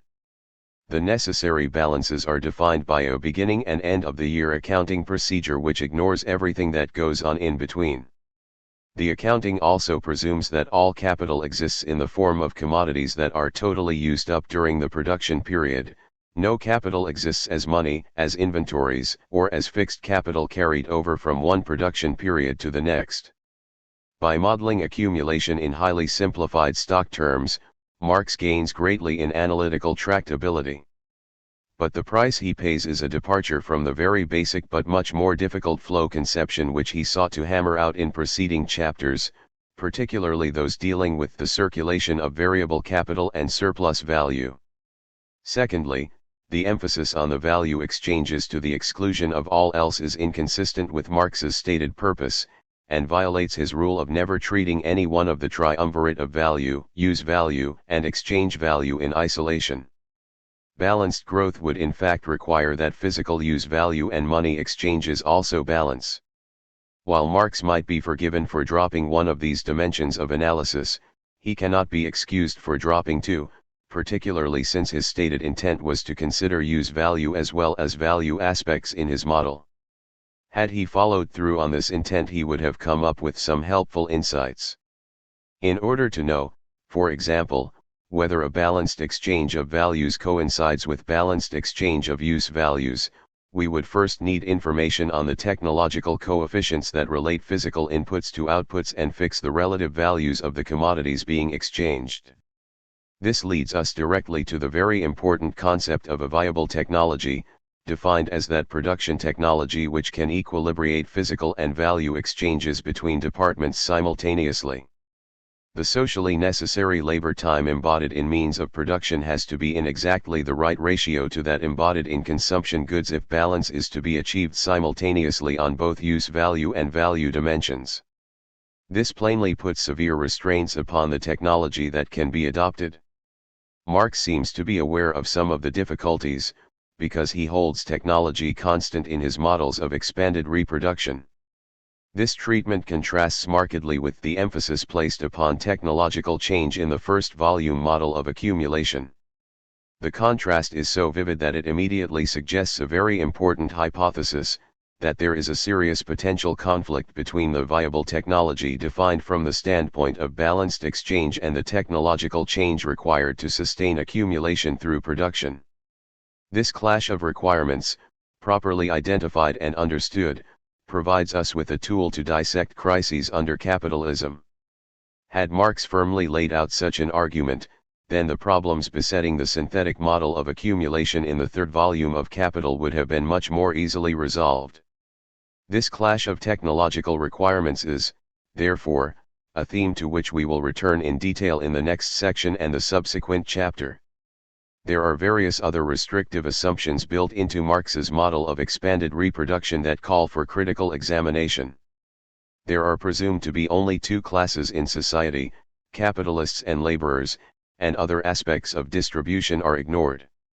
Money functions purely as a means of payment, there is no hoarding, the surplus value produced in one department cannot be invested in another, there is no equalization in the rate of profit, there is an infinite supply of labor power, etc. With modern mathematical techniques it is possible to explore what happens when some of these assumptions are dropped, and in some cases valuable insights have been achieved. Morishima's work along these lines is particularly interesting because it helps to illuminate some of the basic themes with which Marx was preoccupied. Morishima considers what will happen when the surplus value created in one department can be reinvested in another. He concludes that the balanced growth Marx's numerical examples depict would then become unstable with explosive oscillations, around a balanced growth path, if Department 2, producing wage and luxury goods, is higher in the value composition of capital, or more capital intensive, than Department I. We have explosion without fluctuations, or monotonic divergence from a balanced growth path, when the value composition of capital is higher in Department 1 than in Department 2. It takes very little, therefore, to generate strong cyclical fluctuations or chronic instability out of the reproduction schemas, and this, presumably, was what Marx was wishing to analyze. The case that Morishima models is of particular interest, however, since it suggests that equalization of the rate of profit under competition will disrupt the balance required for equilibrium growth. This in itself is a neat illustration of the fundamental Marxian theme that balanced growth is impossible under the social relations of capitalism. Morishima, 1973, pages 125-7. Morishima's model also embodies assumptions that have been duly criticized. Desai thus points out that, by varying their rates of reinvestment instead of reinvesting at a constant rate as Morishima assumes, capitalists may be able to dampen the tendency towards long-run instability and explosive cyclical oscillations. But in so doing the capitalists may generate cyclical movements in the unemployment rate, which points up another difficulty. There is no guarantee whatsoever that the viable technology and the appropriate rate of reinvestment will increase the demand for labor in a manner consistent with its supply. Which brings us back to the contradiction between the conditions set out for sustained accumulation in the first and second models of accumulation, Desai, 1979, chs 16 and 17. We have also, it turns out, done less than justice to the intricacy of Marx's own thought. The long, tortuous, labored but nevertheless deeply imaginative chapter Engels reconstructed out of Marx's notes on simple reproduction contains a mass of materials that are hard to integrate into the simplified model of expanded reproduction. And we ought not to ignore, either, the interesting chapters on the circulation of variable capital and surplus value which precede it. Marx was overly aware of the difficulties that lurked in the line of analysis he was taking. While it may appear somewhat invidious to pick and choose issues out of this mass of materials as being of particular importance, there are three problems that stand out. First, we should note that the reproduction of labor power becomes integrated into the circulation of capital. The worker becomes, in effect, an appendage of capital, in the sphere of exchange as well as in the sphere of production. While Marx does not pay great attention to specifics, he sees that balanced accumulation requires that the laborers use the variable capital they receive to purchase commodities from the producers in Department 2. The effective demand of the working class, which depends on the wage rate, becomes a factor that can contribute or detract from balanced growth. The processes described in the first volume of Capital explain why wages cannot rise much above some equilibrium proportion of national output, and furthermore suggest a prevailing tendency to depress wages much below that equilibrium. In the second volume of Capital we see why wages cannot fall much below this equilibrium level without precipitating a crisis in the circulation of capital within and between the department. Rapid shifts in the share of labor in the total product will disrupt balanced accumulation through exchange.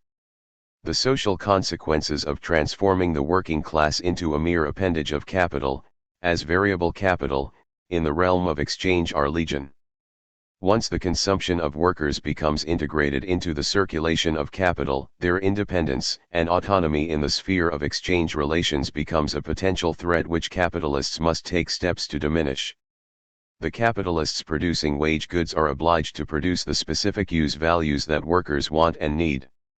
As possessors of money, after all, the workers are free to exercise choices as consumers. Yet we can also see that rational consumption, rational, that is, from the standpoint of capital accumulation, is a necessity for the smooth translation of variable capital paid out as wages into commodities produced in Department 2. The mechanisms whereby capital reaches out into the living place to ensure rational consumption on the part of the workers and the reproduction of the requisite quantities and qualities of labor power are complex. Marx himself mocks the manner in which the capitalist and his press, philosophizes, babbles of culture and dabbles in philanthropical talk when the capitalist is dissatisfied with the way in which labor power spends its money. Capital, Volume 2, p. 515.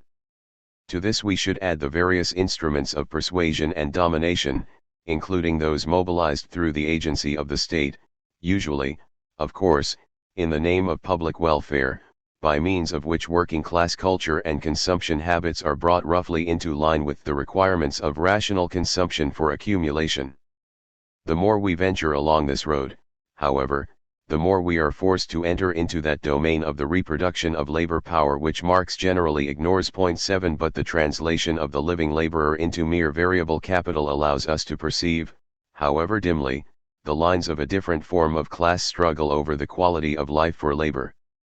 Secondly, Marx makes a brief sally into the question of fixed capital formation and use. This posed far too many difficulties to be integrated into the model of expanded reproduction, but in the long chapter on simple reproduction Marx has a fair amount to say about the problems of finding an equilibrium rate of investment for fixed capital items that last over several production periods. He there points out that Department 1, which produces fixed capital as well as circulating constant capital, has to face up to some peculiar problems of timing in reinvestment, money flows and the like. He suggests that investment in fixed capital will likely engender strong cyclical movements, which have the potentiality to burgeon into crises, even under the most stringent simplifying assumptions. The circulation of capital between the two departments is therefore at least bound to oscillate around equilibrium as soon as fixed capital is introduced into the picture. This is a major item of unfinished business in Marx's theory, so major that we will consider it separately in Chapter 8. Thirdly, while money is treated as a means of payment in the model of expanded reproduction, there are innumerable statements in the text that indicate that the production and circulation of money are not as simple as they seem. Marx eliminates the problems posed by money capital and the credit system on the grounds that they obscure the actual processes of circulation of values, capital, Volume 2, p. 421. But he also recognizes that the circulation of money and the creation of credit have real effects, while the production of a money commodity cannot simply be subsumed as a branch within Department 1 because it has some very peculiar characteristics. It is, for example, the one branch of production that throws more money into circulation than it absorbs in the purchase of constant and variable capital. Marx tries to deal with all of this by assuming that a certain supply of money, to be used either for the advancement of capital or for the expenditure of revenue, exists beside the productive capital in the hands of the capitalists, Capital, Volume 2, p. 420. Where this money comes from, who is responsible for its supply and how that supply promotes exchanges and facilitates the advancement of capital are bothersome questions, to which we will return in chapters 9 and 10. All of this does not necessarily interfere with the model of expanded reproduction, since this model assumes that capital exists only as commodities. But if we seek more realistic models, in which capital also takes the form of money and of productive apparatus carried over from one production period to the next, then the whole issue of money and credit becomes fundamental to the analysis. These three topics in no way exhaust the issues that Marx raises, but does not resolve, in the analysis of accumulation through exchange. I have selected them for mention in part to illustrate the richness of Marx's imaginative treatment of the processes of reproduction of capital and in part to make points of great import for the general argument I am seeking to establish. With respect to the circulation of variable capital, for example, we can now see countervailing forces to those making for increasing impoverishment of the proletariat. By putting the first and second models of accumulation in relation to each other, we can identify the forces that make for an equilibrium wage rate, or share of wages in total output. Any radical departure from that equilibrium share of wages in total values will likely generate a crisis in the circulation of capital, a crisis that can strike either in the sphere of exchange or in the sphere of production, depending upon whether wages more above or below their equilibrium value. The social processes of wage determination, intercapitalist competition, class struggle, etc., are such as to ensure that this equilibrium is achieved only by accident. Production and consumption cannot be kept in balance under antagonistic relations of distribution, see section 3 below. So where does this leave us in terms of an overall evaluation of the schemas of expanded reproduction?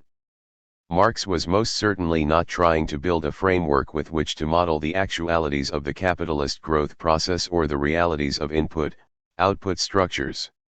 Judged against those kinds of projects, the reproduction schemas would be of mere historical interest, innovative and imaginative for their time, but lacking the power of contemporary models.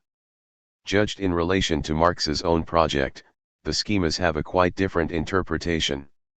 They are designed to yield us theoretical insights into the inner logic of capitalist accumulation, insights generated by intensive modeling of a theoretical object defined with respect to the domain of circulation of capital through exchange. Let us consider the nature of these insights and the manner in which they may legitimately be used. In the first volume of Capital, p. 578, Marx writes, "Capitalist production, therefore, under its aspect of a continuous connected process, of a process of reproduction, produces not only commodities, not only surplus value, but it also produces and reproduces the capitalist relation, on the one side the capitalist, on the other the wage laborer." We also saw, in the first model of accumulation, how reproduction on a progressive scale, i.e., accumulation, reproduces the capital relation on a progressive scale, more capitalists or larger capitalists at this pole, more wage workers at that, Capital, Volume 1, p. 613. The reproduction schemas allow us to examine the reproduction of the class relationship between capital and labor from the standpoint of exchange relations. Capital circulates, as it were, through the body of the laborer as variable capital and thereby turns the laborer into a mere appendage of the circulation of capital itself. The capitalist is likewise imprisoned within the rules of circulation of capital, because it is only through the observance of these rules that the reproduction and expansion of constant capital and the production of further surplus value is ensured. We are, in short, looking at the rules that govern the reproduction on a progressive scale of whole social classes. Viewed solely from the standpoint of exchange, this process of social reproduction does indeed appear to be relatively unproblematic.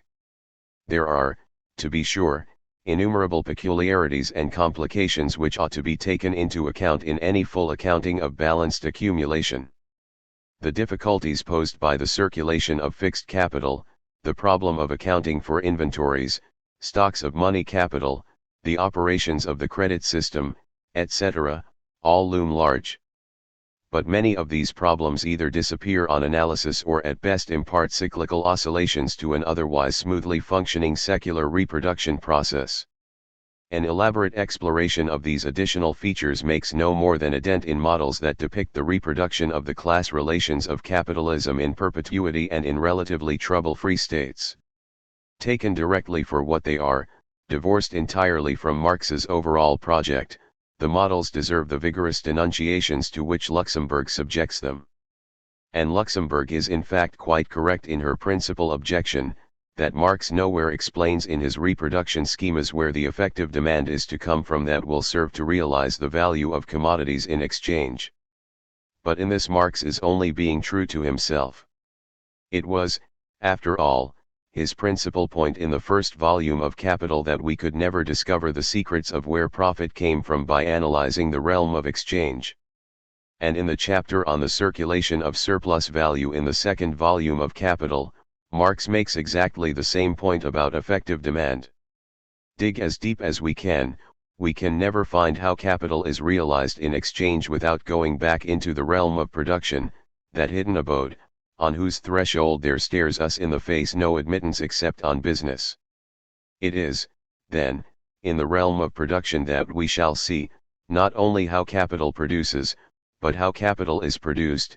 Capital, Volume 1, p. 176.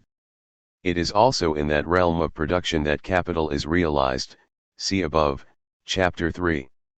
That is, after all, what is meant by accumulation for accumulation's sake as the primus agens within the capitalist mode of production.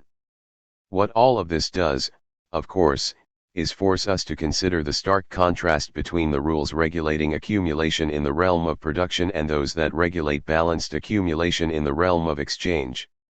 Read in the context of Marx's overall project, the reproduction schemas yield most of the theoretical insights we need. Balanced accumulation through exchange is indeed possible in perpetuity, provided that technological change is confined within strict limits, provided that there is an infinite supply of labor power which always trades at its value, and provided that there is no competition between capitalists and no equalization in the rate of profit. Once we relax these assumptions, the crucial variables in the first model of accumulation, then chronic disruptions will arise in the exchange process. The viable technology that must prevail in exchange is perpetually disturbed by the revolutions in the productive forces. Put simply, the conditions that permit equilibrium to be achieved in the realm of production contradict the conditions that permit equilibrium to be achieved in the realm of exchange.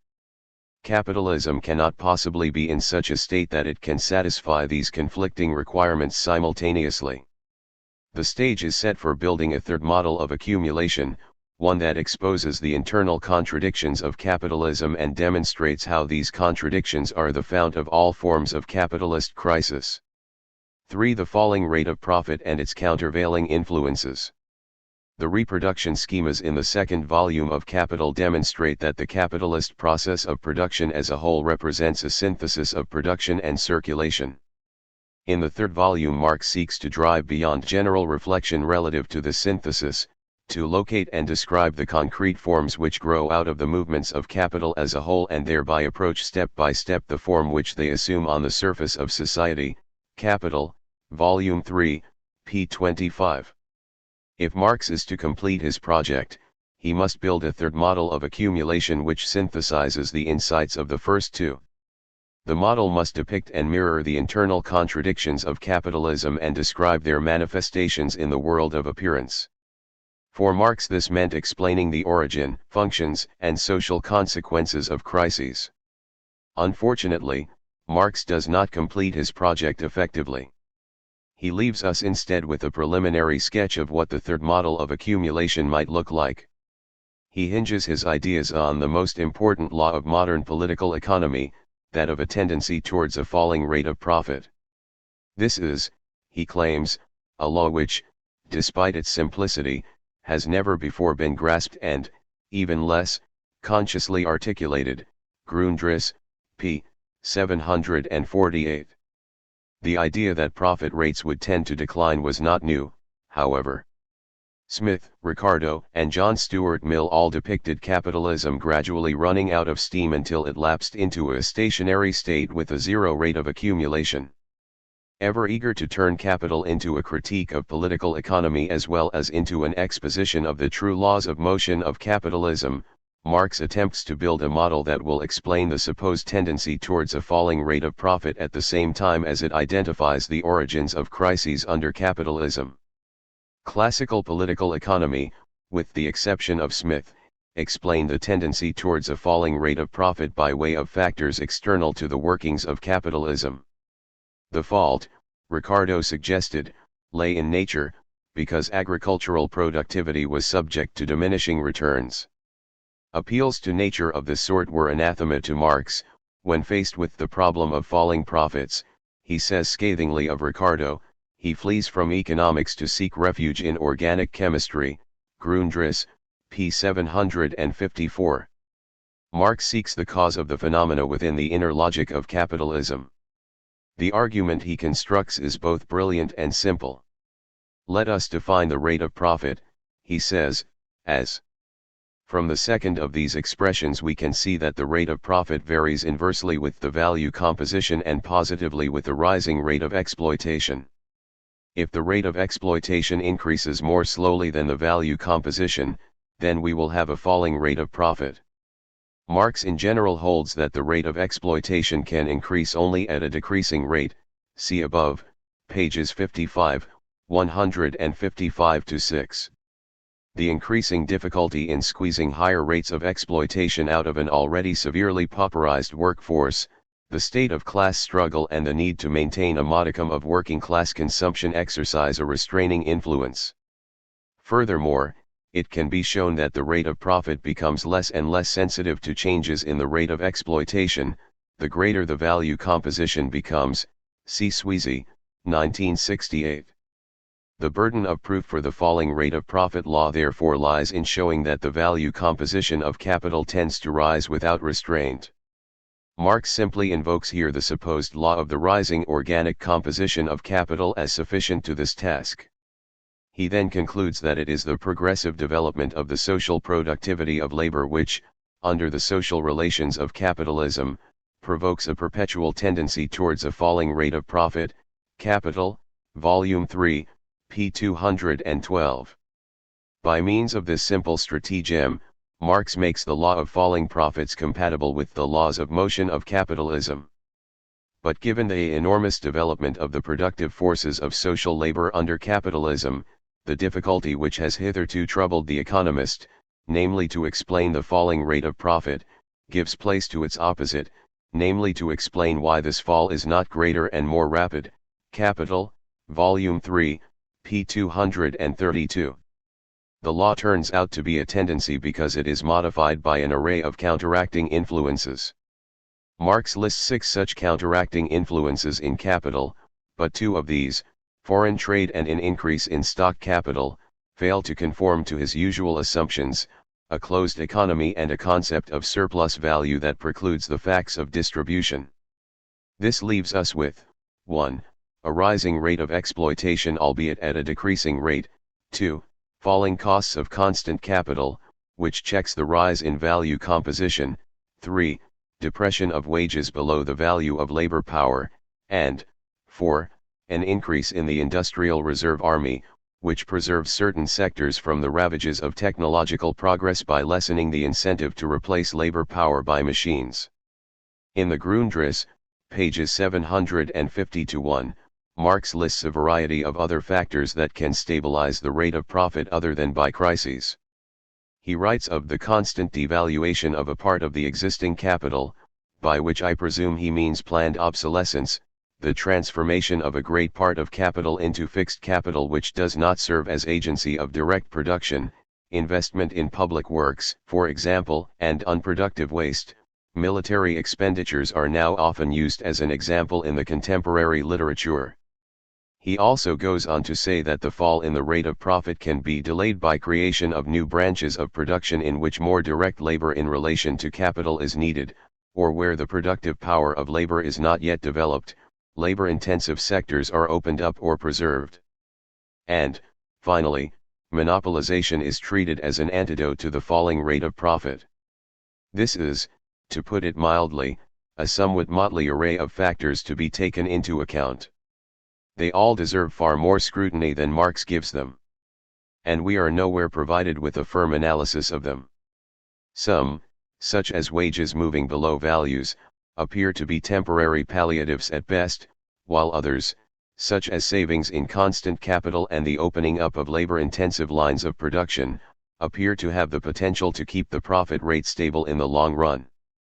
We should also note that some factors, such as investment in public works and in unproductive expenditures, can probably best be construed as responses to falling profits, while others, such as the preservation or opening up of labor-intensive lines of production and savings in constant capital, occur naturally with the technological changes spawned under capitalist relations of production.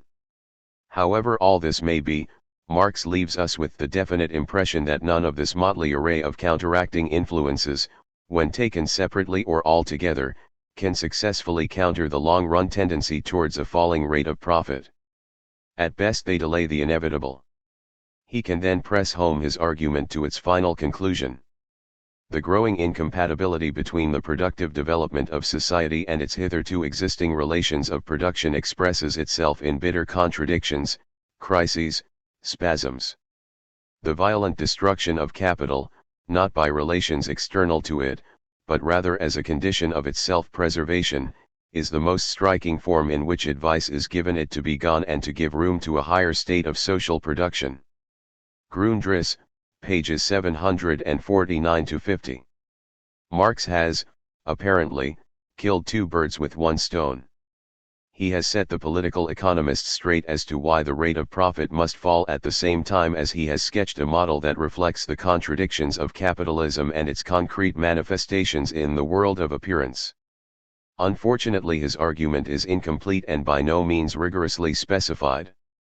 And although Engels imposes a very clear shape to the argument by his editing, the text is plagued by all manner of ambiguities. Marx's explanation and use of the law have therefore been the focus of an immense and continuing controversy within the Marxist tradition at the same time as they have been subject to a good deal of disparagement in bourgeois quarters, which, given what the law depicts, is hardly surprising. The law has been investigated from a variety of standpoints, theoretical, historical, empirical, examined carefully for its political implications and interpreted in quite different ways. I shall not attempt to review the controversy or its manner of unfolding, since those who wish to can regale themselves at length with innumerable articles on the subject. 8 But some evaluation of this, Marx's third model of accumulation, is plainly called for. The evaluation can proceed at two levels. On the first, we can consider the rigor, logical coherence, and historical meaning of the law of falling profits as a proposition in its own right. At a second, more general, level we can consider how far the law, or some version of it, effectively synthesizes the findings of the first two models of accumulation to provide thereby a firm interpretation of the laws of motion of capitalism as a whole. In what follows I shall argue that Marx, in his anxiety to straighten out the political economists, is lured into an erroneous specification of what should have been a synthetic model of the contradictions of capitalism. More specifically, by taking over the problem of the inevitability of a falling rate of profit from the political economists of the time and treating it as a question, Marx diverts from the logic of his own argument to such a degree that what should have been a tangential proposition appears fundamental, while the fundamental proposition gets interred in a mass of tangential argument. As a result, Marx does not successfully synthesize the first two models of accumulation. Nor does he properly represent the concrete forms which the internal contradictions of capitalism assume on the surface of society. Yet, in spite of all these defects, he does manage to unmask what might well be the fundamental source of capitalist crises, the contradiction between the evolution of the forces of production on the one hand and the social relations upon which capitalist production are based on the other. Let us flesh out this general argument. The exact status of the so-called law ought first, however, to be clarified. It would be one thing, for example, to claim theoretically that, if there is a tendency towards a falling rate of profit, then it must be explained in a manner consistent with the overall laws of motion of capitalism, and quite another to maintain, as Marx most definitely does on several occasions, that the law captures the inner logic of capitalist dynamics at the same time as it explains real and observable historical trends in the actual rate of profit. Grundriss, p. 748, Capital, Volume 3. Ch. 13. There is, in fact, a good deal of confusion as to the exact epistemological status of the law, a confusion signaled by the way Marx variously refers to it as a law, a tendency, or even as a hybrid law of a tendency. For the sake of convenience I shall continue to refer to the falling rate of profit argument as a law without presuming that such a label confers any particular epistemological status upon it. The theoretical import of the law is fairly clear: the capacity to produce surplus value relative to the total value circulating as capital is diminished over time by the very technological revolutions that individual capitalists institute in their pursuit of surplus value. Marx spells out the law, however, in values rather than in market prices, so that both long and short-term monetary considerations, such as endemic inflation or financial panics, cannot be included in the analysis. This means that the law cannot be used to describe the surface appearance of capitalist dynamics. Furthermore, profit is construed as surplus value prior to its distribution as rent, interest, profit on industrial and merchants' capital, taxes, and so on. This means that the rate of profit on, say, industrial capital can rise or fall as a result of changes in distribution rather than as a reflection of movements in the profit rate as Marx defines it. Grundriss, p. 751.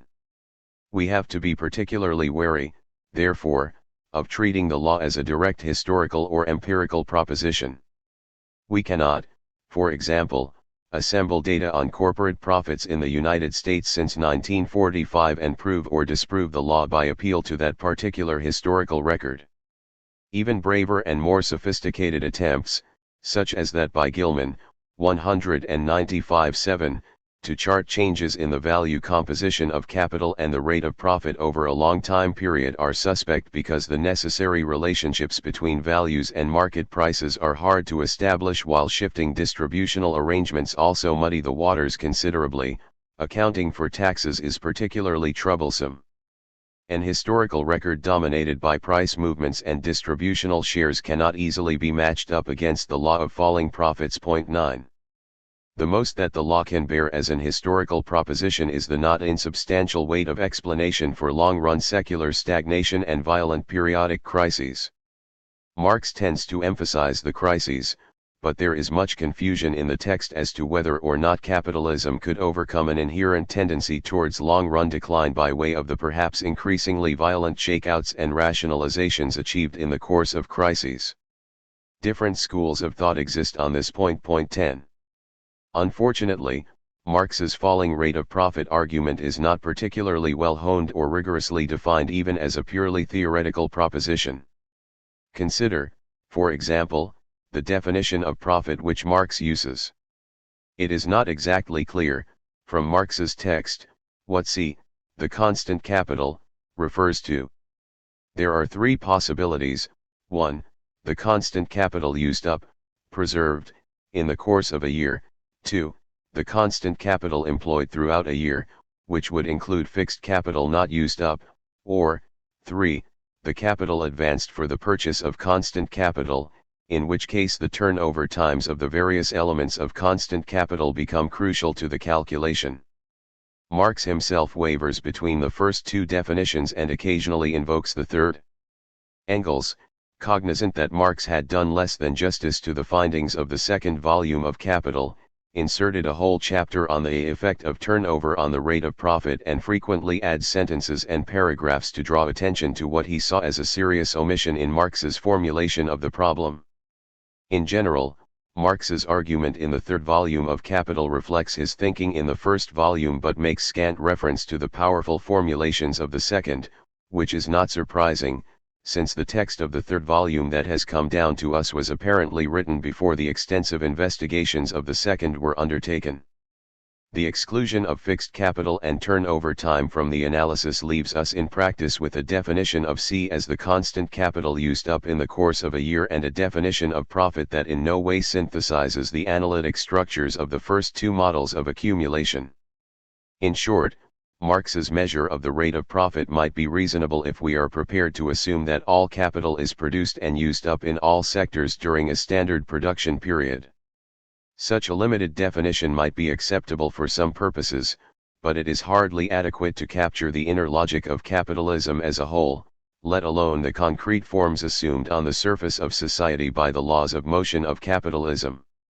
Furthermore, all the theoretical objections we raised in Chapter 4, concerning the relationships between technical, organic, and value compositions of capital, now come fully into play as objections to Marx's specification of the law of falling profits. Let us inject these objections into the argument one by one. Marx is fully aware, of course, that technological changes that reduce the value of fixed and circulating constant capital can, under the right conditions, raise the rate of profit or at least counteract its supposed tendency to fall. But he does not explain directly why such changes cannot stabilize the overall value composition of capital and, hence, the rate of profit in the long run.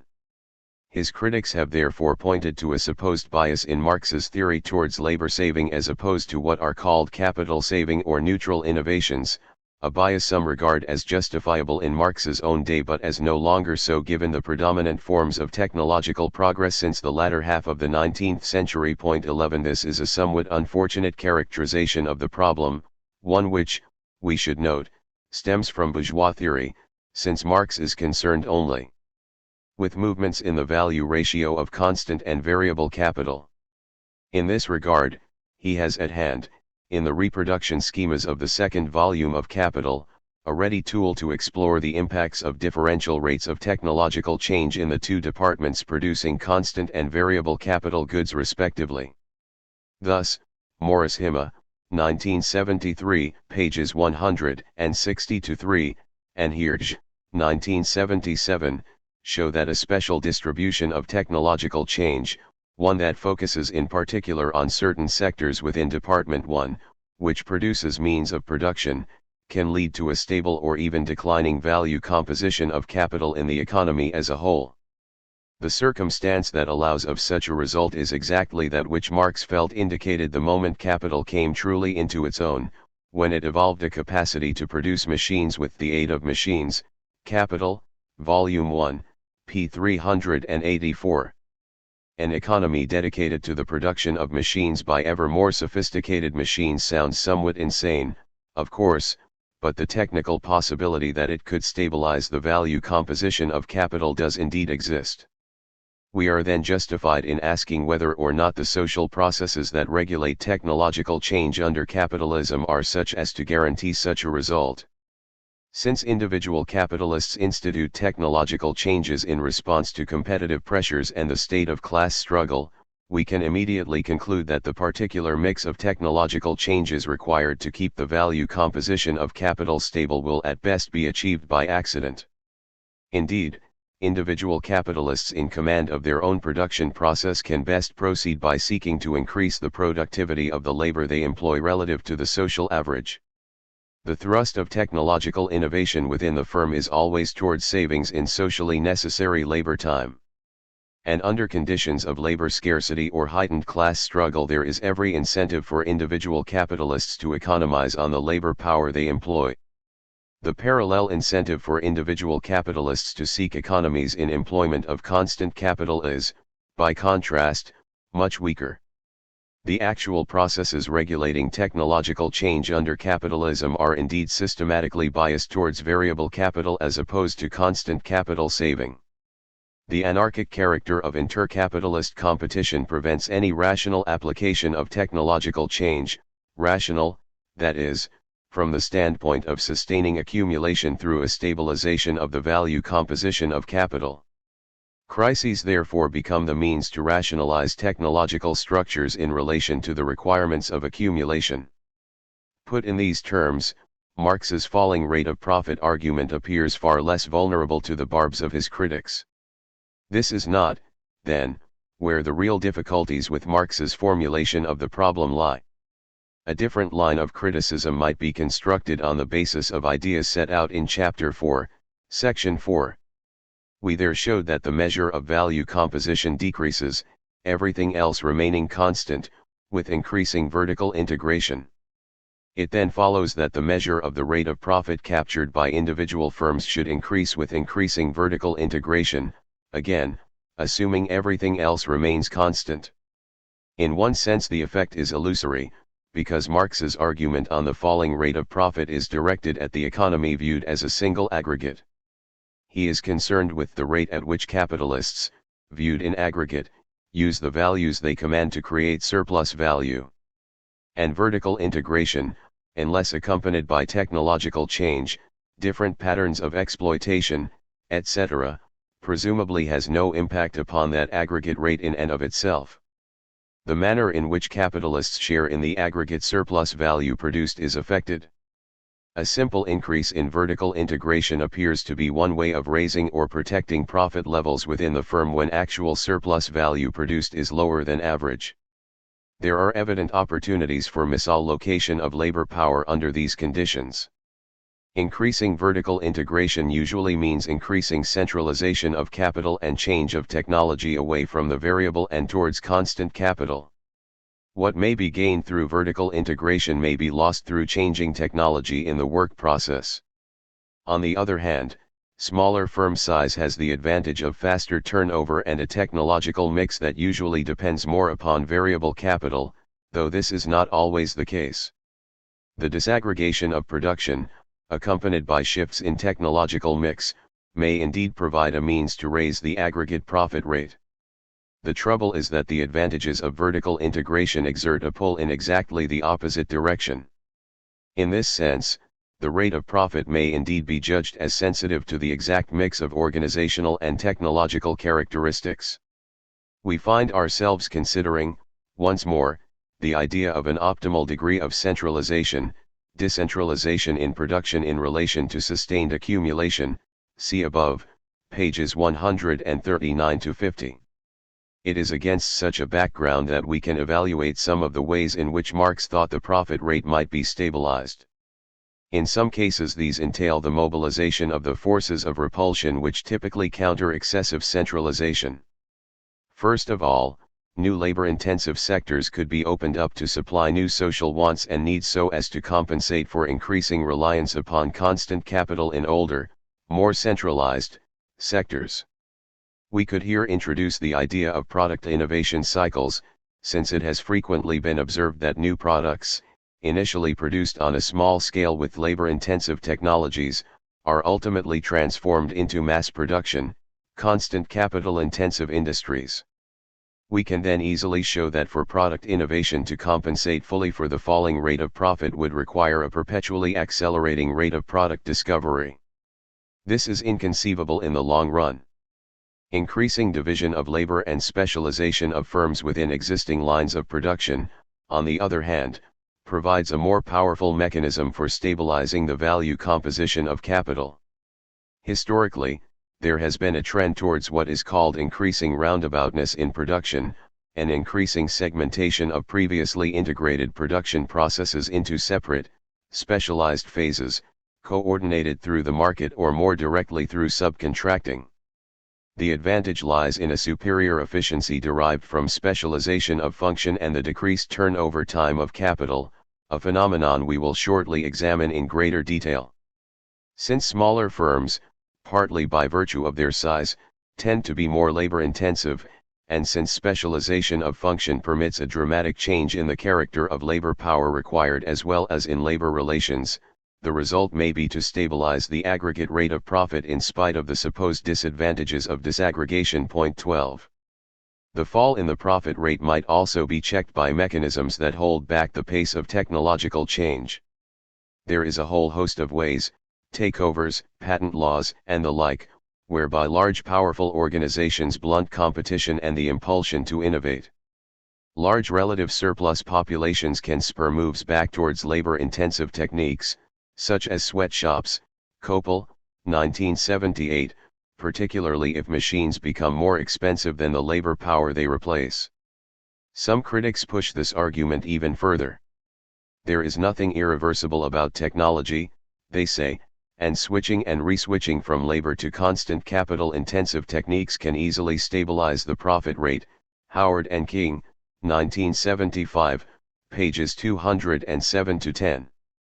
Van Parages, 1980, for his part, uses a proof of Okashio's, 1961, to show that capitalists, under competition, will choose techniques which necessarily reduce the unit values of all commodities, including labor power, and increase the transitional rate of profit to themselves as well as the social rate of profit, no matter what happens to the value composition, provided only that the physical standard of living of labor remains constant.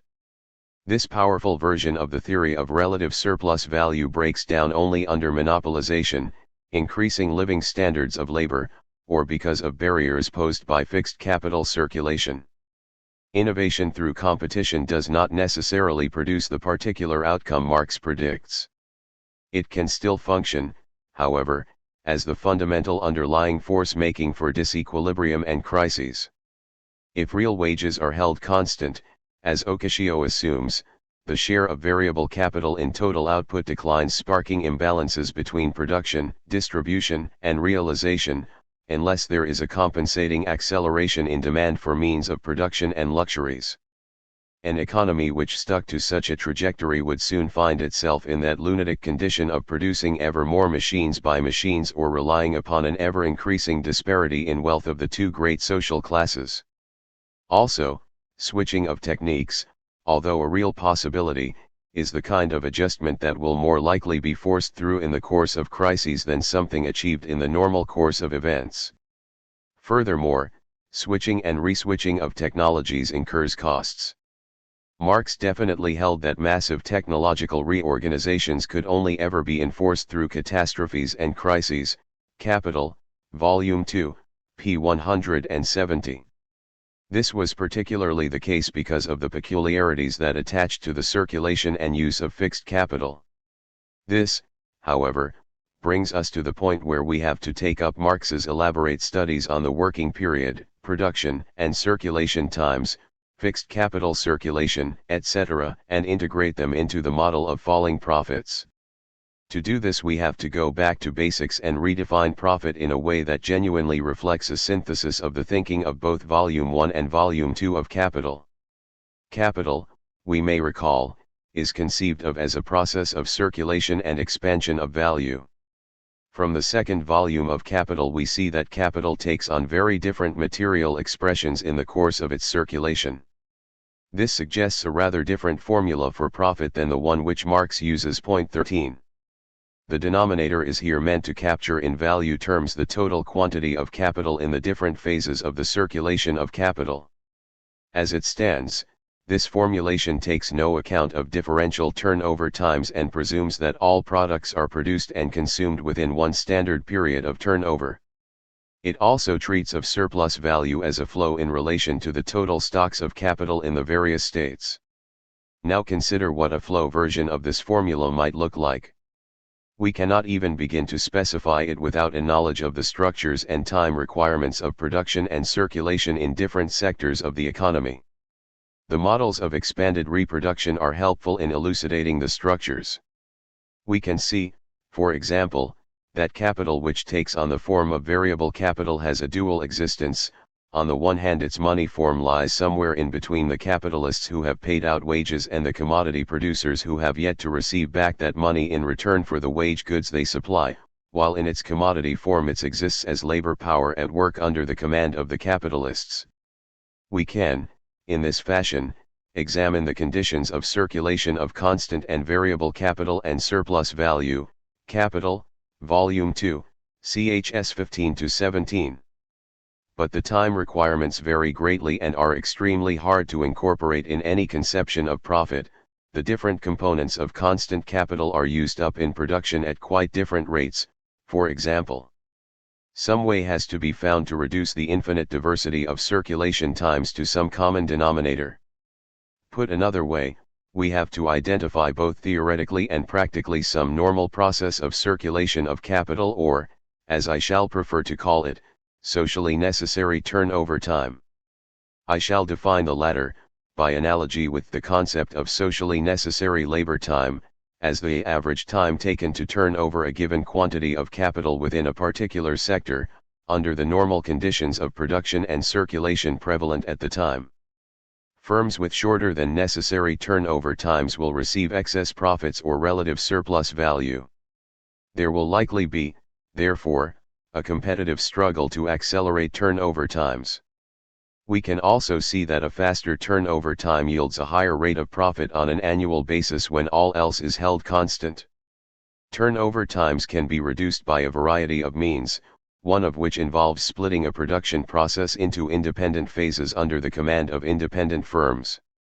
This, as we have seen, provides an incentive for creating increased roundaboutness in production systems.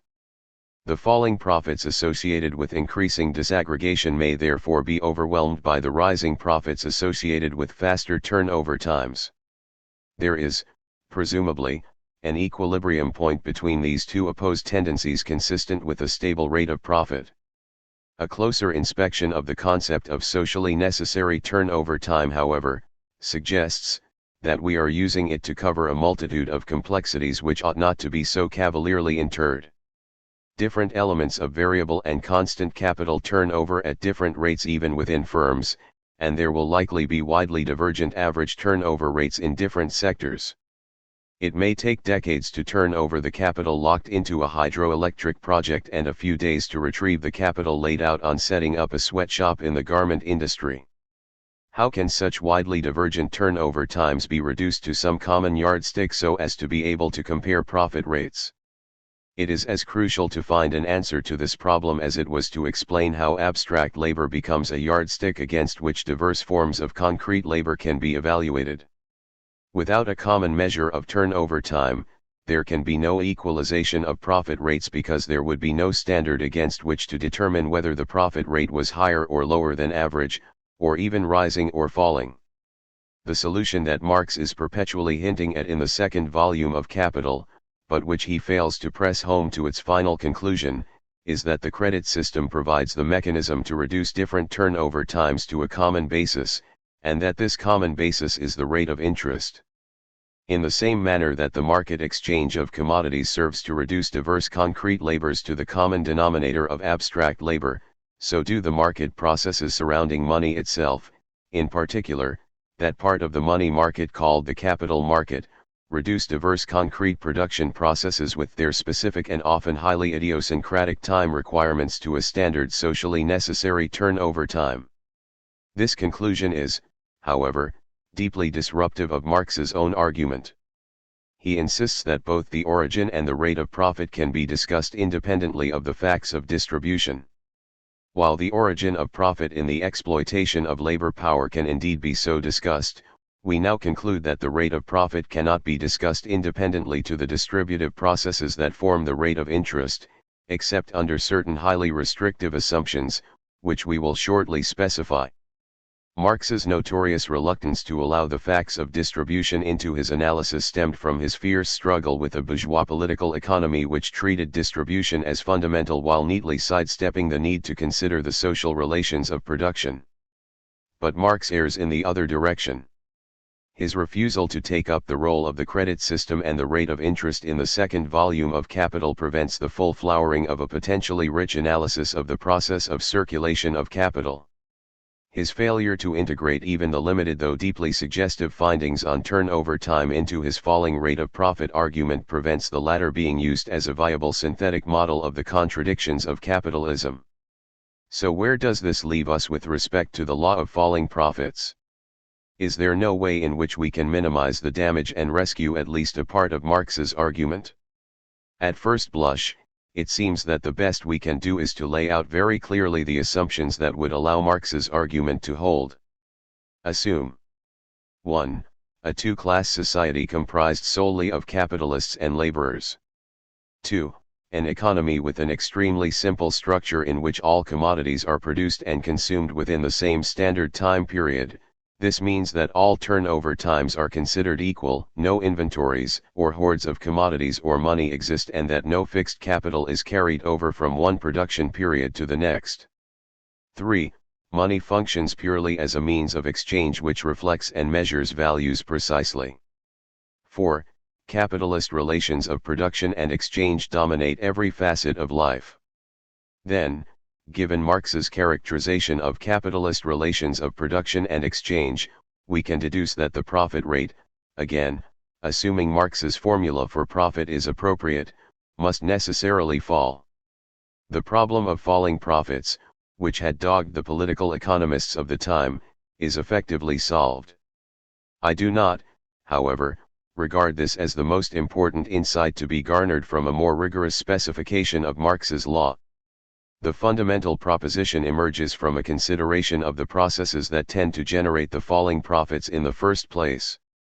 What Marx in effect shows us is that individual capitalists, coerced by competition, trapped by the necessities of class struggle and responding to the hidden dictates of the law of value, make technological adjustments which drive the economy as a whole away from a sound, normal development of the process of capitalist production.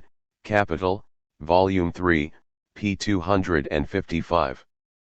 Put another way, individual capitalists, acting in their own self-interest under the social relations of capitalist production and exchange, generate a technological mix that threatens further accumulation, destroys the potentiality for balanced growth, and puts the reproduction of the capitalist class as a whole in jeopardy.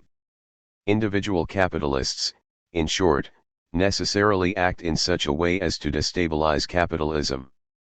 Unfortunately, Marx obscures this fundamental proposition by concentrating upon its supposed expression as a law of falling profits, with all of the historical, empirical, and theoretical connotations that such a law implies. We can rescue Marx from both his apologists and detractors by going back to the fundamental principle of a contradiction between the forces of production and the social relations of production under capitalism, and tracing the expression of this contradiction in terms of the technological and organizational characteristics that capitalism must necessarily adhere to if it is to achieve balanced equilibrium growth.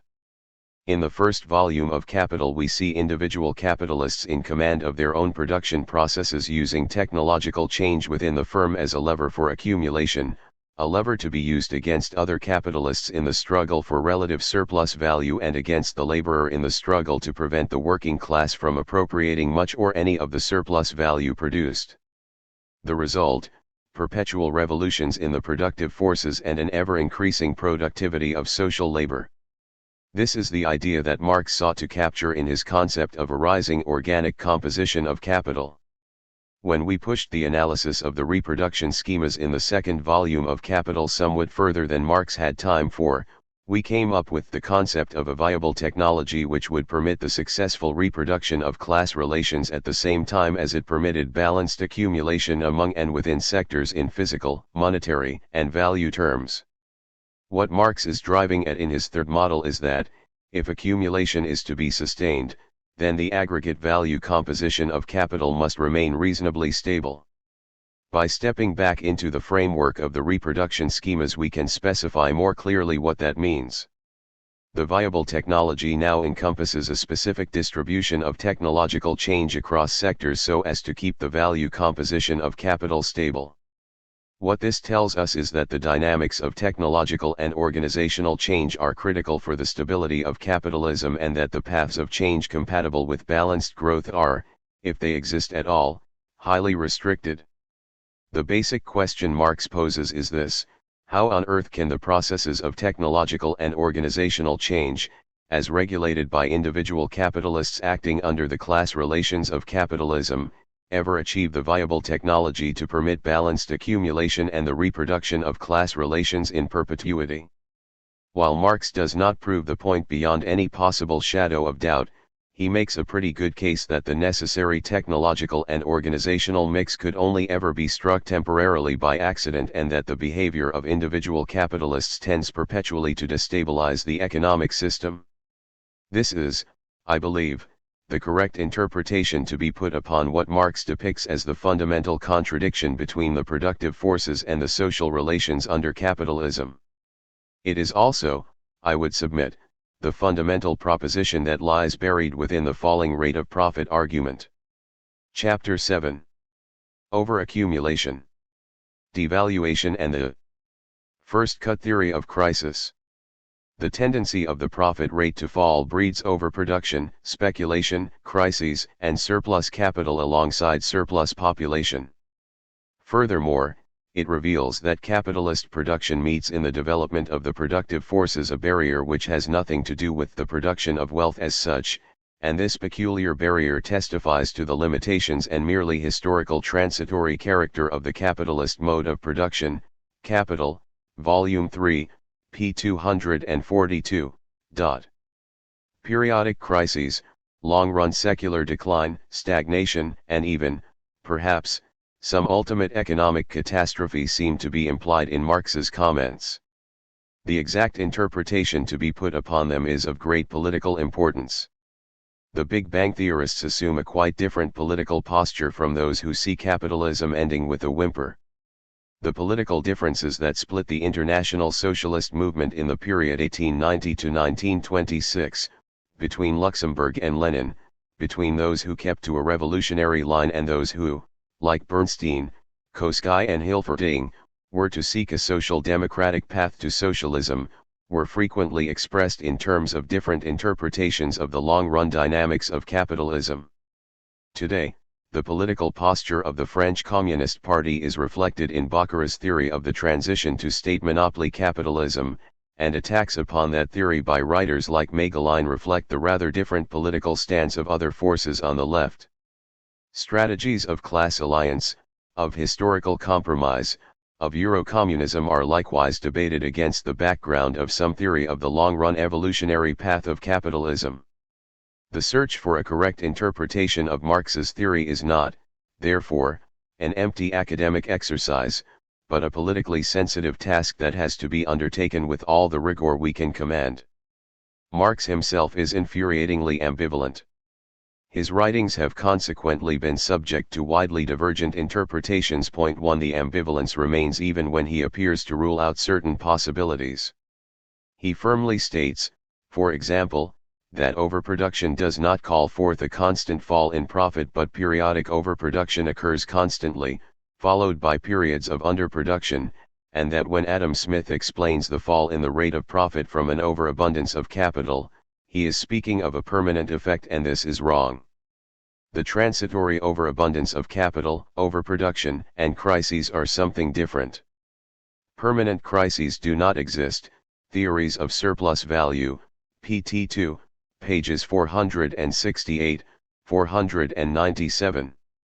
Yet long-run secular decline is still possible, perhaps even culminating in the ultimate catastrophe that some Marxists predict, through the broadening scope and deepening intensity of these periodic crises. And at certain points Marx seems to indicate that capitalism indeed faces such a fate. Grundriss, p. 750. All that we can say with absolute certainty is that Marx meant his exposition of the law of falling profits as a first-cut statement of his theory of crisis formation under capitalism. I say first-cut because, as we saw in the last chapter, his failure to integrate all of the insights from the first 2 volumes of Capital prevents a full statement of the internal contradictions of capitalism in the third. But we also find that in writing on crisis formation, Marx is forced to move ahead on his own analysis in disconcerting ways, to invoke aspects of theory that lay quite undeveloped. And so we are left with a lot of unfinished business. An inspection of those brief sections where Marx does explicitly consider the shape and form of crises yields a checklist of matters invoked that have yet to be considered. 1. The peculiar mode of production, circulation, and realization of fixed capital and the difficulties that arise from differential turnover times. 2. The process of organizational and structural change which affects the degree of centralization-decentralization of capital. 3. The role of the credit system, interest-bearing, and money capital, all of which require that the monetary aspects of circulation of capital be analyzed. 4. The interventions of the state in the circulation of capital. 5. The physical aspects of circulation of commodities, the movement of commodities in space, together with foreign trade, the formation of the world market and the whole geographical structure of capitalism. 6. The complex configurations of class relations both within and between social formations, for example, factional distinctions within the capitalist class and distinctions within the proletariat based on different national values of labor power. This list does not exhaust the many features that ought to be included in any final version of crisis theory. Dislocations in the sphere of social reproduction, the reproduction of labor power, of bourgeois ideology, in the political and military apparatuses designed to ensure control, etc. All require consideration. But Marx clearly regards the contradictions inherent in commodity production and exchange as basic to understanding crisis formation under capitalism. In this sense, the first cut theory of crisis is more than just a first approximation.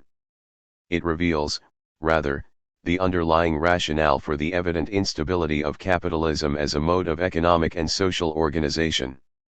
The structure of class relations implied in this first cut theory of crisis formation is not hard to schematize. From the first volume of Capital we see that accumulation reproduces the capital relation on a progressive scale, more capitalists at this pole, more wage workers at that. We also see that unemployment, an industrial reserve army, is necessary to accumulation, and this translates into an endemic crisis for a fluctuating proportion of the working class.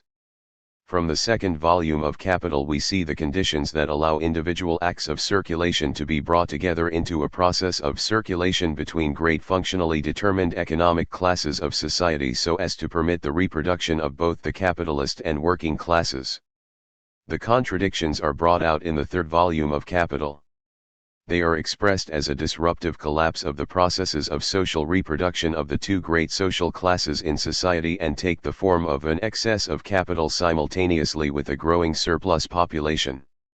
And we can see that a plethora of capital arises from the same causes as those that call forth relative overpopulation, which entails the peculiarly irrational condition of unemployed capital at one pole, and unemployed worker population at the other.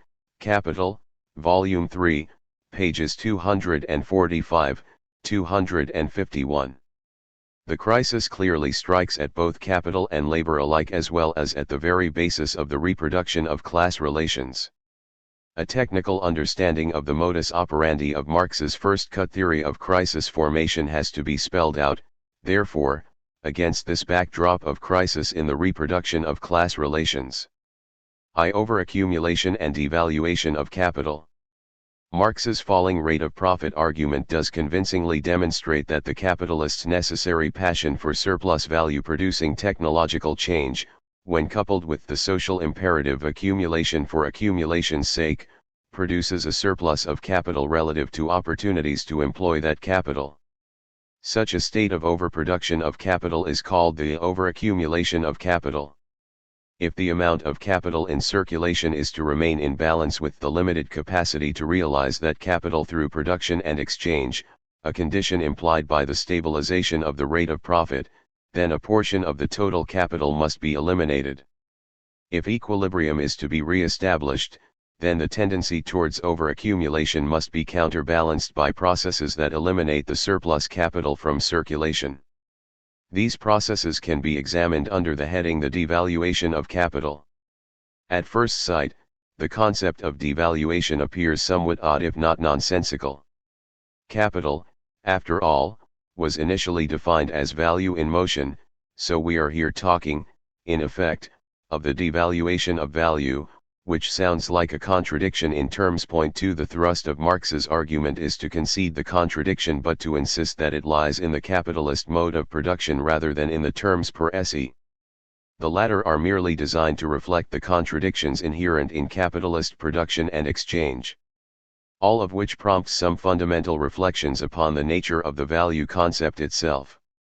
In Chapter 1 we noted that Marx departed from Ricardo's conception of value as embodied labor time only to the extent of inserting the qualifying phrase, socially necessary, into the definition.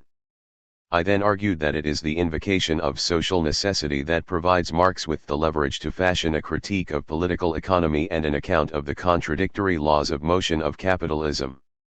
The concept of value as embodied labor time is not to be construed, therefore, as a fixed and immutable building block on which an analysis of the contradictions of capitalism can be founded, but as a concept that undergoes perpetual modification in its meaning the more we grasp what the socially necessary characteristics of capitalism are. And if, as Marx shows us in the third volume of Capital, capitalism is necessarily riddled with contradictions, then the concept of value must necessarily reflect that fact. Put another way, value is not a fixed metric for describing an unstable world, but an unstable, uncertain, and ambivalent measure that reflects the inherent contradictions of capitalism. Marx alerts us to this possibility in the very opening section of Capital, Volume 1, p. 41, when he notes that embodied labor that does not fulfill a social want or need, that is not a use value, is wasted labor and therefore not value. The problem that notion poses is held in abeyance thereafter under the assumption that all commodities trade at their values or at their prices of production, which are still measured in values. But an analysis of the internal contradictions of capitalism shows a perpetual tendency to produce non-values, to waste labor power either by not employing it or by using it to embody labor in commodities that cannot fulfill social wants and needs as these are structured under the social relations of capitalism. Value, recall, is not a universal attribute of all human labor everywhere.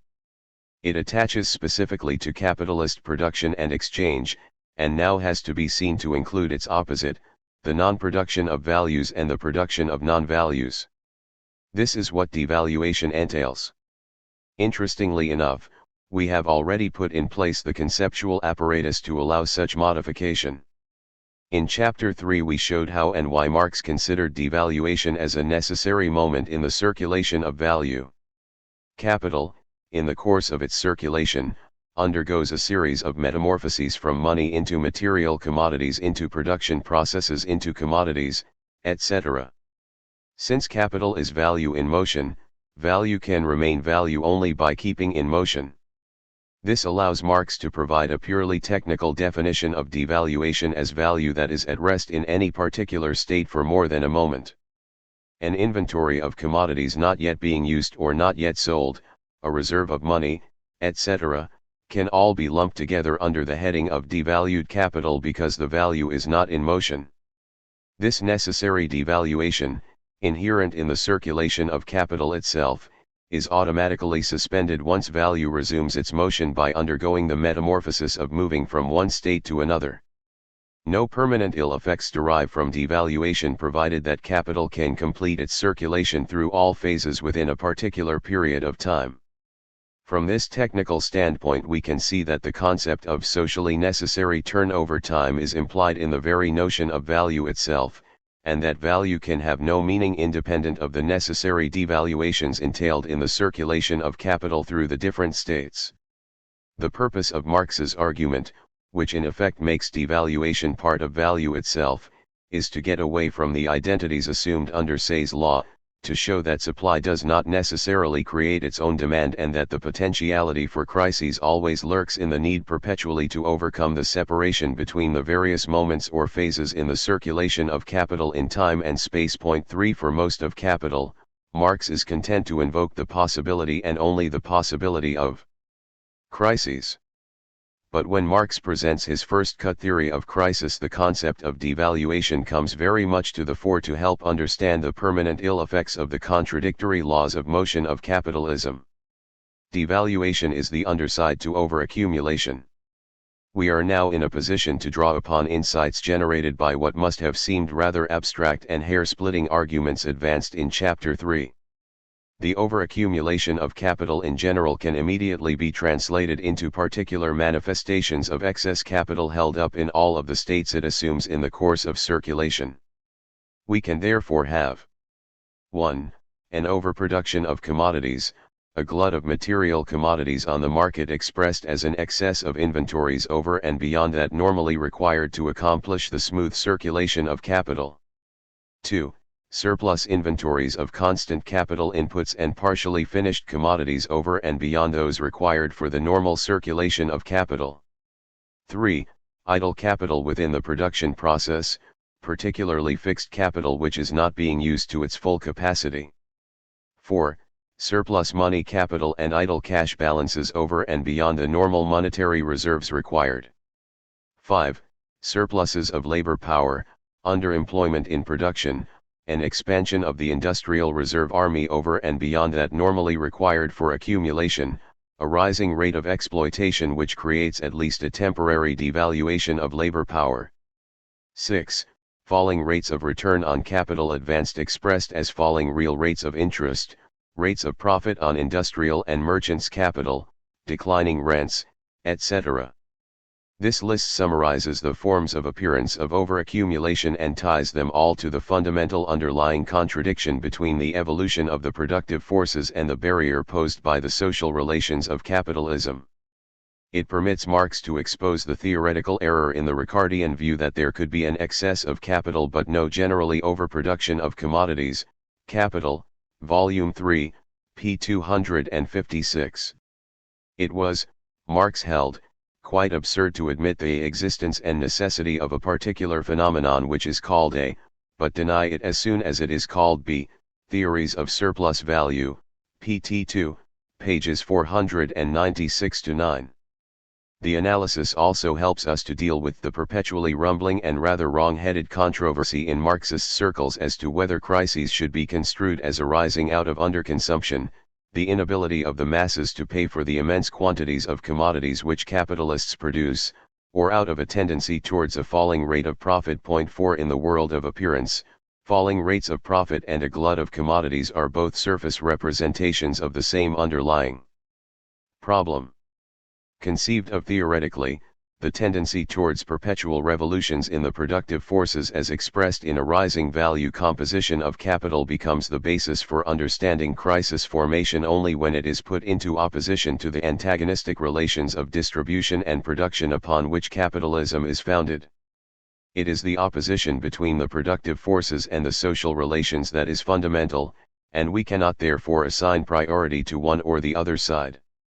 Furthermore, the analysis suggests that the tendency towards overaccumulation will surely be expressed in capitalist history by periods and phases in which we will witness gluts on the market, massive rises in inventories, idle productive capacity, idle money capital, unemployment, and falling money rates of profit, after distribution.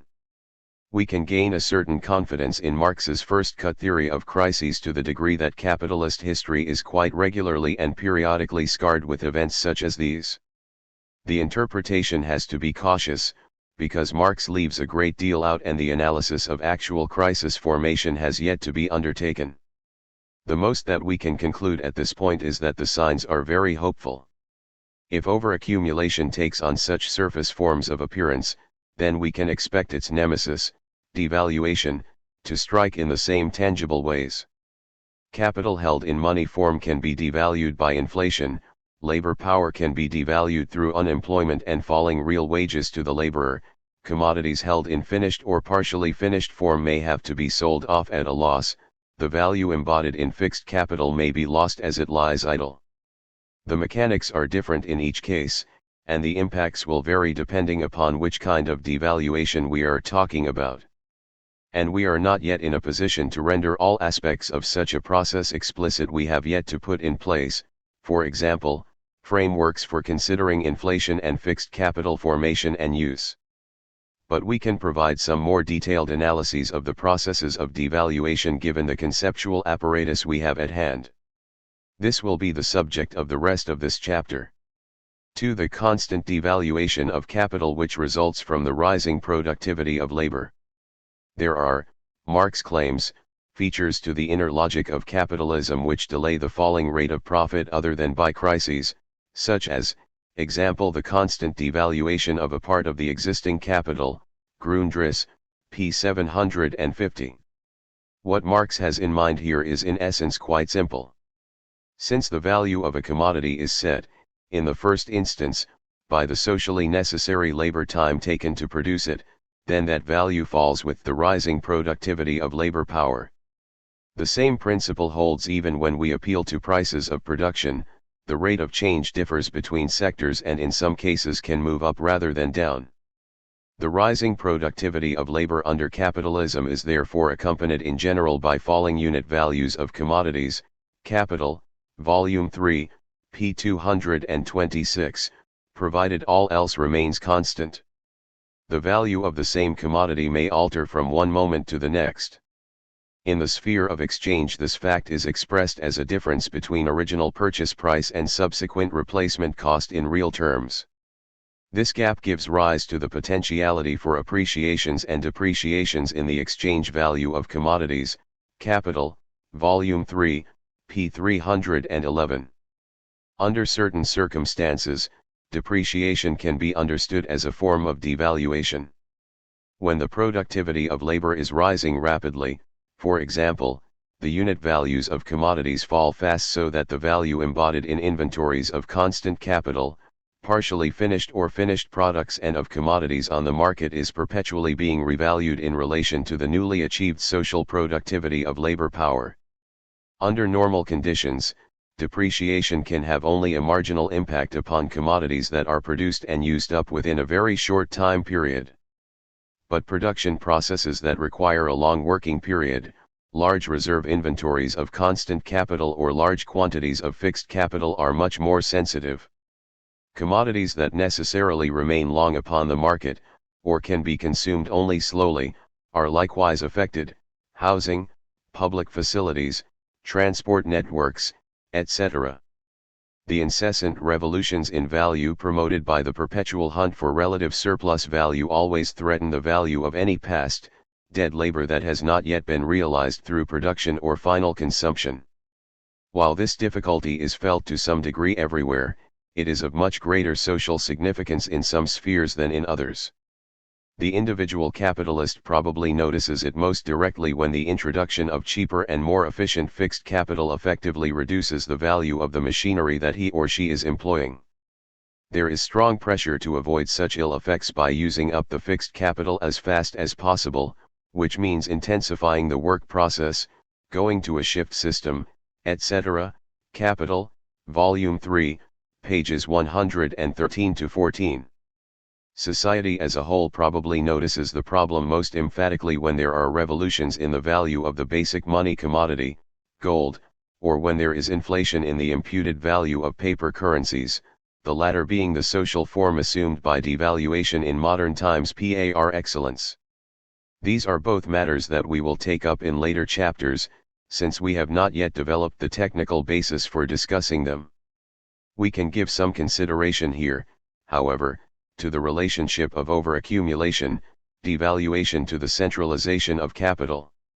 Marx is at pains to emphasize that a falling rate of profit is accompanied by an increasing mass of profit, by which he means that crises tend to result not from absolute declines in the production of surplus value but because the mass of the surplus value produced cannot keep pace with the expansion of the amount of capital looking to capture it.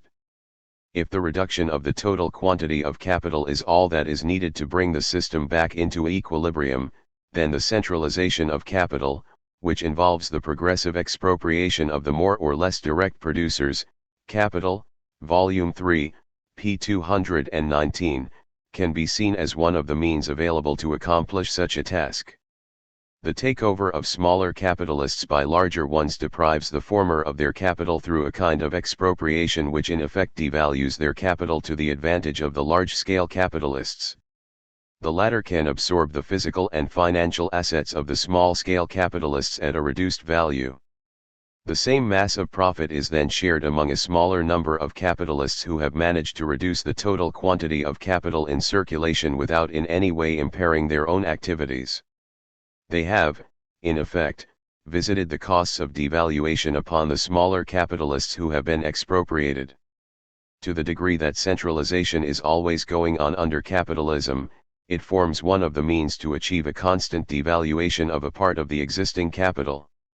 We would also expect, on this basis, periodic crises to be accompanied by strong phases of centralization. 5. When Marx suggests that an increase in stock capital can help stem the falling rate of profit, he is referring to a rather different form of devaluation to that accomplished through centralization. If a part of the capital in society circulates in such a way that it claims only a portion of the surplus value it helps to produce, then surplus value is released which can be distributed among the remaining capitalists so as to stabilize the rate of profit. Marx quotes the example of railways, which can be produced and operated at cost plus interest paid out in the form of dividends, Capital, Volume 3, p. 240. The example is instructive. It suggests that a portion of the fixed capital socially required can be loaned out at interest to the users, that capital can be lent out in physical as well as in money form. The spread of the joint stock company form of organization and the advent of finance capitalism, which can evolve such practices as bank-financed equipment leasing, etc., can then be interpreted as an organizational and structural adjustment which compensates for overaccumulation, since a portion of the total social capital now circulates to capture interest instead of claiming the full share of surplus value it produces. Capital that so circulates is relatively devalued because it receives less than the average rate of profit. The tendency towards overaccumulation can therefore be offset by the organizational adjustments that increase the quantity of relatively devalued capital in circulation. The difficulty with this idea is, of course, that Marx is forced to invoke facts of distribution at a point in his argument where he has not yet laid the basis for considering the rate of interest or the impacts of finance forms of capitalism upon trends in the rate of profit. But this, as we have already noted, is a general area of weakness in Marxian theory which requires rectification. This argument can be taken one step further. Baccarat, 1974, for example, points out that there can be absolute devaluation of capital if capital continues to circulate at a zero rate of profit. This can happen when the state intervenes to organize certain sectors, for example, public utilities and transportation, so as to contribute to the aggregate production of surplus value while claiming back no portion whatsoever of the surplus value produced. The state can thereby subsidize the private sector and artificially increase the rate of profit that individual capitalists receive. This, Baccarat argues, is a major function of the state in the state monopoly stage of capitalism. Indeed, Baccarat sees the twin principles of overaccumulation and devaluation as the key to understanding the structural transformations that capitalism has experienced in the course of its history. He suggests that the only viable long-run response to overaccumulation is to accomplish structural devaluations, which permit the tendency towards a falling rate of profit to be countered by keeping more and more capital in circulation in both relatively and absolutely devalued states. The successive transitions from competitive to monopoly finance and then, finally, to state monopoly capitalism are to be interpreted as social reorganizations of capitalism which permit of such a permanent structural solution to the internal contradictions of capitalism. Baccarat's argument is a special rendition of Marx's theory. It is not implausible, not without supporting evidence, and in certain respects it is very appealing. Critics claim, however, it is a gross simplification and seriously misleading. 6. It focuses primarily on the way in which capitalists share in surplus value rather than upon the crisis-prone processes of aggregate surplus value production. It takes a partial aspect of Marx's overaccumulation devaluation thesis and erects it into a monolithic framework for interpreting capitalist history. Worst of all, it takes the processes of constant devaluation of capital and treats them as a general resolution to the chronic tendency towards overaccumulation, thereby seriously distorting Marx's version of how capitalist crises unfold. The criticisms are, in these respects, all broadly justified. But the constant devaluation of capital is, nevertheless, a real enough process with tangible material effects upon accumulation. Baccarat's analysis is helpful in this regard. It is not a proper basis for the interpretation of capitalist history or of the formation and resolution of crises under capitalism. Finally, we have to consider the devaluation of labor power. The theory of relative surplus value shows that there is immanent in capital an inclination and constant tendency to heighten the productiveness of labor, in order to cheapen commodities, and by such cheapening to cheapen the laborer himself. Capital, Volume 1, p. 319. Furthermore, Marx, in noting that this development of productive power is accompanied by a partial depreciation of functioning capital, also points out that so far as this depreciation makes itself acutely felt in competition, the burden falls on the laborer, in the increased exploitation of whom the capitalist looks for his indemnification. Capital, Volume 1, p. 605. 7. And Marx is not beyond playing upon the idea of devaluation in a moral sense in order to parallel the processes that lead to a declining value of labor power by processes that generate an accumulation of wealth at one pole, at the same time as there is accumulation of misery, agony of toil, slavery, ignorance, brutality, mental degradation at the opposite pole. Capital, Volume 1, p. 645. 8. While these thunderous polemics are constructed around a one-sided model of accumulation presented in the first volume of Capital, the structural necessity for an industrial reserve army, for technologically induced unemployment, cannot be considered as anything other than a requirement to keep devalued labor power on hand to fuel the fires of future accumulation. 3. Devaluation through crises. The gentle imagery of depreciation gives way to the more dramatic and violent imagery of destruction when it comes to describing the devaluations that occur in the course of crises. At the moment of crisis, all of the contradictions inherent in the capitalist mode of production are expressed in the form of violent paroxysms which impose momentary and forcible solutions and for a time restore the disturbed equilibrium. Capital, Volume 3, p. 249. Overaccumulation is countered by the withdrawal and even partial destruction of capital. Capital, Volume 1, p. 253. The destruction can affect use values or exchange values or both together. Insofar as the reproduction process is checked and the labor process is restricted or in some instances completely stopped, real, productive, capital is destroyed. Machinery which is not used is not capital. Labor which is not exploited is equivalent to lost production. Raw material which lies unused is no capital. Buildings, also newly built machinery, which are either unused or remain unfinished, commodities which rot in warehouses, all this is destruction of capital. The existing means of production are not really used as means of production, are not put into operation. Thus their use value and their exchange value go to the devil. Secondly, however, the destruction of capital through crises means the depreciation of values. A large part of the nominal capital of the society, i.e. of the exchange value of the existing capital, is once for all destroyed, although this very destruction, since it does not affect the use value, may very much expedite the new reproduction. Theories of Surplus Value, pt. 2, pages 495-6. The destruction of exchange value simultaneously with the preservation of use values is particularly important in sectors that rely heavily upon fixed capital. In conditions of crisis, the use value of fixed capital can often be acquired for almost nothing, which means that the exchange value that capitalists have to advance to acquire the fixed constant capital from their fallen competitors falls dramatically, as does the value composition of capital. Marx also notes that such a circumstance is of particular importance as it affects the introduction of innovations. The trailblazers generally go bankrupt, and only those who later buy the buildings, machinery, etc., at a cheaper price, make money out of it. Capital, Volume 3, p. 104. Marx is even more explicit about the destruction of values in capital, and if we look closely at his comments we can see most of the forms of overaccumulation, devaluation that we have already listed put in relation to each other.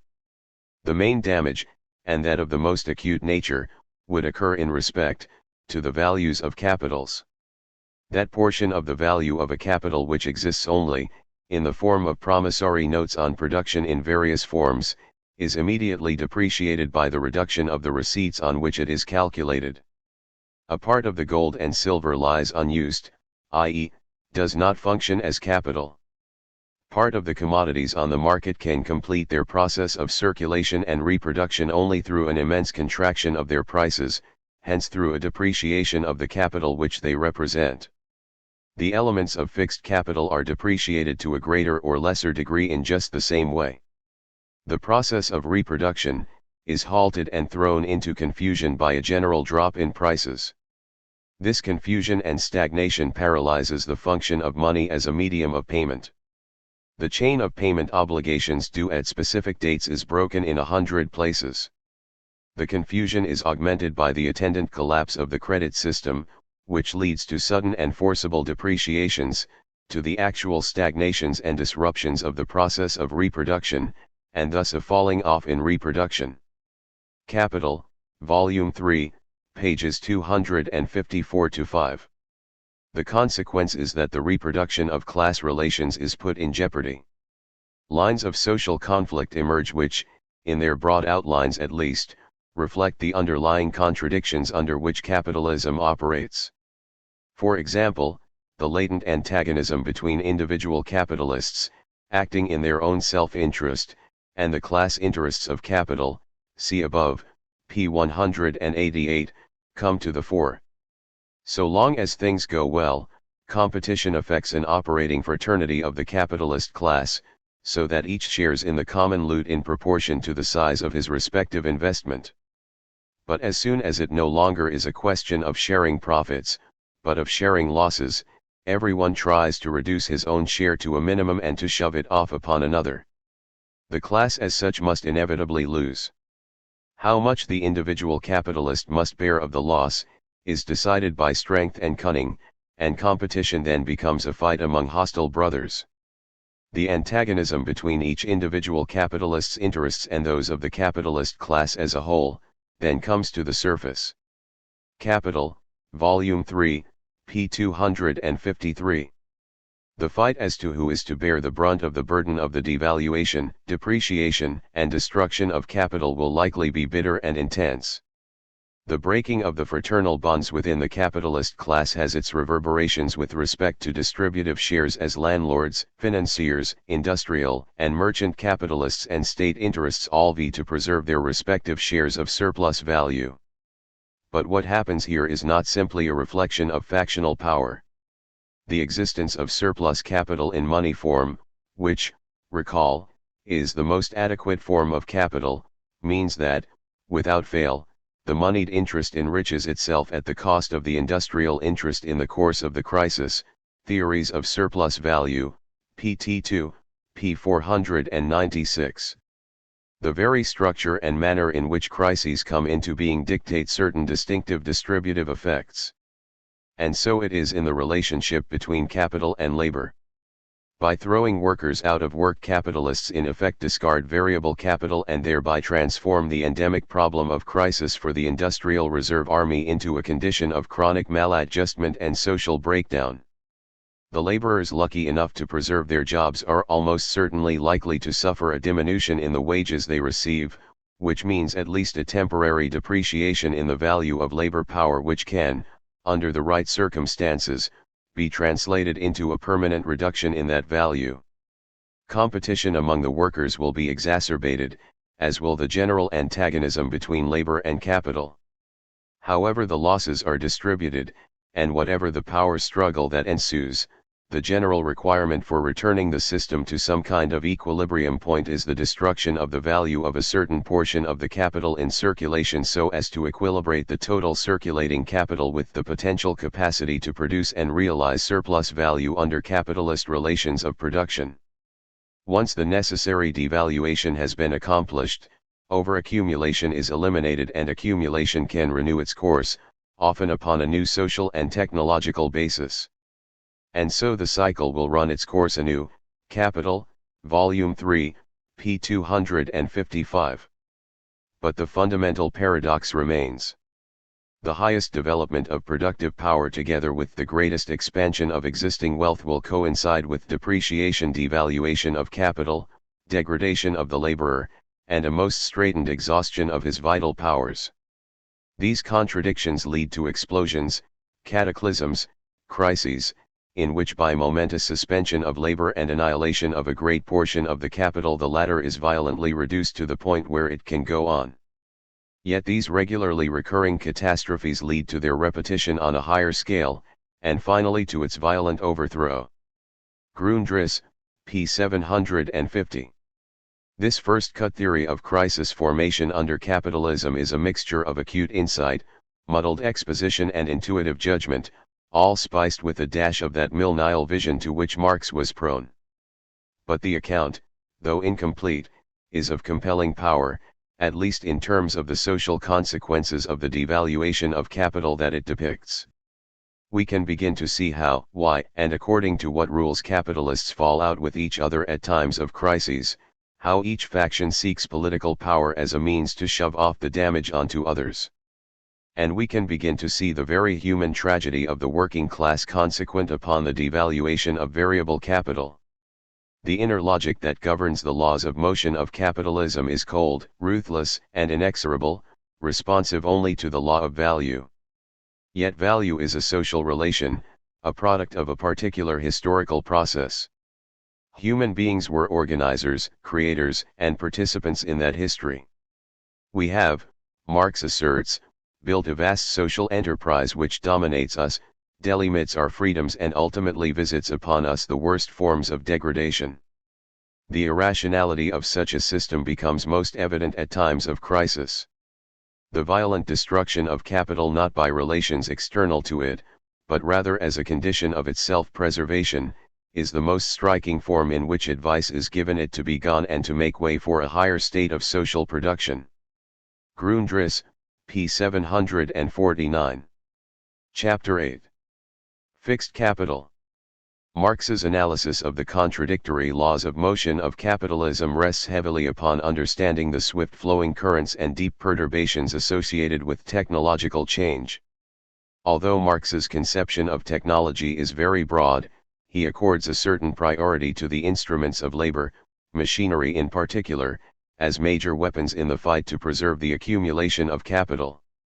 Such instruments of labor can be used in the competitive struggle for relative surplus value, to increase the physical and value productivity of labor power and to reduce the demand for labor, thereby pushing wage rates down via the formation of an industrial reserve army. They can also be used to bring the power of past dead labor to bear over living labor in the work process, with all manner of consequences for the laborer, see above, Chapter 4, Section 4. These are awesome weapons that the capitalists can command once the latter have assumed control over the means of production. But instruments of labor, capable of yielding up such useful effects, have first to be produced. Nature builds no machines, no locomotives, railways, electric telegraphs, self-acting mules, etc. These are the products of human industry, natural material transformed into organs of the human will over nature. They are organs of the human brain, created by the human hand, the power of knowledge, objectified. Grundriss, p. 706. These forces of production, together with the skill and knowledge they embody, must be appropriated by capitalists, shaped to the latter's requirements and mobilized as a lever for accumulation. The development of the instruments of labor into machinery is not accidental, but is rather the historical reshaping of traditional, inherited instruments of labor into a form adequate to capital. The accumulation of knowledge and of skill is thus absorbed into capital, as opposed to labor, and hence appears as an attribute of capital, and more specifically of fixed capital.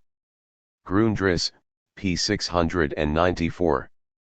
The capitalists take control of the instruments of labor in the first instance through a specific historical process, primitive accumulation.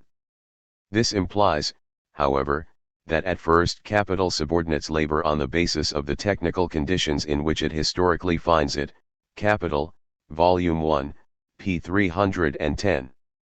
But as the drive for relative surplus value becomes ever more powerful, so capitalism must devise means for producing instruments of labor adequate to its purpose. And it can produce them in the only way it knows how, through commodity production. When the various instruments of labor are produced as commodities, exchanged as commodities, productively consumed within a work process given over to surplus value production and, at the end of their useful life, replaced by new commodities, they become, in Marx's lexicon, fixed capital. The models of accumulation we considered in Chapter 6 presumed that all production and consumption occurred within some standard time period. They deal with the effects of technological change while presuming that fixed capital, which carries over from one time period to the next, does not exist. We must now rectify this omission and consider how fixed capital formation, use, and circulation, implicit in the idea of technological change, relate to accumulation. Marx's definition of fixed capital is quite distinctive, very different indeed from that of classical or neoclassical economists. First, since capital is defined as value in motion, it follows that fixed capital must also be so regarded. Fixed capital is not a thing but a process of circulation of capital through the use of material objects, such as machines. From this it then also follows that the circulation of fixed capital cannot be considered independently of the specific useful effects that machines and other instruments of labor have within the production process.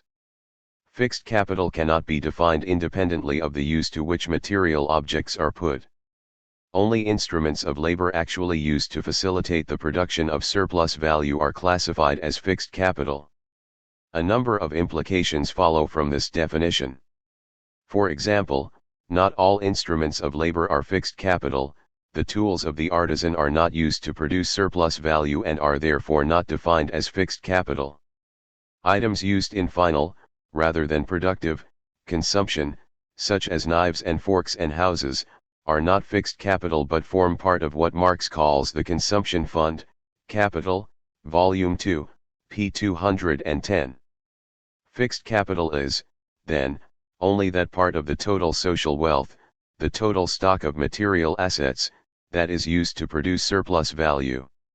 Since the same objects can be used in different ways, objects are defined as fixed capital not because of a specific mode of their being, but rather because of their use. The total quantity of fixed capital can therefore be augmented or diminished simply by changing the uses of existing things. Grundriss, pages 681-7. This idea is sufficiently important to warrant an example. Out of the total stock of cattle in a country, only those being used as beasts of burden in capitalist agriculture would be considered fixed capital. The fixed capital could be augmented simply by using more of the cattle as beasts of burden. The example also suggests something else. To the extent that cattle can be used as both beasts of burden and milk or meat producers simultaneously, they have two uses, only one of which can be characterized as fixed capital. Marx quotes a similar example of the street, which can be used simultaneously as a means of production proper as well as for taking walks. Grundriss, pages 681-7. The flexibility of Marx's definition of fixed capital in relation to use is of great importance. But it also poses an interpretative danger. We dare not assume, Marx warns us, that this use value, machinery as such, is capital, or that its existence as machinery is identical with its existence as capital. Grundriss, p. 699. To assume such an identity would be to equate use value with value and to fall prey to that fetishism that transforms the social, economic character impressed on things in the process of social production into a natural character stemming from the material nature of those things, Capital, Volume 2, p. 225. The endpoint of such an erroneous conception is the idea that machines can become the active factor in the labor process, capable by themselves of producing value. When considering fixed capital we have, then, always to bear in mind the relationship between the use value, exchange value, and value of an object in the context of accumulation through the production of surplus value. Fixed capital can be distinguished from circulating capital in the first place by the manner in which its value is imparted to the final product. Unlike the constant capital, which functions as raw materials, the material elements that make up the instrument of labor are not physically reconstituted in the final product. The use value of the machine remains behind after the production process is completed. Insofar as the machine wears out, fixed capital is entirely consumed within the production process and never returns to the sphere of circulation. Nevertheless, the value equivalent of the fixed capital circulates piecemeal, in proportion as it passes from it to the final product, Capital, Volume 2, p. 158. The second distinguishing characteristic of fixed capital is its peculiar mode of realization, mode of turnover, mode of reproduction, Grundriss, p. 732. It can be distinguished from other auxiliary elements of constant capital that are not reconstituted in the final product, energy inputs, for example, by its use over several turnover periods. This ties the definition of fixed capital to the turnover process of other elements of constant capital, and we have already noted that turnover time is by no means homogeneous. The distinction between fixed and circulating capital is, therefore, in the first instance a mere quantitative distinction which hardens into a qualitative difference as more durable and longer-lasting instruments of labor are used, Grundriss, p. 692. Fixed and circulating capital then become two different modes of existence of capital, exhibiting quite distinctive circulation characteristics.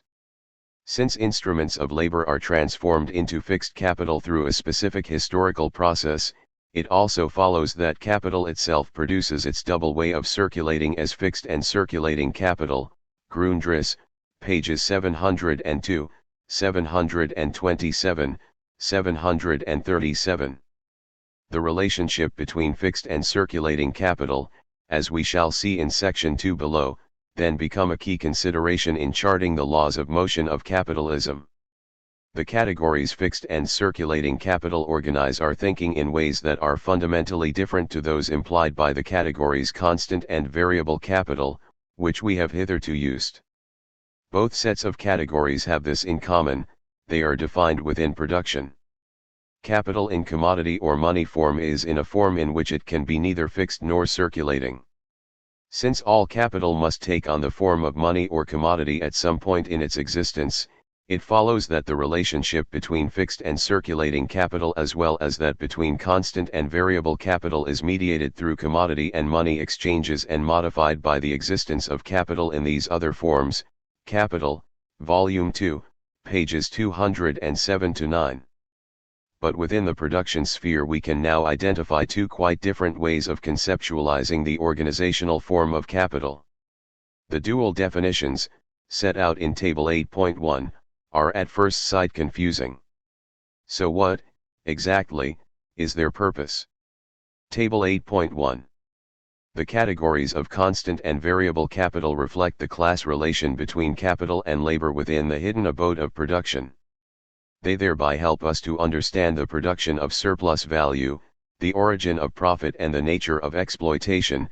They allow us to see not only how capital produces, but how capital is produced. Capital, Volume 1, p. 176. But the movement or motion of capital through production also encounters certain barriers which can check and on occasion disrupt the overall circulation of capital. The fixed circulating dichotomy is designed to help us understand these problems. It in no way helps us understand the origin of profit, however, because if all constituent parts of capital are distinguished merely by their mode of circulation, and if capital laid out for wages is no longer distinguishable from other raw materials, then the basis for an understanding of capitalist exploitation is buried at one stroke. Capital, Volume 2, pages 216 to 19. Small wonder, then, that bourgeois economists made much of the distinction between fixed and circulating capital while ignoring the distinction between constant and variable capital. It is, as we have noted before, characteristic of Marx to construct different windows on the world in order to understand the complexity of economic systems from different viewpoints. We have hitherto examined capitalism from the standpoint of constant and variable capital and thereby understood much about the basic process of accumulation. But the investigation of circulation requires different categories. The task before us is to construct an understanding of the processes of circulation of capital through production by way of the concepts of fixed and circulating capital. The circulation of fixed capital. The circulation of the portion of capital we are now studying, writes Marx, is peculiar. Capital, Volume 2, p. 158. To get behind the peculiarities we will take the simplest case first. Consider, then, a machine produced as a commodity, used in a production process under the control of capital and replaced at the end of its useful life by another machine. As a commodity, the machine is potential fixed capital only. It becomes fixed capital as soon as it is bought and incorporated into a production process by a capitalist. Through the act of exchange, the producer realizes the exchange value of the machine while the purchaser is now obligated to try and preserve that exchange value through productive consumption. Let us assume for the moment that the exchange value of the machine at the time of purchase is equivalent to its value. Like other constant capital inputs, the value of the machine has to be passed on, realized, through the commodities produced. But, as a use value, the machine never leaves the production process. It retains its bodily material form as a use value which is productively consumed during several production periods. Yet the value of the machine must continue to circulate somehow if that value is to be realized. The peculiarity of this form of circulation lies in this: fixed capital continues to circulate as value while remaining materially locked within the confines of the production process as a use value. Grundriss, p. 681, Capital, Volume 2, pages 157 to 8. This poses an immediate and obvious difficulty. We must establish what it is that regulates the relations between the productive consumption of the material use value and the circulation of value via the commodities produced. And we find that the transfer of value, and even value itself, is regulated by a social process of great complexity. To begin with, the productive consumption of the machine depends to some degree upon its purely physical characteristics, durability and physical efficiency being of prime importance. The more durable the machine, therefore, the more slowly it transfers value to the final product. But Marx also insists that idle or underutilized machines lose their value without transferring it, they suffer devaluation. Therefore, the rate of transfer of value to the final product depends upon those conditions within the work process, the length of working day, the intensity of labor and so on, that affect the rate at which machines are on average utilized. Finally, and here we encounter a major difficulty, the use value of the machine to the capitalist depends upon the surplus value, or profit, that the machine helps to generate. In a competitive market situation in which all commodities trade at their values, or prices of production, the capitalist who owns more efficient or more durable machines relative to the social average will realize relative surplus value. The machine will be more or less useful depending upon the state of competition, the value of commodities in the market and the average efficiency of machines within a given industry. The capitalist could, hypothetically at least, exchange the machine at any point in its useful life, or even rent its use value on an annual basis. Even making allowance for the value already transferred through productive consumption, this exchange value would likely vary from moment to moment according to social circumstances, the pace of technological change within an industry clearly being a factor of great importance. The implication is that the value of the machine adjusts in the course of its lifetime, and that it is an unstable rather than a stable magnitude. The final act in the drama of fixed capital circulation comes when the machine is worn out and requires replacement. If the fixed capital is to be reproduced, then a store of value must be built up sufficient to replace the machine at the end of its useful life. We here encounter another peculiarity: the initial exchange value to be recovered is not necessarily the same as the replacement exchange value required to ensure the reproduction of production capital. There seem to be, therefore, three ways in which the value of fixed capital can be determined: by initial purchase price, by the surplus value it helps to produce through productive consumption, or by replacement cost. So what is the true value of the machine? And if we do not know the true value, then how on earth are we even to discuss the circulation of fixed capital as value? These are not easy questions to answer. I shall argue that the value of the machine at any one moment is a simultaneous determination of all three circumstances. This implies that the value of machinery is in a perpetual state of flux, a conclusion that is incompatible with the conception of value as embodied labor time, but which is surely consistent with Marx's conception of value as a social relation. Marx avoids these difficulties by focusing narrowly on what happens within the realm of production when the value of fixed capital, as measured by its initial purchase price, is recouped through productive consumption. He proposes the following rule for the circulation of fixed capital: its circulation as value corresponds to its consumption in the production process as use value. Grundriss, p. 681. We must, therefore, pay careful attention to the physical use value properties of machinery as the basis, and only the basis, for understanding the circulation process of fixed capital. Marx's lengthy investigations of the material properties of machines have to be understood in such a context. Ultimately, we have also to consider the manner in which use values are themselves socially determined and integrated with the value theory. We begin, however, with the purely material properties of machines. Machinery improves the physical efficiency of repeated labor processes. This efficiency can remain constant, improve, decline, or exhibit a variety of ups and downs during the lifetime of the machine. While here, as elsewhere, it is the average that is important, Marx's rule implies value should circulate in a way which reflects the changing average efficiency of machines over their lifetimes. Marx also considered the durability of the machine was a material basis of the mode of circulation that renders it fixed capital. Capital, Volume 2, p. 221. The durability of machines can vary, but here again, it is the average that decides. p. 157. The rate at which fixed capital circulates depends, in part, upon the average rate at which machines wear out through use. This average lifetime depends, in turn, upon normal wear and tear and normal maintenance and repair. These are hard concepts to pin down with any precision, although their general import is plain enough. Without proper maintenance, the lifetime of the machine will be shortened. But maintenance requires further inputs of labor power and materials over and above those involved in the machine's original production. The same is true for normal repairs. Marx treats these expenditures as part of the value of the machine, with the difference that they are spread over the machine's lifetime rather than incurred all at once.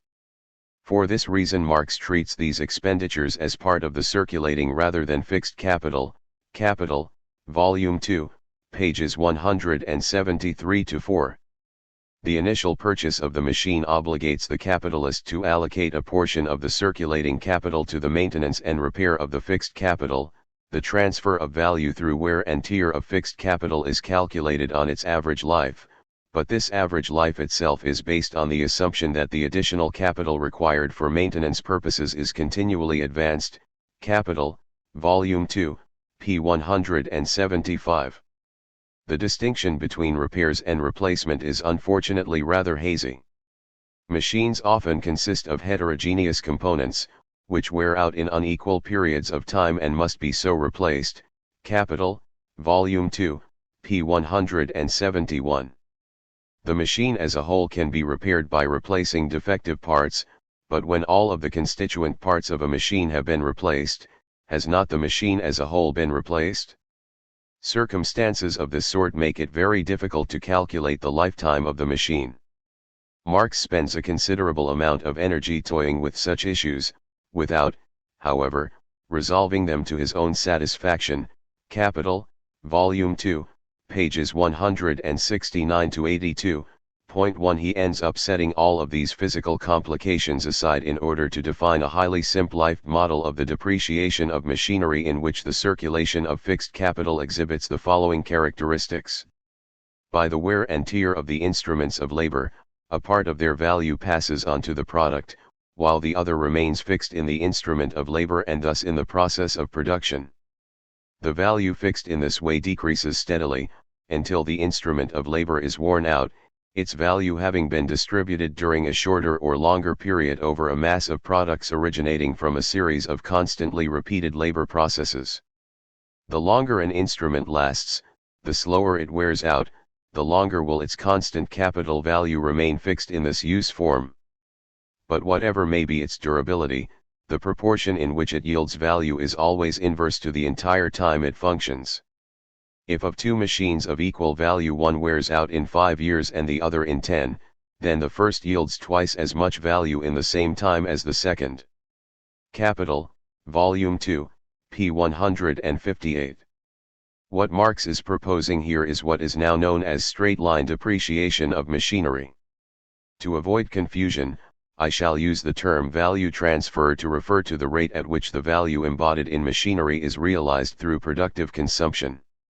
Marx was well aware that a model of straight-line value transfer was an oversimplification. It is also deeply inconsistent with the overall tenor of Marx's argument in Capital, since it gives an autonomous and seemingly determinate role to the physical and material mode of being of fixed capital. Marx seems to fall into the trap of the very fetishism he so frequently railed against.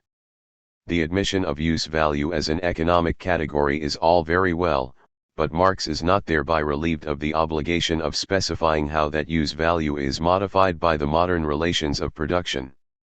If we take the model of straight-line value transfer as sacrosanct, we quickly run into a variety of difficulties.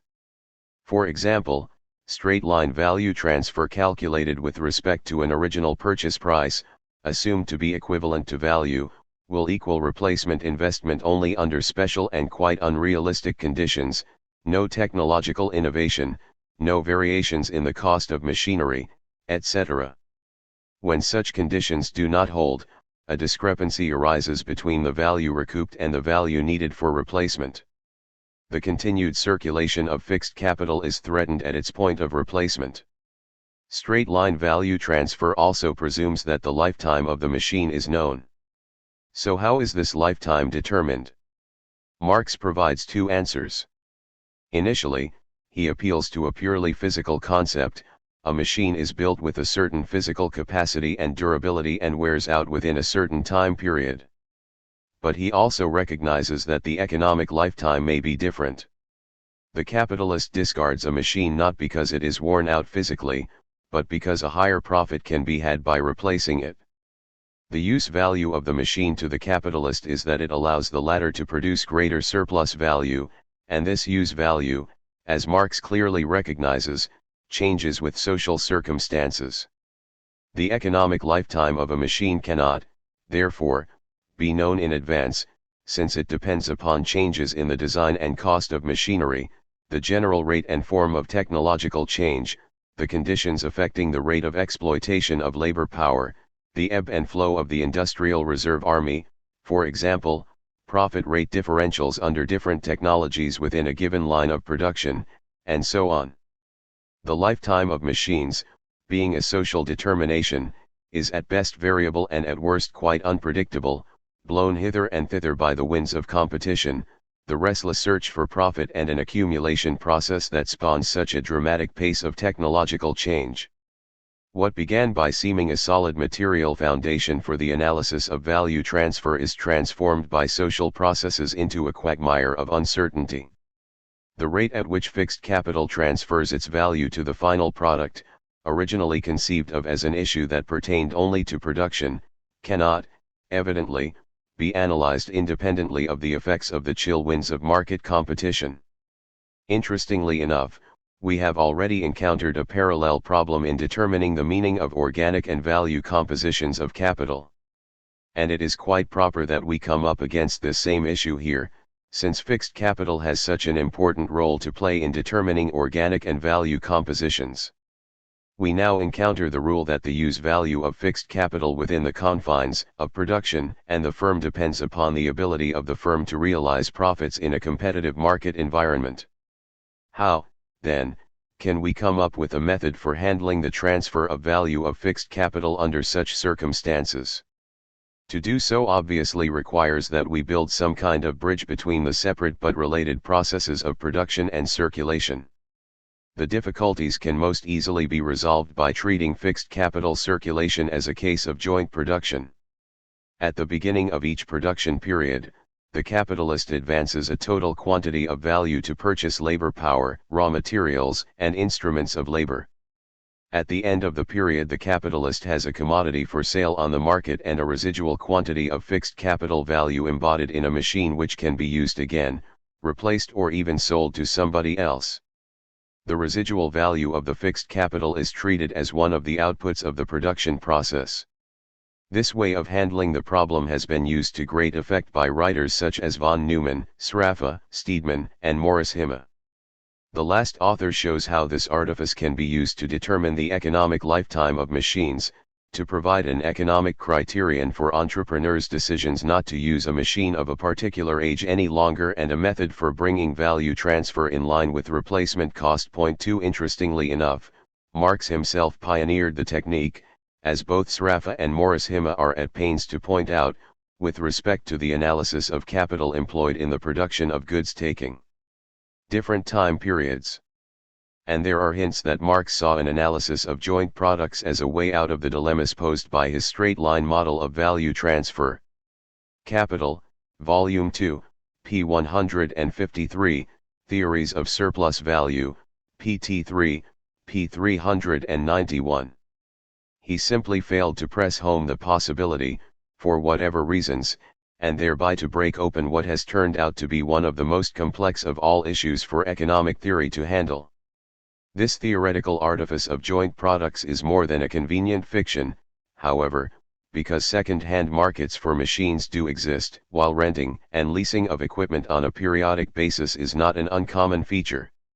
In addition, to the degree that titles to production capacity can be traded in the form of stocks and shares, we can identify another sort of market which reflects, in part, the current productivity of fixed capital stock in relation to surplus value production. There is, then, a material and social basis for revaluing fixed capital stock from one moment to the next. Those who have pursued the matter in rigorous fashion in recent years have concluded, however, that the treatment of fixed capital circulation as a particular case of joint production poses serious dilemmas for Marxian value theory. Morris Hima, for example, states that the recognition of joint production and alternative manufacturing processes encourages us to sacrifice Marx's own formulation of the labor theory of value. Morris Hima, 1973, p. 180, while Steedman is even more emphatic. In the presence of fixed capital, the choice of the optimal life of a machine is determined only in the course of maximizing the rate of profit, so that the value magnitudes, which depend on the effective life of the machine, are determined only after the profit rate is determined. The physical conditions of production and the real wage rate are the proximate determinants of the profit rate. The task is to show what determines these physical production conditions and real wages, not to engage in pointless value calculations. Steedman, 1977, p. 183. Levine likewise argues that if Marx had applied the rule of socially necessary labor time to fixed capital value transfer, he would have discovered essential difficulties in the calculation of the labor value of commodities produced with the aid of fixed capital. The value contributed by the fixed capital to the product is determined neither by its original value nor by its current value, but by the change in value during the relevant period. It is this inherently dynamic component of the determination of the value of the commodity product which is lost in its reduction to a quantity of labor time. The quantity of value transferred to the product within a given period varies with the rate at which the value of the fixed capital employed changes over that period. Since the determination of commodity value is governed by a rate of change of value, it is inherently irreducible to any fixed quantity of labor time. The determination of exchange value in a sum of past and current labor time is excluded. Levine, 1978, p. 302.